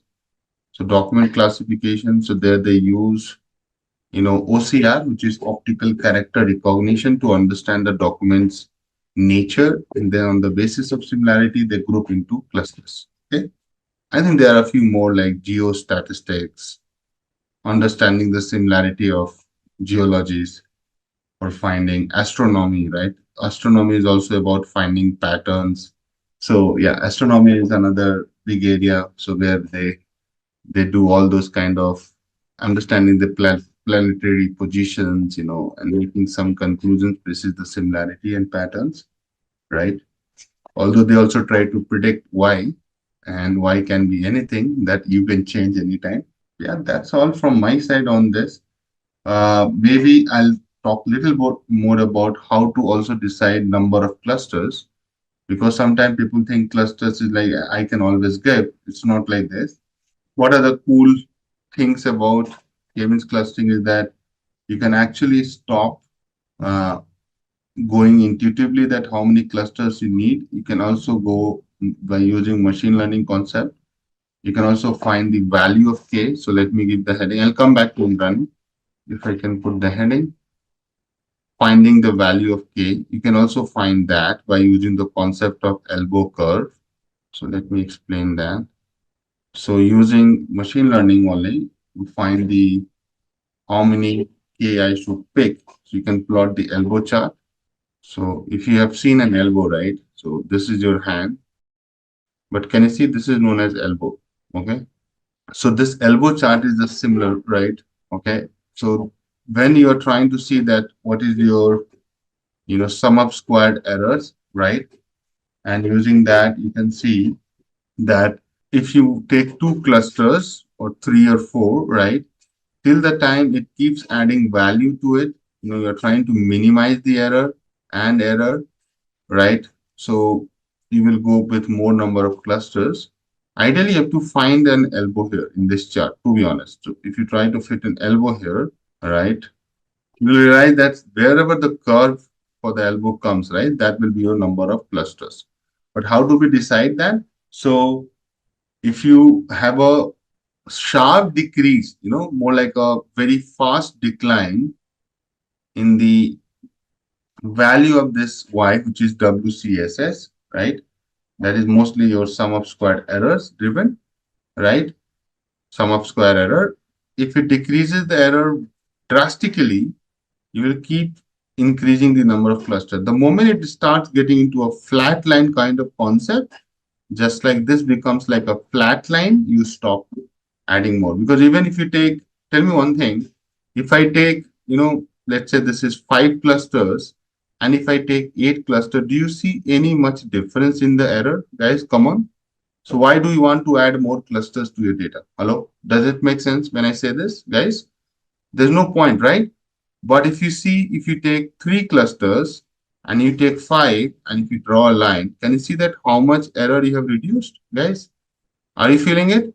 And if I say I have taken 2 clusters, right? 2 to you have to anyway take minimum. So 2 to 3, you can also see that you have quite a lot come down. So that's how you can do this. Clear? So testing different number of clusters and measuring the resulting sum of squared errors, which is SSE, and choosing the K value at which an increase will cause a very small decrease in the error sum. An increase will cause a very small decrease in error sum, while a decrease will sharply increase the error sum. So this can be a little confusing language, but that's how it is. So guys, what we are trying to say, please understand, if you go from 5 to 6, so I'll also give you the color coding. If you increase K, increase means what? Increasing K will cause a very small decrease in the error sum, right? If you go from 5 to 6 or 5 to 7, do you see any big decrease in the error sum? No, guys, correct? While a decrease in the K, while a decrease K in K will sharply increase the error sum. So if you go backward from 5 to 4 or 5 to 3, can you see that? Your error sum sharply increase from here to here, guys. Can you see that? Look at this green line. That is the second part of the statement. So in the middle of that, can you see that? In the middle of that, in the middle of this, you find your optimal cluster. Are you feeling this? That's where the language is. That's where you find your optimal number of clusters. So far with me, guys? Clear? This is your optimal number. What is this in this case? 5 is the answer. So you can take it from me. Stopping criteria for k-means clustering. Stopping criteria for k-means clustering. Okay. So there are essentially, 3 stopping criteria that can be used to stop the k-means. Number 1, centroids of newly formed cluster do not change. So I'm saying that your centroid is fixed, it does not change. Second, your centroids are not changing and your points remain in the same cluster. So nobody is changing the party here. Okay, that can be another one. And third, you can also set a maximum iteration. So suppose your algorithm, you don't want to run it forever. Just like in decision tree, you set, right? How many leaves you want to stop at or how many decision tree you want to stop at in random forest. Likewise, you can do maximum number of iterations and then you want to say, boss, stop it. I don't care. So in 3 ways, you can stop the k-means clustering. Make sense? Clear? So these are your stopping criteria for k-means clustering. Okay. I'll be going up and do the hands-on and let me know once you have the data, guys. Okay, you try loading that data. In the meantime, I'll also get back to you. So I'm also loading the data. So we have those typical import. Let's do it. Import NumPy as NP, right? Import Pandas as PD. Import OS. Import Matplotlib dot pyplot as PLT. Import Seaborn as SNS, right? I might be using a bit of Plotly also in this. So you can import Plotly as py and import plotly.graph objects objs as go. So someone can say hi on Q&A. I can share all these libraries which we are importing. And here you go. Okay, Aryan has shared a big list. Okay, so you should also know, Aryan, which one we are using where, right? Now, let's load the customer data, guys. So df underscore customer, and it's a mall data. So let me read it. What happened? I'm not in this working directory where I am. I'm in, yeah, and data is also there. So what is happening? It was not in the right folder. See, now it came. Okay.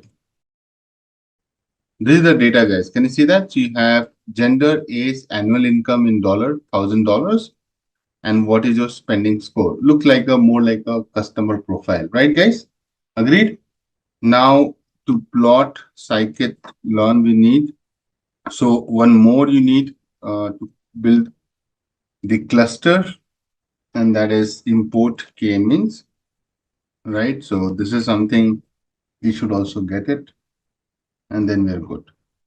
So guys, first thing first, I'll teach you how to make a basic clustering, right? Basic clustering on 2D. So you can actually use more than 2 variables. But for now, let's understand age and spending, and then you can go from 2D to 3D, 3D to n variables. That's up to you. First, get a good idea about clustering by looking at this. So you know that the columns are this. Maybe I'm going to pick only age. So I'll say df underscore customer. So I'll select the columns, age and spending. So I'll just say age and spending score. I'll take this guy out and should be good. See, this is my data, guys. Okay. And if you try to plot a scatter plot to understand the distribution, all right, guys, you know how to do it. I don't need to teach, but I'll write plt.figure, or we can use plt.subplots, and then you can write fixed size equal to let's say 15,7. Yeah, looks good. I think I can give it 15,6. Yeah, and maybe I can take 12,6. I'm just trying to get a good shape. plt.show. Okay, and then within this you have to use plt.scatter. You have to use x equal to age, y equal to spending score.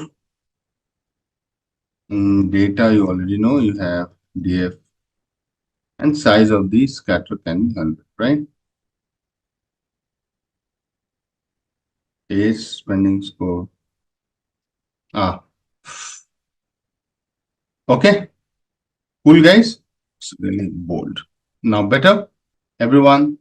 So you might think that, okay, my groupings can be, people can think of different types of clusters here.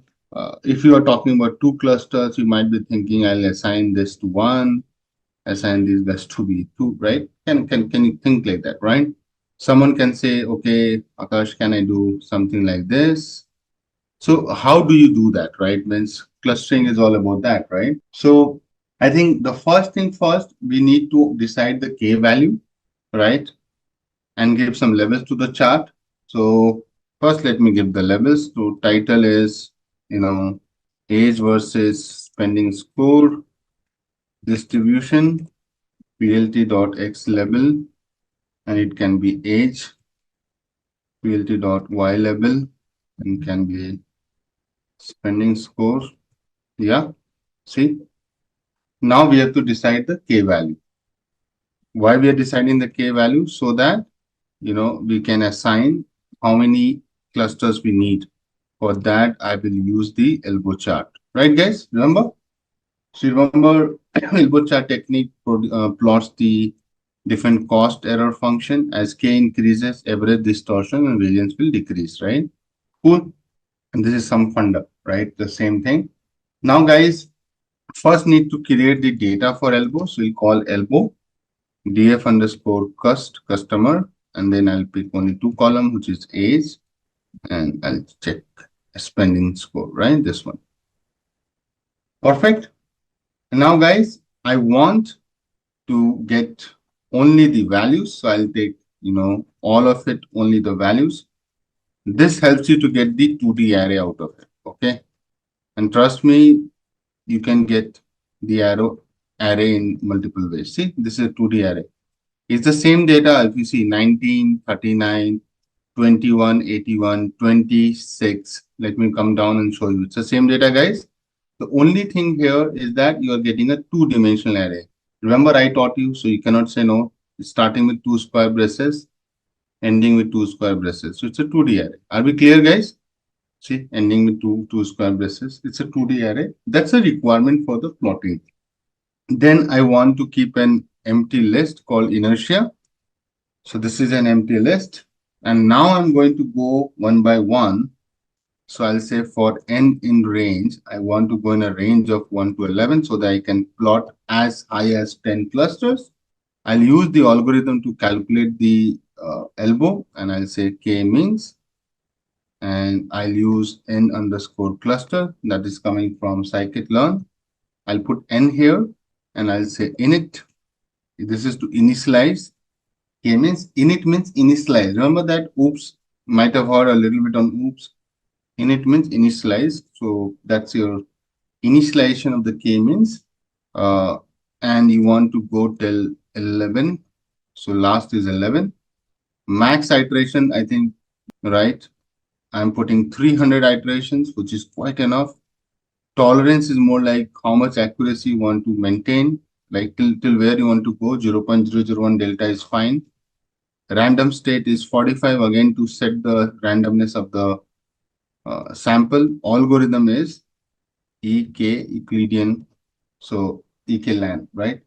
So now this is your algorithm, okay? And then you will fit it to your data, which is your 2-dimension array, and then you will append the values you are calculating to this empty list, which is your inertia dot append. You have seen me doing append to a list. And once these values have been calculated, you can keep appending to your inertia. LCAN, not ECLAN. So you will see that inertia has taken your value of the cost, right? Right. And that's where you will also get the cluster. So let me do it. Let me plot the elbow chart. Okay.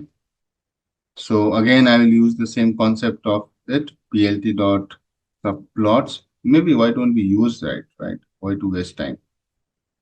Let's use this now. Now we don't need a scatter here. So I'll say plt dot plot. I need a line chart. And then I will create np dot arrange. Okay.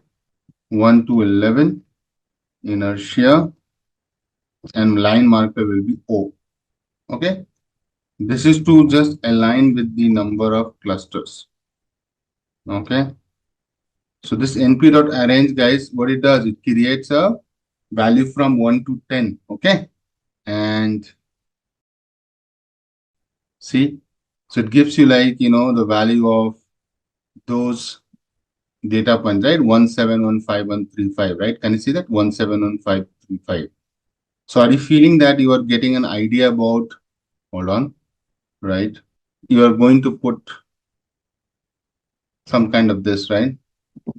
No, 1 to 11 is that, remember, you have created, what is the length of this? Hold on. What is the shape of this? It's a list. So what is the length of this list? You tell me. 10 data points, right? So inertia is just the y-axis. You also need x, right? So that's where I've used this np.rh. So this is your y. This is your x. Line chart, no? So we need to, so that's why I needed an x also, no? Like 1, 2, 3. Now, definitely this age will go. It will become your number of clusters and you will start getting to making sense now suddenly. So that is more like your data manipulation to update your x-axis because inertia just gives you the y-axis, which is your cost. Now you will start seeing a lot of difference, right? And title and I can go. It can be set here, elbow chart for optimal number of clusters. Isn't it, guys? Now I also need a line to it. So I'll superimpose plt.plot. And again, it will be same thing, only the marker will change. See, so here marker will be a line this time and you will see magic. Look at this, right? Isn't this a chart I showed you while I'm teaching you this, right, guys? Okay. Now, inertia. Okay. So Indrani asking what is inertia? Inertia is nothing. Inertia is your cost, which is being calculated from this algorithm, scikit-learn k-means. So now if you look at let me show you the documentation. Hold on. Right. So if you see here, I've written, init k-means, let's understand it. Okay, hold on. See, init means you have more like to initializing the method for your solving. So k-means is your algorithm you're using, clear? Init is clear. Right now, what is it? N cluster, how many cluster you want to take? So that's why you're plotting for 1 cluster, 2 cluster, 3 cluster, and what is your cost? Okay, now come back. What is your max iteration? Maximum number of iteration for the k-means algorithm. I talked about it, right? So that's your max iteration. N init is what? Number of times the k-means algorithm will. If I'm running a for loop, for how many times? If it is 1 to 11, it will start from 1 till 10 only to run. So total how many times I'm running the k-means clustering? For 10 clusters, right? So it will also has to match this, right? That's why I've written the same thing, 11, 11. So this means it will run for 10 times. Okay, and that's where if you see, you will see that I have given number of cluster 10. So it is solving every time, my dear. When you have only 1 cluster, when you have 2 cluster, when you have 3 clusters, every time it will solve and calculate the cost. Model is doing that. I think rest everything you can handle. Simple, clear? Inertia is an outcome of this, right? Inertia is more like your cost. So don't worry too much on it, okay? It's your cost, okay? That's sum of square error if you are trying to divide it into the syntax, okay? Now, once you look at it, guys, you can clearly see that I think ideally you should have minimum 3 clusters, right? See, between 3 and 4, see 4 and 5 same. 3 and 4, you have some delta. I think let's start with k equal to what? K equal to 3. First, we can start with K equal to 3, guys. You agree? That's correct. Very good, Indrani. You got it. Each data point on this elbow chart is one iteration with the cost, right? So every time you run it, you get a cost out of it. Let us start with K equal to 3. So again, it's the same algorithm. I'll use K means 3 means 3 clusters. K means, and then I'll copy everything from right. यहाँ आपको 3 clusters. I think number of iteration can be 3. Maximum is fine. Tolerance is fine. Random state is also fine. Everything is good. Okay.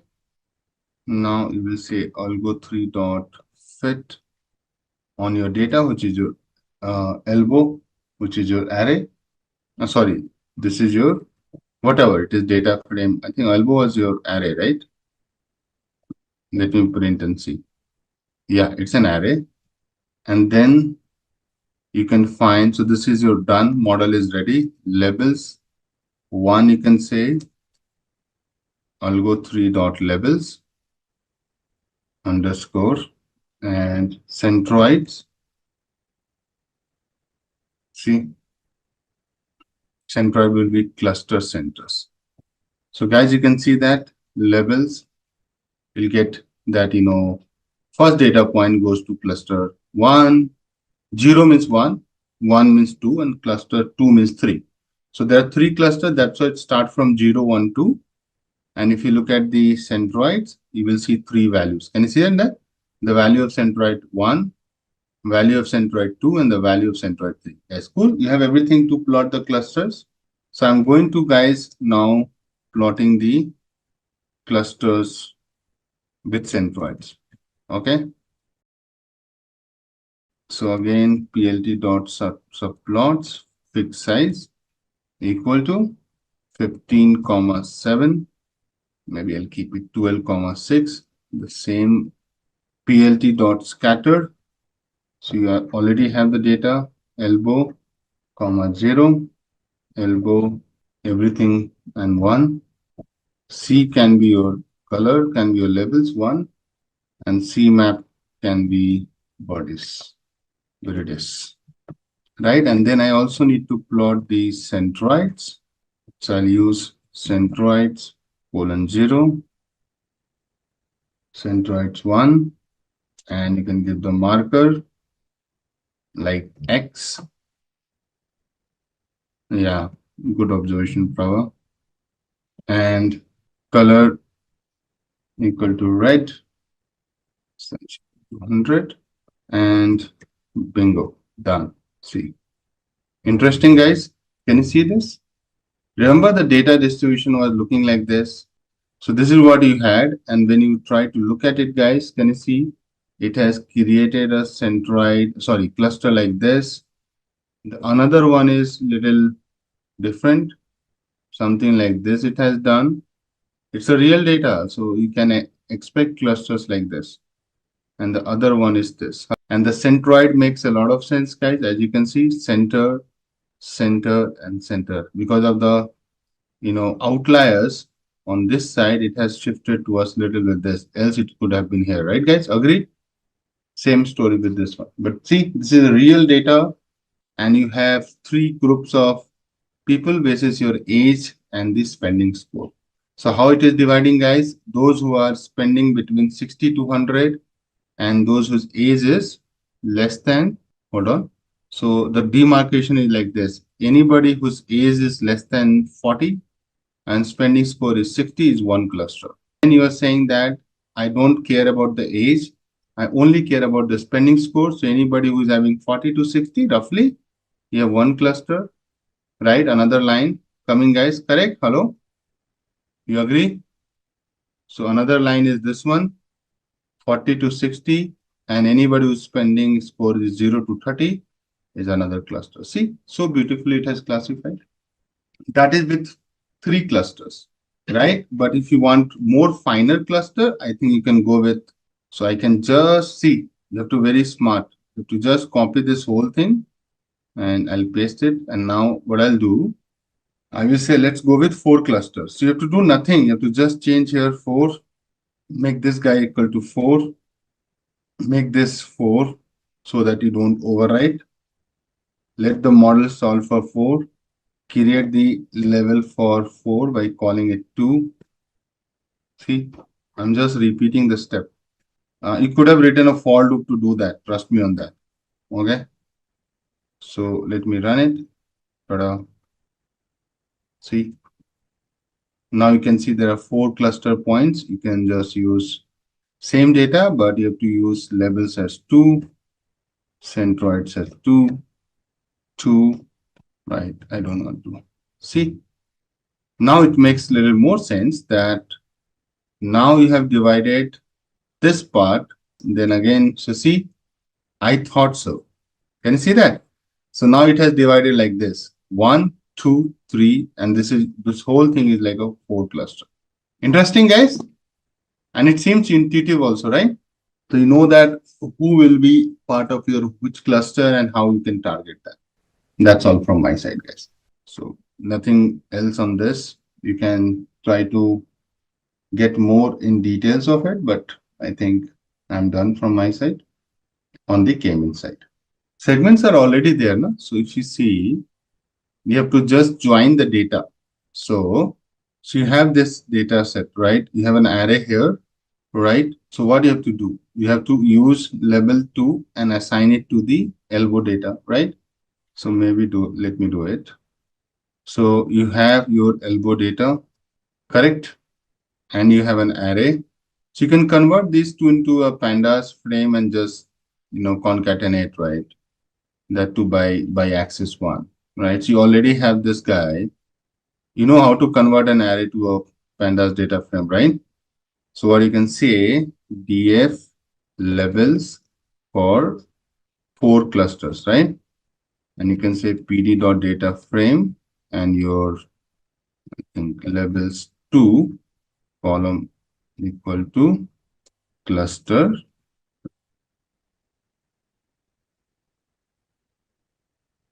Okay, guys, this is my, and now I'll do pd dot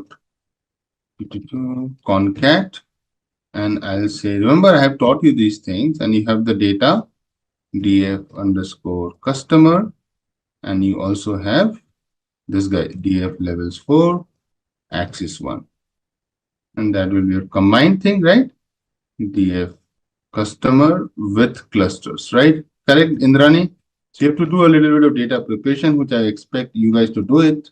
Now you can clearly see that these are your customers in which cluster you are. Now interpretation I did. So while I was drawing this vertical lines, what is the meaning of it?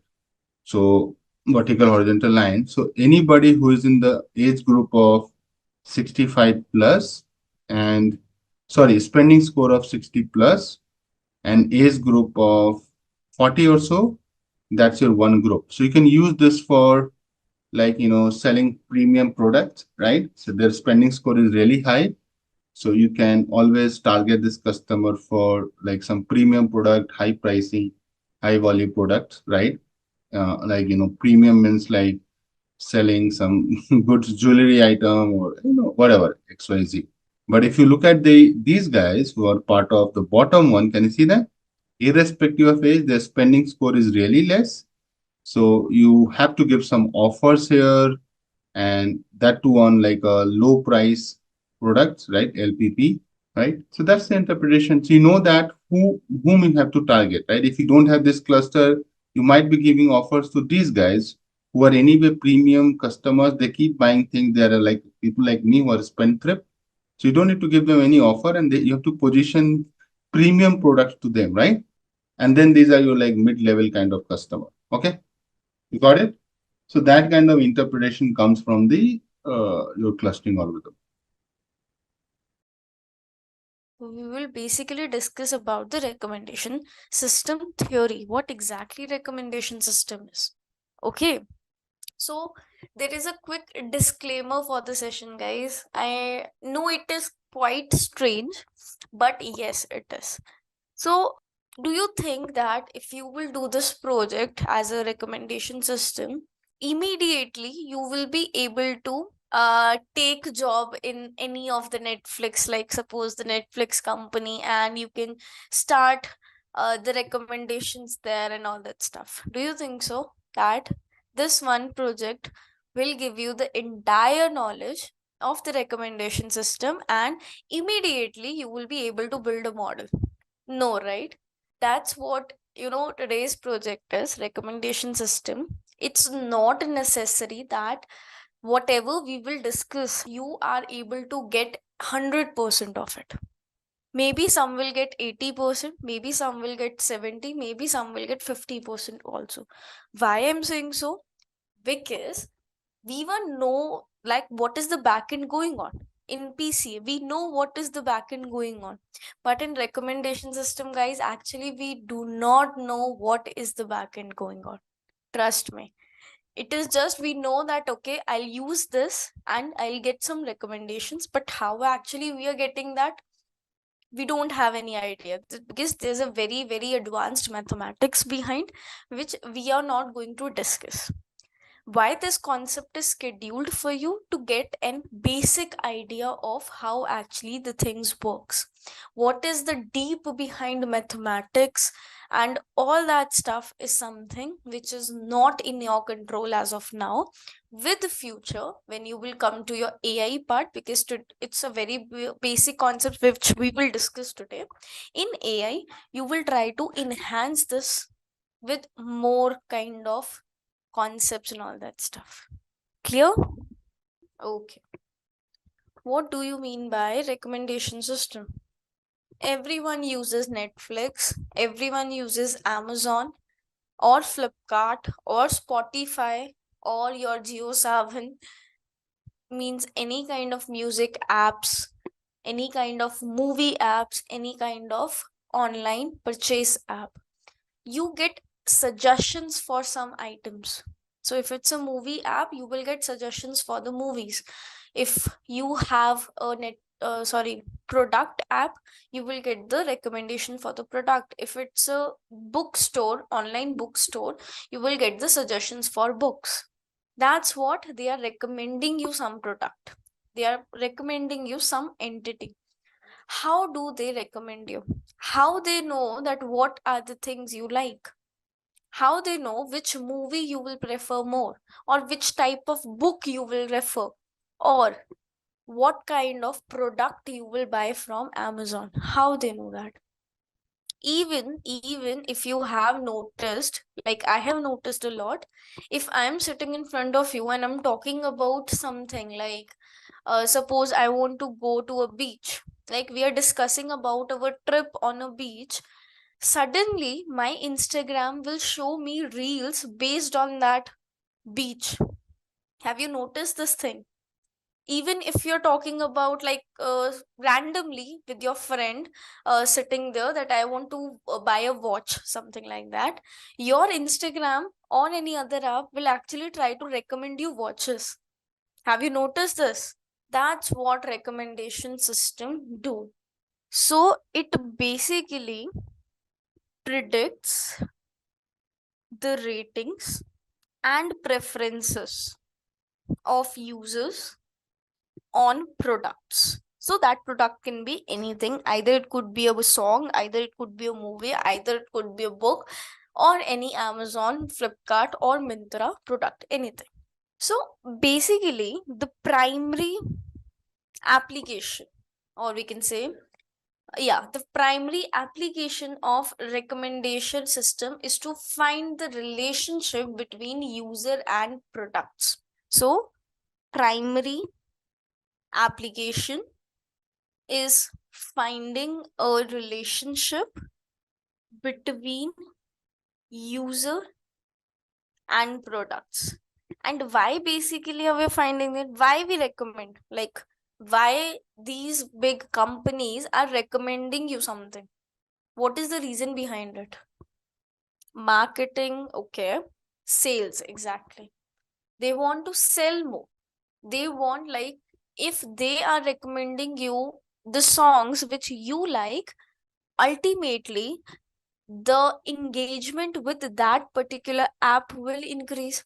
because if they are recommending you songs of your preference, you will listen to that frequently, you will use that app frequently.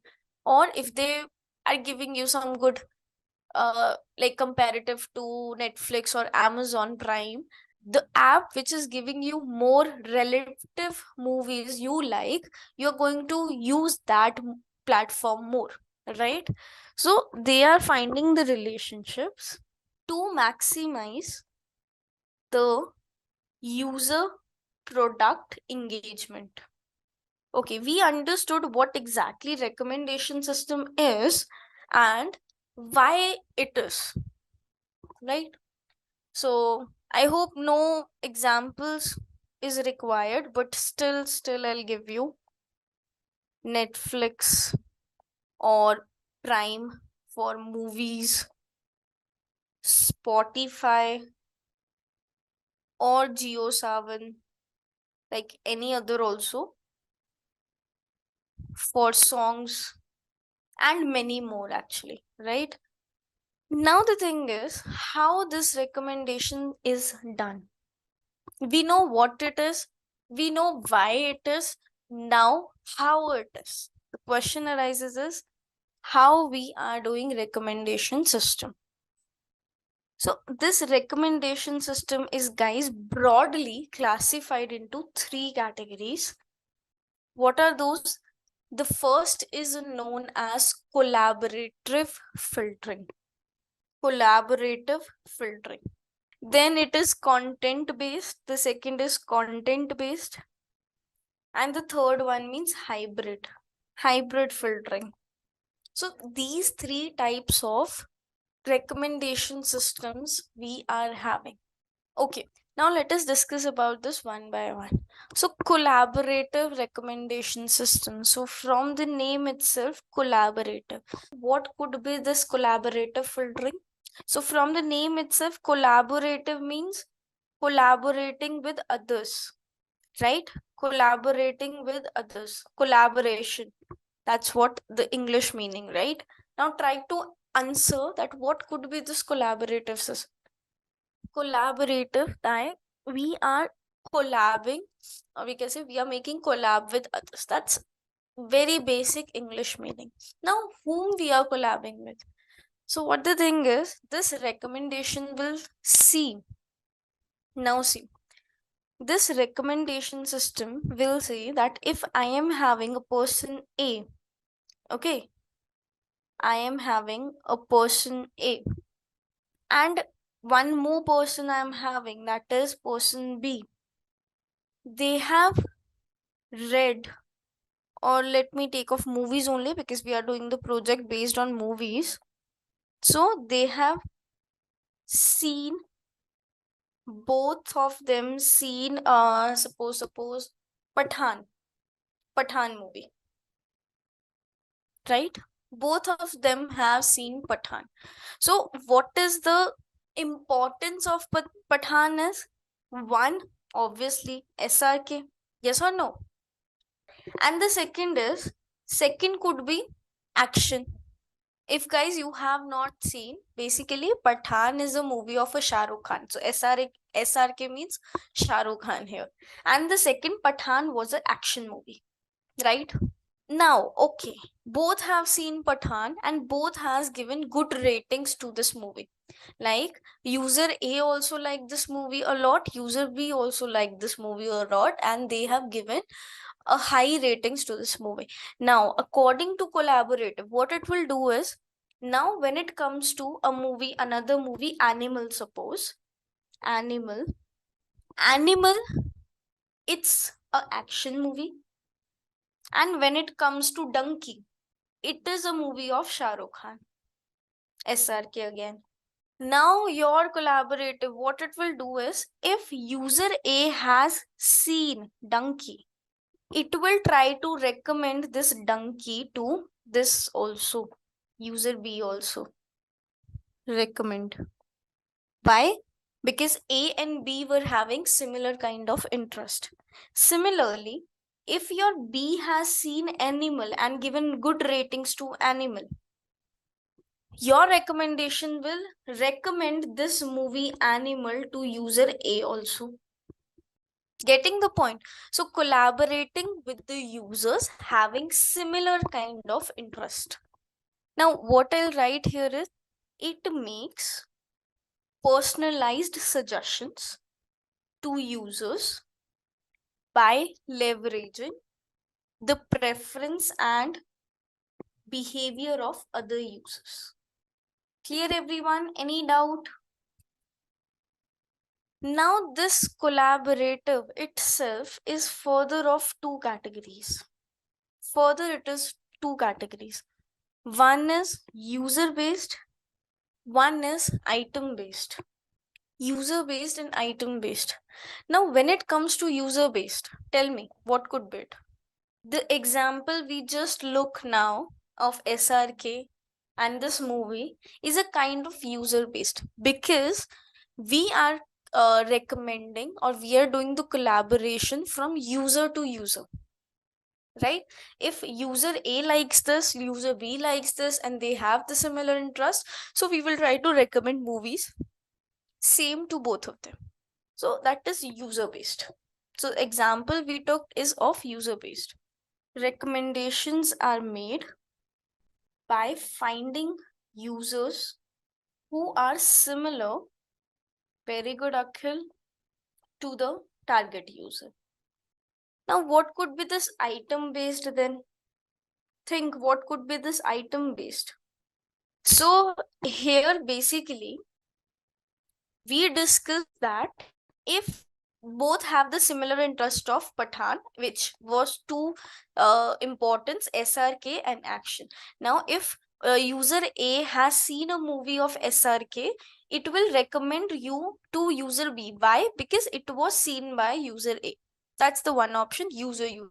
But now if user A likes a SRK movie, so whether anybody has seen or not, it will try to recommend all SRK movies to the system or to the user. So based on users' individual interest and also on the item. Like if another example of Amazon, today I was seeing, suppose I was looking for an iPhone or an iPad. Now what will my recommendation system will do? That I have seen iPad today, it will try to recommend me things which are related to that iPad. Maybe the charger, maybe the pencil, Apple pencil, maybe the case of it. So like if you have noticed in Amazon, like suppose if we are finding anything, like suppose I found an iPad here. So all the description of the iPad will be there. And when we scroll down, there will be an option where they will add 3 more items and give you certain price. Have you noticed this thing? So that will be basically iPad, suppose with its cover and a pencil. Have you noticed this thing? They will try to recommend you 2 more items which are related to the item you are looking for, so that you will get a proper interest into the full complete set and then will recommend you. So this basically, I was looking for an iPad, that was my interest, but they are recommending me the cover and the pencil as well. Getting the point? Item based. So based on the items I am interested in, it will try to recommend me. So in item-based collaborative system, recommendations are made by finding items that are similar to the ones the user has already liked. Not only liked or interacted with, whatever it could be, right? Now I'll give you like one more example here related to movies, because we need to do movies only. If a user liked movie A and B, movie A and B, both movies are the one the user liked, then if movie A and suppose the third movie C have similar characteristics,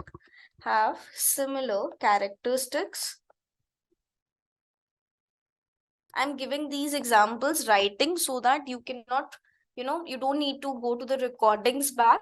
You can easily read the notes and you can recall what we have discussed. So instead of going through recordings again and again. So if movie A and C have similar characteristics, the system might recommend movie C also. So here, let me write one more thing, key features. It is user-centric approach. So let me write it, otherwise I'll forget. It is user-centric approach.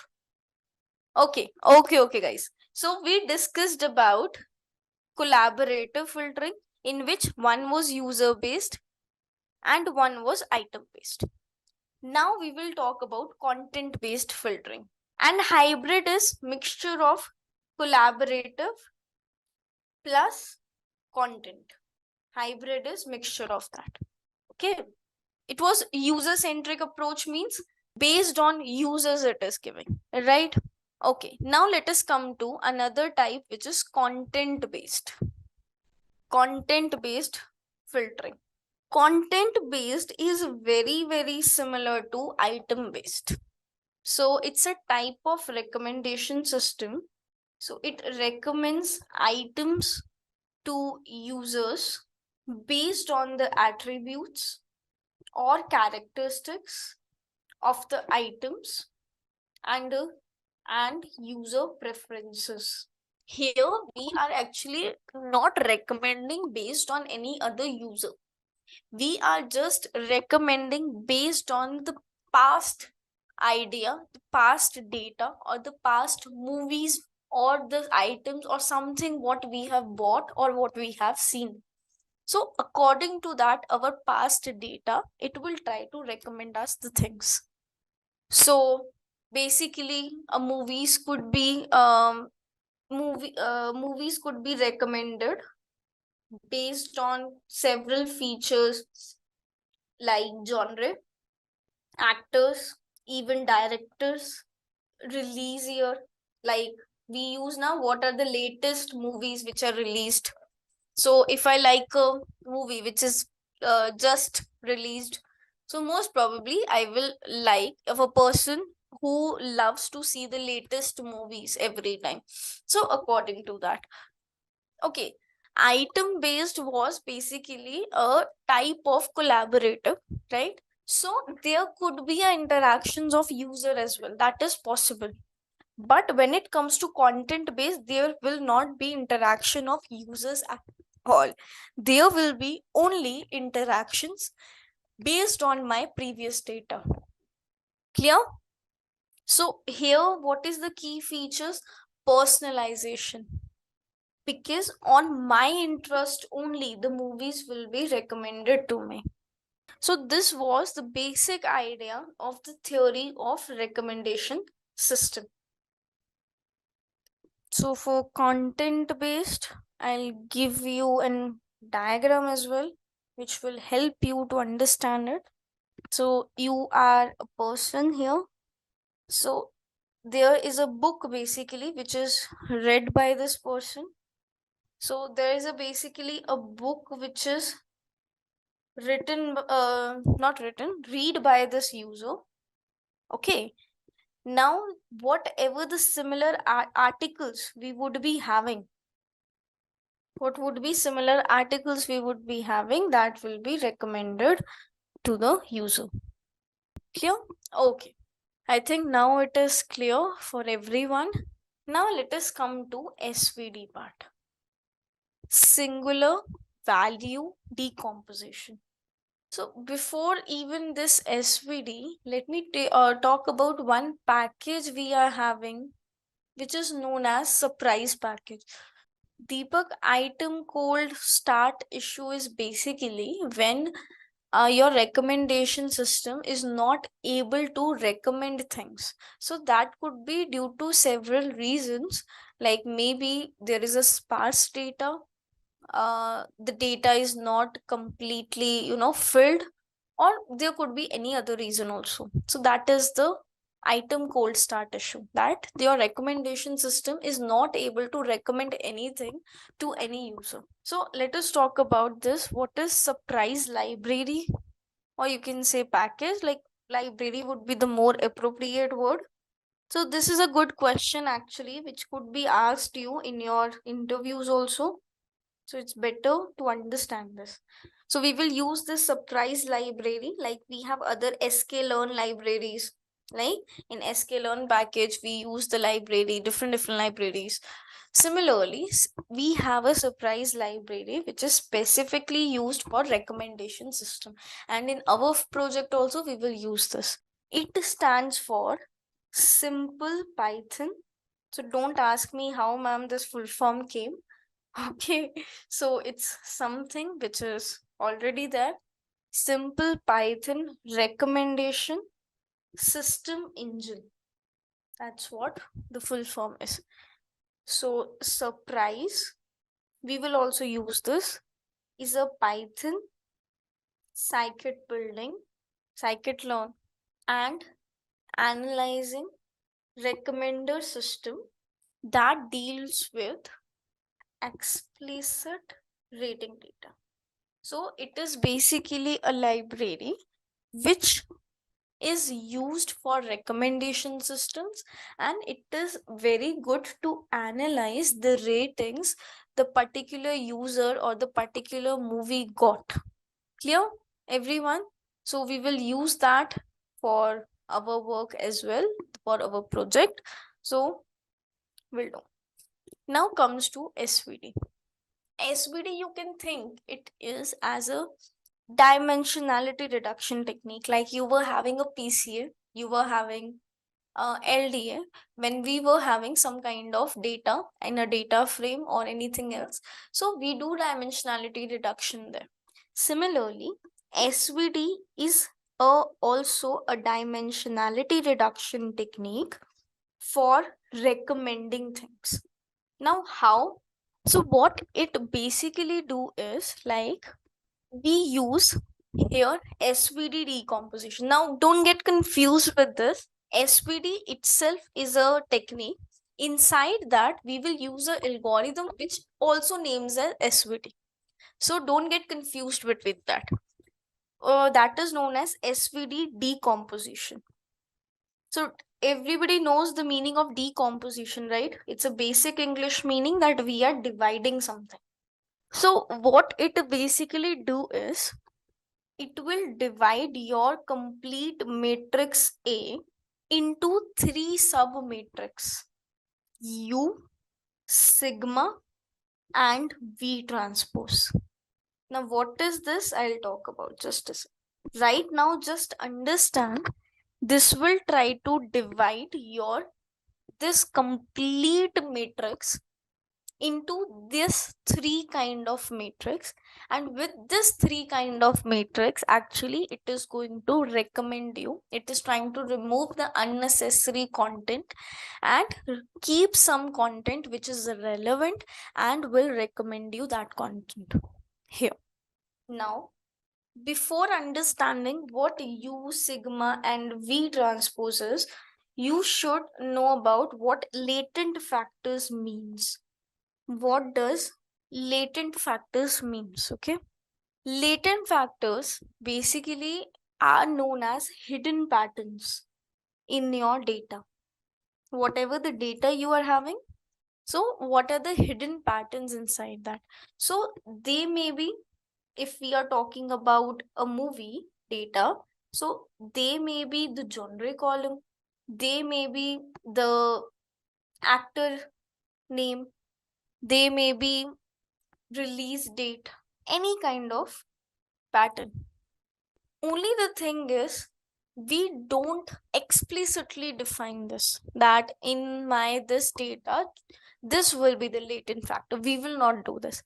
Our SVD model itself will find that hidden patterns from the data, and according to that, it will work. Only you need to understand is latent factors are the hidden patterns. This is just an example. We will not define it that genre will be our latent or actor will be. No, we are nothing to define it. We are just thinking that that could be genre column, that could be the actors column, or that could be the release date, or that could be any other pattern which is available. That work is of SVD to find that hidden pattern.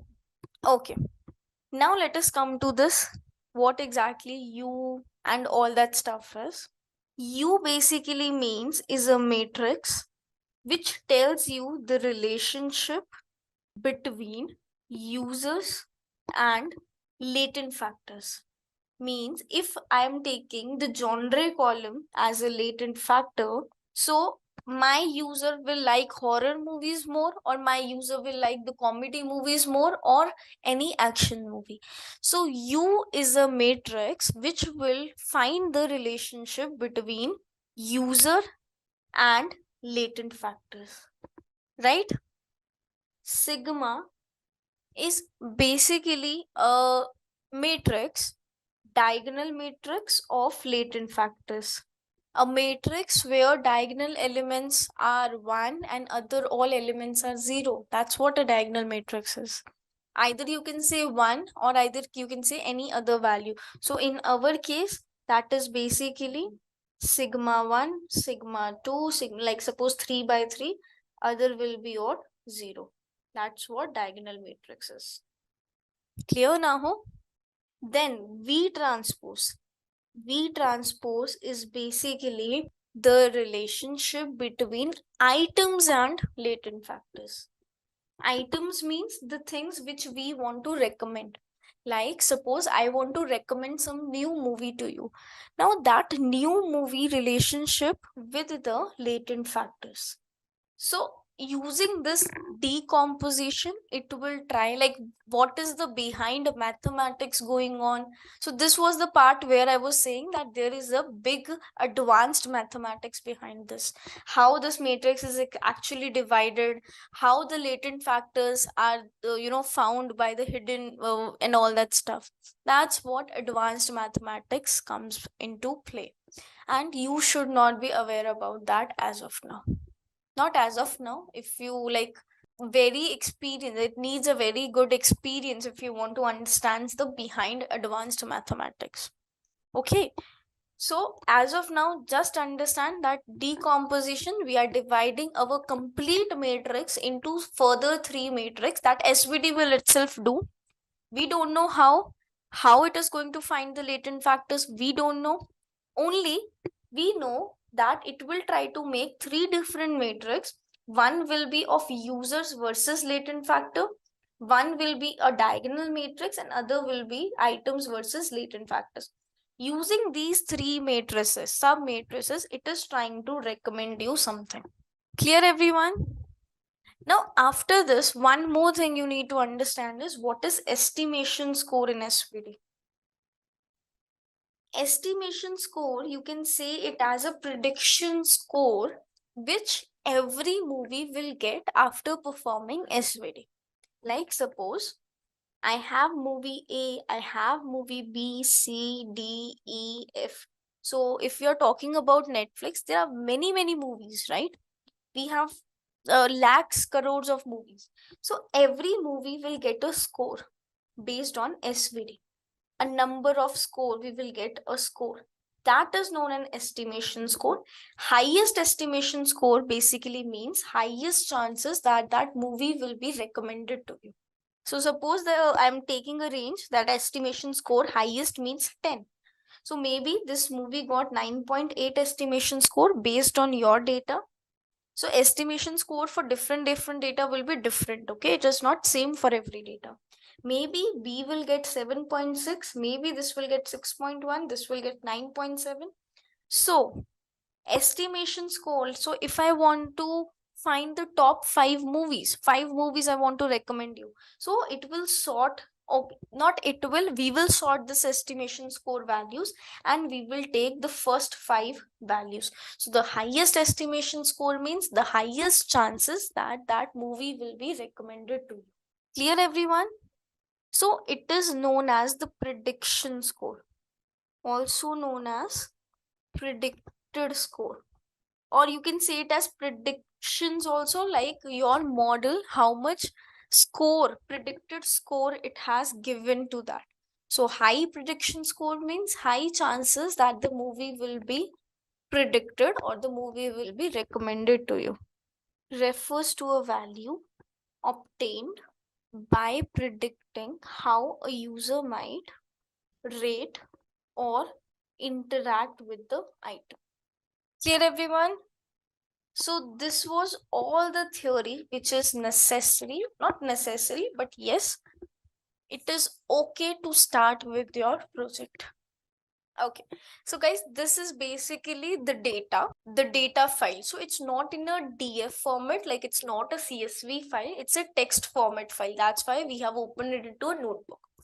Now see how this data is all about.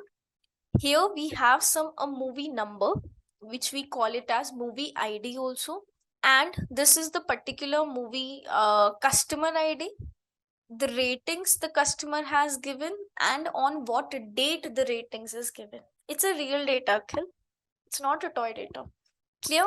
So it's basically the first movie, the movie ID, then we have the customer ID, then we have the ratings the particular customer has given, and the date on which the customer has given. So if we find like, so it's the first, like try to understand, it's the first movie, then we have the second movie, then we have the third movie, then we have the fourth movie.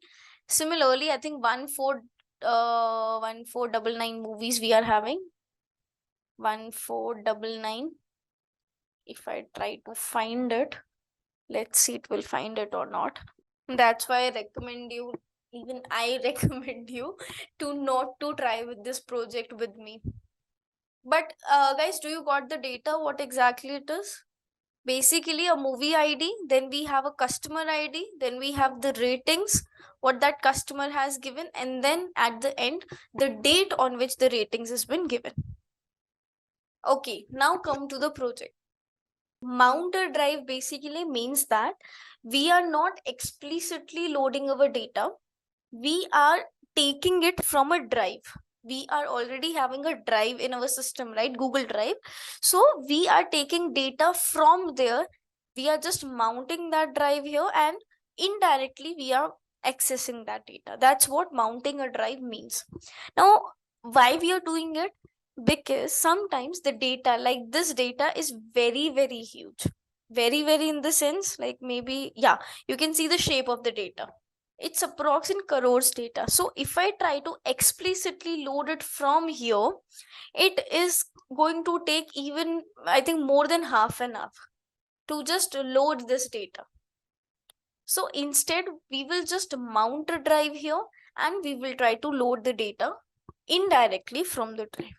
Clear the meaning of mounting a drive? And even guys, when you are trying this project, please don't try it over Jupyter, because in Jupyter you don't have the option to mount a drive.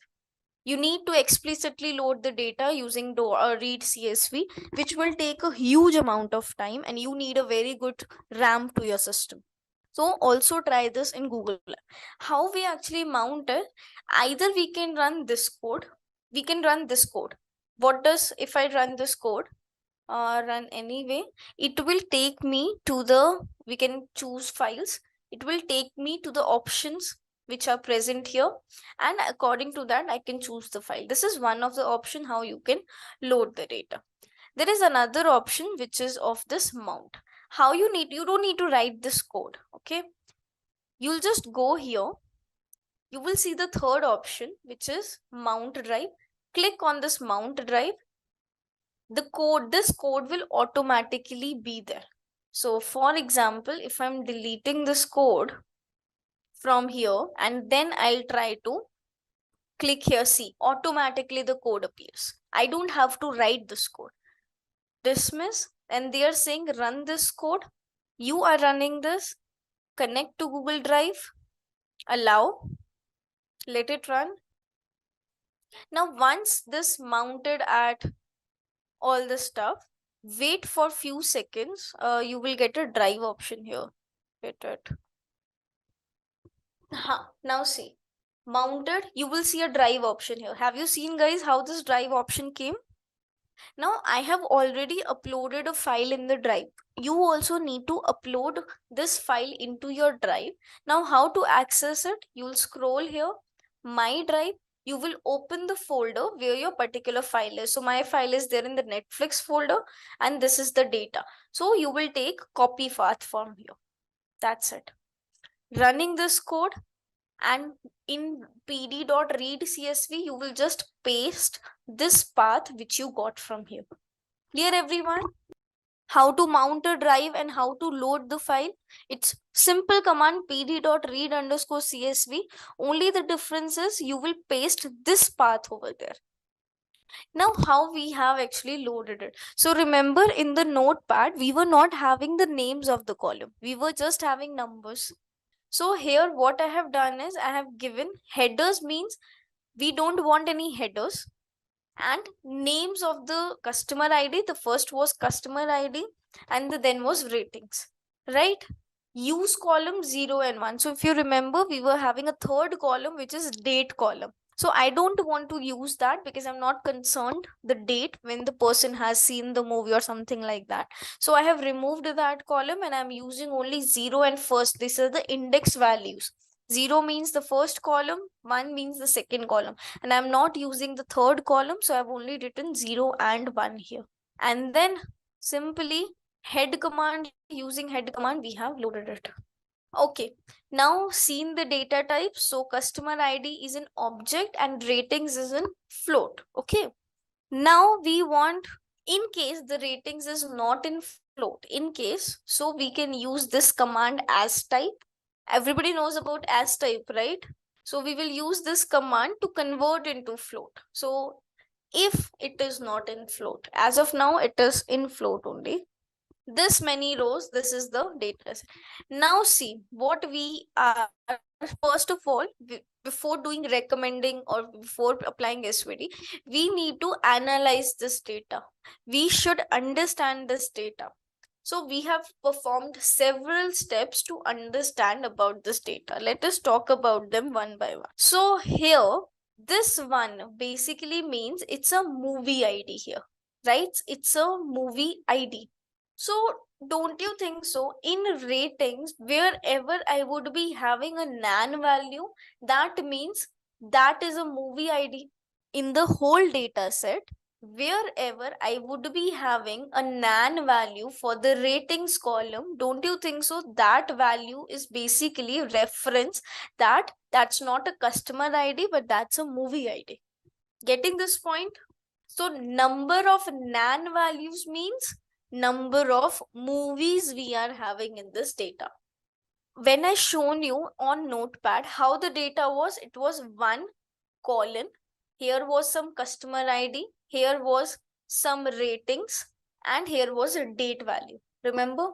So customer IDs and like that. Then we were having second movie and then several customers for it.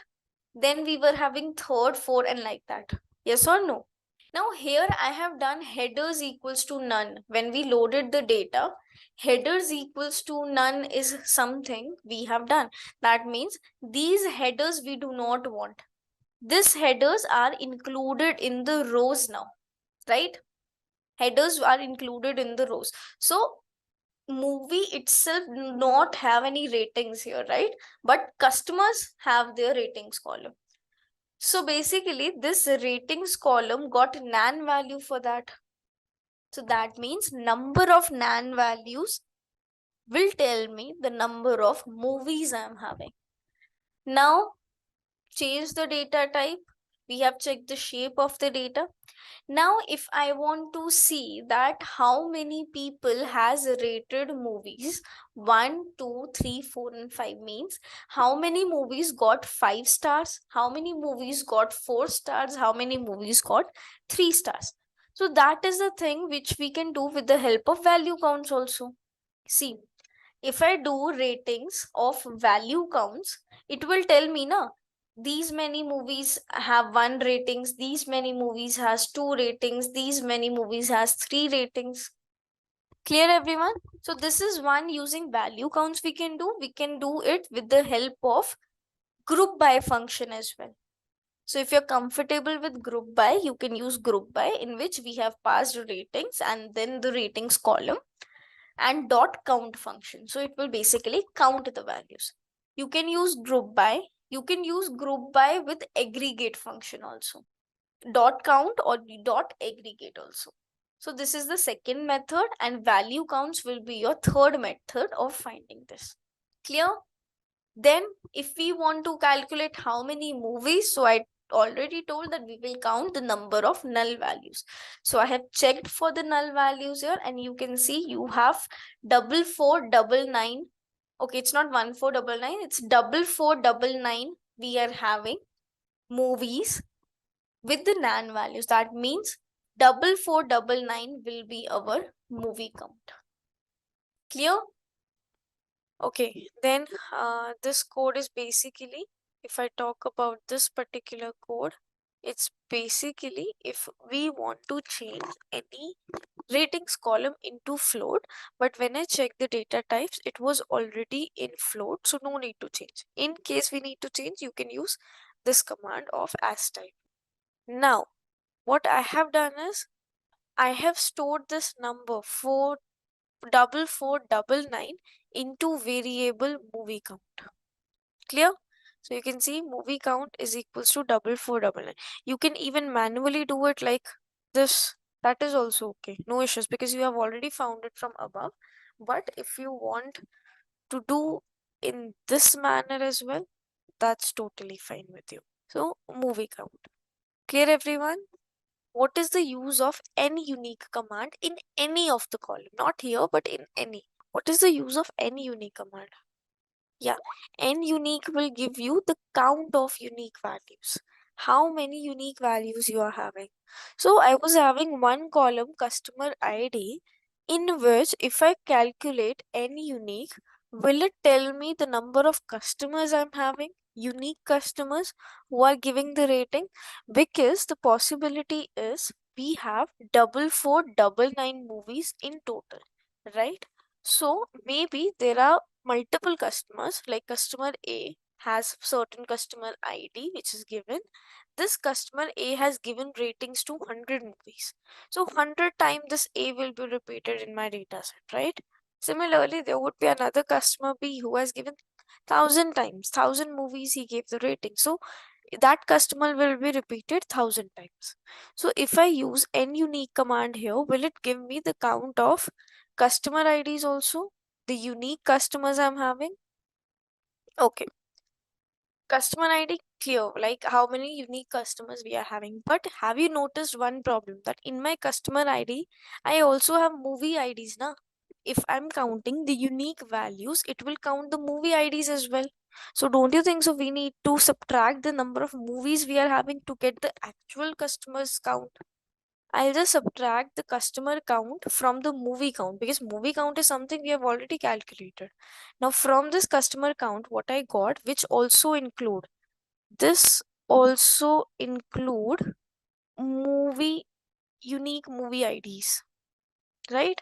Then if I subtract movie count from this customer count, I will get the actual customer count I am having. Clear, everyone? N unique will give you only the unique count, whereas dot count function will give you the total number of not null values. So in our case, if 1 is repeated 5 times, count function will give it 1 is repeated 5 times, whereas n unique will give you the value 1 only, because 1 in the sense that only one unique value you are having here, no other unique values. Getting the point? So if I find the count of customer ID, it will give me the count of not null values. All the not null, even the customer is repeated, it will count it multiple times. So what exactly this is telling me? The number of times the ratings are given. So if a customer is given 5 ratings, that means 5 number of times it has given the rating, so it will count it 5 only. If a customer has given ratings to the 10 movies, it will count it as 10 only. So 5 plus 10, 15, then so on. So number of times the ratings has been given. Clear? But again, the same problem here we are having. What? In customer ID, we again have the movie ID also. It will count the movie IDs also. But movie ID is not the ratings column, it's the nan value there. So again, we have subtracted the movie count to get the actual number of times the particular ratings has been provided. So this is actual number of times the ratings has been provided. Okay, now come back to find how many people has rated 1, 2, 3, 4, 5 stars. Means how many movies got 1 star, how many movies got 2 star, how many movies got 3 star, and so on. So one method is, first method, like which everyone can understand, is value counts, because we have used this value counts a lot. Value counts means it will give you the unique values with the frequency of number of time it occurred. So one rating occurred these many times, two ratings occurred these many times, five ratings occurred these many times. You can easily sort the values by if you want, but I want to keep it as it is, right? The second method is using group by. In group by, you can use the dot count function, which will again give you the count of not null values. Then the third method is, in group by, you can use the aggregate function also. The difference between like this method and this method is, here it will give you only count, but here if I'll write dot sum also. So guys, I will not run this code because I have already run the code in sequence. It will break the sequence because after like a few codes, this Netflix dataset values I have changed a bit. So I'm not running this code, but yes, if I want to find the sum also, it will give you the sum values as well. So aggregate function means at one go you can find multiple things. But if I'm using just dot count, it will work with dot count only. For sum, I need to use another function. So aggregate means we are aggregating multiple functions together. That's a possibility. Clear? So I have used aggregate function in future code also, so do not worry. We will talk about that once again. So these are the three methods how we have found that how many or got what ratings. Again, we can plot it. So this is a stars. Please note that stars variable means it is this kind of data frame count. Now, if I want to plot a bar plot for this, we can do. So everybody knows SNS dot bar, everybody knows PLT dot bar, right? But we can also plot a bar plot like this. So I've used a different code to make you understand that there is another method of plotting a bar plot. What? AX equals to stars means the variable which we have created before, dot plot. The kind is horizontal bar, H stands for horizontal. The figure size is provided, some title is provided, and grid equals to true means to give the values of grid like this, the gray color grid. So this is, you can see the bar graph proper, and highest ratings is 4, means the highest number of movies got 4 ratings. Okay, now everyone focus. Now the codes are something which is little tricky, so you need to focus on the screen. Okay, proceed. Now in my data it was like this: 1 customer ID, further number of customer IDs, number of ratings, then 2 movie, then number of customer IDs, then number of ratings, then 3 movie, number of customer IDs, and number of rating. This was the data set till it is 4499, it is repeated. Now what I want to try is that I'll create a one more column which will be the movie ID, and one which is present here, instead it should be present here. This row is for one movie, this row is for one movie, this row is for one movie. Similarly for second, this movie is for two movie, this is two, this is two, this is two, then three, three, three, three, three. So every row itself will have the movie ID instead of only one time the movie ID was present. Every row will have that movie ID. Getting the point? What actually we are going to try? We just want that every movie ID should be present in another column. So every row, if I'm talking about this particular row, it should have the movie ID here only. Instead of I need to scroll up and see what is the movie ID, every row itself should display one movie ID. Okay, now how we are actually gonna try it? How? Let's see. So first of all, what I have done is I have taken a Boolean format. So wherever I am having a true value, that basically means it's a NaN value, and NaN values were the movies. Wherever we were having the null values, that was movies, right? So pd.isNull command, pd.isNull helps you to find the null values, remember? Now I want to find the null values in the ratings column, and I have converted that into a data frame. That the null values what I got, I've converted back into a data frame. So wherever I am having a true value, that basically means it's a movie ID, and wherever I'm having a false value, that means it's a customer ID.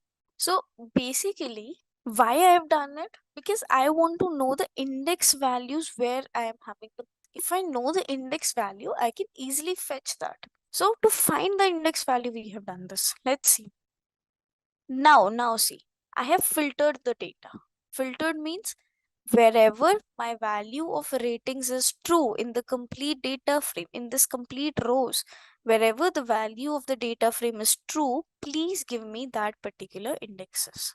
So it filtered out my data and provides me only the true values from that column. Clear? Okay.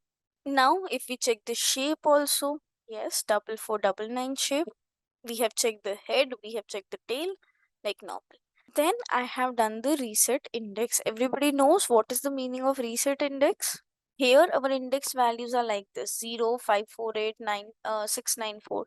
But I want the index value to be original 0, 1, 2, 3. So what reset index will do? It will make a new column and fill this values, and index will be your 0, 1, 2. You can see like that.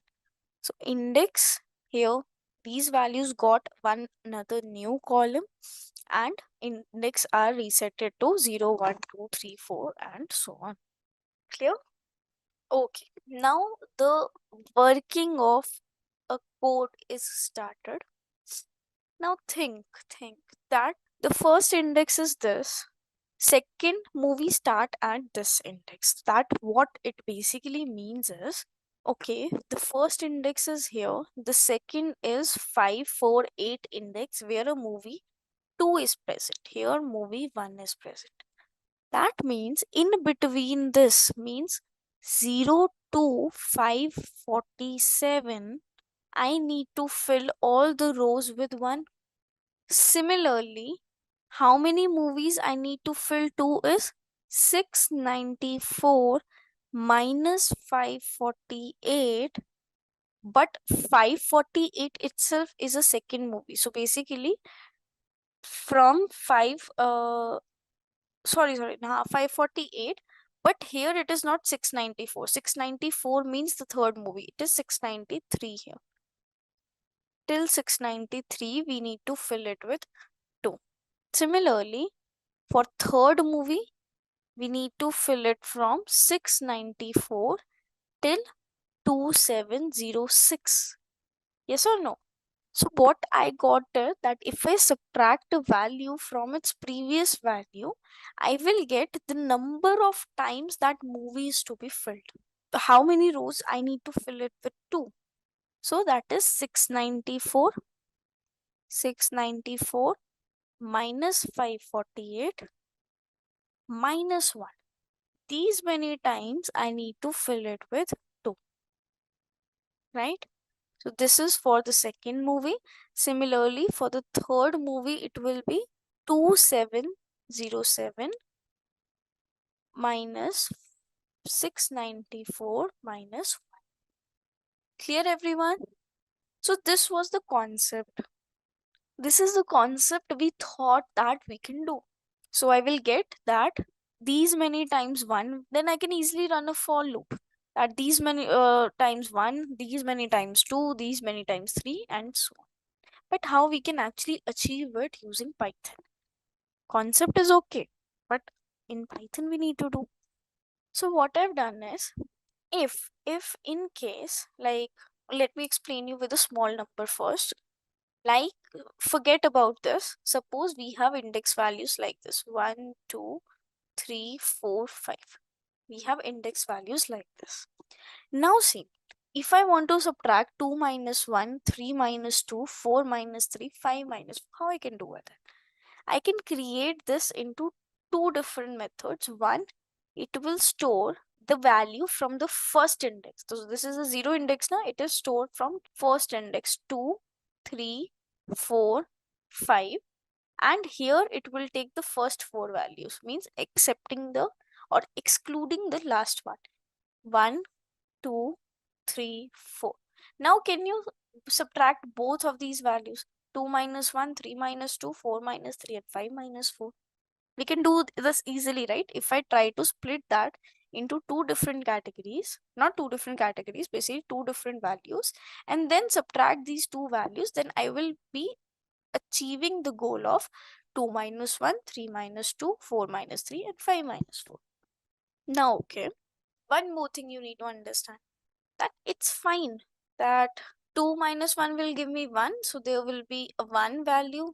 Again, there will be a 1 value. 4 minus 3 will give you 1 value. 5 minus 4 will give you 1. But what about this last? Are we getting any value for this last index? So note this, okay? We will not do anything of it as of now, but note this point, that we are not getting any value for the last. That means the method of solving the above values versus the last value will be different from each other. So how it is, I'll tell you. So let us now talk. Okay, we got it, that what we need to do. The thing is, again, how? I have a value 1, 2, 3, 4, 5. How can I change it into 2, 3, 4, 5? How can I change, guys? And even how can I change it to 1, 2, 3, 4, 5? No, 1, 2, 3, 4 only, because 5 will not be included. How we can do this?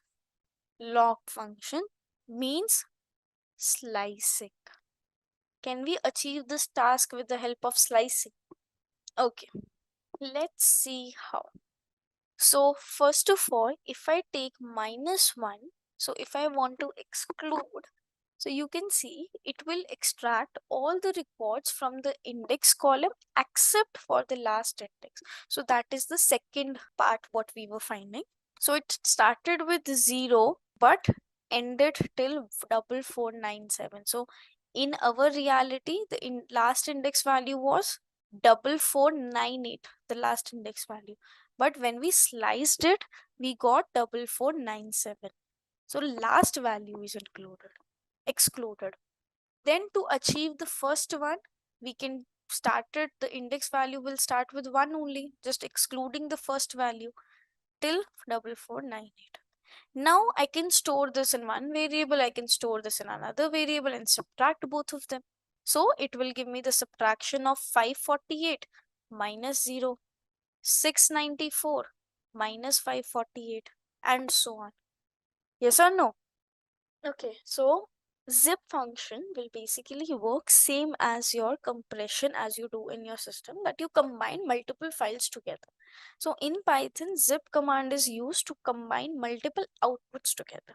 So we got one output from here, you can see two different outputs we were having. So either we can use a variable to subtract them, or either we can zip that value, and if you want to display the value, 666. So you can see here now in this x variable only. Now don't you think so you can run a for loop into this x to subtract 548 minus 0, 694 minus 548, 2707 minus 694.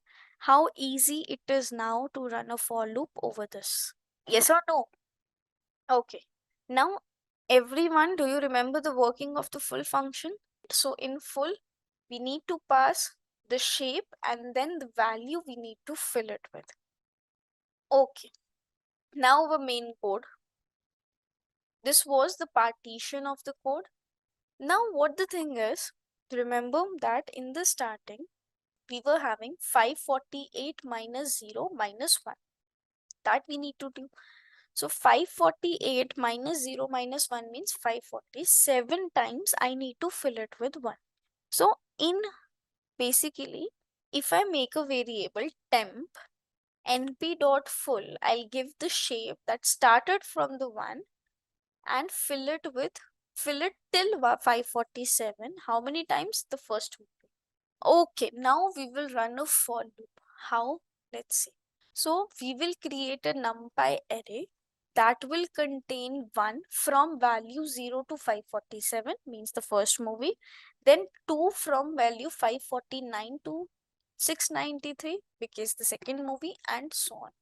So first we have created an empty list, which is movie underscore np variable, and movie id is starting from 1, so I have taken the value movie id equals to.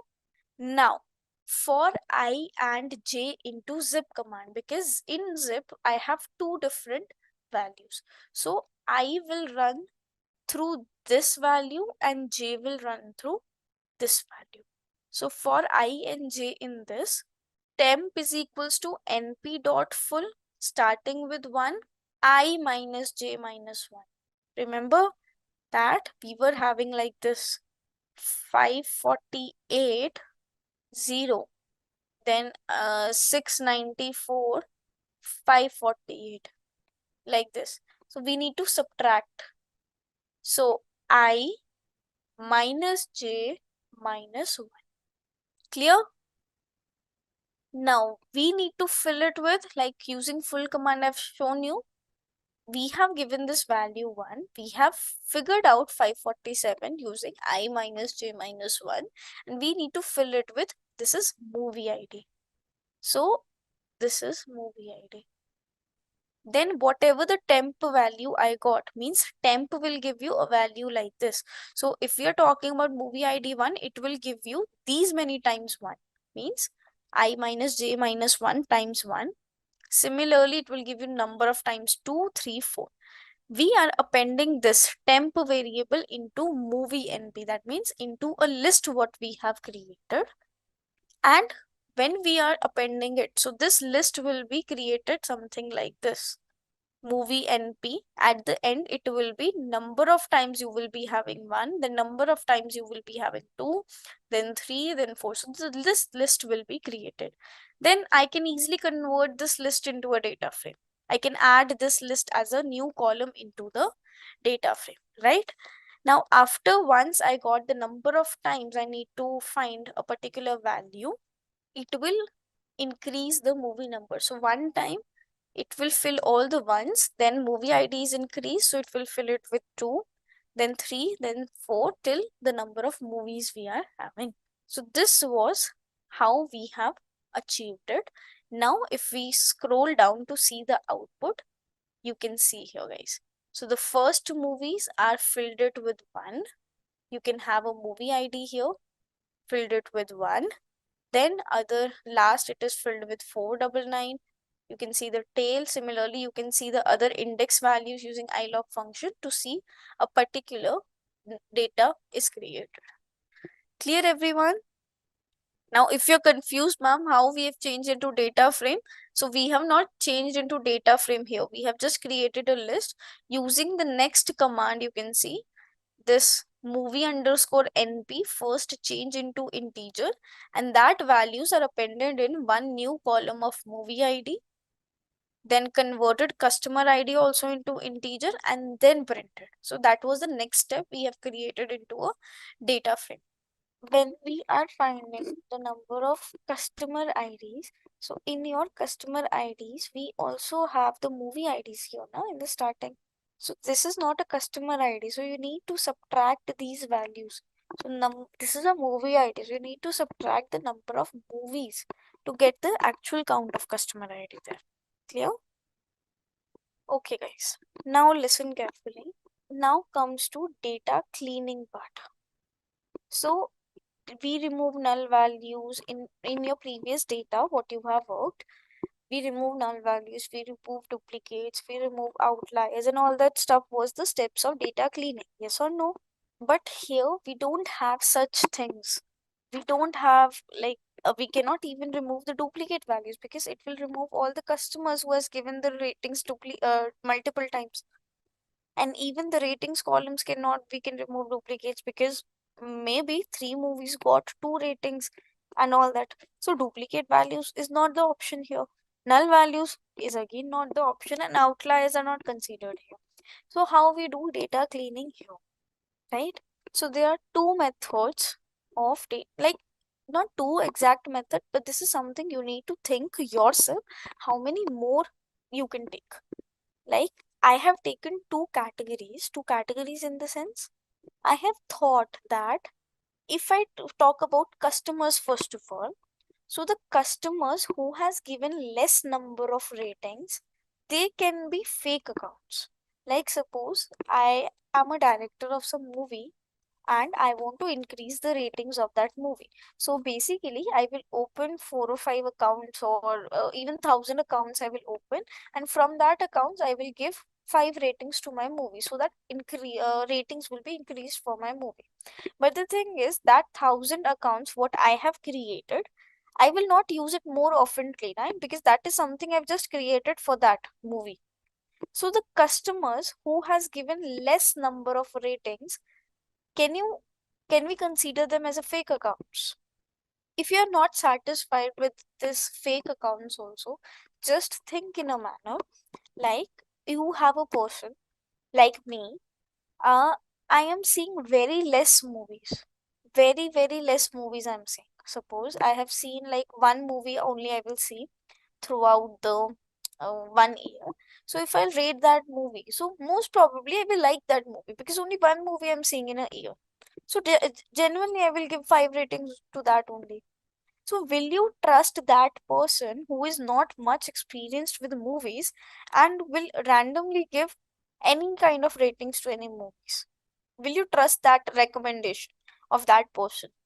No, right? So that means again that customer has given less ratings to the movies.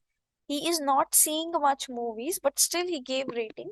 We will not rely on that recommendation. If that person has given that the movie is okay, means it's very good, we cannot rely that actually the movie is good or not, because the person itself don't have that much experience. He watched less movies. So we can remove, I can set a benchmark below which I can remove all those customers. Maybe the customers who has given less than 100 ratings, or maybe the customers given less than 50 ratings. So that is something I will decide the benchmark.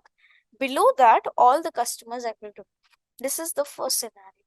Everyone getting it? Your way of thinking could be totally different, guys. This is something I'm giving as my way of thinking, what I am thinking. Okay, so I'm not saying this will be exactly same for you also. Maybe you don't want to remove.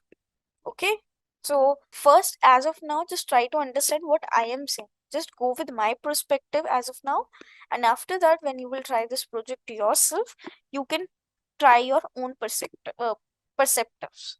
Clear, everyone? What I am telling you about customers. So the customers given less number of ratings, I will try to remove those. And the second is obviously about movies. The movies who got less ratings. If a movie got less ratings, you will not recommend that to any person, right? Because the movie itself got less ratings now. So I will remove all those movies also who got less number of ratings. So these are the two benchmarks I will create. One for the customers, another for the movies. Clear? Now what I have taken here is in movie IDs, like we have now one new column, if you remember, that is a movie ID column. Now, if I count the values of the ratings, so one movie got 547 times ratings, second movie got 145 times ratings, three got 2012 times ratings, and so on. So now I have checked the benchmark. Means the movie who got 0.7 quantile, less than 0.7 quantile, means this is the value. So who got movies less than this value, 1798, please remove that movie. You can see wherever the count is less than this benchmark, we are storing all those indexes into the drop movie index variable, and after that we are, I think, okay, as of now just understand that we are dropping it into, not dropping it, we are just storing those indexes into this variable drop movie list, and the length of this is 3149 movies I got, which does not meet my benchmark. Clear, everyone? The first means all the movies who got less number of ratings. Now we will remove all the users that are unactive. So we will remove all the users who are inactive, or you can say given less number of ratings. So we have done, initially we have done the count for movie IDs. Now we will do the count for customer IDs also. So this customer ID whose number is 6 has given 553 times ratings. The customer ID 7 has given 195 times rating, and so on.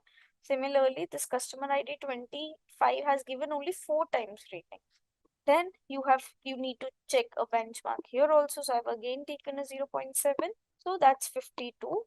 Then stored all the indexes of the customers which is less than this benchmark into drop underscore customer underscore list way. Clear? Now the original data frame shape was this. This was the very, very original shape. Now what we are doing is, these is in function will give you wherever you will get this values, wherever we are having the indexes. Now, so everybody knows about this function, this operator. This operator means, guys, no, no, no. So wherever this value becomes false, only that values it will give. Means indirectly you are dropping the value. So the data set where these values are not included, because these values we have stored into drop movie list contains the values, remember, which are the indexes we need to drop. Drop movie list and drop customer list are the two variables which stores the indexes we need to drop. This is right. So now I have printed all those indexes of drop movie list. Now using this command, it says that wherever you are having the values which is stored into drop movie list, this drop movie list here, please don't include that values, and other than that all the values should be stored into Netflix underscore data variable.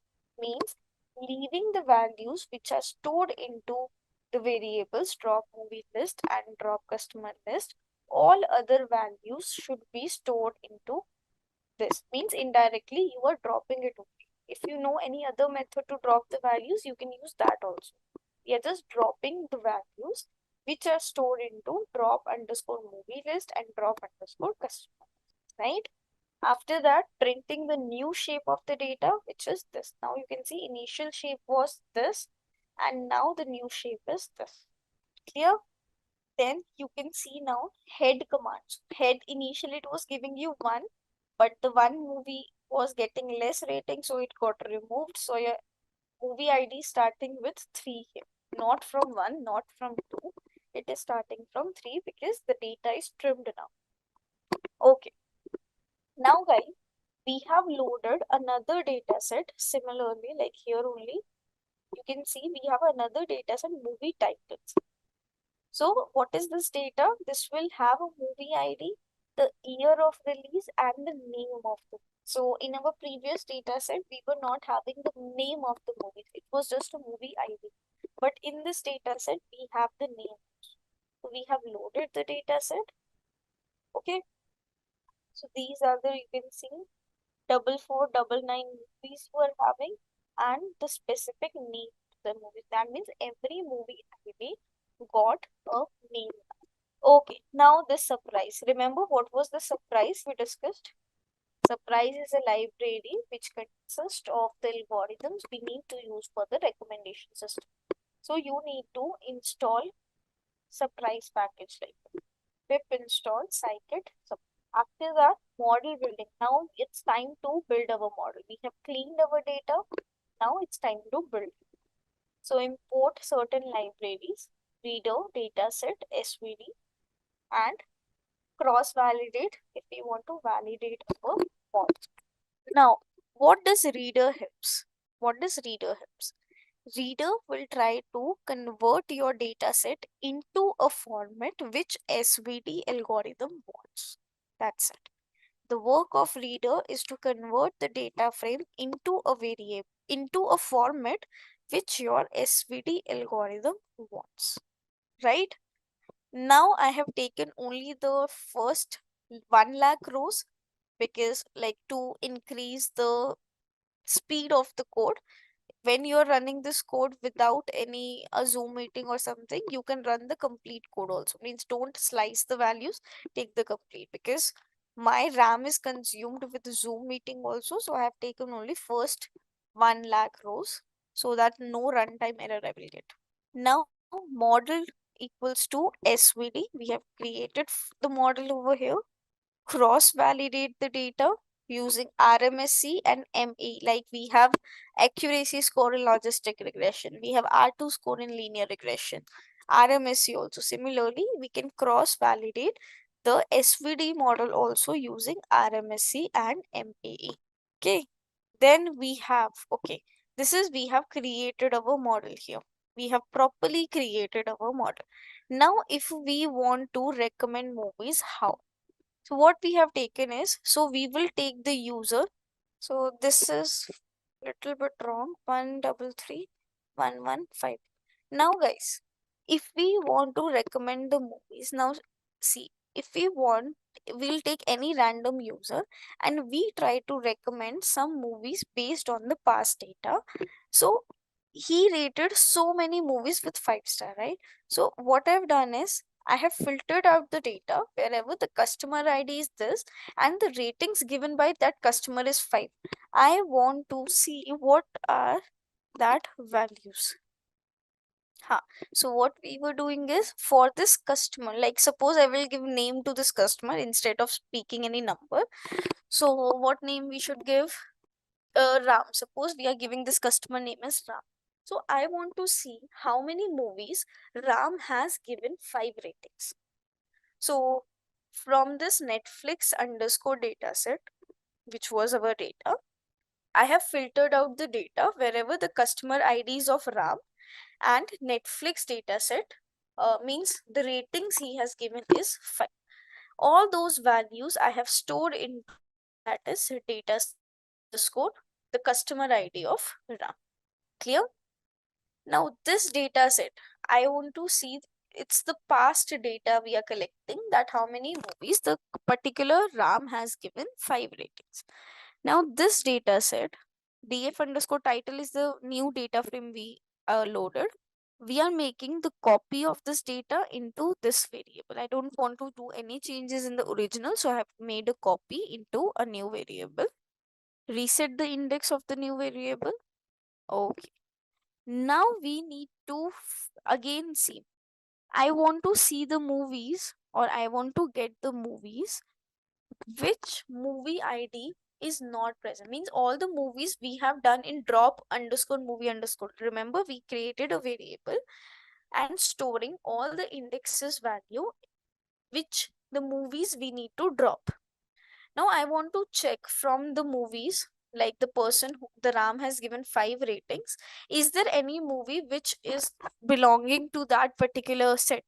So if it is belonging in that particular variable, we will not include that movie and we will include the rest of the part.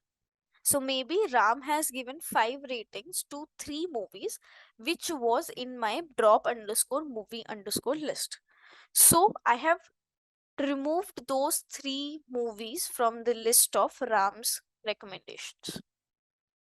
Once we figured out, now estimation score. What was estimation score?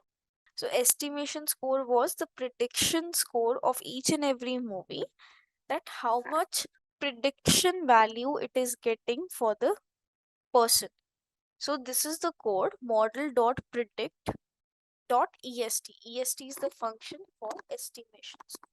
Now see, we have created a new variable which is estimation score, not variable, new column in the data frame in which I am storing these all estimation score.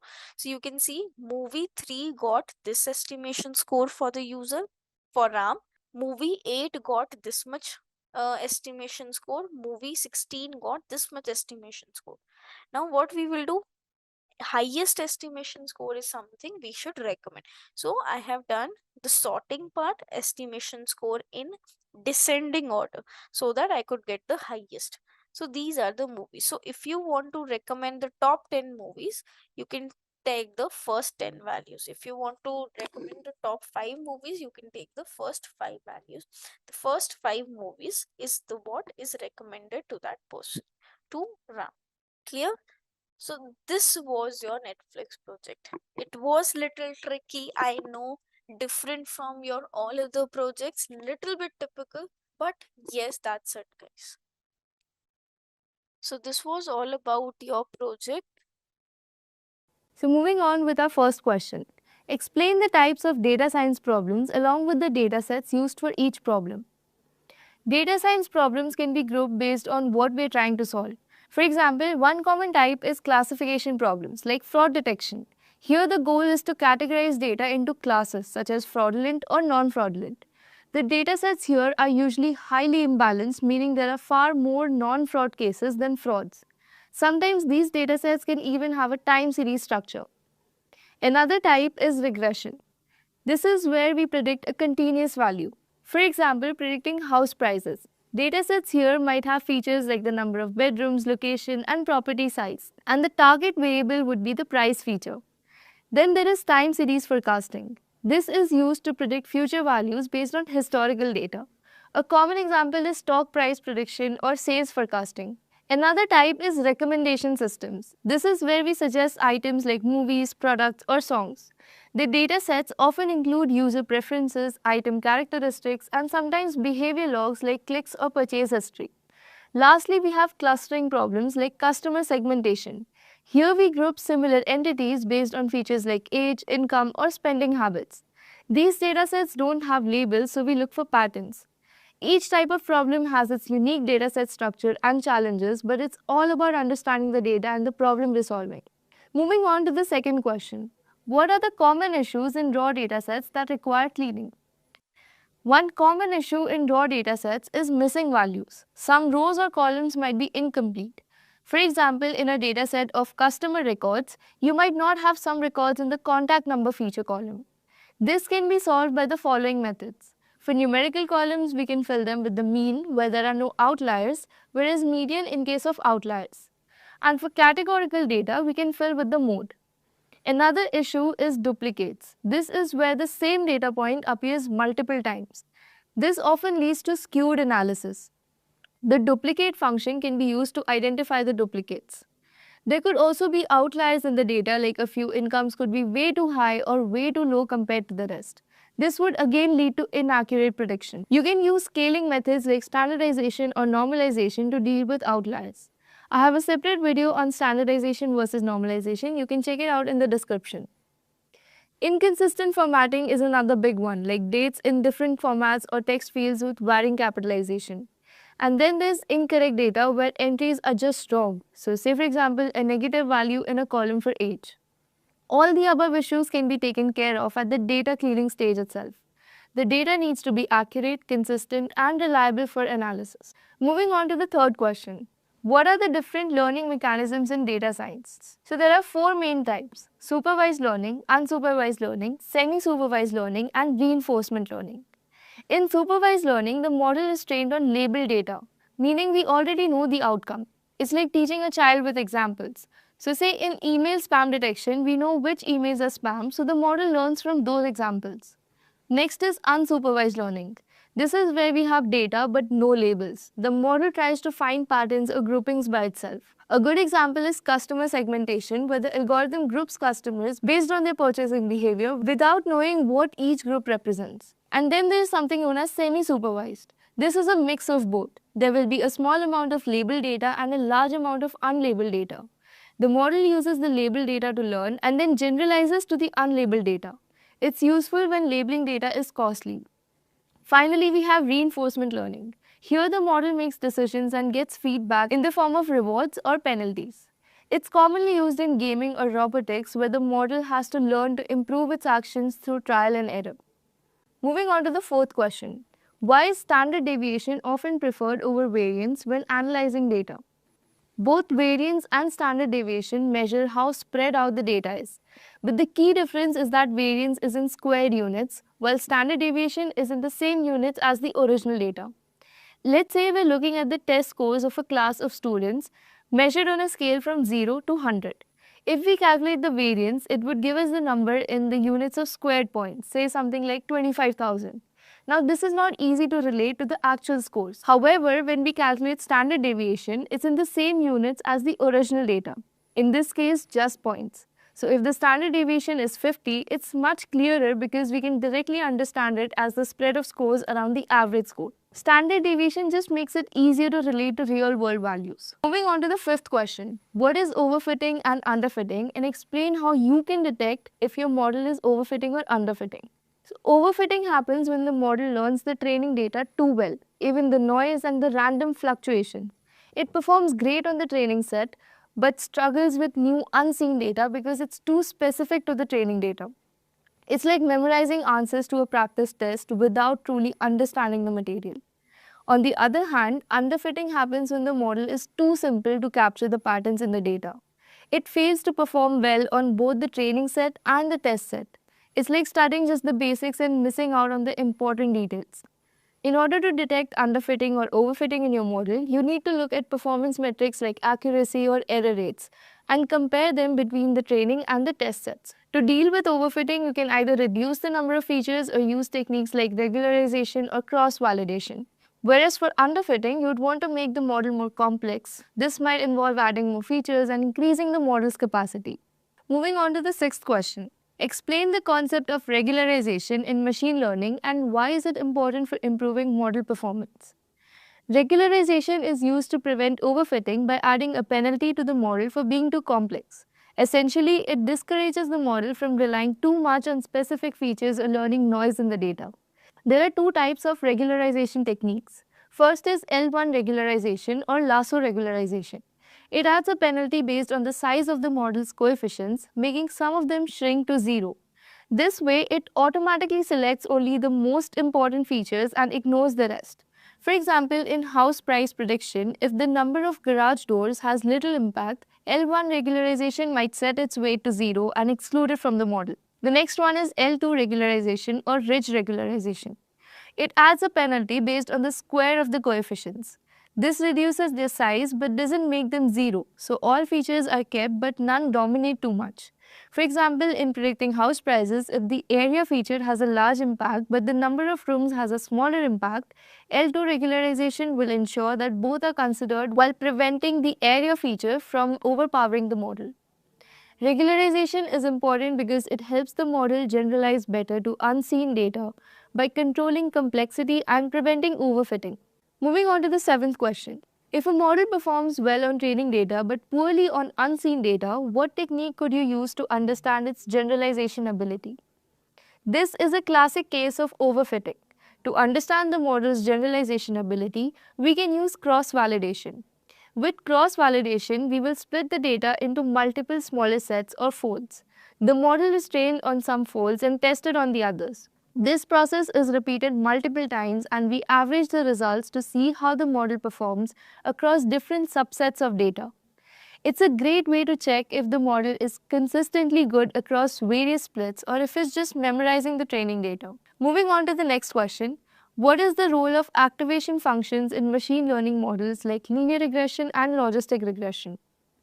Activation functions are used to introduce non-linearity into a model, which allows the model to learn complex patterns in the data. In linear regression, there's actually no activation function because the output is simply a linear combination of input features. It's used for predicting continuous values. In logistic regression, however, we use the sigmoid activation function, which squashes the output between 0 and 1, making it suitable for binary classification problems like predicting the yes or no outcomes. So the main role of activation function is to help the model make more accurate predictions by capturing complex relationships in the data. Moving on to the next question, what is the confusion matrix, and describe a situation where false positive is more important than false negative and vice versa. A confusion matrix is a tool that is used to evaluate the performance of a classification model. It shows how well the model's predictions match the actual outcomes by displaying the number of correct and incorrect predictions. It's basically a table with 4 values. One is true positive. These are the correctly predicted positive cases. Then there are true negatives. These are the correctly predicted negative cases. Third is the false positives. These are the incorrectly predicted values as positive, also known as type 1 error. Lastly, we have false negatives. They are incorrectly predicted values as negative, also known as type 2 error. From these values, we can calculate other performance metrics like accuracy, precision, recall, and F1 score, which give a clearer idea of how well our model is performing. False positives are more important than false negatives in cases like a medical test for a rare disease. A false positive that is incorrectly saying someone has a disease might lead to unnecessary tests, but it's safer because it ensures we do not miss any actual cases. Whereas for a spam filter, a false negative, which is a spam email getting through, is less risky because you can always delete it. But a false positive, where important emails are marked as spam, could cause you to miss important messages. Moving on to the 10th question, why do we prefer a decision tree over a random forest? A decision tree is a simple model that splits data into branches based on features, making decisions based on these splits. It's easy to understand and visualize and works well for smaller, less complex problems where interpretability is key. A random forest, on the other hand, is a collection of multiple decision trees where each tree is trained on a random subset of the data. It combines the results from all these trees, which usually gives better accuracy and reduces overfitting. You'd prefer a decision tree over a random forest when you need a simple, interpretable model or when computational resources are limited. But if you need better accuracy and robustness, especially for complex datasets, random forests are the better choice. Moving on to the 11th question, what is naive in naive Bayes theorem? Basically, what we're trying to understand here is what does the term naive stand for in this naive Bayes theorem? So, the word naive in naive Bayes basically refers to the assumption that all the features in a dataset are independent of each other. But if you consider real life scenarios or real life data sets, this assumption does not really apply. Why? Because say for example, you have a house price prediction data set. You will have feature columns like number of bedrooms, number of bathrooms, balcony, the area of the house and so on. Now in real life, if you consider the area and number of bedrooms, number of bathrooms, so are supposed to have some sort of correlation between each other. But what naive Bayes theorem does is, it is going to consider that these features are independent of each other, that is, they have zero correlation between each other. Now, this assumption will not apply in real life, but surprisingly, it works really well in many situations, especially for classification problems, right? So, naive Bayes has a major application in classifications. Alright. So, naive Bayes basically calculates the class probabilities based on feature likelihoods, assuming no dependence between them. Clear? So, this is the formula for naive Bayes theorem. This is the posterior probability of the hypothesis. This is what the naive Bayes is trying to calculate. This is the likelihood probability, which basically is the estimated value for each feature, assuming that all the features are independent. Alright, so this is the assumed value. And then we have our hypothesis probability and our evidence probability. Alright, before we move to the next question, let me take you guys to my notebook and show you guys the implementation of naive Bayes. Alright, so the implementation in Python is very easy for any naive Bayes. So basically we have 4 types of naive Bayes theorems. First one is Gaussian naive Bayes. So this works well for continuous data. So the Gaussian naive Bayes basically calculates the mean and the variance, and then it goes for the probability. Then we have multinomial naive Bayes. So this works for the discrete data set. Like it is going to count the data and then it is going to go and calculate the probability. Then we have Bernoulli naive Bayes. This works for binary or Boolean features like yes, no, true, false. Then lastly, we have categorical naive Bayes. So the name itself suggests that it works for categorical data sets. So you can easily import your naive Bayes theorem, whichever one you want to apply from sklearn.naive Bayes, and then you have to call your function and simply train it using the fit method. Alright, so once that is done, you can go ahead and predict it, and this is what your output is going to look like. Alright, so basically this is how it has classified it as 0 and 1. So that is all about the naive Bayes theorem. Moving on with our 12th question, what is imbalanced data and how do we handle them? So I have already made a video on this particular topic and I have explained each and every concept in a lot of detail. So you guys can go ahead and check it out. But right now I'll just cover this concept in brief so that you guys get a basic idea. Alright, so imbalanced data basically happens when one class in a data set has a lot more samples than the other. Now what does that mean? So consider this example over here. So this is a balanced data set. Now why is this a balanced data set? So we have two classes over here, female and male. Let's call them A and B. Alright. Now class A, that is female, has 51% of samples in a data set, whereas class B, which is male, has 49% of samples in the data set. Now this is a pretty you can say balanced situation. Why? Because we have almost equal number of samples, right? 51% and 49% are not that far away. But if you consider this particular scenario, we have 98% of samples in class A, which is our normal okay, so this imbalanced data is basically for the fraud detection data set. Okay, so we have a fraud detection data set where we have two classes, which is normal transactions and fraudulent transactions. Now, our normal transactions are obviously going to be in a higher ratio compared to a fraudulent transaction. So, we only have 2% of transactions which were fraud, which is our class B. Alright. So, the number of samples of class B is comparatively very less as class A, right? So, this is going to lead in poor performance in the minority class. Basically, our model is going to be biased towards the majority class, right? So say for example, my model predicts not fraud or say normal each time. My model is going to be 98% accurate. Isn't that right?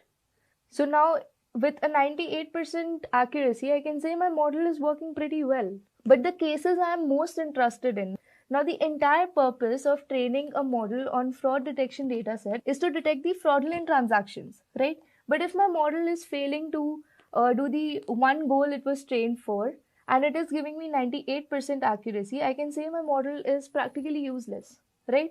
So this is why we need to handle the imbalanced datasets using techniques like undersampling, oversampling, and lastly we have SMOT, right? So in undersampling, basically we take random samples from our majority class till they are equal in size with our minority class, right? So basically we are making our data smaller. So say we had 1000 samples over here in our majority class and 100 samples over here. Our final data set is going to contain 200 samples, right? We are randomly going to pick 100 samples from our majority class.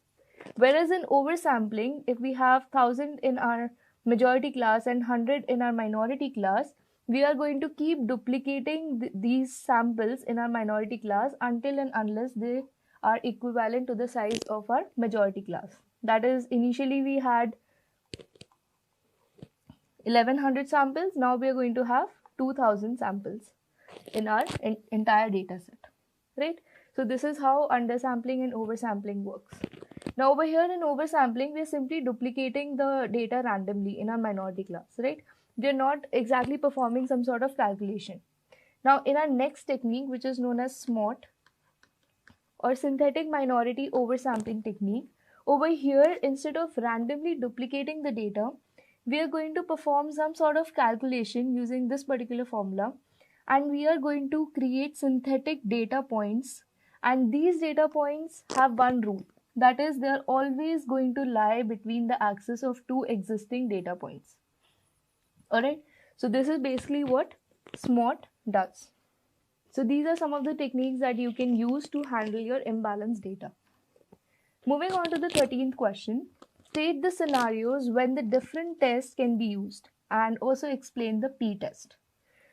So now the different tests that we have are z-test, t-test, f-test, chi-square test. Like these are some of the tests that we'll be covering in this particular question. So the first one is z-test. Now this is used for the large samples, generally greater than 30. So whenever we have more than 30 samples, we will be using z-test. Now keep this condition in mind. I'm sure some of you guys must be having a doubt regarding 30 samples. We'll be talking about this in a few minutes, but first let's cover all the tests, right? And your population standard deviation should be known. So say for example, you want to compare the average heights of two cities. So this is a scenario where you would preferably be using z-test. So this is the formula for finding the value of z-test. So you subtract your population mean from your sample mean and you divide it by your standard deviation divided by the total number of observations. Alright. Then the next one that we have is a t-test. This is used for small samples, preferably less than 30, and you don't know your population standard deviation. So say for example, you want to test a new teaching method, whether it improves your test scores in a class or it doesn't, right? So this is the formula for your t-test. So the next one that we have is an f-test. This basically compares the variances of two data sets. So say for example, you want to check the variability in scores from two teaching methods. This is when you'll be using an f-test. So this is the formula. You divide your larger sample variance by your smaller sample variance, and then you can look up the f-test table to find the value. Then we have a chi-square test. This is used for categorical data to test relationships between your features. So say for example, you want to analyze whether genders impact the product preference, right? So for cases like that, you would be using a chi-square test. This is the formula for your chi-square test. C is your degree of freedom, O is your observed value, and E is your expected value. Alright. Then lastly, we have our p-value. Now the p-value is not particularly a test, rather it is used to determine whether the result of a statistical test is significant or not, right? So basically a p-value is a decision rule that compares with alpha. Now alpha is generally 0.05, right? This is the standard value of alpha. It could vary based on the problem, but in general we keep it 0.05. Now if our p-value is less than or equal to 0.05, we reject our null hypothesis. But if it is greater than 0.05, we fail to reject the null hypothesis, that is, we accept our null hypothesis. Alright, so say for example, we want to test a new drug, right, and its effects. So we'd be using a p-value in this case. Now before we go ahead, let me quickly take you to my Google Notebook.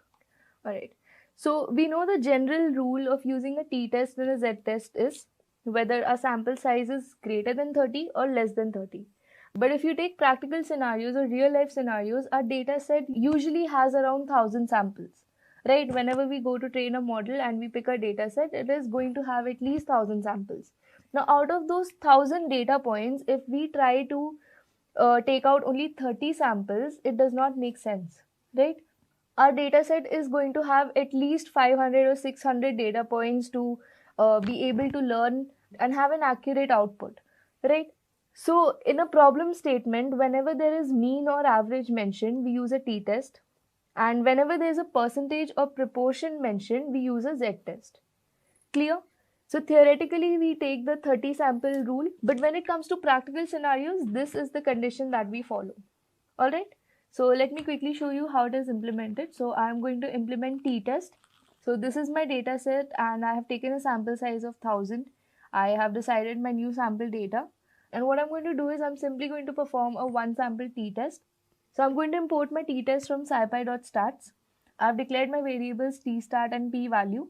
And I've passed my column purchase. And I've given the sample size over here. And after performing that, I have got my p-value as 2.8. Right? Now this 2.8 is clearly greater than 0.05. This means we have to reject our null hypothesis. And over here we have given a conclusion, that is whatever was our alternate hypothesis has become our conclusion now. Alright, so this is basically how we perform any test in Python using the libraries. So moving on to the 14th question, what are eigenvalues and eigenvectors and why are they important? So let me quickly explain a scenario where we have a data set which is in a 3D form.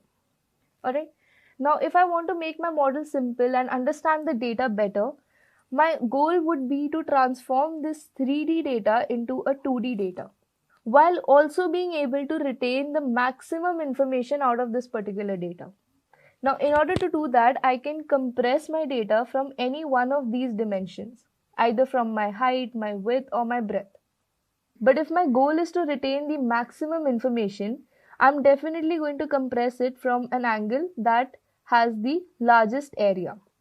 And if I feel this particular side is going to give me the maximum information out of my data, I'm going to compress my data set from this particular angle. So now what eigenvalues and eigenvectors are? Eigenvalues are basically going to tell me how much my data set has shrinked or stretched during my transformation, whereas my eigenvectors are going to define the direction from which my data sets have been shrinked or stretched, right? And the direction is always going to remain unchanged during that transformation. So I hope this is clear, and this is the basic formula that is used to calculate the eigenvector, which is represented with the x vector, and we have eigenvalue represented by lambda. Alright, so let's quickly look at the example. So we have a matrix denoted by A, which is 2, 0 and 0, 3. Now in order to calculate the eigenvalue, this is the formula that we'll be using. Alright, we need to calculate our matrix A minus lambda into I. Now I is the identity matrix and it is represented using this particular matrix. Alright, so now we know the determinant of this particular matrix is going to result to 0. Alright, now this is going to help us give the final values of the lambda. Alright, so now to calculate A minus lambda I, this is the kind of calculation we'll be performing. We've already multiplied lambda with our identity matrix, and this is going to be the resultant matrix after multiplication, right? So after subtraction, this is going to be our final matrix, 2 minus lambda and 3 minus lambda. Once we equate it with 0, we get the values of lambda, which is 2 and 3. Alright, so we get two eigenvalues, which is 2 and 3. Now in order to calculate the eigenvectors, we are simply going to multiply x with A minus lambda I. Alright, now we know the values of lambda, which is 2 and 3. So we are going to substitute these values in lambda, and once we do that, we're going to get a matrix like this, and after we multiply this matrix with x, our x value is going to be somewhat like this. Alright, so basically these are the steps that we follow in order to calculate the eigenvalues and eigenvectors. Alright, now why are they important in data science? So eigenvalues and eigenvectors are used for principal component analysis. Basically, they reduce the dimensions of large data and they're used to identify the important features using eigenvectors. Then they're used for graph analysis and stability analysis also. Alright. Moving on to the 15th question. How do you ensure that the sample chosen for a study truly represents the entire population? Now, in order to answer this particular question, first we need to understand what is sampling. So whenever we're conducting a study, it is not always going to be possible to include everyone in the population, right? So we're going to use sampling to study a smaller, more manageable group. So the first step is to define who or what you are studying. That is, we need to define the target population. So say for example, we want to know the opinions of college students for a particular study, right? So our target population is going to be only the college students, not their parents, not their siblings, right? So that is how we define the target population. The next step would be to choose the right sampling method. Now we have over here 4 different types of sampling methods. So the first one is simple random sampling. Over here, everyone in the population is going to have an equal chance of being selected, right? There is not going to be any particular bias towards any person. The next one is systematic sampling. So over here, every nth person or nth member from a list or sequence is going to be selected. So basically over here, we're going to apply some sort of algorithm or some sort of system that every third person that we meet or every third person that we interview is going to be part of our data set. Alright. Then what we have is a stratified sampling. Over here, we divide the population into groups, that is our strata, and take a random sample from each group. Alright. So say for example, I am interviewing college students. I'm going to divide the college students into groups, say depending on their streams, right? So maybe I make groups of computer science and MBA and other fields like that, right? So once I have divided the college students into groups, I'm randomly going to pick a student from each group. Alright, so this is what is known as stratified sampling. Then lastly, we have cluster sampling. Over here, we divide the population into clusters, randomly select the clusters and include all the members from those clusters. Alright, So over here, I'm not going to select an individual from a group, rather I'm going to select the entire group randomly. Alright, so this is known as cluster sampling. So depending on our problem statement, we need to choose the right sampling method. Then third is to ensure sample size is adequate. What this means is larger samples are better because they reduce the likelihood of errors. So say for example, if we are polling 10 people to understand a city's preference, we are going to miss the diversity of opinions, right? A sample of 1000 is going to be much more reliable and much more adequate. So this is what ensuring the right sample size means. Then lastly, we need to avoid bias. Bias occurs when certain groups are favored over the others. So say for example, we only survey people from urban areas and we ignore the rural areas. So our result is going to be completely skewed, right? Obviously, the opinions of urban people are not going to match with the ones of the rural people. So this is basically how bias enters the sample. So we need to avoid bias in order to have a sample that truly represents the entire population. Alright, moving on to the 16th question. What is a gradient and gradient descent? So gradient basically measures the slope or rate of change of a function. Alright, this is the formula for gradient. Basically, we have a function and we have a gradient with respect to x and with respect to y. Basically, all the independent variables of a function. So we perform differentiation and we get the final value. Alright, so gradient basically points in the direction of the steepest increase. Alright, so if in this case we had our y value as say positive and x value also positive, then this gradient would be signifying that in whatever direction we are moving so far is the direction of the steepest increase. That is, we are going in the increasing direction, right? It is leading us to the maxima. Alright, but say in case one of these value was negative instead of positive, this particular value was negative. Now this would indicate that the direction that we are heading to is the opposite of the direction of our increase. That is, we are leading to towards the minimum. Alright, so basically gradient tells us how much the function is increasing or decreasing as we move in different directions. Alright, then we have gradient descent. Now this is a method to find the minimum of a function by moving in the opposite direction of the gradient.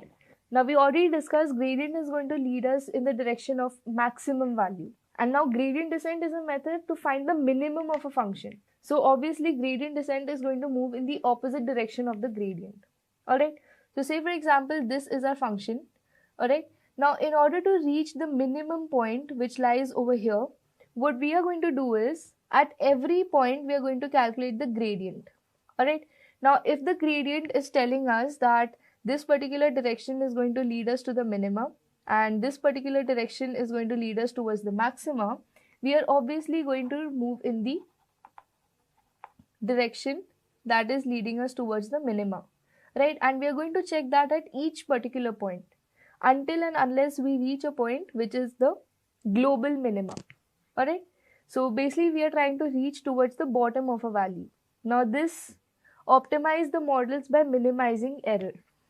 Alright, so this is basically what gradient and gradient descent means. Okay, moving on to the next question. Define confounding variables.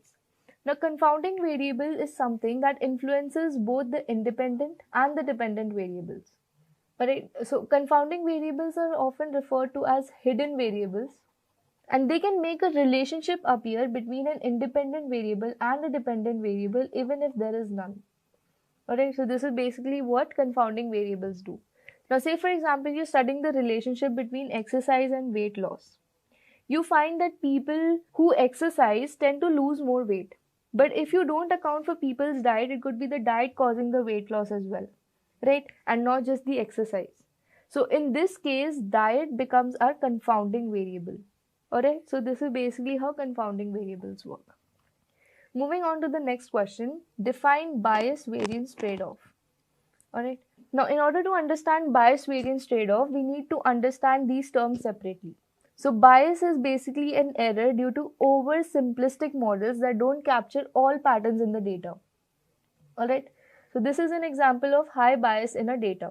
So these are our data points, and since we have a high bias in our data, we are not really trying to understand all the data points. Rather, due to the simplicity of our model, we are just going to fit a straight line where we assume that most of our data points are being touched. But this is a case of underfitting. Alright. Then the next thing that we have is variance. Now this is an error due to models that are too complex and overfit the training data. Now this is the opposite of high bias. So basically when we have a high variance or low bias, what we do is we try to learn each and every data point in the data set. This leads to overfitting, and this is also a case where the model performs really well on the training data but very poorly on the unseen data. Alright. So a simple example or simple analogy of a high bias would be a person studying for an exam, and the person is not really trying to understand the definition and the examples of each concept. Rather, he just looks at the headings of each concept. Right? This would be a case of underfitting. But if that same person tries to memorize each and every detail of a particular concept, so he even memorizes the numericals, the exact value of each numerical, the person is going to perform extremely well if the exact same questions appear in the data. But if the values of a particular numerical or a particular question are changed even slightly, the person is going to fail in that particular case. So this is an example of overfitting. Alright? And overfitting happens when there is a low bias or a high variance. And underfitting happens when there is a high bias or low variance. Alright. Now the entire goal of bias variance trade-off is to find the right balance between bias and variance. Now if we have a low bias and a high variance, our model is going to fit the data well, but it is not going to generalize it. Alright, which basically means overfitting. But if we have a high bias and low variance, our model is going to be too simple and it is going to miss important patterns or even the general patterns, the basic learnings of the data. Alright. So the goal is to find a spot where the model is complex enough to capture patterns but simple enough to avoid the overfitting. Alright. So this is basically what it means. This is the kind of point that we're looking for, which gives us the optimal solution. Moving on to the 19th question. When do we use deep learning in a project? So in order to answer this question, we need to answer what is deep learning. The deep learning is basically a subset of machine learning which uses neural networks with many layers. Alright, so it can handle complex data which includes images, text and audio. Alright, so here is an image that indicates machine learning and deep learning. So in machine learning we have an input data, then we perform feature extraction, and then we perform classification, and then we get an output. But in deep learning we have an input data, and our feature extraction and classification are performed all together with the help of neural networks, and we straight away get the output. Alright. Now when do we use deep learning in a project? So we use deep learning if we have a very complex and large data set. So when our data is large and unstructured, that is, our data includes images and videos, right? So this basically makes our data complex, and it would be better to use deep learning in such cases. Alright, so say for example, we need to analyze the medical images. Alright, so say it is a cancerous cell data set. Alright, and we need to define whether the cell contains cancer or not. So we can use deep learning and basically neural networks in cases like this. Then comes the need for feature extraction. So whenever we need to automatically learn useful features from raw data. Say for example, we need to identify objects in a photo. Alright, so we can use deep learning again. Then when our model needs high accuracy. So when a high level of accuracy is crucial for the task, we would go for deep learning. Alright, so say for example, self-driving cars will need precise object detection and in real time, right? So we would go for deep learning. So some projects that use deep learning would be image classification, speech recognition and natural language processing. Some other would be a chatbot, traffic sign classification, newspaper summarizer, image caption generator, human age detection and so on. Moving on to the 20th question, what is OOB error and how is it useful? So OOB error basically stands for out of bag error, which is a concept in random forest models.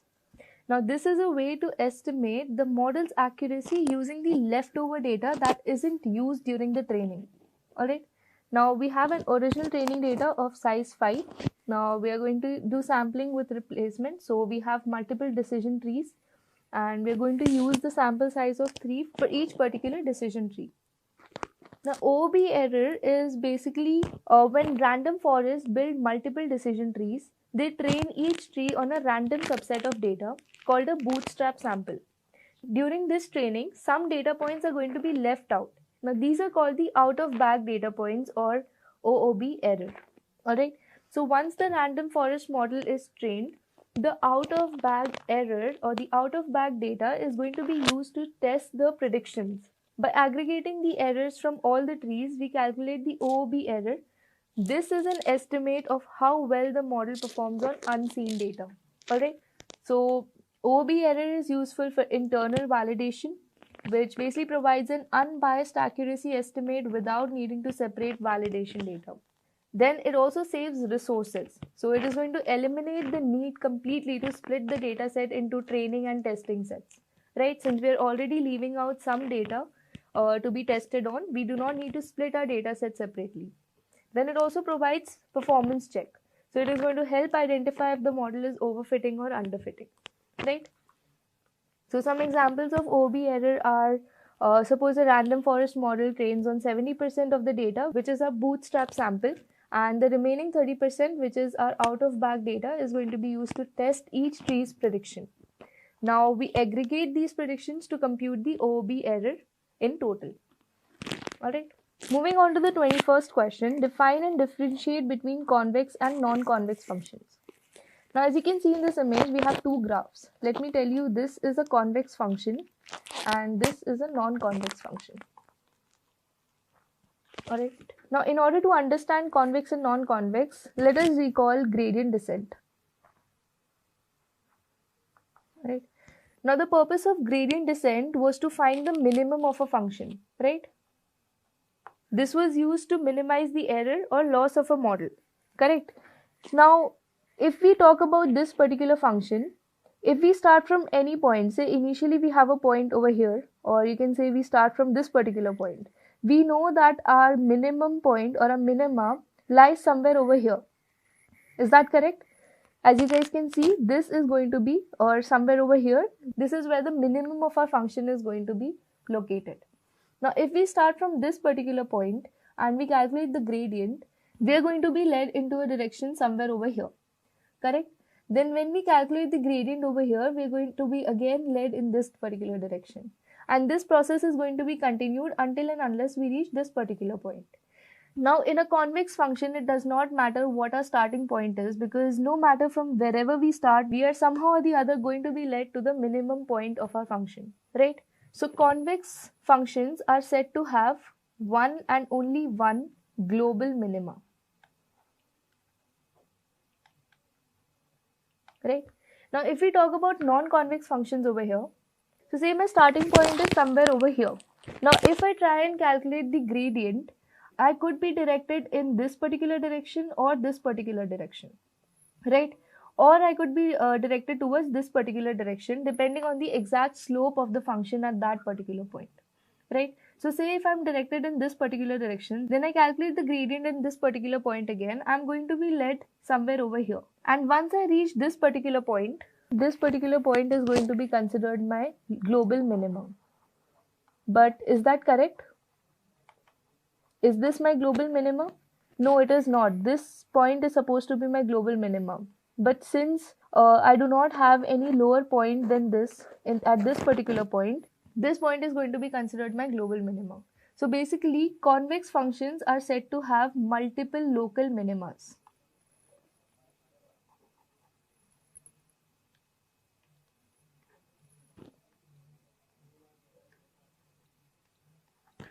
Alright. As you can see over here, this is another minima, this is another minima, this is another minima. So whether or not you reach the global minima depends completely on your starting point. Alright, so say if you start somewhere over here, there is a higher chance you reach the global minima rather than some other local minima. Alright, so these are your local minimas. Alright. So this is a basic differentiation between convex and non-convex functions. So a convex function is where the line segment between any 2 points on the curve lies above or on the curve. There is only only one global minima, and it is easier to optimize. Alright.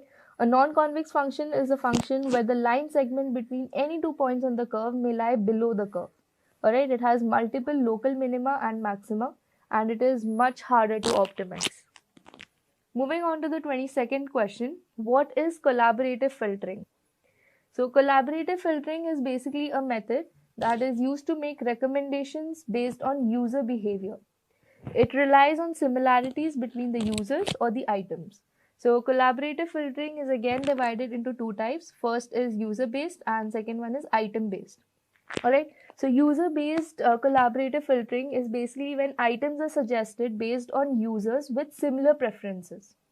Alright, and item based collaborative filtering is basically when the items are suggested similar to what the user has liked previously. Alright, let's understand this with the help of an example. So there are two users, user 1 and user 2. So both these users have several movies in common. That is, they have both liked these movies or they have highly rated these movies. Now, if user 1 has watched a particular movie that user 2 has not, there is a high chance that this particular movie is recommended to user 2.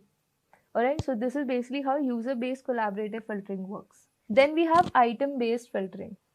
So basically we have three users who go shopping. So user 1 has shopped for these particular items, whereas user 2 has shopped for these particular items.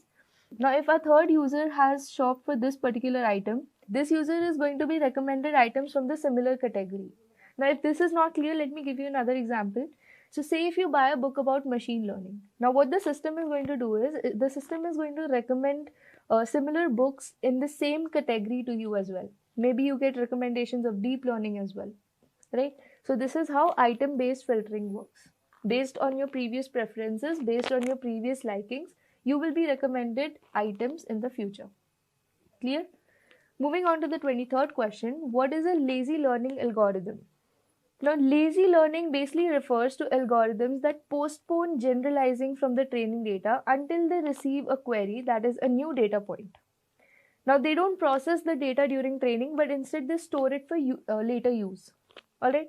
So basically they delay generalization data until a query is made. Alright. So in the training phase, lazy learning training is almost instant because the algorithm is going to store the data set without building a complex model. Whereas in the prediction phase, when a new query comes in, the algorithm is going to compare it to the stored data to make a prediction. This step is going to take time because this is going to involve looking through all the stored data. Alright. So one example of lazy learning algorithm is the k nearest neighbors algorithm. Alright. Now what k nearest neighbors does is, so say you have 5 data points about fruits. Alright, let's say these are apples, some are oranges. Alright, they're already classified. Alright. Now say you have a new data point, which is basically a new fruit. Now in order to classify this new fruit, what KNN is going to do is, it is going to compare it to the stored data. Right, these are your stored data points. Right, all these are your stored data points. Now KNN is going to compare the stored data point and check the k closest neighbors for the new data point. Alright, so say if most of the neighbors of this new data point are apples, KNN is going to classify it as apples, otherwise it is going to classify it as oranges. Clear? So this is how KNN works, and this is basically what lazy learning algorithm works. Alright. Moving on to the 24th question, describe the differences between bagging and boosting algorithms. Alright. So bagging basically works by creating multiple subsets of the training data. So bagging and boosting are basically two powerful techniques in machine learning that are used to improve the performance of models. Alright. So both of these models are basically going to combine multiple models, but their approach and goals are completely different. Okay. So first let's see bagging. Now what bagging does is, it is going to create multiple subsets of the same training data, and it is going to train independently on each subset. Alright. So basically bagging works in parallel, whereas boosting trains the model sequentially where each new model is going to focus on correcting the errors made by the previous model. Alright, so the final prediction is going to be a weighted combination of all the models. Clear? The basic difference is clear. So let's look at the approach. So bagging basically follows a parallel model training, whereas boosting follows sequential model training. The goal of bagging is to reduce variance, whereas boosting has the main goal of reducing bias and variance. Alright. The basic method of error handling in bagging is to have equal weights for all the models, whereas boosting corrects errors of the previous models. Alright. So bagging has a lower risk of overfitting, whereas boosting has a higher risk of overfitting if not controlled. Alright. So basic example of bagging would be random forest, where we have multiple decision trees working parallelly on each subset of the training data, whereas boosting algorithms would be AdaBoost, gradient boosting,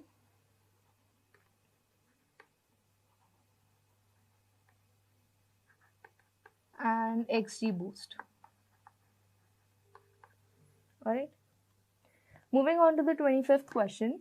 Explain the central limit theorem and its importance in data science. CLT or central limit theorem basically states that the sampling distribution of the sample mean approaches a normal distribution as the sample size increases. Alright. So as you can see over here, as we increase the sample size, the distribution of our data approaches a more normal curve. Alright. So this basically enables the use of statistical methods that rely only and only on normal distribution. It's going to help make inferences about the population using sample data, and it is used in hypothesis testing, confidence intervals, and many more such inferences. Alright. So a basic example would be, say you want to measure the average height of students in a school. Now the individual heights might vary a lot and may not follow a normal pattern, right? But if you repeatedly take random samples of students, calculate the average height for each sample, and then plot these averages, the graph will eventually form a normal distribution as the sample grows. Alright. So the importance of CLT in data science is mainly the foundation for statistical analysis. So stats plays a major role in data science, and CLT is a basic foundation of stats, right? Many statistical methods assume normality, and CLT is going to ensure that we can apply these methods even when the original data isn't normal. Alright. Then comes sampling and efficiency. Alright. So instead of analyzing the entire population, we can work with smaller and more manageable samples and still get reliable results. Finally, we have hypothesis testing. Alright. So CLT is used to calculate confidence intervals and perform hypothesis tests, which are essential for making data-driven decisions. Alright. So this is the importance of CLT in data science. Moving on to the 26th question. How do you decide which learning algorithm to use for a given problem? Now, choosing the right learning algorithm depends on multiple factors, such as the problem type,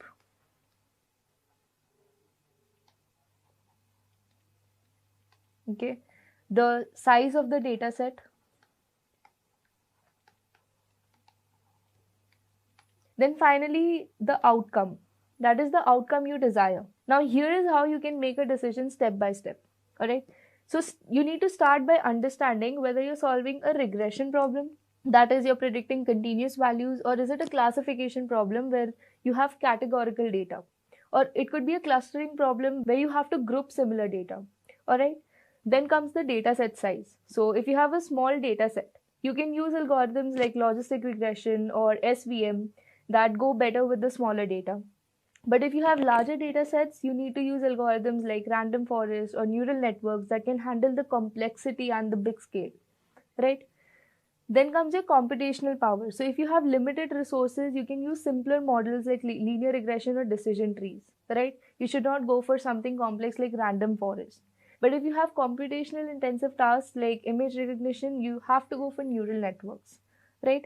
Then if you need high accuracy, that is your outcome. If you need a higher accuracy, especially if you have a complex problem, then you need to choose an algorithm like gradient boosting or deep learning, right? If your data is very noisy, you need ensemble methods like random forest that can reduce the overfitting. And if you have imbalanced data, you need to go for algorithms like SMART, that is synthetic minority oversampling technique, or you can combine it with SVM. Alright, so this is basically how you choose your learning algorithm. Moving on to the 27th question. Now this is a sort of scenario based question which have a very high chance of being asked in an interview. So the question goes, your features have values ranging from 1 to 10,000. How would you prepare the data for machine learning? Alright. Now in order to prepare the data with features ranging from 1 to 10,000, you'll need to scale it. Alright, so machine learning models work much better when features are on a similar scale, especially when ranges vary widely. Now, a typical example of a dataset containing values from 1 to 10,000, basically a dataset containing outliers would be, say we are analyzing the salaries of various groups of people. Alright, now there would be people who would be earning in thousands, somebody would be earning in lakhs, and there would be a very few people who would be earning in crores as well. Alright, so now the people who would be earning in crores would barely be either 4 or 5, right? These people are basically the outliers in our data set. Now, before we go ahead and train our model, we need to take care of these outliers or these values that range widely, right? So, some of the techniques that can be used in scenarios like this would be normalization or standardization.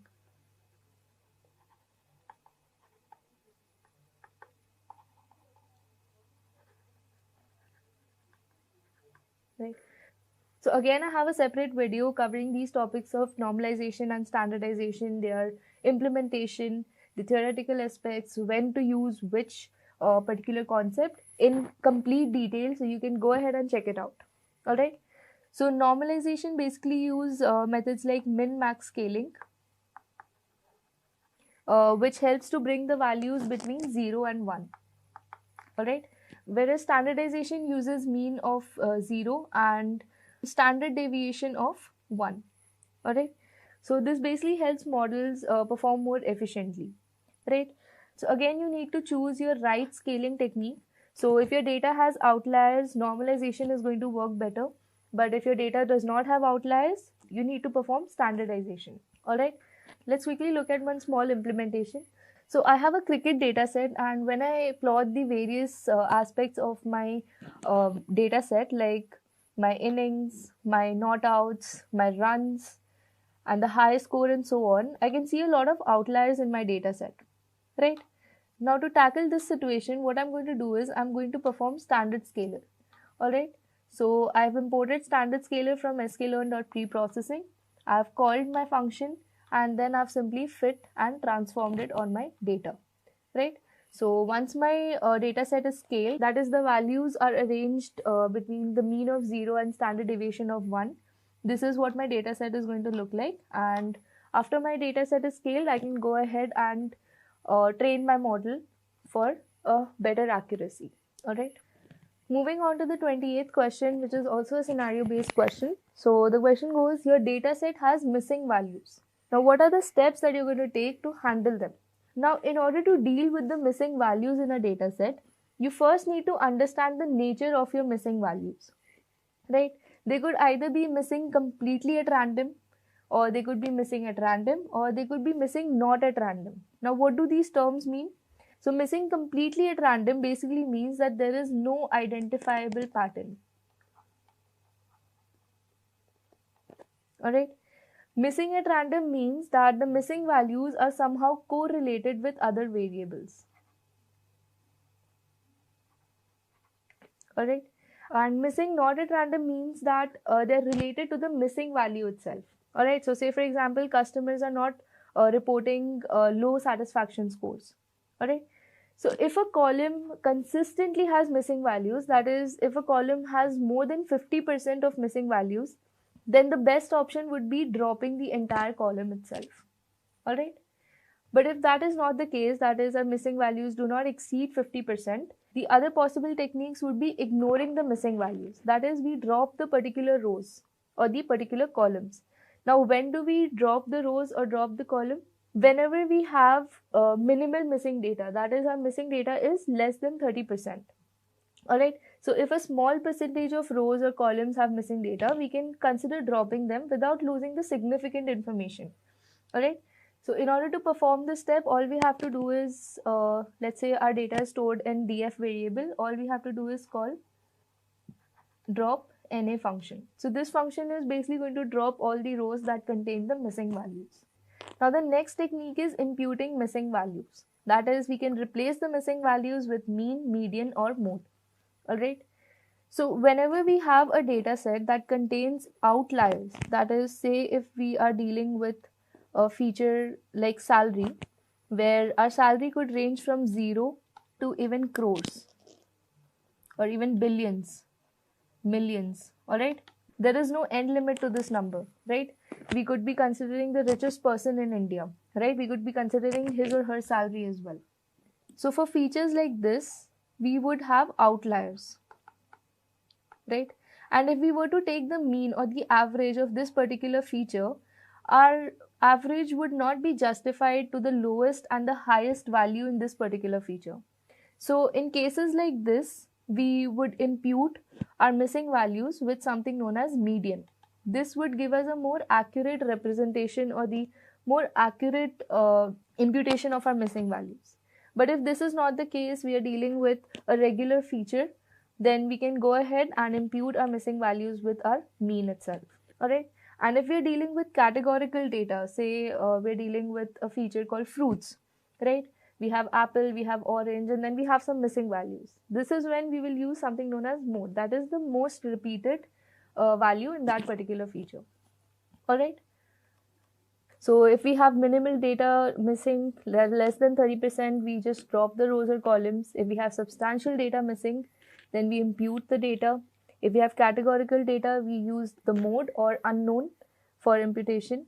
If we have predictive missingness, we create an indicator variable for missingness. And if we have mostly the entire column missing, that is more than 50%, we drop the entire column if it is non-critical. Alright. Moving on with the 29th question. An e-commerce website runs two designs for its homepage. How would you determine which one performs better? Now this is a classic scenario of A/B testing. Alright, A/B testing is basically a method that compares two versions, A and B, it could be of a website or any other scenario, to determine which one performs better. Alright, now how does it work? So A/B testing is basically going to split the website visitors randomly into two groups. So group A is going to see design 1 and group B is only going to see design 2. Alright, so after the groups have seen the two designs, we are then going to measure the performance of both designs using a key metric like conversion rate, that is the percentage of users making a purchase.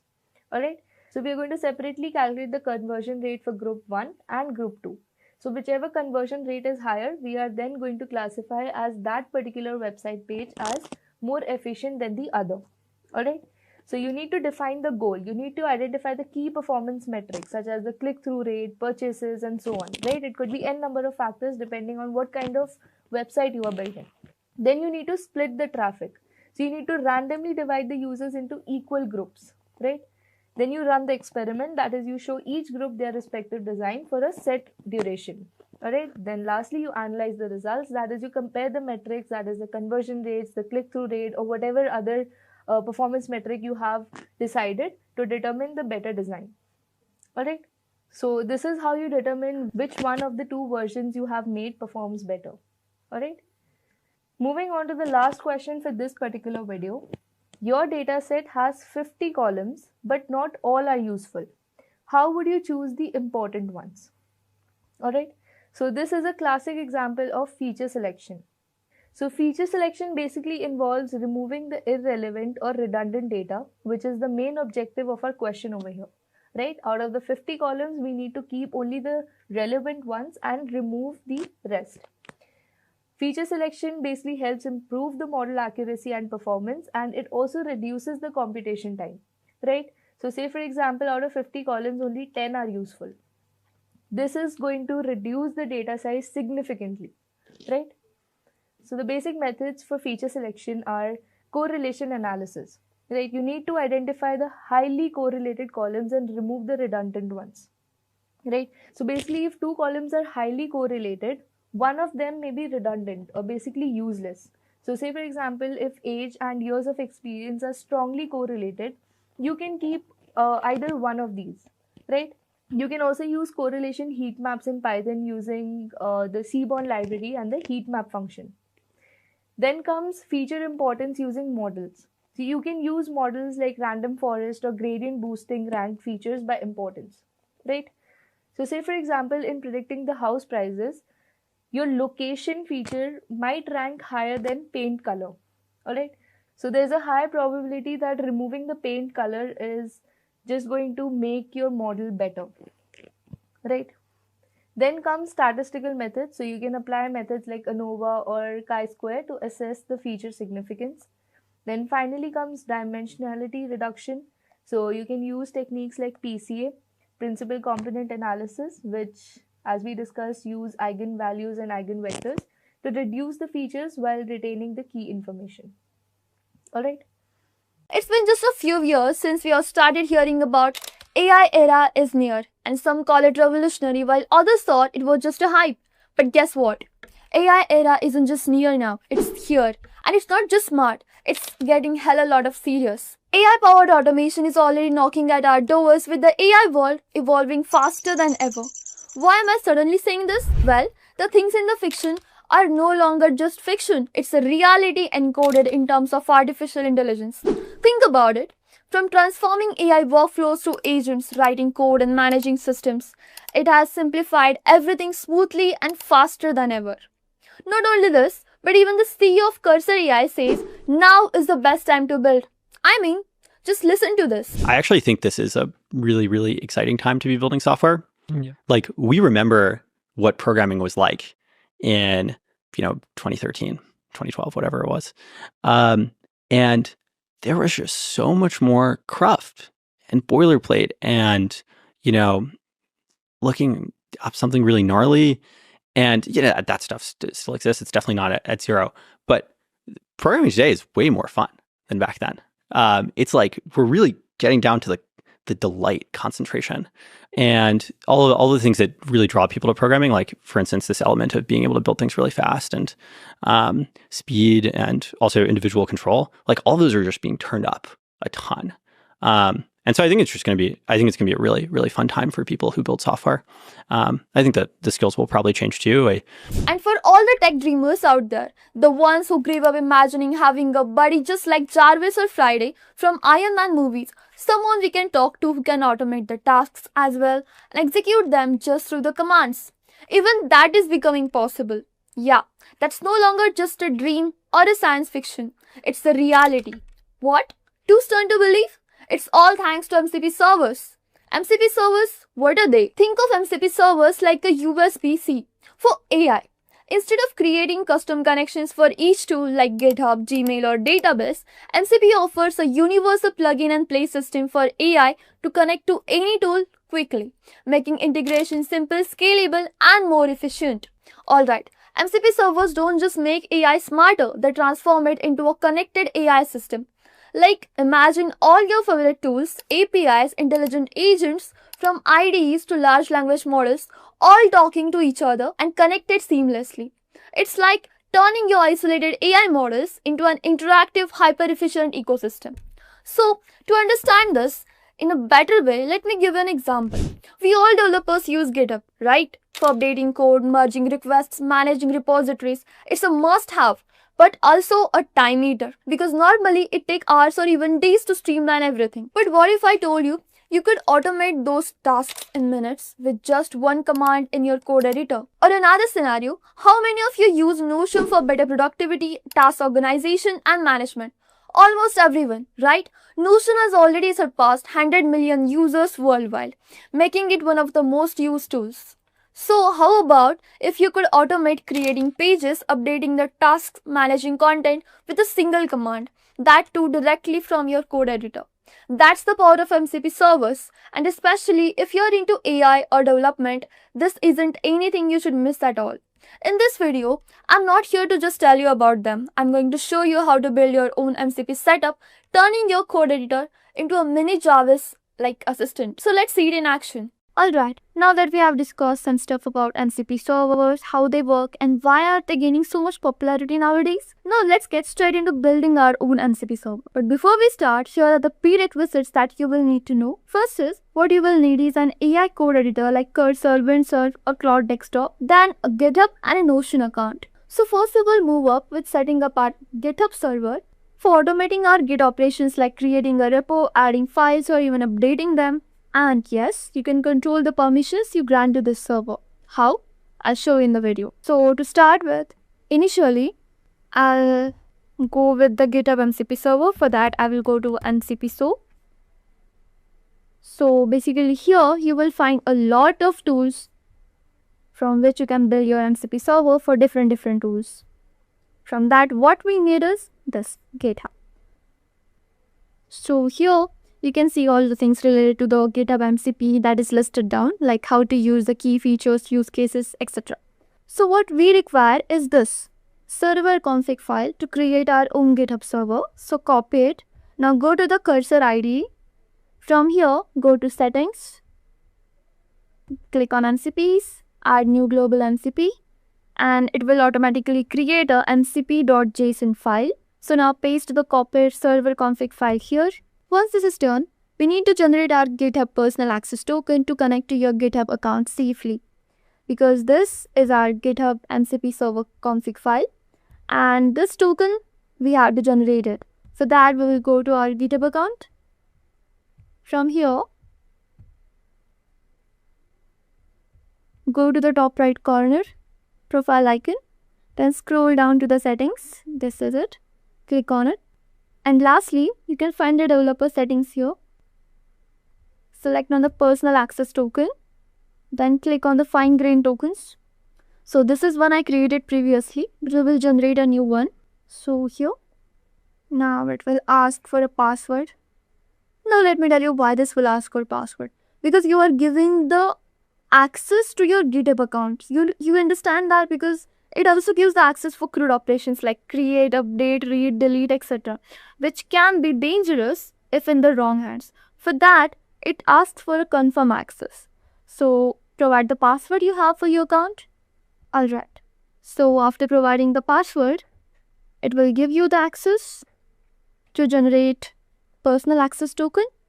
Now for the GitHub token name, I will name it as GitHub MCP. The description will be like to connect. Okay, this is not available. GitHub MCP server. This is available. So description will be to connect my GitHub account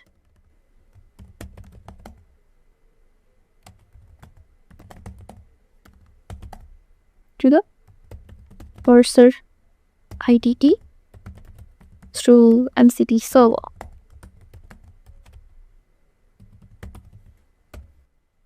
Alright, so for the resource owner is basically your account name, like GitHub account name. Then for the expiration date, select 7 days as we are just experimenting with it. But if you need more, you can choose more days as well. But remember, if it is on the 7 days, your access token, which connects your GitHub repository to the cursor, will be expired after 7 days. After that, you have to generate a new one. So select on that basis. I will keep it as 7. After that, repository access, I will click on all repositories. After that, click on the permissions, repository permissions specifically. Then for the actions, I will give the read and write. Administration, read and write. Then for the commit statuses, this is it. Read and write. Contents, read and write. Issues, read and write. So whatever permissions you are going to give here, only that tasks can be performed by the MCP server. If you have given like for the deployments no access and you are trying to deploy something, it will not happen. For that, you have to generate a new access token with this permission, read and write, and then you can do the operations based on that. So for now, it is enough. So I will click on generate token. It will ask for a confirmation. Click on it. Then here are your GitHub tokens. So copy it, then paste it on your cursor ID. So it should be here. So it is done. Now let's check our cursor settings.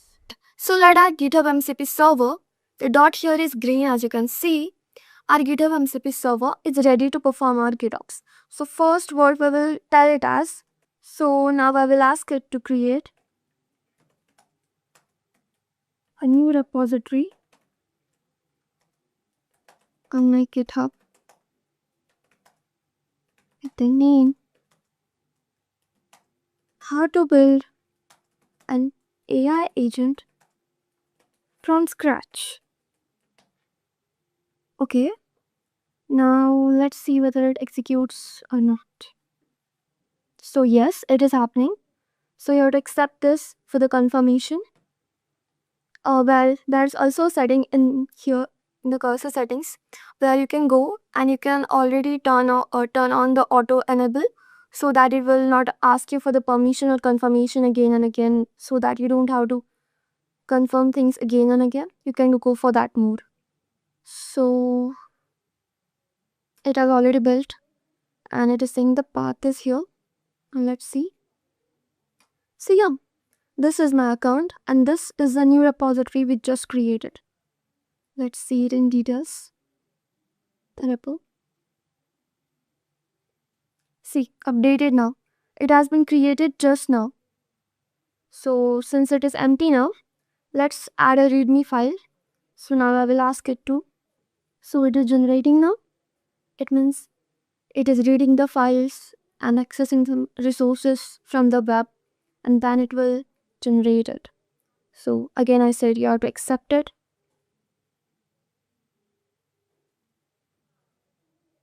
Boom, here is it. Now let's go and check it. Perfect. See, it has created a step-by-step guide in a readme file with resources, like whatever will be required. Now I'll ask it to create. So that was it for the GitHub MCP servers. And not only this, besides adding the files and creating the files, you can also execute other commands. Just for that, make sure to give those specific repo permissions while generating the GitHub personal access tokens. So that's it. And that's how we created our GitHub MCP server.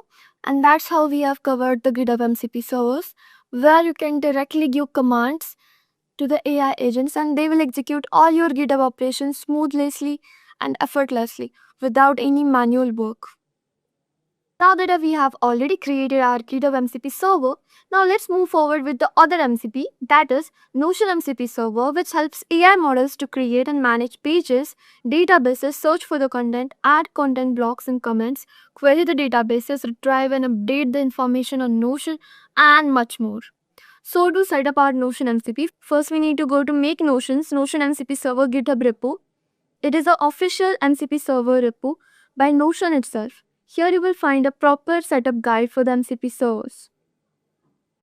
So first we need a Notion integration to get an API key.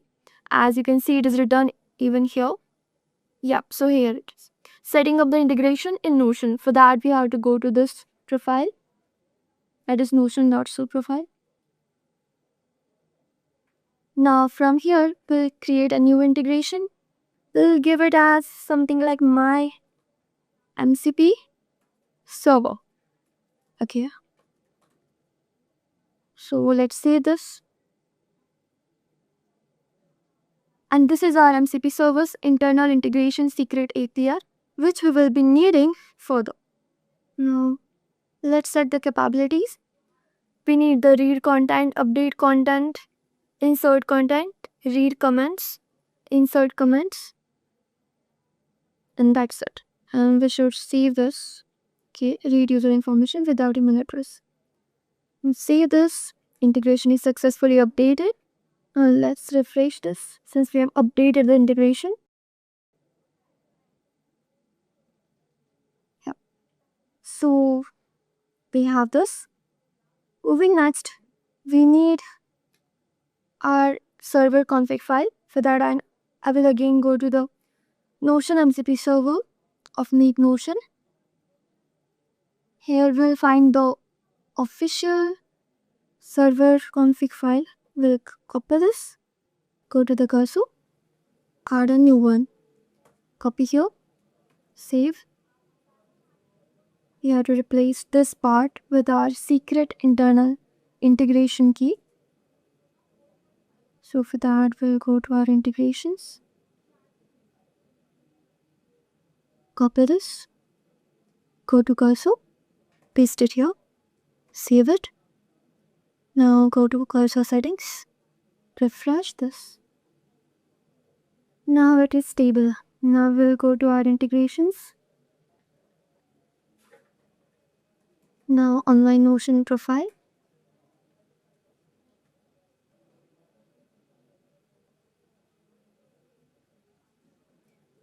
Now this is completely empty page, so I'll go to this 3 dots, scroll down for the connections. Then here I will search for my MCP server. Since that is our integration, we'll confirm it. Then it will be, yeah, you can see that my MCP server is connected here, active in the active connections, right? So since we have connected perfectly, now let's move forward and ask it, hey, list me all the pages in my Notion workspace.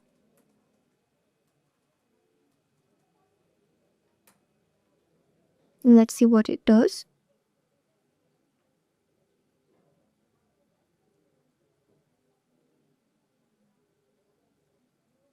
So here it is.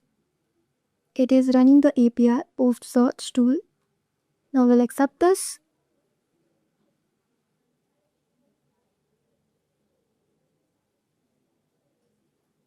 Wow, it gave me everything about it, like created, edited the last log also. So perfect. And it also analyzed that this appears to be only page in your workspace currently. The page is not archived, not in trash located. The main workspace has no cover page or echo set because we haven't created any kind of details in that page just yet, right? So then it asks us, would you like to see more details about this specific page, or would you like to perform any other operations with your Notion workspace? So I will ask it to write me a blog on the same topic as this page has in a impressive and impactful manner.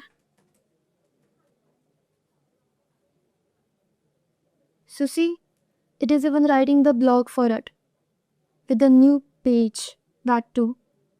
Alright, it's taking time. Yeah, so it finally found everything. Now it will create.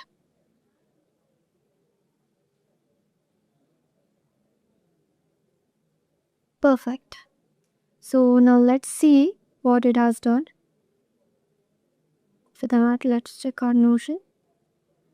Refresh.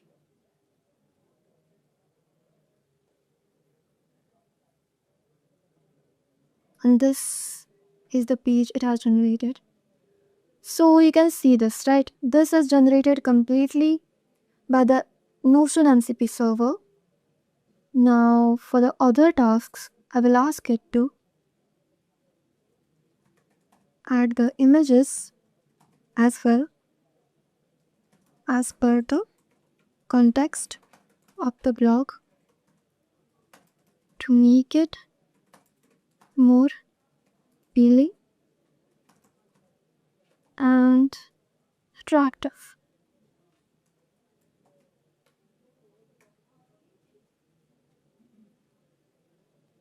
See, it can even add the images as well. It's searching for the images. And it finally found it. So I'll accept this.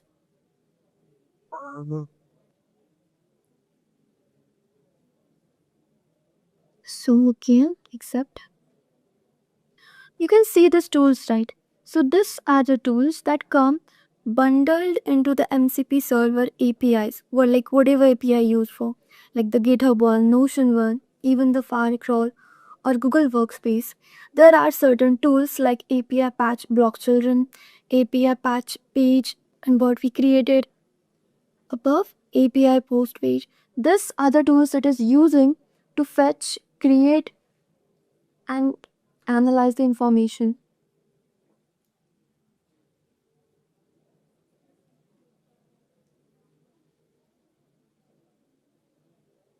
Okay, it says it has already done it. Hiding the images. Let's check out. Refresh.